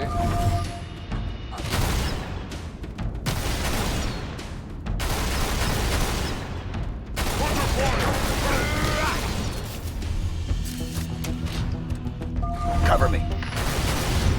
Hey, Sophie wants to say a few words. Oh, where that came from? We got this.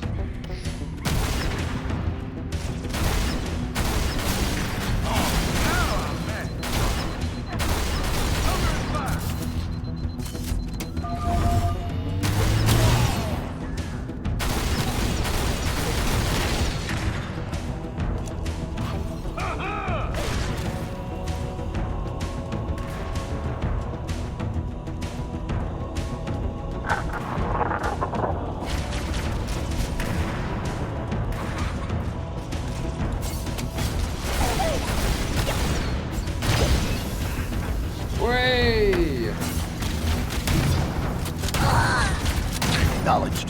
Moving to position. Dude, that is too strong, man. That is way too fucking strong, dude.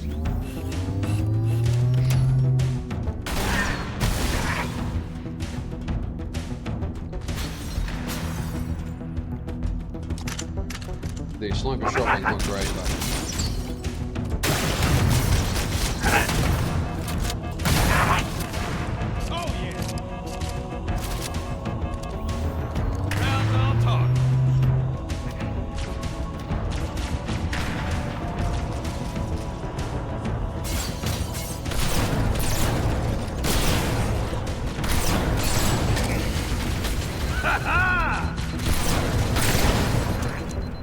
No!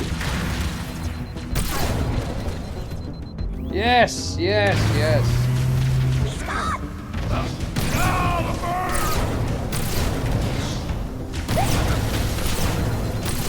Hey, let's go.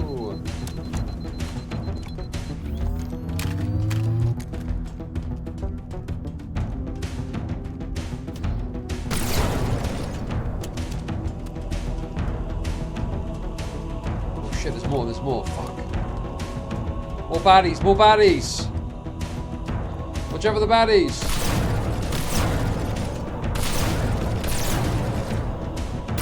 Fuck. What is that, a sniper or a needle rifle?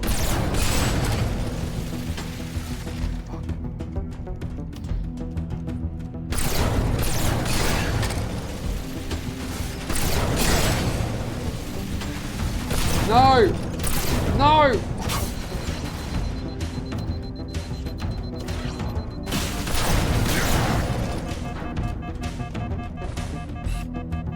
What's going on with these guys? Why have they not fucking shot? Run and hold tight!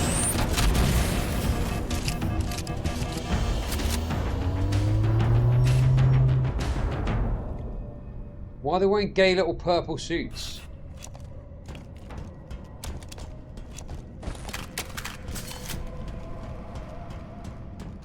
Why are they wearing gay little fucking purple pride suits? What the fuck is that about?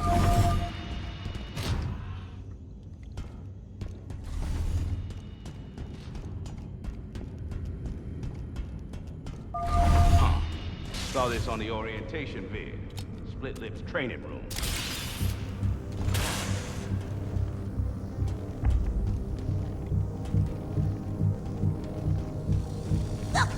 Cover me. Feel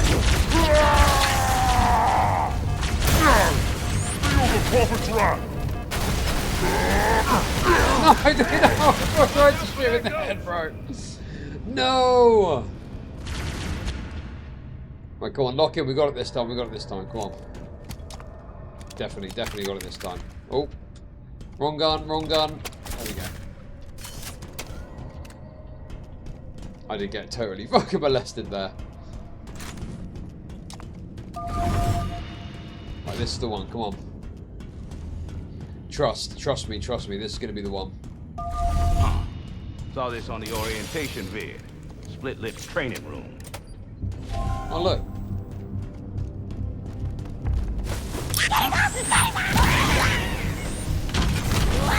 Blasphemous rounds incoming. Right. What I was just like straight in his face. Wow. Wow. Oh. Threat diminishes.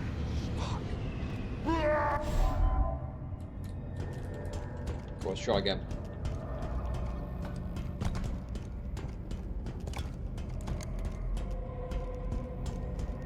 I think you're right. I think shotgun and energy sword is the way.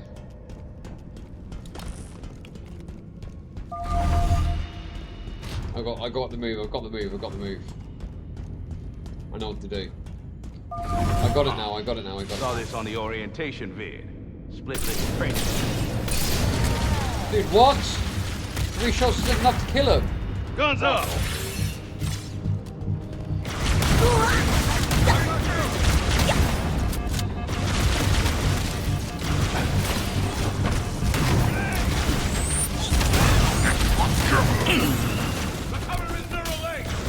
Okay, how is 3 shots not enough with a sniper, man?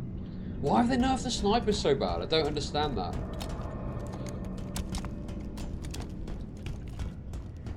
I don't understand why they've done that. Yes, I'm raped. It's true. I'm raped. Saw this on the orientation vid. Split Lips training room. There we go. That's more like it. That's more like it.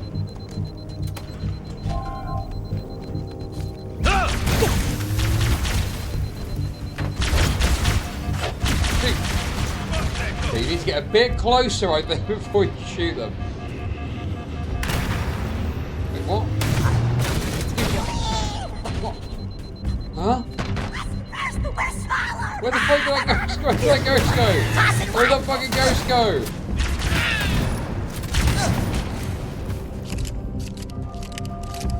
Chief, that sand ain't moving on its own. Contacts on tracker. Stealth elites.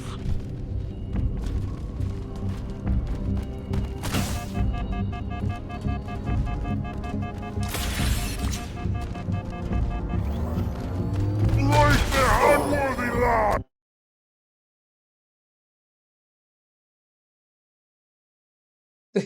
Where did he come from? Oh my god, dude.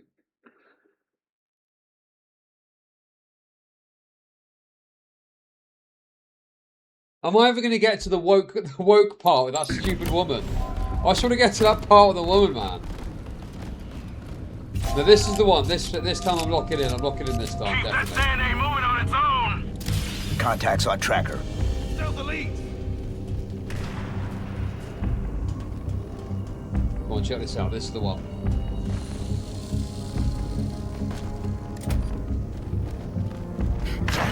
It could be anybody. Wait. No, no, no. Dude, dude, I saw on Twitter, bro.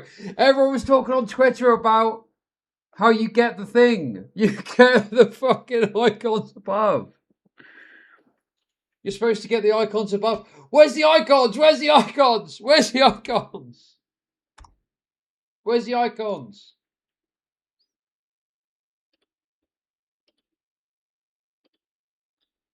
Okay, hang on. I'll tell you what's gonna help. Let me get my special emote for the day, and then that'll make me feel better, and then I'll be able to play. Come on. Okay, hang on. Oh. What is it? Come on. Come on.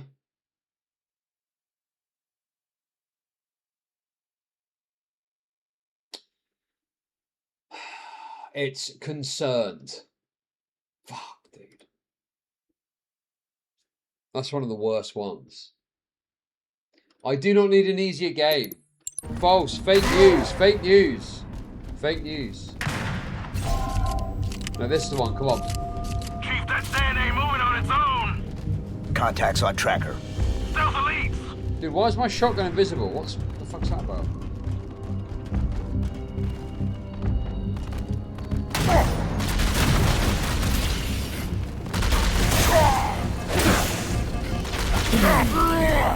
Finally!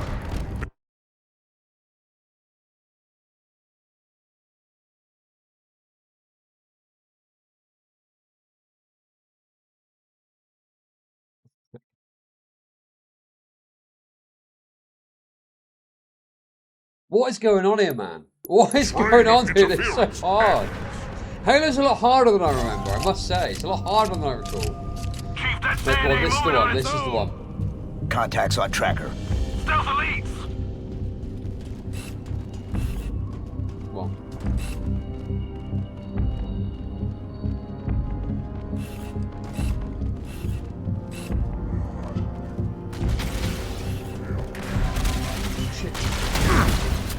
Taking control!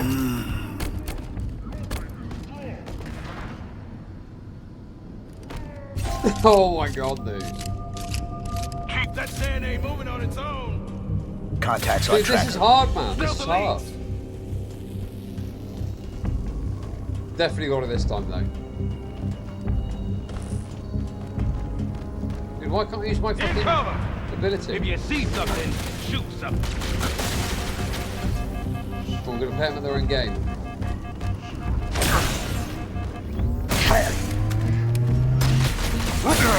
Repositioning! Ding, ding, ding. Let me get you, let me get you, let me get you, let me get you, let me get you. Let none escape! Under fire! Heretics attack!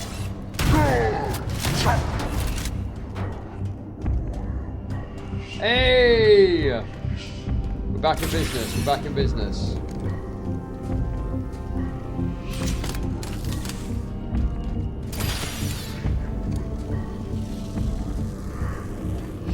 Is that it?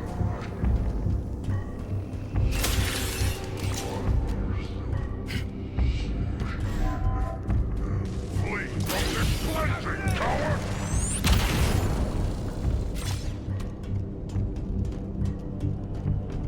Up top?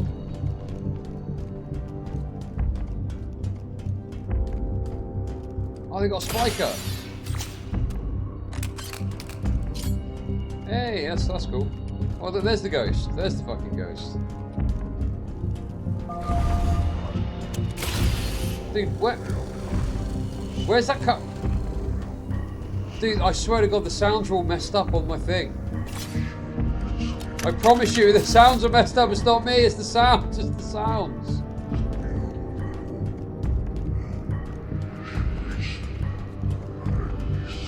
I think there's something wrong, man.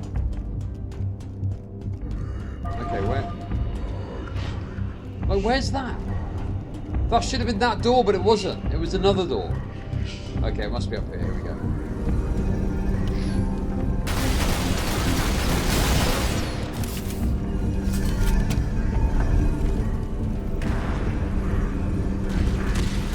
Shit.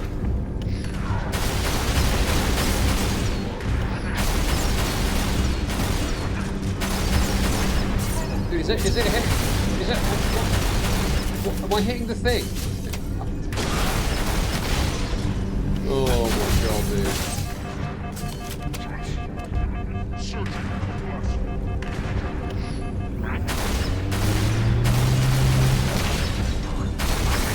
I'm hitting the thing. I'm hitting the fucking thing, dude. Oh my god. I'm too old for this. I'm too old for this shit, dude. I'm too old for this. Hey, here we go, here we go, here we go. We got this guy, we got this guy. Nice and easy.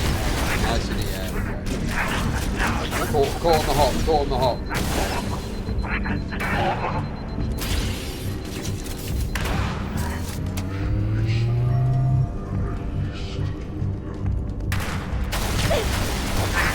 Shit. Yo, let's go, get fucked.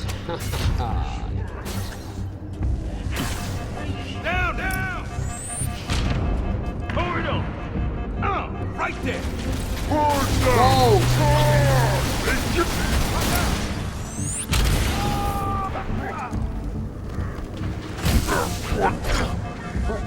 Did I get him?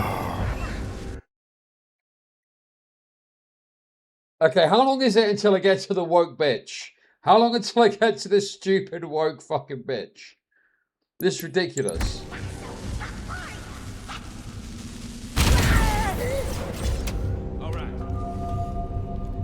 Oh, there we go. Look, see, I got it. Yeah, okay, I get it now. I get it. One over there. One there. What? The demon is dead. Its interference ends.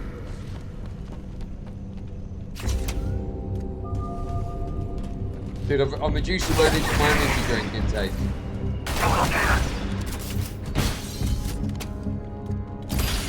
We're on it, we're on it. I can't fucking do this. I literally can't do this. I literally am too shit to do this. Also, it's the Mark 4 armor, isn't it? That's the other reason to get fucked up. Wrong arm, he's got the wrong armor on. Target acquired. Come on, come on. Lock in, lock in, lock in. What?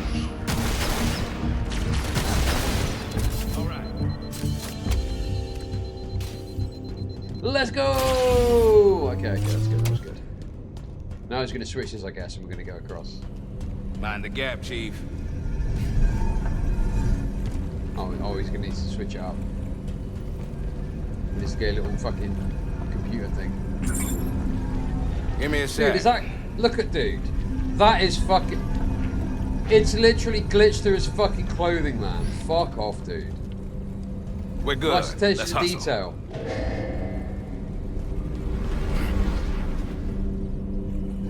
Nice attention to detail, retard. Nice attention to detail. Ever seen anything like this before, Chief? Negative. This wasn't in the only brief.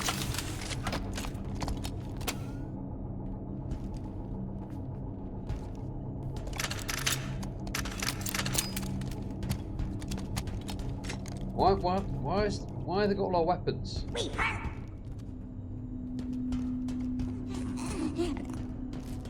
into a new firing position!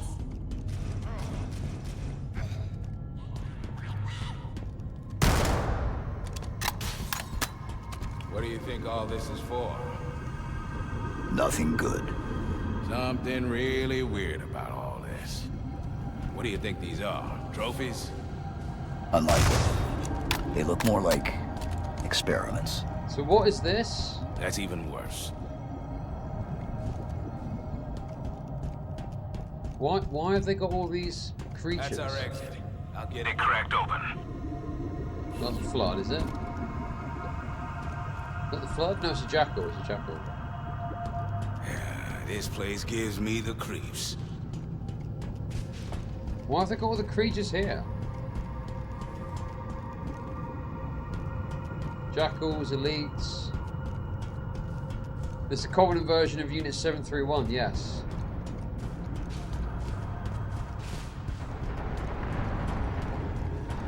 Is this one? I think I know what's coming up. If I think I know what's coming up here.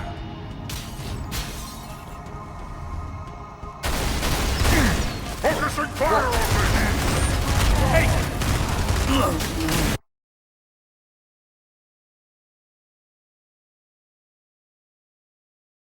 Dude, I just can't. The moment you get into fucking fire, you're just dead. You're just fucking dead, bro. Anyway, I got it this time. Looks like this party's getting started. Heretic spotted! Shit, I missed out completely, dude. Pretend I hit him. Pretend I hit him. Pretend I hit him. Pretend I hit him. Pretend I hit him. Dude, one rocket shot kills him as well. That's pretty fucking OP. It used to be you had to like fire one to get rid of the shield and then... Whoa! Where that came from? Signs of the unclean.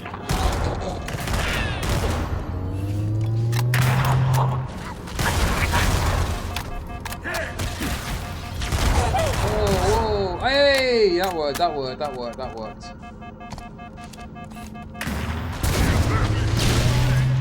Dude, one rocket is crazy, man.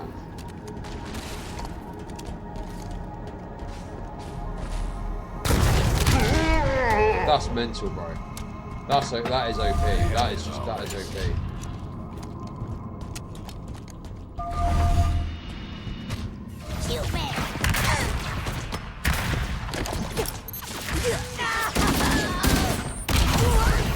That's basically what I'm playing like.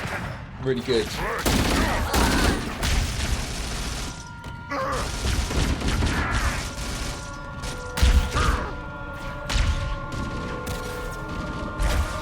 Okay, I saw that on Twitter. I was like, that looks like shit. Well, I'll be damned. What's a prophet doing here? Beats me.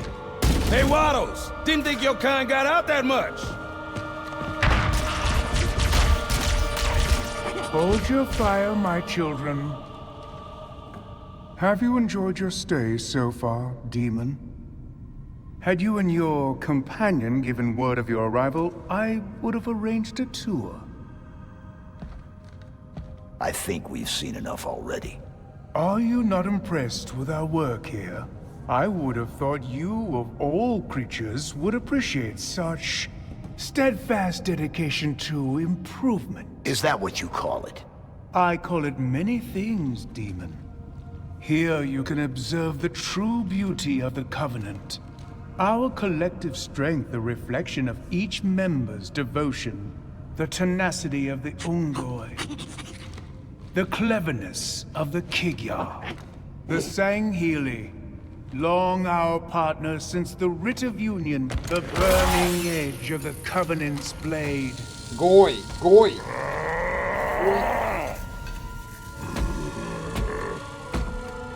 This kind of sucks, man. And This the is shit. Chulahane. What they lack in mind, they make up for in muscle. But under our guidance, my guidance, their rage can be controlled, reshaped.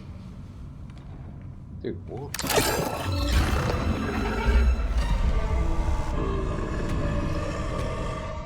Are you no different, demon? Okay, Mr. Monologue. Sorry to interrupt, but we're on the clock.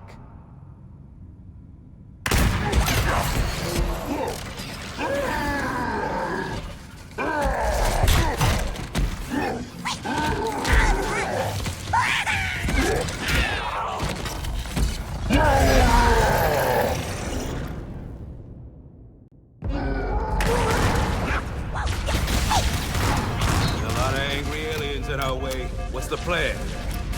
We shoot up.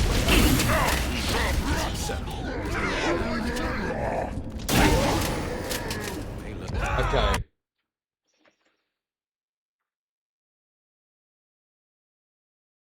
That fucking sucked, didn't it? That fucking... Fuck. A lot of angry aliens in our way. What's the plan? We shoot our way out. Right there.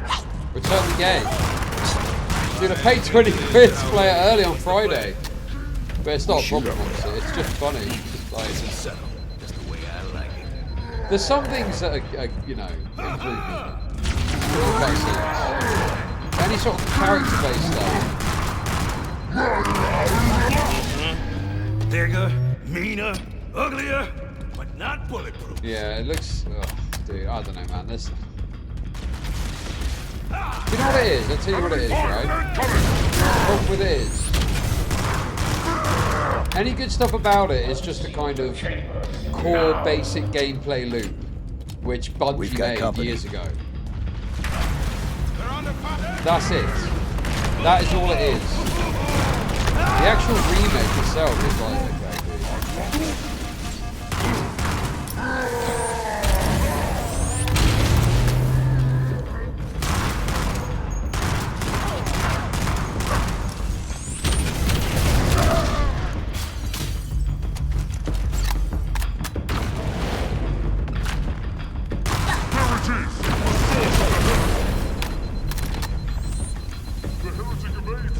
You know, the actual gameplay itself is fun. It's fun. Some of the weapons and stuff are a bit of shit, but the story sucks. The cutscenes, largely a downgrade. There's some fun elements. I don't know what I was thinking there. There's some fun elements, I guess. Like, I like some of the additional lore details getting included. But, I don't know, man, it's kind of... We've got company. I'm having fun playing it. But I mean, anyone that says this is like great is overselling. It's okay. And the parts that are okay is because Halo is good. That's it.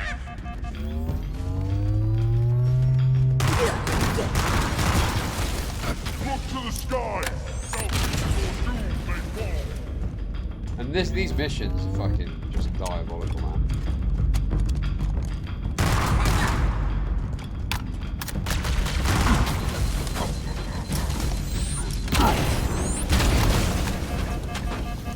What? Oh, that's Johnson's gun. Oh, I saw this. You can't pick it up, can you? Yeah, also, what is the lack of... Dude, there's no multiplayer in a fucking Halo game. That seems crazy. We've got company.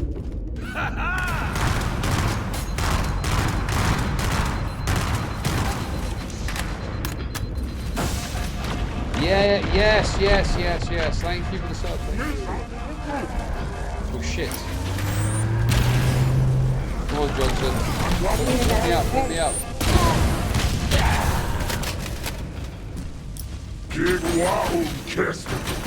Yeah, no multiplayer in a Halo game is actually just crazy. Like, unbelievable. We've got company. Ridiculous.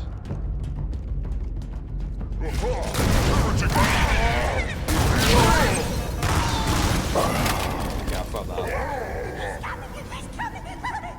Oh yeah, I don't think I ever played the Modern Warfare 2 remaster. Was it just a graphics upgrade?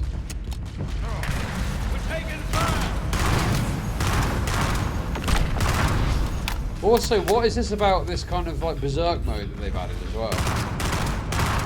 It seems like they wanted to try and give some sort of legitimacy to the turning a berserk shit. Or like, I don't know, why is it turning berserk? They're under fire!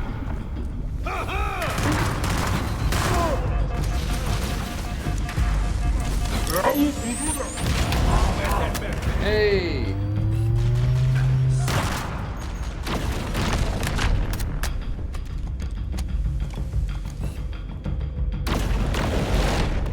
Shit. Whoa. Fuck, dude, I fucked someone by the wall, dude. No! We've got company.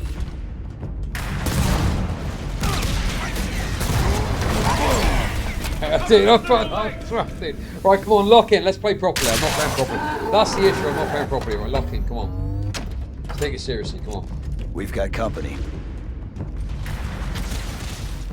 Hey,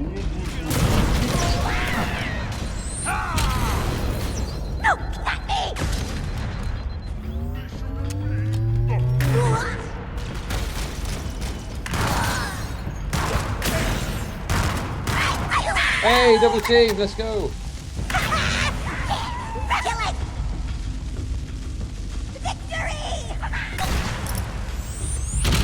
Dude, the sound is fucking me up as well, bro. You like that?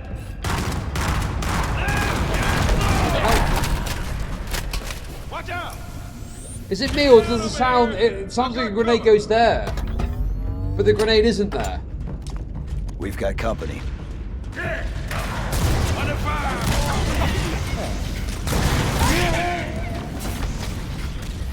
Come on, we got this, come on. Fuck! Incinerate the blasphemy!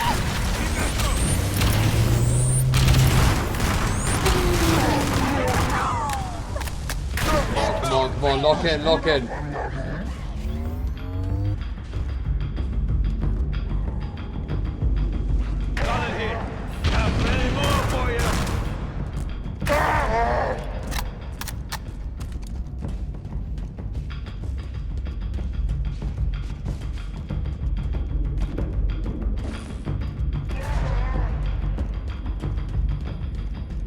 Right there.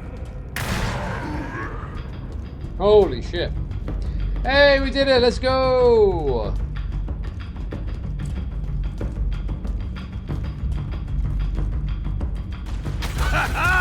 Fuck.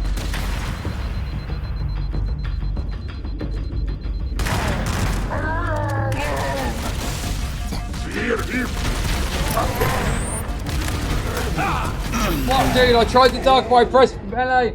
I tried to duck by press melee by mistake. No. All right.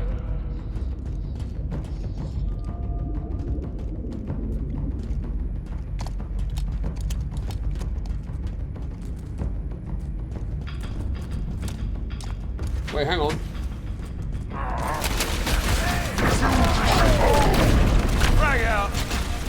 Come on, come on, come on, come on. No, dude, no, I was so close, dude. I'm so close. Fuck this stupid chungus game. Oh my god, dude. Right, come on, where's the fuel rods? Give me a fuel rod, give me a fuel rod. No. No.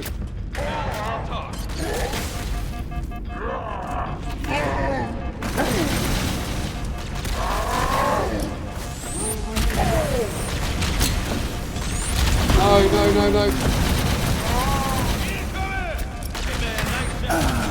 Oh my god, dude. Its resilience was overestimated. They cut! All right. Come on, give me the fuel rod. Give me the fuel rod. Give me the goddamn fuel rod now. Give me the fuel rod. No, another fucking plasma pistol. Grenade!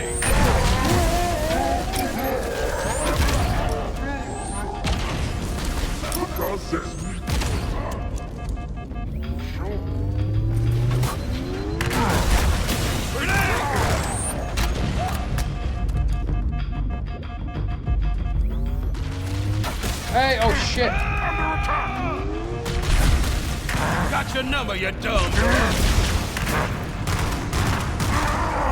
Whoa, whoa, whoa, whoa, whoa.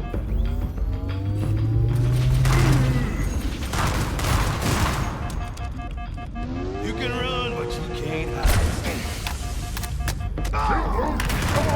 Reposition. No, no, no. Johnson! Johnson! Johnson! Keep it up. God,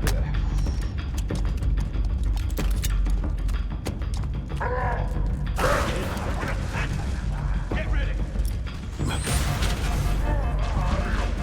Can't get enough of it.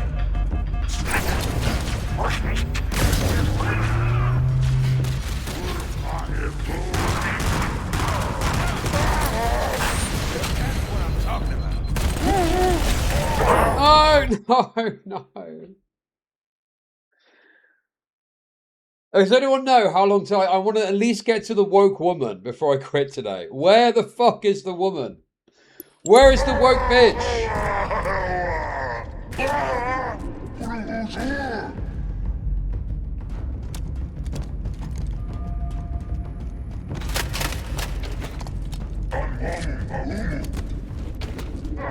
Mama moo moo.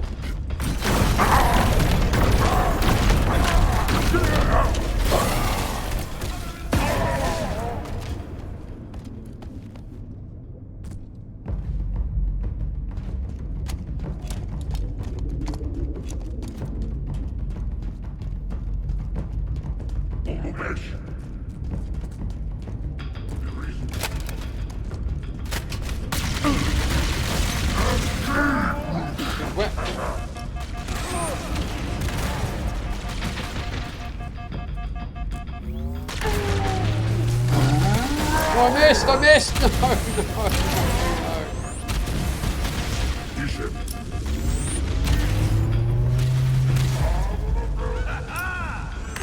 Oh, dude, I keep forgetting about sprint as well.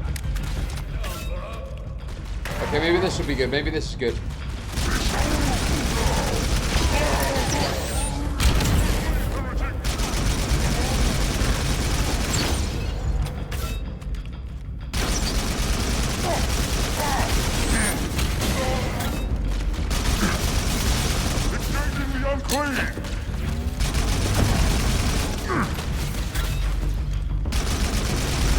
Come on, come on, come on, come on, come on. No, I nearly got him, come on.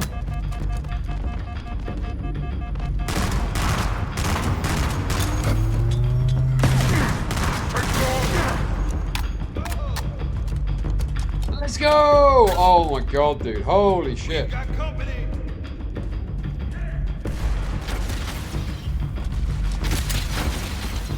Where the fuck?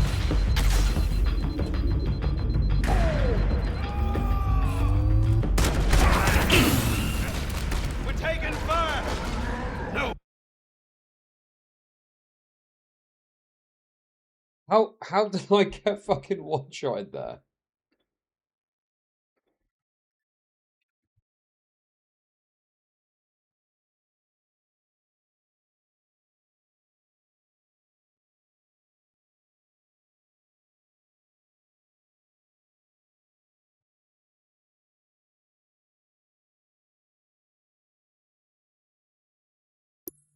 Dude, this game fucking sucks, bro. Fuck this game.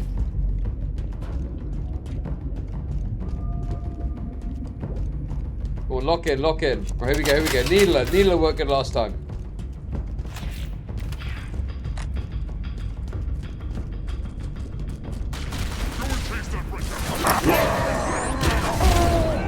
Oh shit, dude, I got 2 for 1, I got 2 for 1.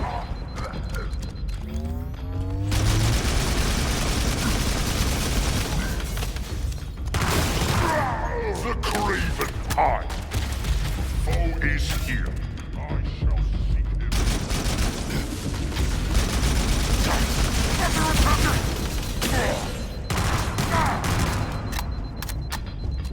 Hey, let's go! Come on, Johnson, let's move, let's move. Move up, move up, move up.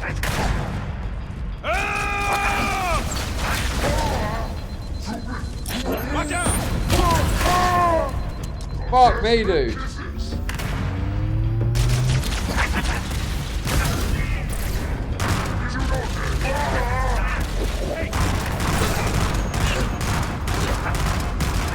Dude, how many fucking shots, dude? Holy fuck, dude. Solid hit.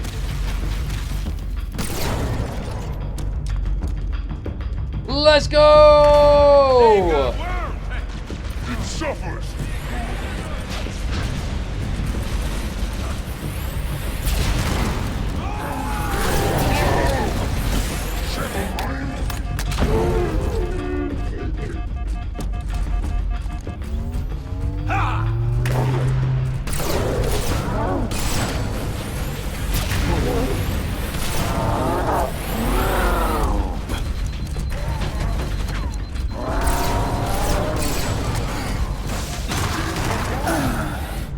Dude, I got absolutely fucking raped, bro.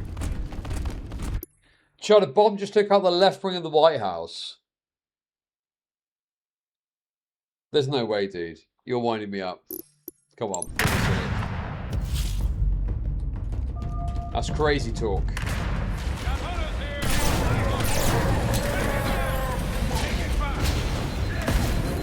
Oh, me, bro. Holy smokes.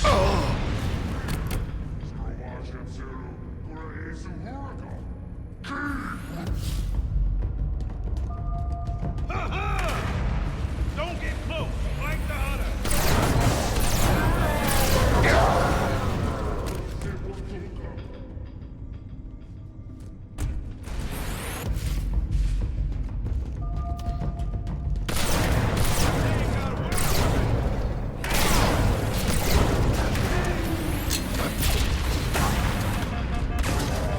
Come on, right. Mix it up. Other way, come on. We got this, come on. Roger that, Johnson, roger that. I hear you.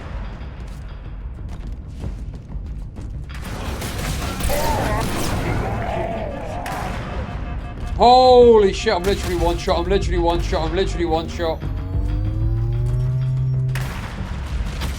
Oh, now I'm mad. No, I missed both. We're taking fire.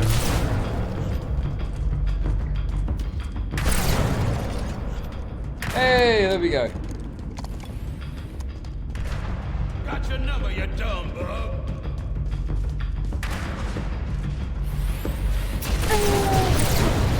Whoa, holy shit, dude.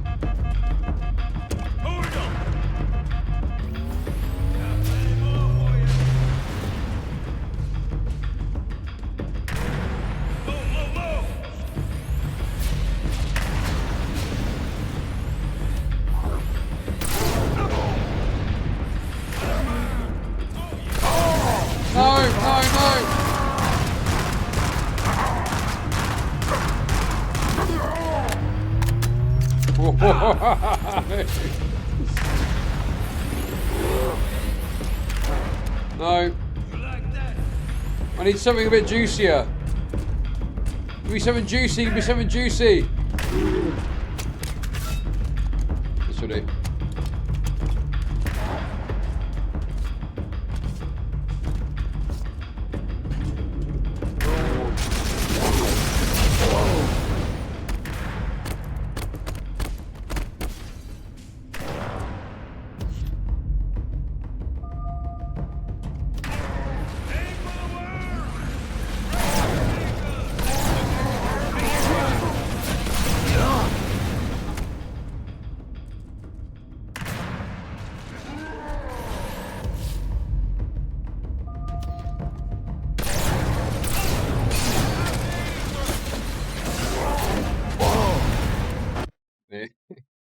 Why is it so fucking hard to hit?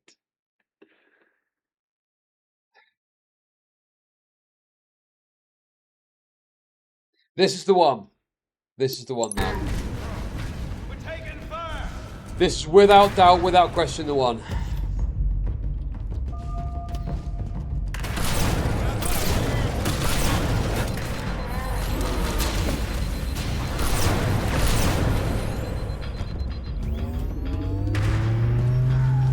Good start, good start. Where's that chance of getting killed?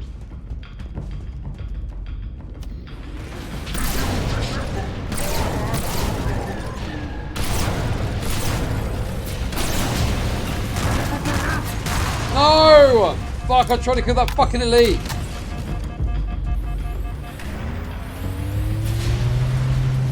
Okay, this is the one. Take it fire. Yes!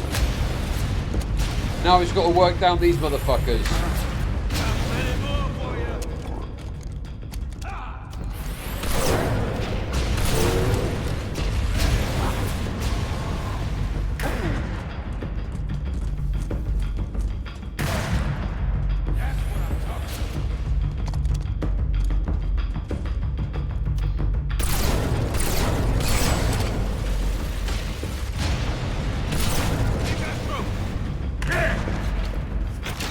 Here we go, here we go.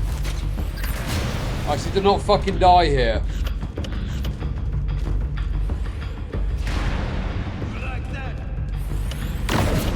Fuck, dude, I keep falling off the little corner bit. Oh my god, dude. Come on, come on, come on. Fuck, fuck, no, no, no, no, no, no.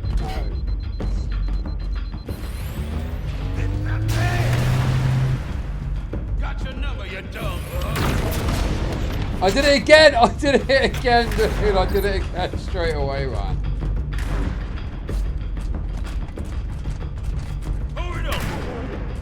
Right there.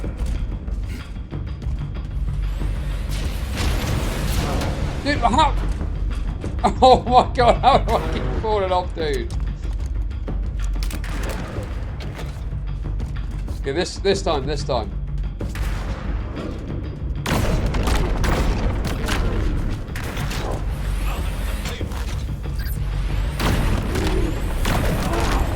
That seemed to be the last of them, Chief. For now. Let's go! I like watching Chud's gaming streams so I feel better about myself. Very true, Looks like very this true. I party's see getting that. started. I can see that for sure.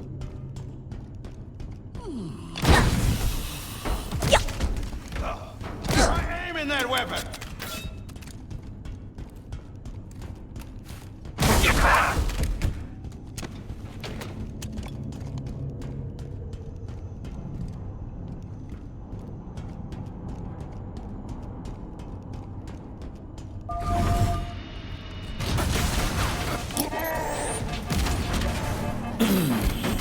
That's it! No, no, no, no. For now.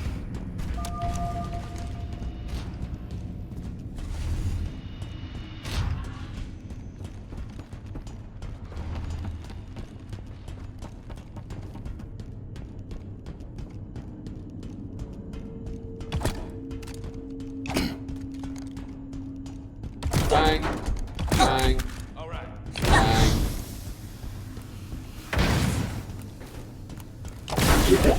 Bang.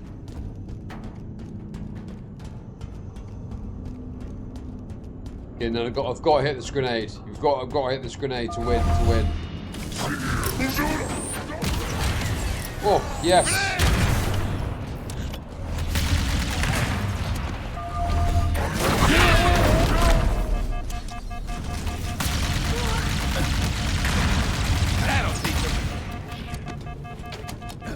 Lock in, Johnson, lock in. Up top. Oh. There's more where that came from. Holy Reposition shit, it.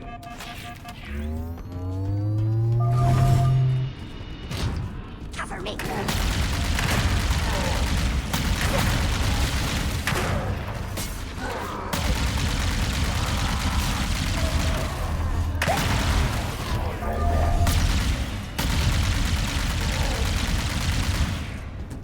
Oh, move in.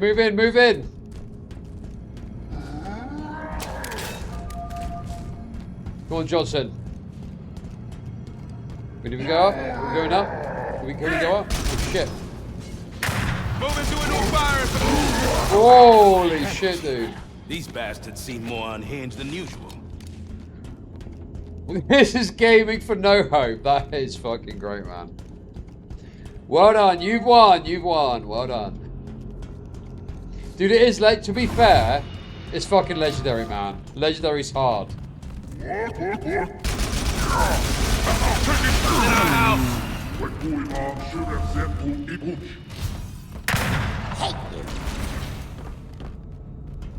Faithless one in view.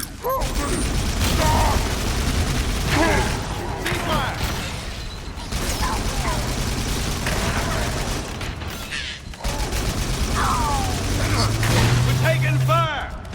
I fell off again. I keep falling off the side, dude. That's got to be some sort of glitch, man. Surely that's some sort of glitch. Come on, Johnson. Sassing me. Come on, J man, we got this.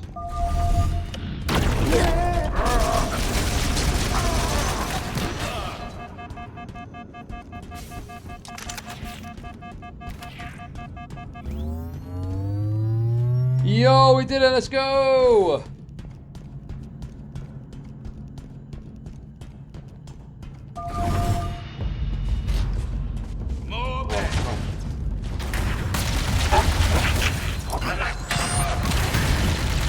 Repositioning.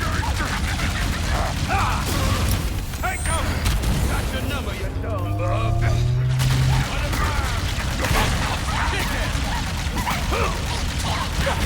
Incoming! Come on.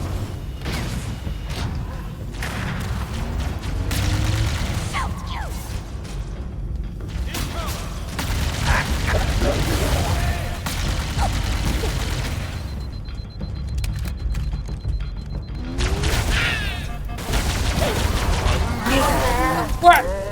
Where did he come from? Where did that guy come from? Fuck off, dude. Where the fuck did he come from? Oh, for fuck's sake.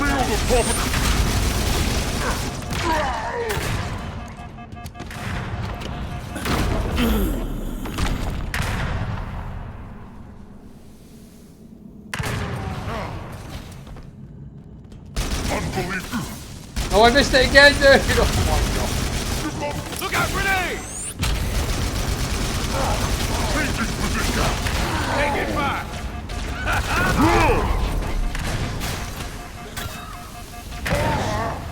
Got plenty more for you.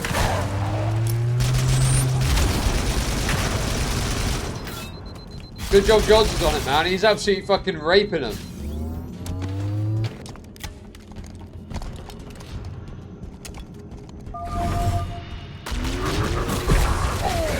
Oh, sake, right.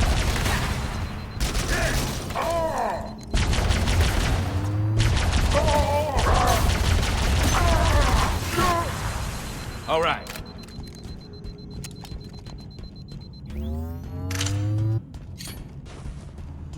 Okay, there we go. We did it. We did it. Okay, lock in now. Lock in now. No more excuses. Just fucking wins.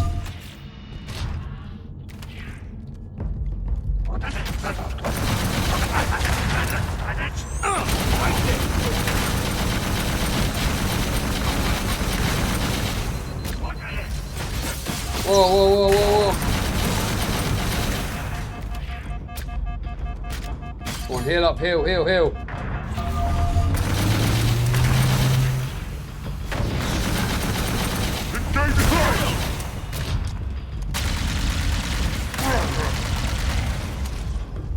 Watch out, Johnson, behind you.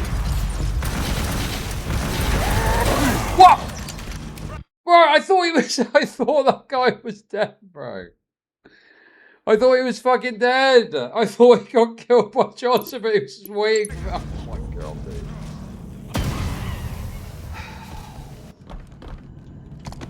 Behold! Hey! More where that came from.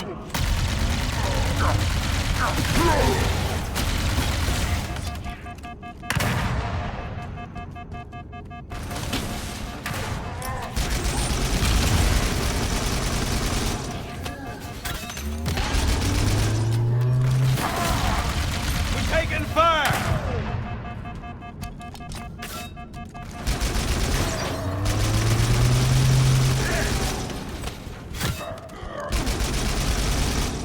We got him, we got him. We got him, we got him, we got him. Oh! Oh, yes, this will do. Perfect, perfect. Cool, what else have we got here? Needler. Right, let's go. Right, a bit more precision. There we go. That's more like it.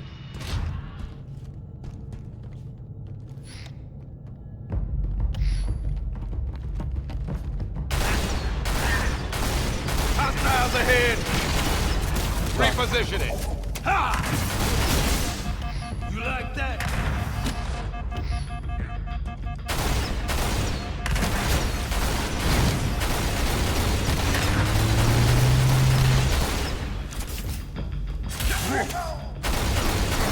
Dude, what? Dude, stop rolling around, you fucking bitch. What? Dude, what the fuck? Oh my god, dude, there's like tons of fucking brutes.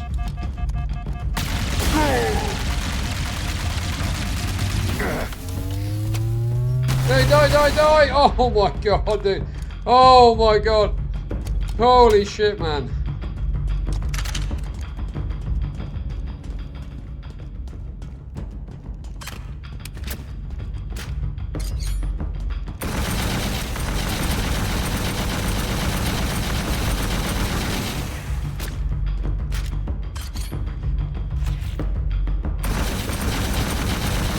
Oh, come.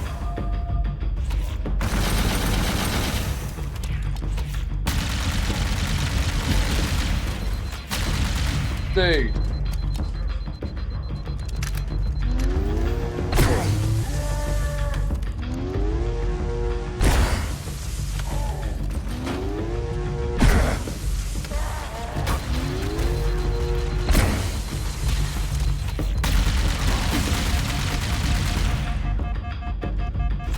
Dude, all these fucking guns suck against these bastards.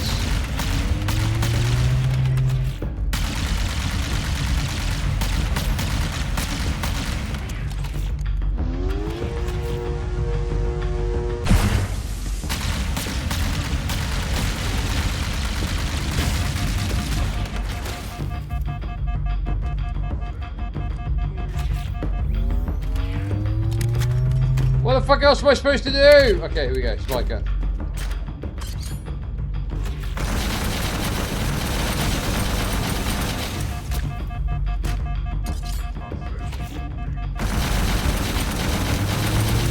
One down.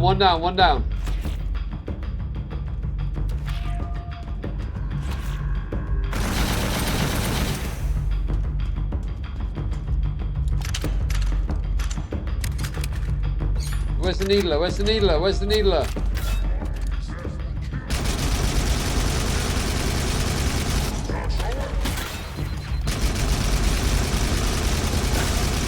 Dude, what? Okay, I know this is gonna sound like cope, okay? But I'm stuck in this fucking corridor with shit guns and 2 brutes at the end, bro. This is not fun. This is not a fun experience. Why? Why is it like this, dude? This is shit, bro. I just gotta fucking pick away at them for fucking out.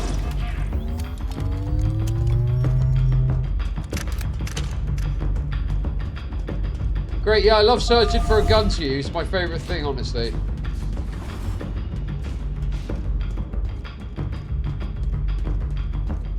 Honestly, I love having to look around for something to use that isn't complete shit. Oh, another root plasma rifle. Oh, here we go.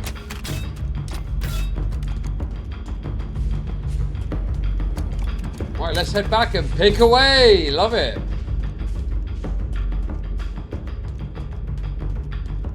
Let's head back up and just pick away, shall we? Ludicrous.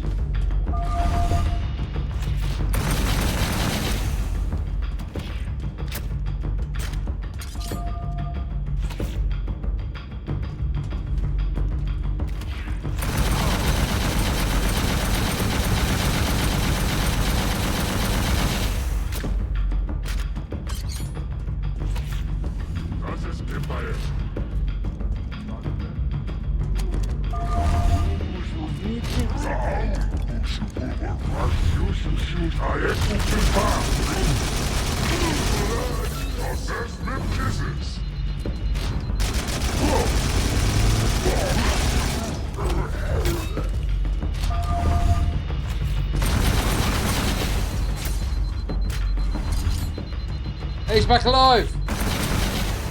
Go on, Johnson, get in there, lads.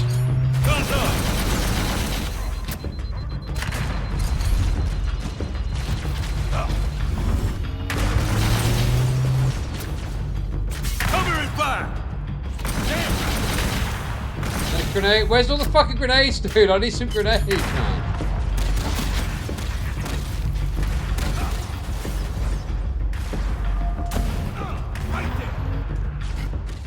Well, slowly but surely.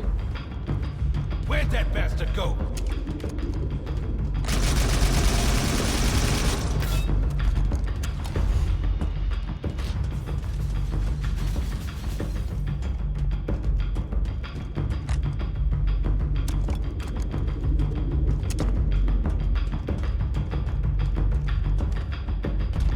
They retreated, they retreated, come on.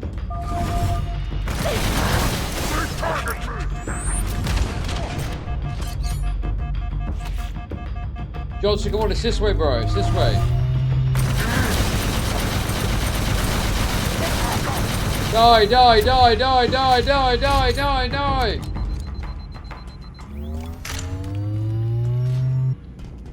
Oh my god, pick it up, bro. There we go. Let's go! We did it, we did it, we did it, we did it.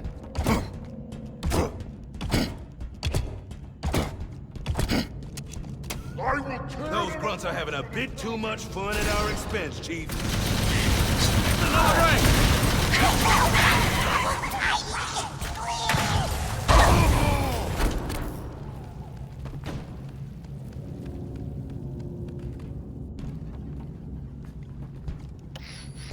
Those grunts are having a bit too much fun at our expense, Chief. Taking fire! Yeah! Move! Got plenty more for you. Good shooting. Let's go! Dude, he pulled out the suicide move so quickly. It was too quick for me. All right. What is all this shit?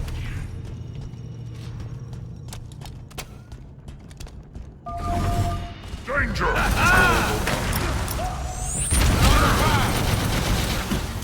Attack! Hey. They finally killed the demon.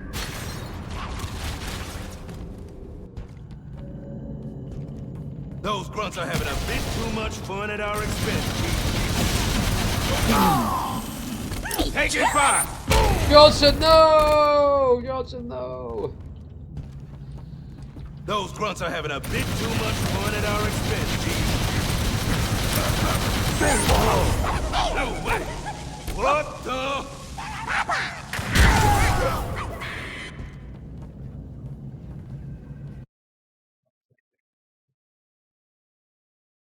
Totally raped. Totally eviscerated. Hang on a sec, let me just sort this out. Oh my god, dude. Sorry, one sec. Wait a second. Wait. Wait.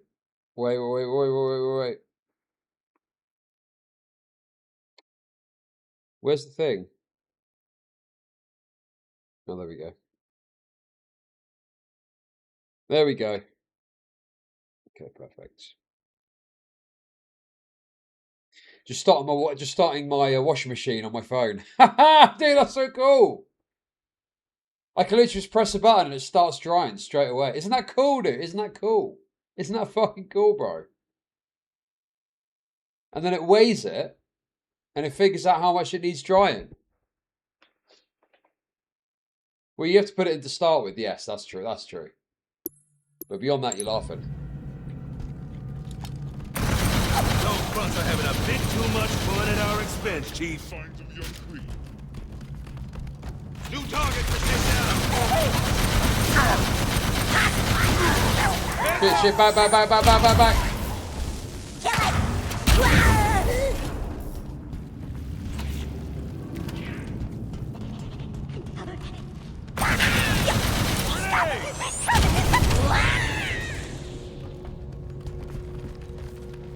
Calling to the government.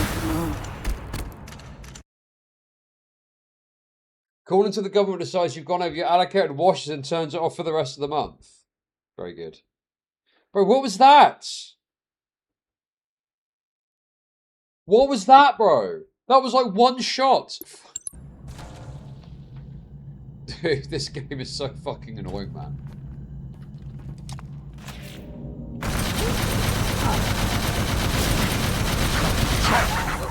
Don't get cocky.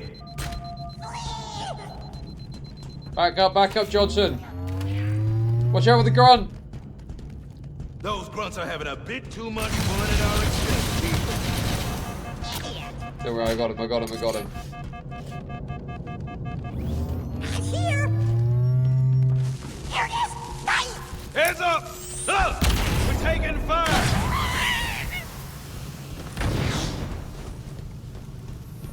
Don't worry, we're gonna make it, we're gonna make it, we're gonna make it.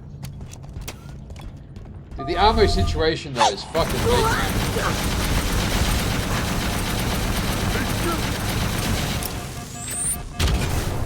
Dude, where is Johnson, bro? I thought he was supposed to be out with me, you fucker.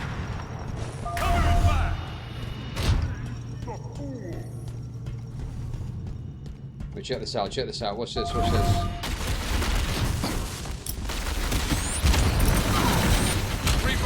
Damnation is What? What? Dude.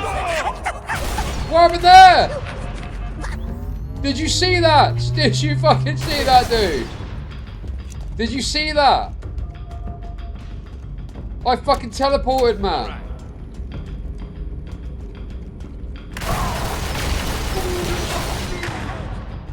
Dude, the ammo situation now.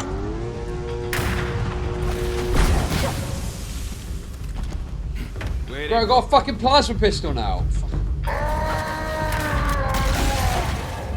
Dude, I can't. Recover his neural legs!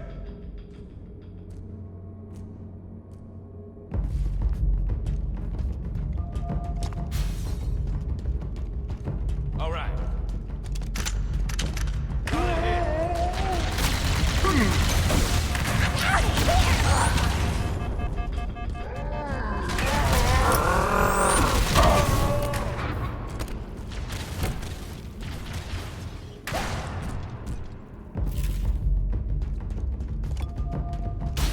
We've got 45 minutes left. Come on, we can do this. Come on. Get some! Right there! Look out, grenades!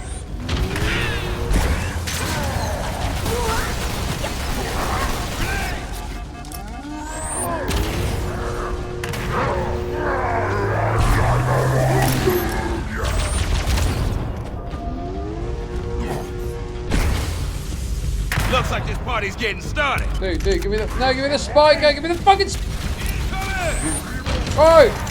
Give me the fucking spike! We're under fire. All right.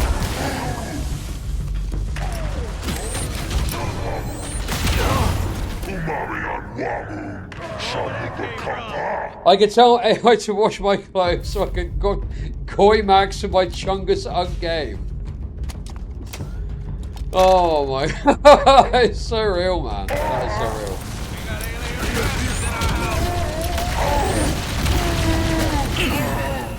Dude, I need to stop missing those grenades, man.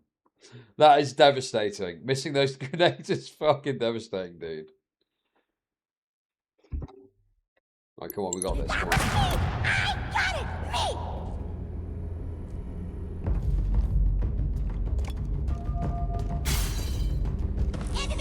All right.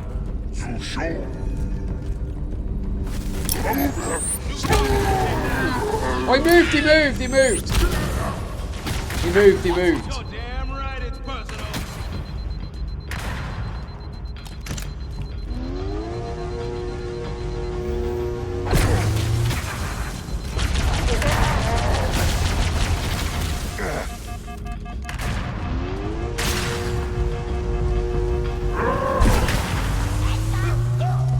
Look out, grenade!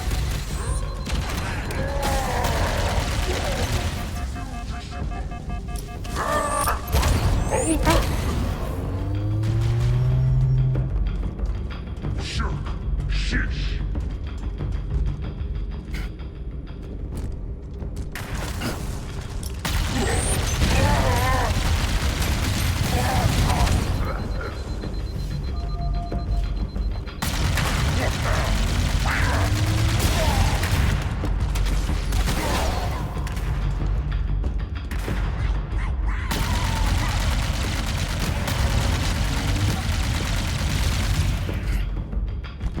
Come on.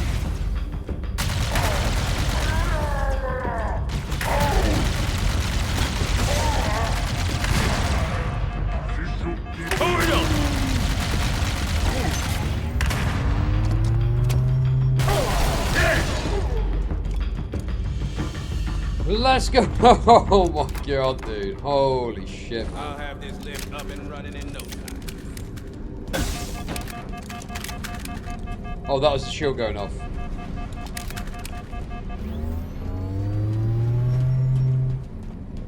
Melee only run. No chance. Okay, is there more guns here? Oh, here we go. Oh. Oh. Sweet, juicy ammo.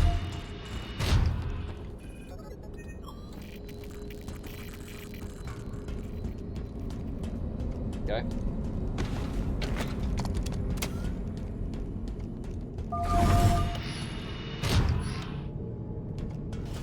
These are the instruments of your demise.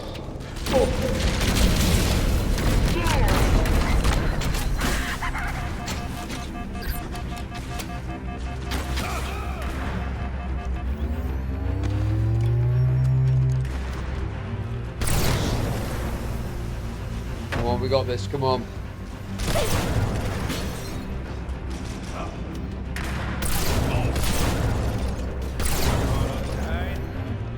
Dude.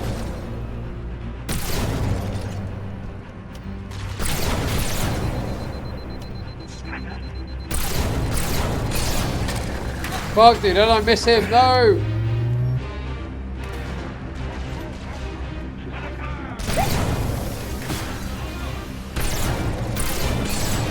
I heard about this. I heard about this. Wow, great stuff. They literally show you where they are. They literally show you where they are, dude. What the fuck? Shit, shit, shit. Whoa, whoa, whoa, whoa, whoa, whoa, whoa.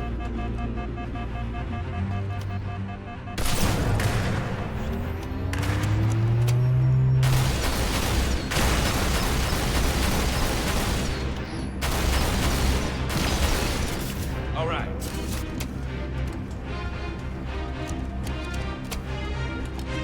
Another one.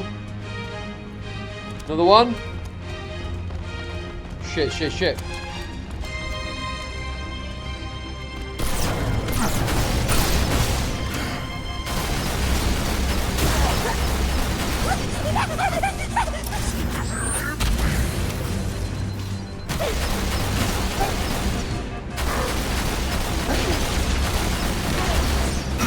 No! I don't!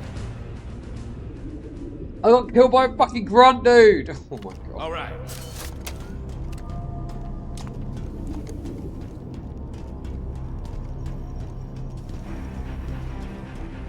One of those. No, no, where? Fuck.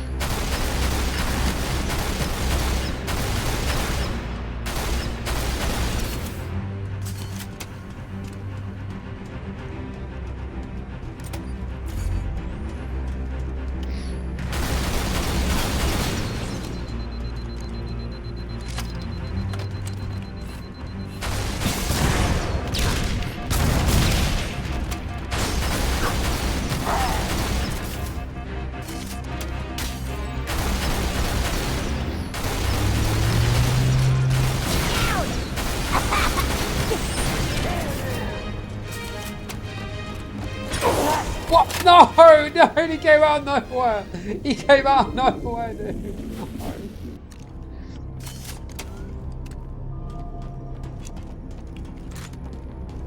Dude, I want that fucking sniper. That's the thing. That's what I need.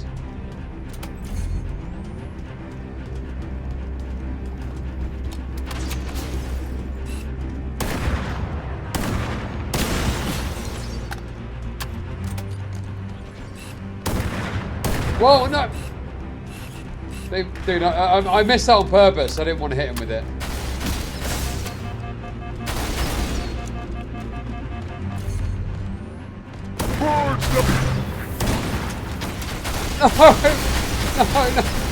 No!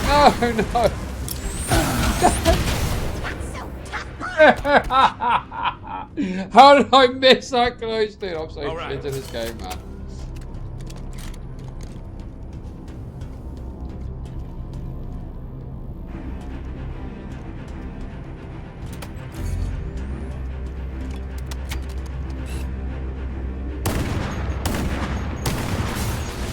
Okay, I hit him, I hit him, I hit him. I got him.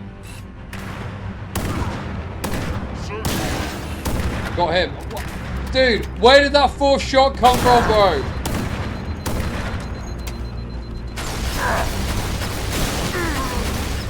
Where did that fourth shot come from, dude?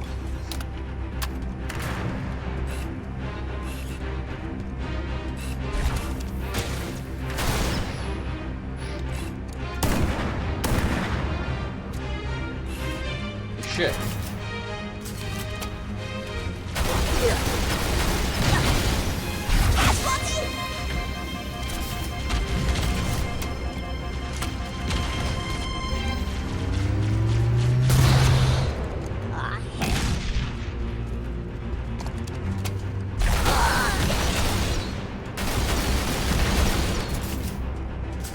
Let's go.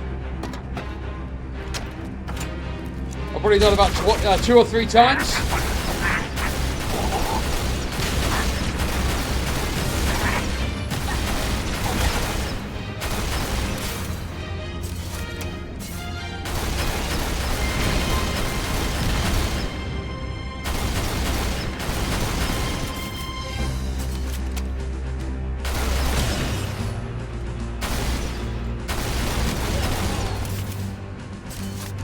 You will prove to be a suitable test for my creation, demon.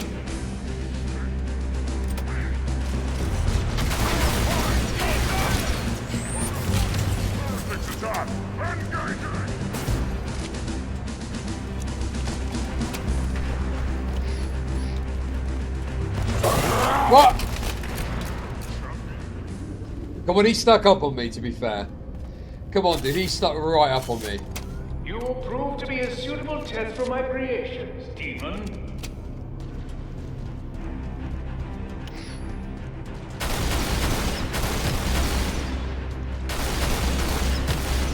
Every foe you dispatch only makes us stronger. Oh shit, dude. Over here. There we go, there we go.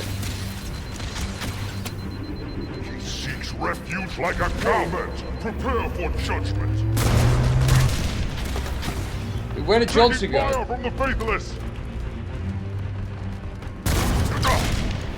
Stay alert. Heresy is near. Alert. Holy fuck, dude. Holy shit, how many fucking shots, dude? Dude, where? Dude, where is that coming from, dude? Where's that coming from? Where, dude, I was like, where the fuck is that coming from? I got battered. Oh my god. Well, this time, this is the one, come on. This is definitely the one now. You will prove to be a suitable test for my creations, demon. Cover me. They target me.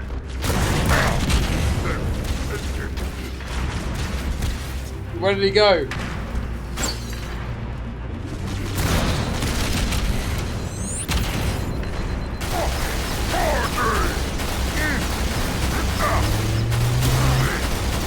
Focusing fire on me.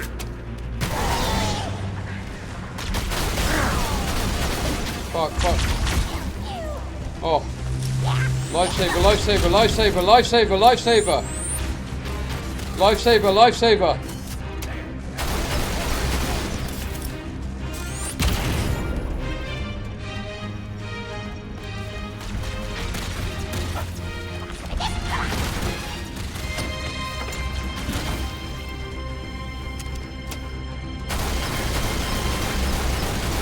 Every foe you dispatch only makes us stronger. Oh, no.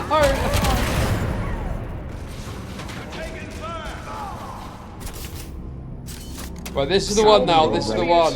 Yo, Thiologist, thank you for the gigs. Thank you. I'm telling you, this is the one. I know what I need to do.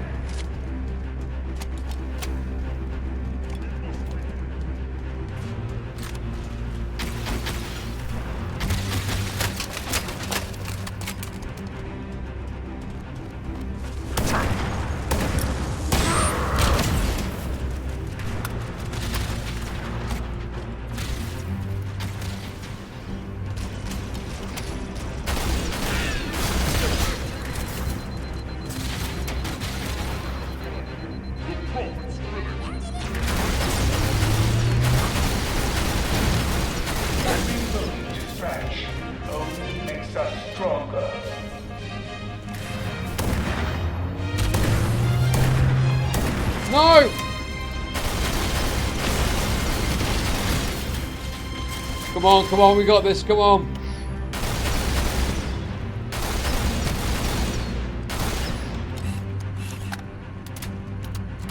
Come on, we got this. Where is that little fucker?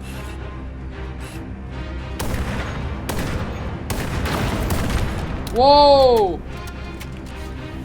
Johnson! Johnson! Johnson! Have you, infidel? Blasphemous rounds incoming. Johnson!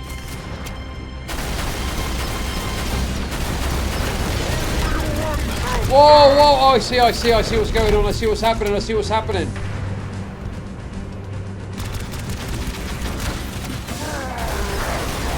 Oh shit, that's an elite in there. Oh my god! Oh my god, dude, this is so fucking hard, bro. Oh. We've got 30 minutes before I really do need to go. Come on. Lock in for this one. We got it. You will prove to be a suitable test for my creations, demon.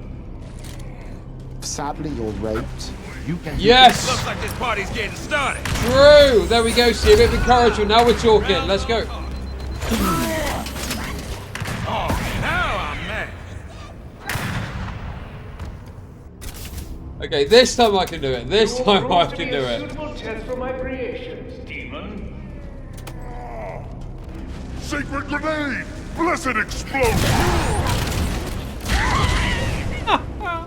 Okay. Not that time.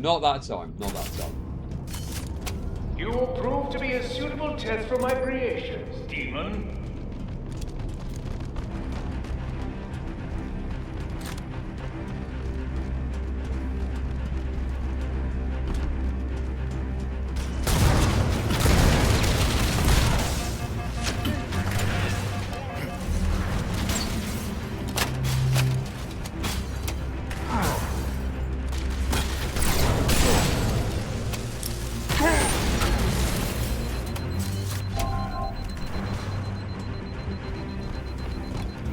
My senses seek it out. Where's Johnson?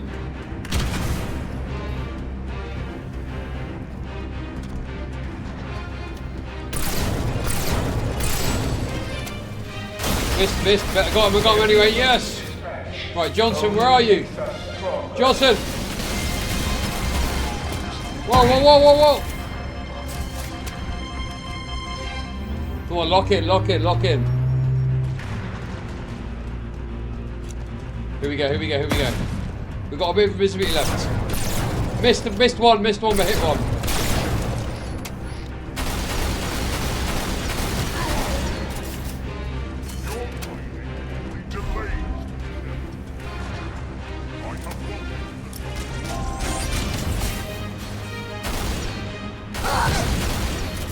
Go invisible, yes.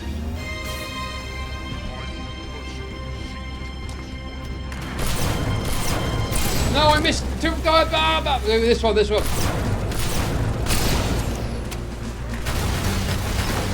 Yes, come on. We got this.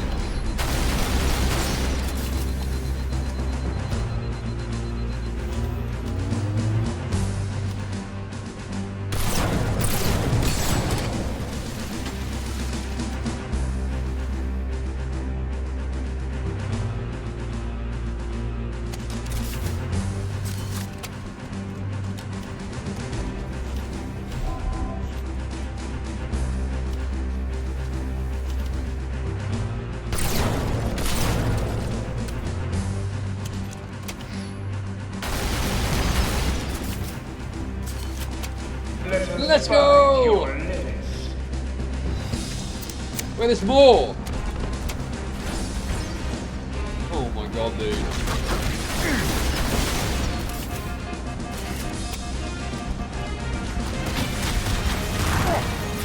Right, what? Dude, what was all that out there, dude? Oh my god, dude. What was all that out there?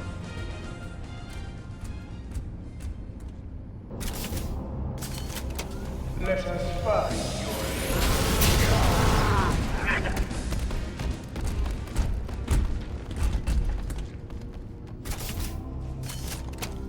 Let us find your limits.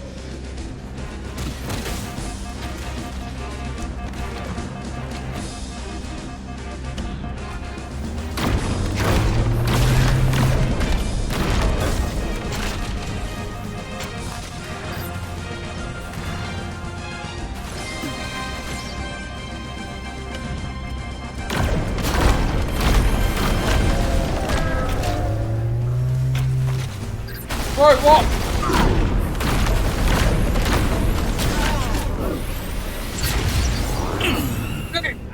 Dude! Dude, that was bullshit. I chopped up and then I got hit by the sniper. No. No, dude. I was doing quite well there as well. Let us find your limits.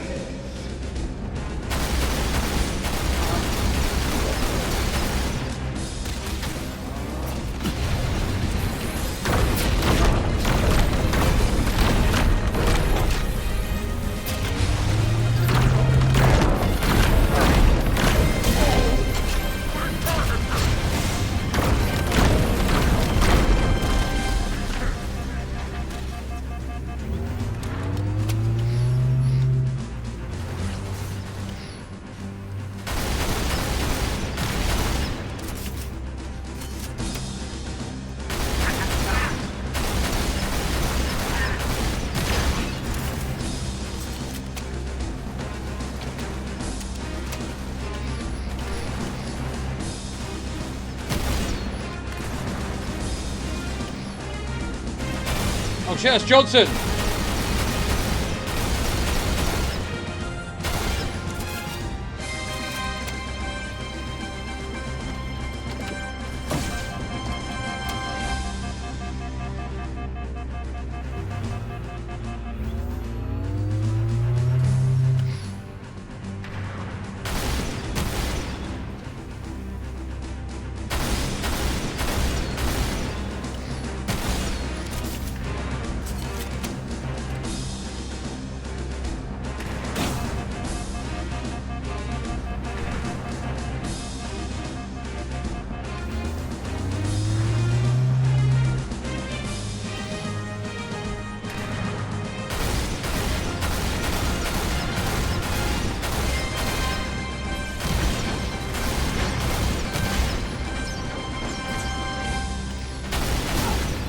Fuck, dude.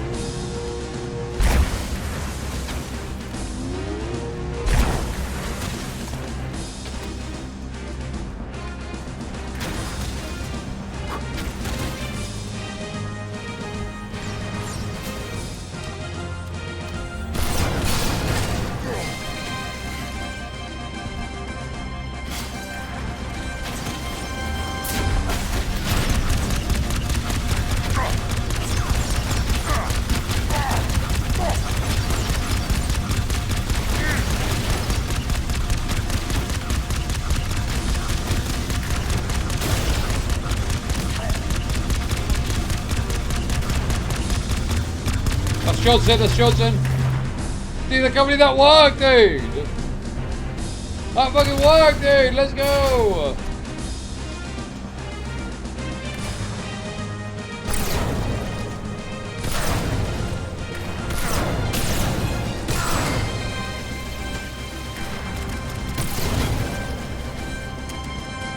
So, what now?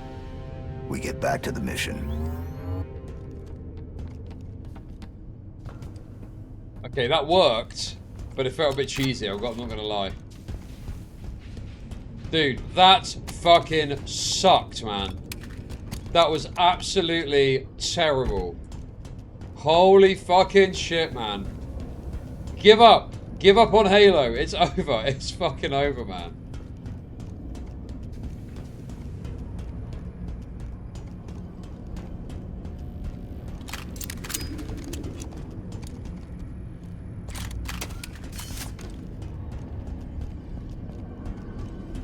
Dude, I know it's funny to laugh at me playing shit, but it is fucking boring, man. Just endless waves. How many dude, it's like lazy fucking game shit, dude.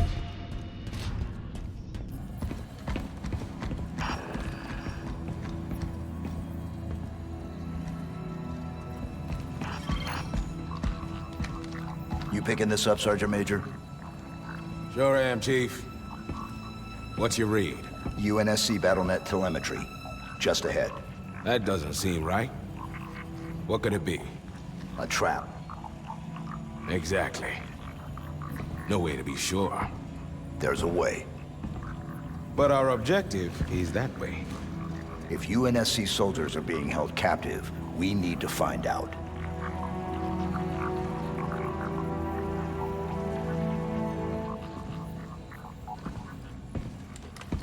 I'm in. Let's move. Oh wait, what? I've got more to do. Fuck. Ah. Fuck, I gotta go. I gotta go, man. Fuck. Oh, hang on, wait. Is it?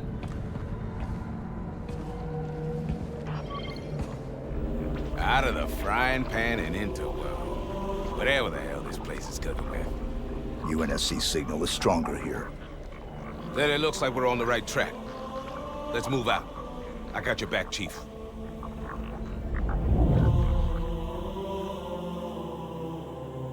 I can't. I'm not gonna have time, unfortunately. I've got to go. Fuck. Well, Okay, that that's doesn't cool. look friendly. That's cool. Dude, also, where the fuck are we?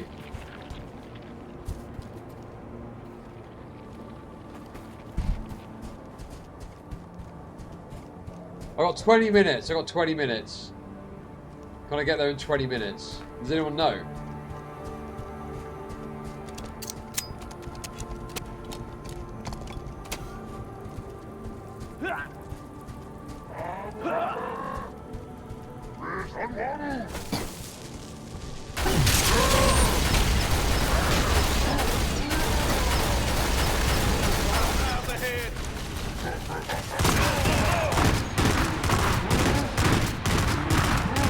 Why do the guns sound like this, man?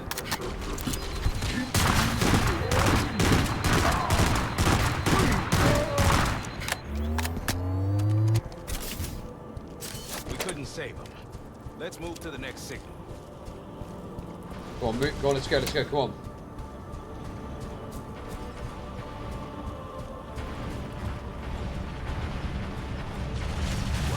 Chief, up ahead. I'll be dead. Is that them? Is that them? Oh, hell yeah. Vaporize. Keep firing. Don't let up. We're not too. That's where that came from.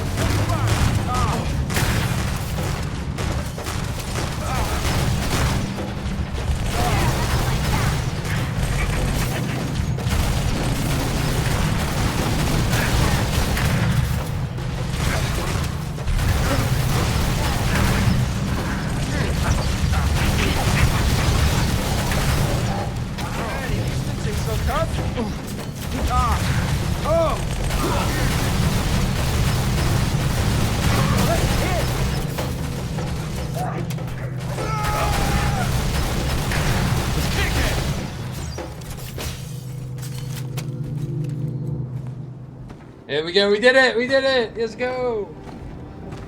Thanks, Sergeant Major. We owe you one.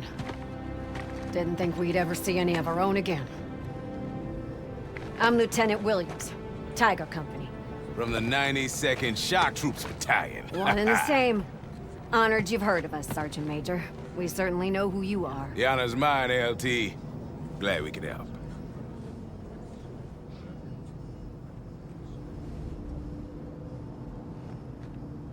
Robbins! Take the team and give me a perimeter check. Oh my god, dude. You don't seem as impressed as the rest of your crew. No, Sergeant Major, I'm not. Takes more than fancy armor and a good PR campaign to impress me. That said, you do have our thanks. It's been rough out here, to say the least. If it's all the same to you, I'd like to fast forward the pleasantries and skip to the part where we get the hell off this ship. Sounds good. Williams, we'll get you out of this foxhole. But we've still got a stop to make before we're done. That works for us. The more losses we can hand these bastards, the better. It's kind of like a bit eye-rolly, but it's not that crazy. It's a little bit eye-rolly. Chief, let's get to the bridge. Affirmative. I think Exit it's should be this overreacting. way.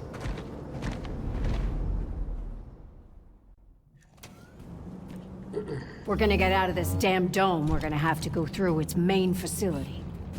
Unfortunately, that also includes the brute kennels. They keep them caged and angry. Expect a fight. You have any idea what the Coveys have going on here, Lieutenant? They're hunting us.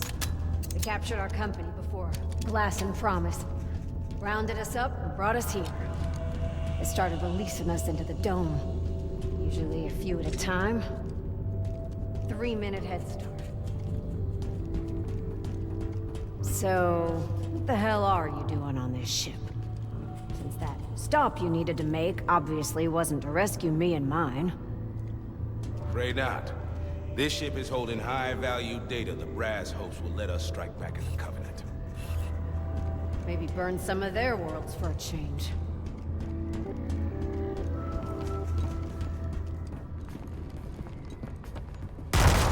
You killed him, man!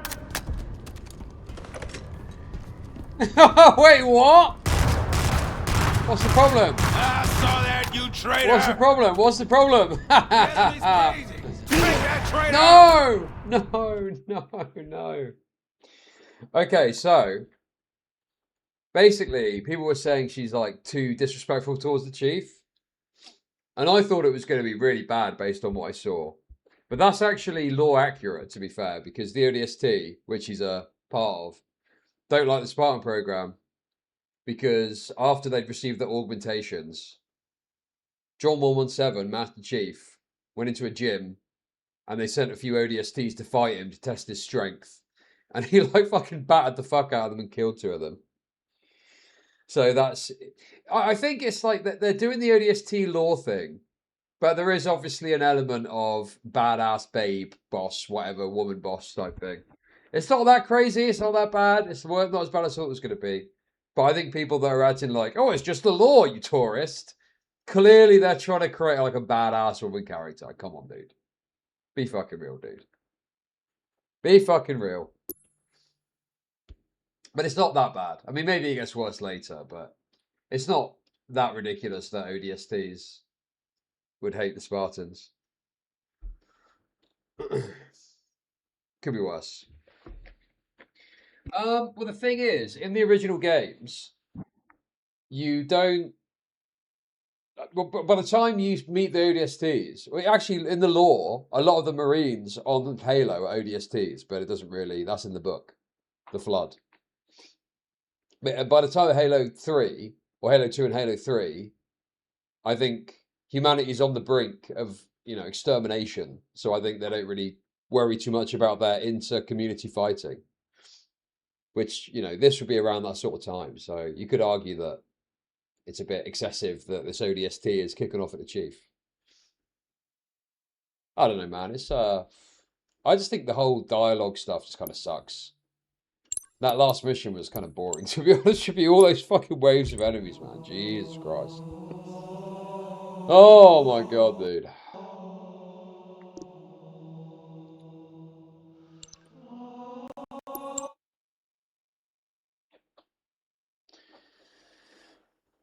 But yeah, it's not that crazy that an ODST, like people, not everyone is reverent towards the Spartans. Like there's Captain Sylvia or something in the Flood book, who's an ODST, and it shows you the in between the missions what the Master Chief is doing, and he's like very negative towards Master Chief because he's a Spartan, Yes, I mean it's it's bad writing. Is it like super woke? I don't think so. It's a bit eye rolly, perhaps.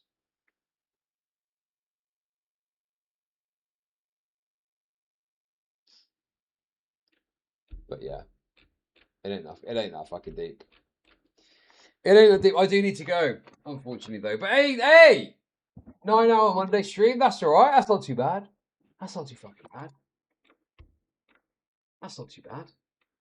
But I will be off tomorrow, and we'll be back on Wednesday. I shall return on Wednesday, ladies and gentlemen. And we'll be seeing what is happening then. But for now, I've got to go out for a bit. So thank you for watching. Much appreciated. Be good. Enjoy yourselves. Have fun. And I'll see you all in a few days. Good luck. And goodbye. Check this out. Watch this. Well,